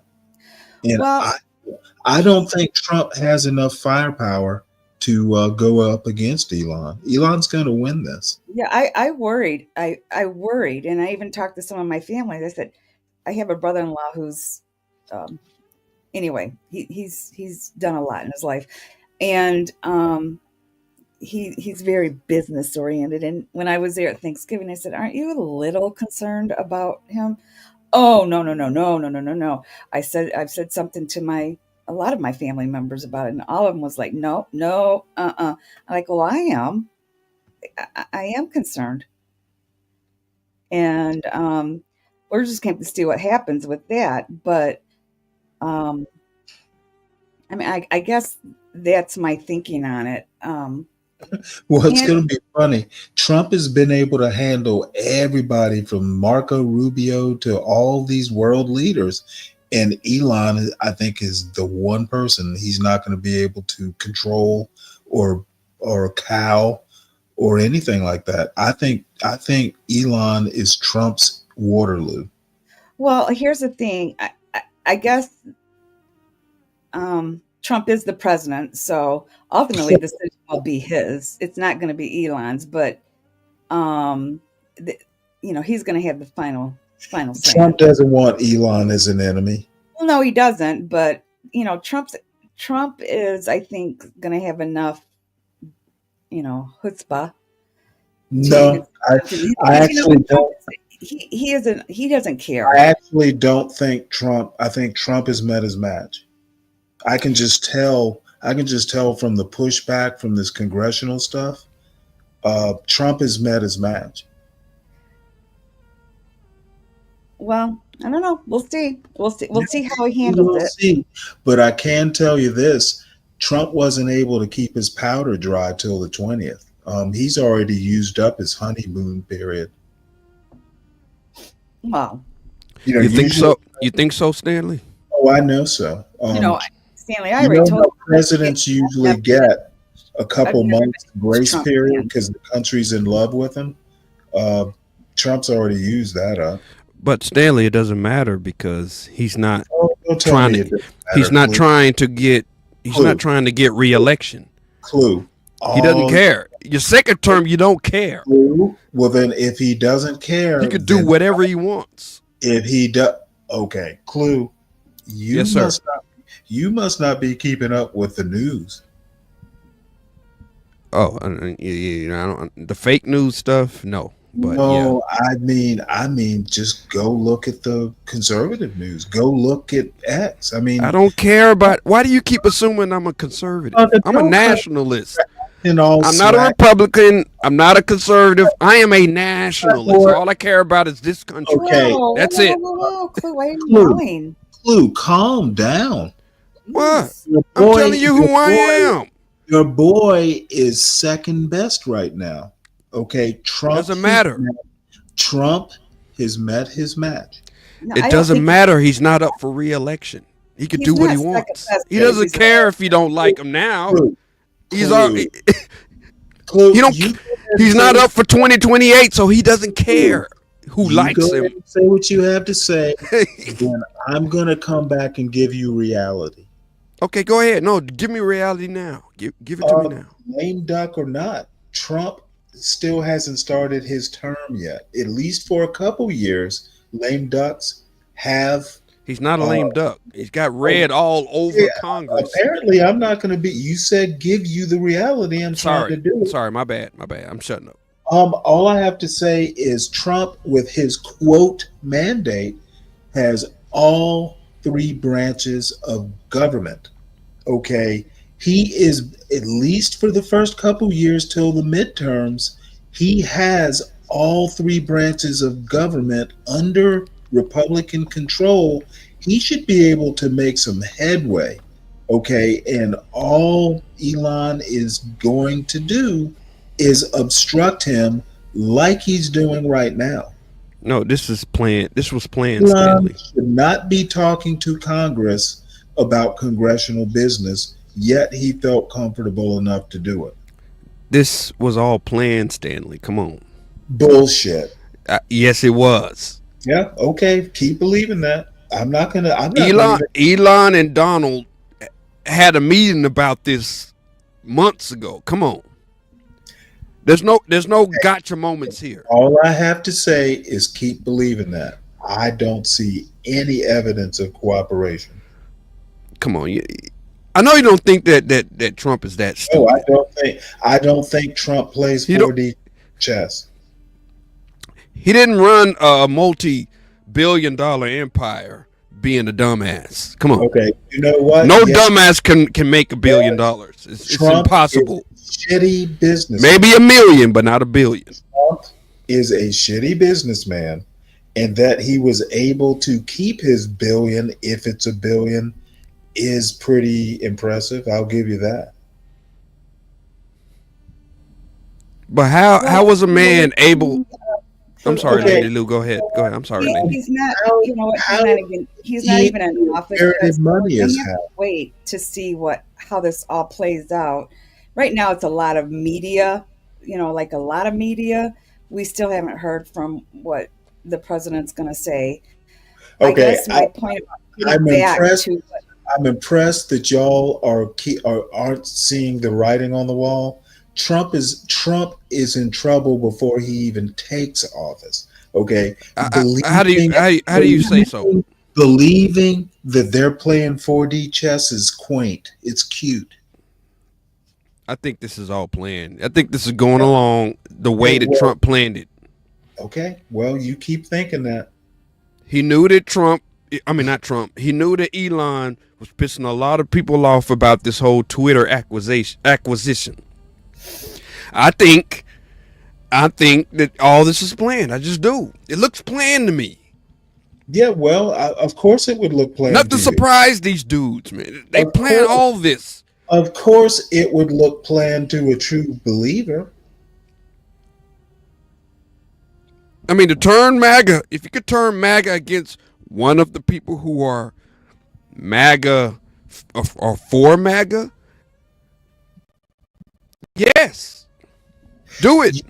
You are a true believer. Not really. I just see patterns. That's all. I see patterns. I know you. All this stuff was planned. You also see the emperor wearing clothes.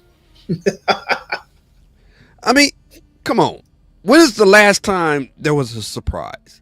Explain the last surprise to me. Oh, motherfucker, don't be asking me the surprise. What kind of surprise? On the federal level. On the federal level, Stanley.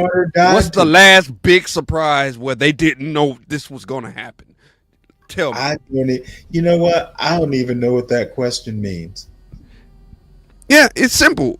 When is the last time somebody on the federal level, something happened and somebody on the federal level had no idea it was going to happen? No idea what you're asking. I don't know. You know what I'm asking, Stanley? No, I have no clue. Yes, you do. I think natural disaster. Nobody saw Katrina. Okay, I give you that. I think the last surprise I had was how bad a shape Biden was. That was a surprise? Everybody knew that shit. Yes, it was a surprise. To me, that surprised you? Yes. I keep Biden was in bad shape 6 years ago. We could all see it. I'm sure you asked me a question. I answered it. I don't see how you could be blind to see that this motherfucker was in bad shape. Yeah, I know you want to beat me up, but unproductive. I ain't beating anybody up. I'm just speaking obvious. As it may be, you asked me a question and I answered it. Jesus. You're playing stupid with me. I know you're smarter than this, Mr. Cross. Mr. Cross, you are smarter than this. You know what? No, I'm not smarter than this. Yes, you are. You're a fucking genius. You should know better. I'm not going to say Trump's goose is cooked, but I can say he doesn't have a honeymoon grace period. He doesn't care if anybody likes him. This is his second and final term. This is his second and final term. Who gives a fuck if anybody likes him? Okay. Believe what you want to believe, Clue. It's common sense. Well, I was kind of common sense. All I'm saying is having your powder, keeping your powder dry till you can get into office should have been a priority. Clue, we were talking about this whole visa, and what Vivek has said earlier, and Vivica Fox. No, I always say Vivek. Vivek Ramaswamy. Vivek. Okay, go ahead. Sorry, go ahead. In his statement, I guess, that he put out today, and there's, I guess, a big backlash from Americans, especially white Americans, about this. And then Stanley played. About the Indians and the H-1B. Yeah, yeah. H-1B. So that's kind of where Vivek is trolling. He's trolling. He's just trolling. He could. Yeah, Vivek is trolling. Getting. Vivek is trolling. That's a good idea.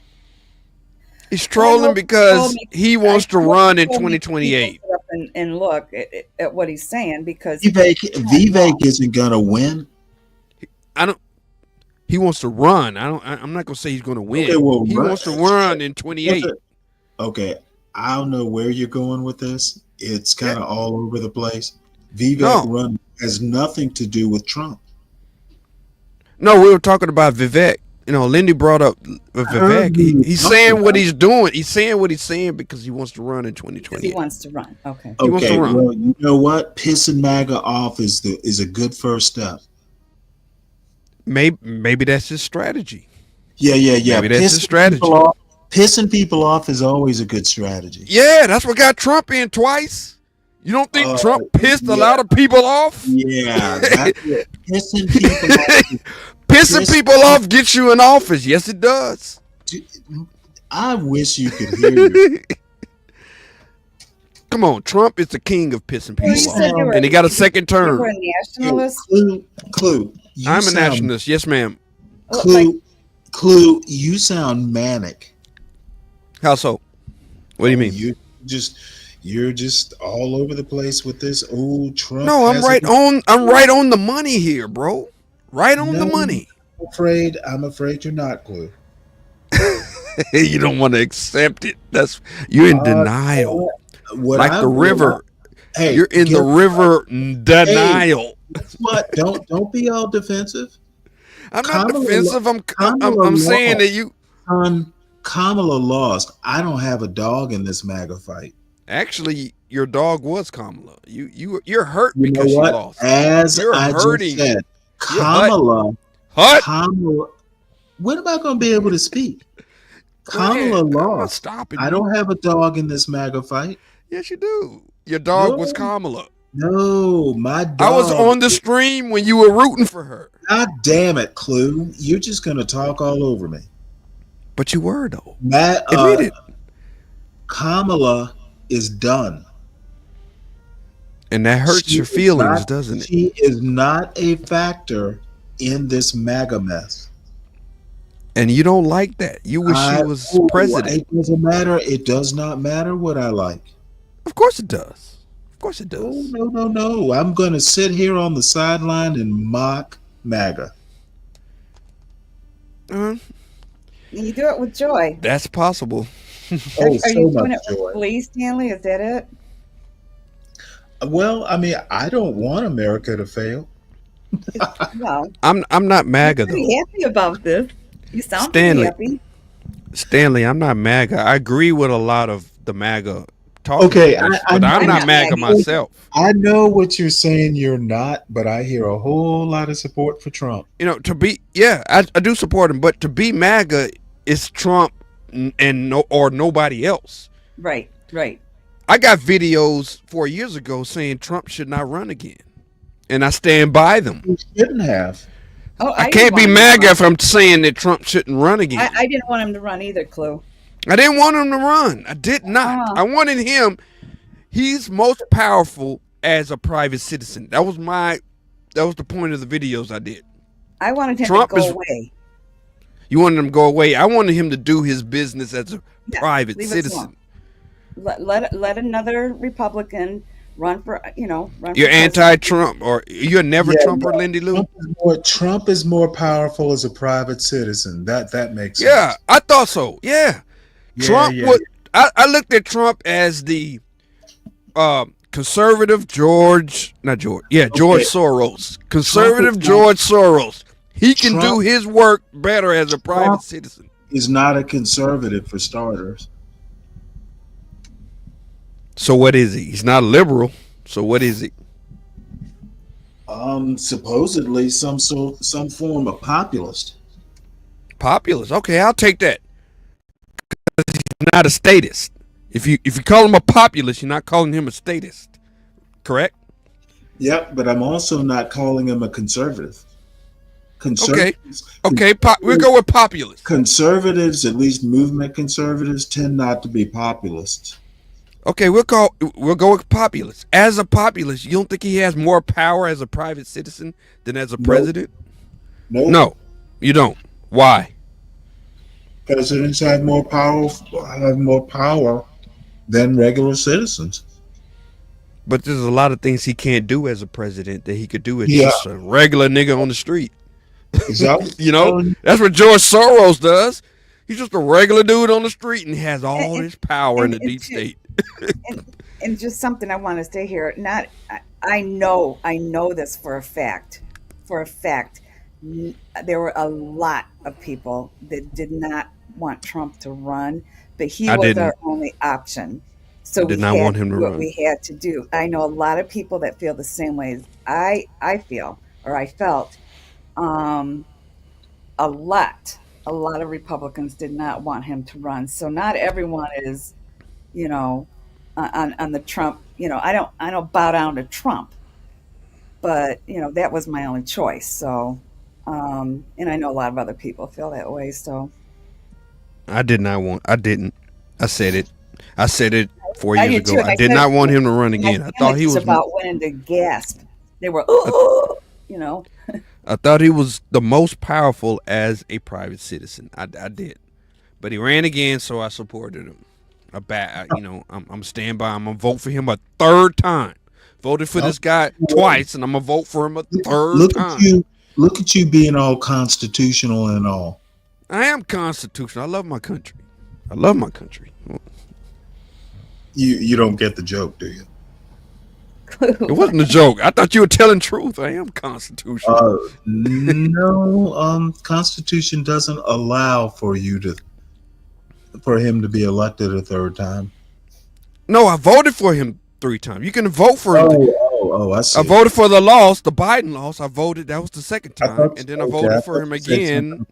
About being elected the third time. So, Clue, as a nationalist, what do you do? Can you tell me a little bit about that? As a nationalist, that's a good question. Thank you, Lindy. As a nationalist, I've never spoke with a nationalist. Yeah, we just believe that your current nation that you're living in should have borders, both physical and invisible. So you got your physical borders, like your wall, and you got your invisible borders, culture. And we believe that America is its own thing. We don't need all this extra shit coming in. Yeah.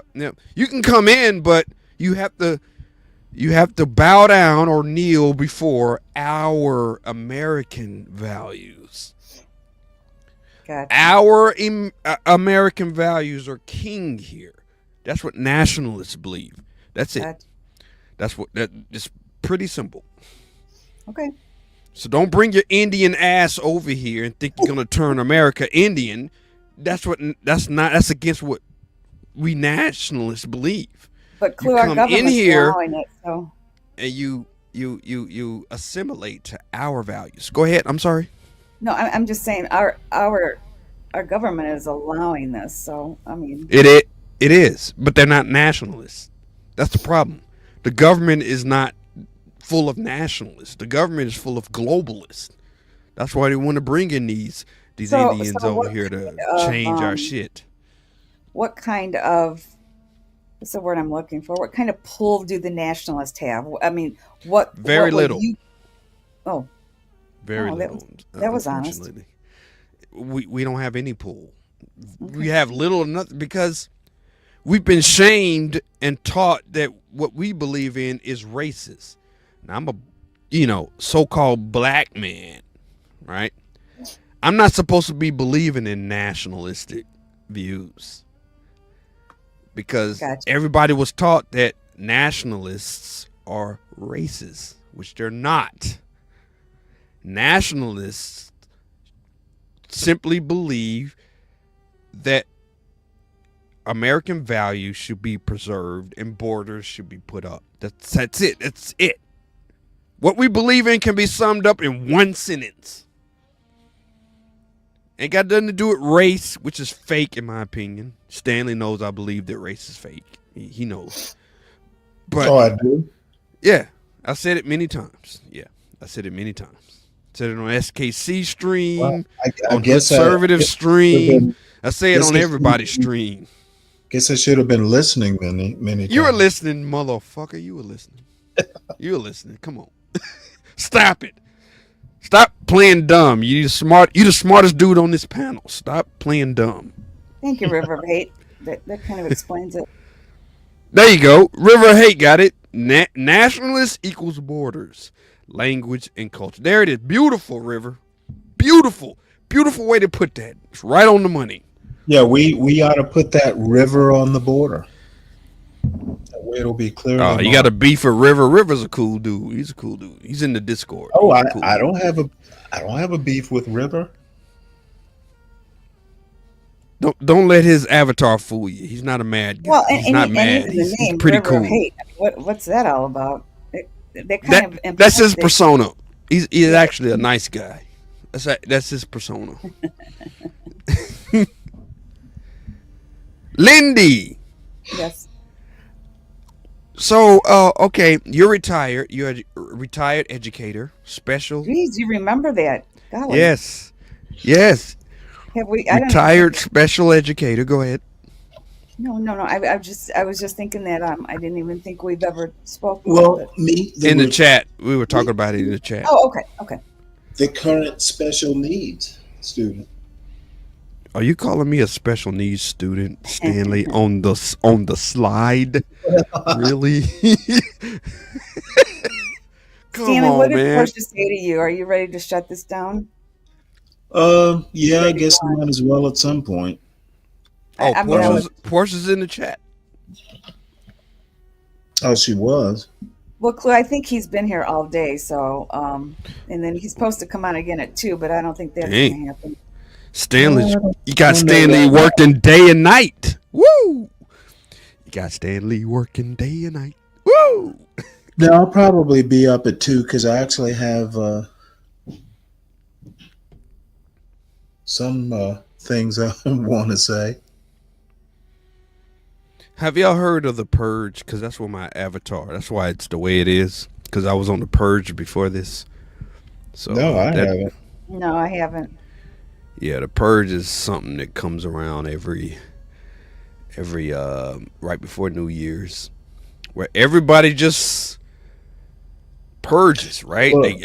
Whatever beef you have, you meet that person and you deal with it publicly on the channel, and that's where I came from. That's why my avatar looks like that. You look kind of scary. That avatar looks scary, I should say. Squid Game. That's what it is, from the TV show, the Korean TV show Squid Game. Well, series, you know, Clue, I'm a lady of a certain age. That's how people put it now. So really? I won't say I'm old. I'm a person of Really? a certain age. And so you're not 24? No. Oh, okay. Thank you for correcting me. Go ahead. So I don't know what that avatar is, and I don't even know what you're talking about. I'll just be honest. Squid Game is a series that came out 3 years ago, and the second season just came out 3 days ago. You should check it out on Netflix. It's a Netflix original. Very good show. Netflix a year and a half ago. I'll wait until all my shows come back on, and I'll subscribe again. Ooh. They make you wait forever.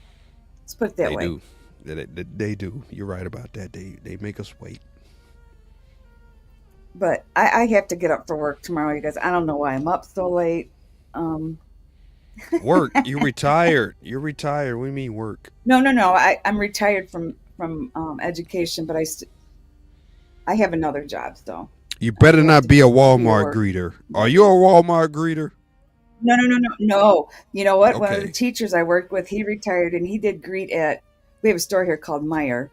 And he retired, and he became a greeter at one of our stores here. And we're like, what? But he loved is it. He the quit. saddest job on the planet. He liked it for a while. I'm sorry, it is. It's sad seeing them there. Like they did not like envision their life being that way when they get in their 70s and 80s. He just did this as a side gig. He's very social, so we were kind of surprised, but not surprised but he didn't stay there very long. I think he thought he got sick of it, but now he's back doing something part-time with special needs kids, so he's back to where he should be. Good. Awesome. I mean, when you retire early, you really can't just not do anything. I mean, at least I can't. Financially and mentally, I can't just not work. I got to do something. So I understand that. You got to work.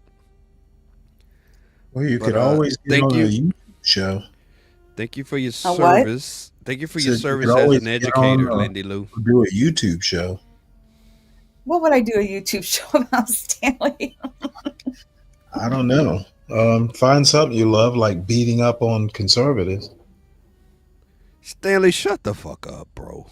Come on, man. There's nothing wrong with conservatives. They're humans just like you. I have nothing. There's nothing wrong with conservatives until MAGA convinces them they're conservatives. Then what's wrong with MAGA? What's wrong with MAGA? MAGA. Spirited people.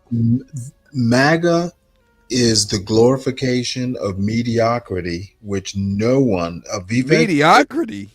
Yes. How so? Trump is a mediocre white male.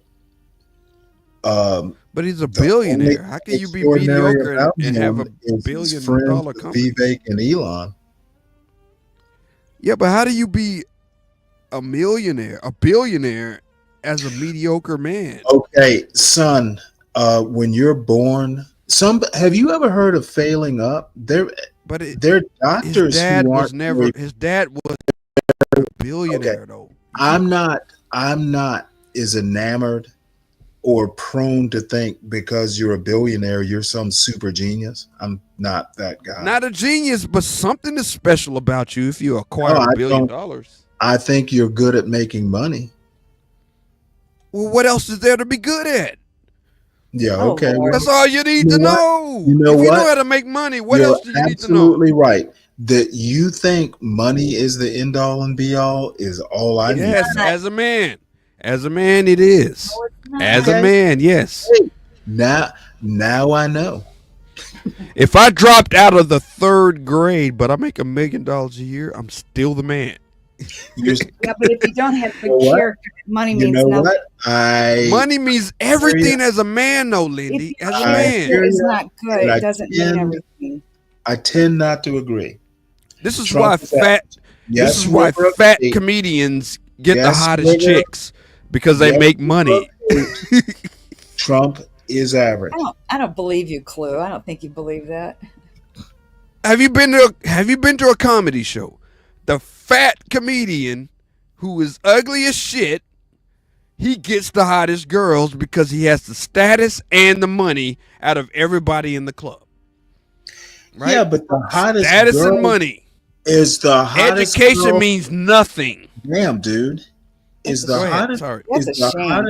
Is the hottest girl the best girl? See, I want the best, not the hottest. No, well, not necessarily, but he gets her. And okay. I want that. I bet he's built like a goddamn bowling ball. Not the hottest. Big man, who are you? Just tell me why you were caught with 17 naked cockroaches hitting the grating in your basement. What are you talking about, boy? You knocked down your grandpa with scoliosis with a slingshot. And he fell Stanley, who is this? 9/11. What are you talking about, boy? Who's this, Stanley? I have no idea. Is this one of your students over there at Georgia Tech? Who is this? Oh, I figured. Sound like the Brat, the Brat, the rapper. I figured that was one of Hood Services people. No, we don't have anybody over here. Oh no, that's you just had to say like that, a rapper, some kind of rapper. I don't know who that person was. Well, he had an Atlanta Falcon symbol, so I figured maybe he would have been normal, but I guess not. He's one of your students at Georgia Tech. Mike Vick, dude. Right? That's what we're supposed to say, Mike Vick. Yeah, it has been a momentous day. Even though he was a shit quarterback. Who said that? Mike Vick was not a shit quarterback. Liddy Lou, you better stop. He had a weakness like they all do, but he wasn't a shit quarterback. Yeah, it's called fucking being the main character. Yeah, well, John, I would love to hear John. Y'all talk to John about Michael Vick. I don't really care about Michael Vick. You know who's the Atlantic dude that I care about? The Atlantic dude. I used to work in the operation for truck drivers. There was a guy named Big Bill, and he had his son called Little Bill, and they were cool ass fucking black dudes. And they used to run cross country on the Frozen Food Enterprise company. Like that's basically all I have to say about that issue. Do you know like a black dude invented the refrigerator truck? No, I didn't know that. Yeah, but he didn't invent the refrigerator or the truck. So like it's a give and take. Everybody has their own little piece of the pie they can claim to. Black man invented the super soaker. Yeah, that's right. You know that. Hell yeah. Yo, I heard about that. Give that dude enough credit. He's from our lifetime, dude. Super soaker, and that's a NASA project. He invented that off of. It's like NASA. I didn't know that.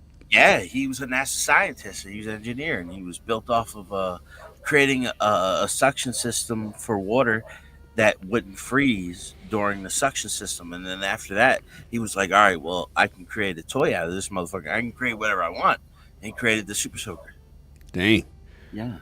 John, what happened to the man that invented the car that runs off of water? Yo, there's like he just disappeared.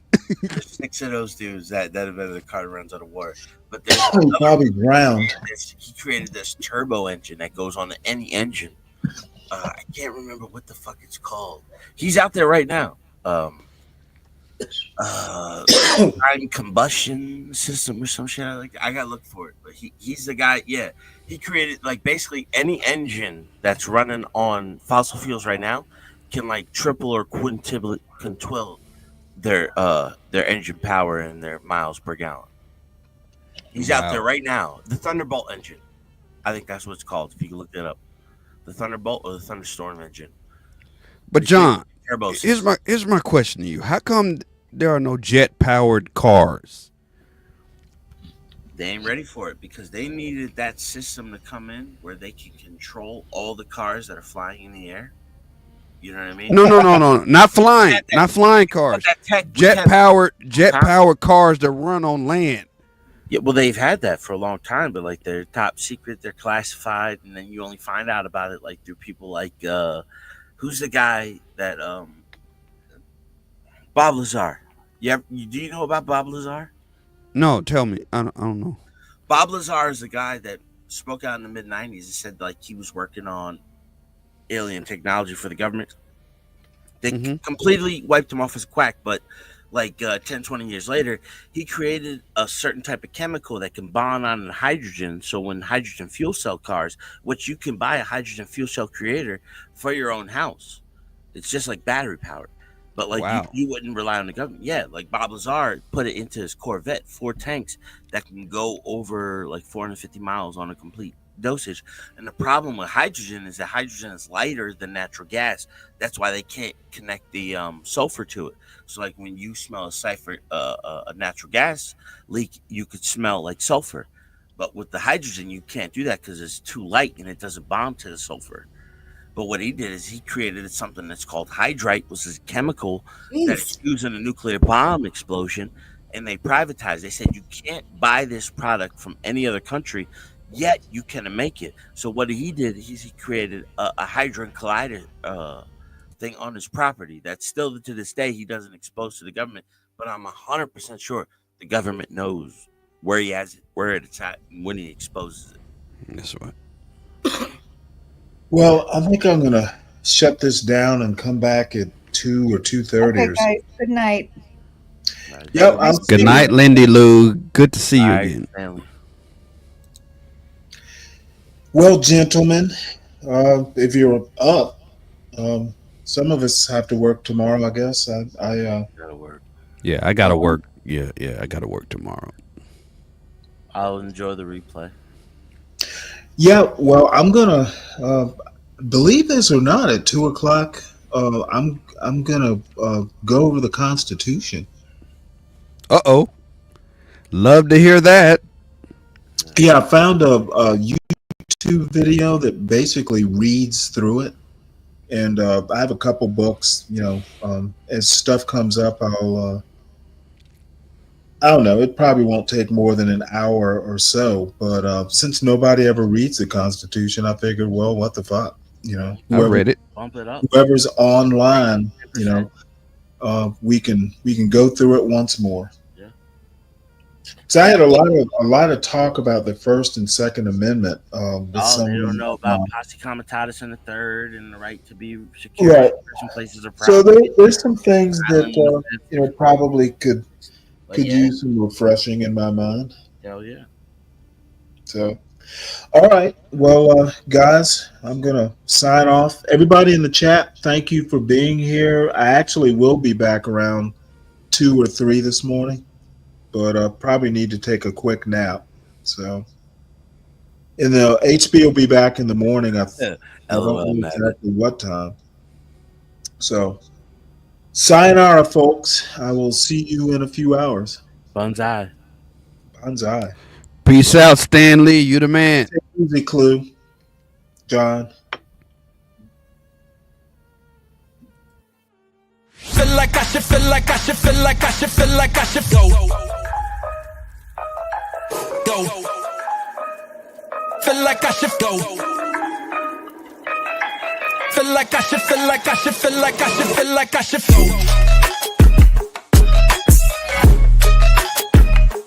Feel like I should go. Feel like I should feel like I should feel like I should.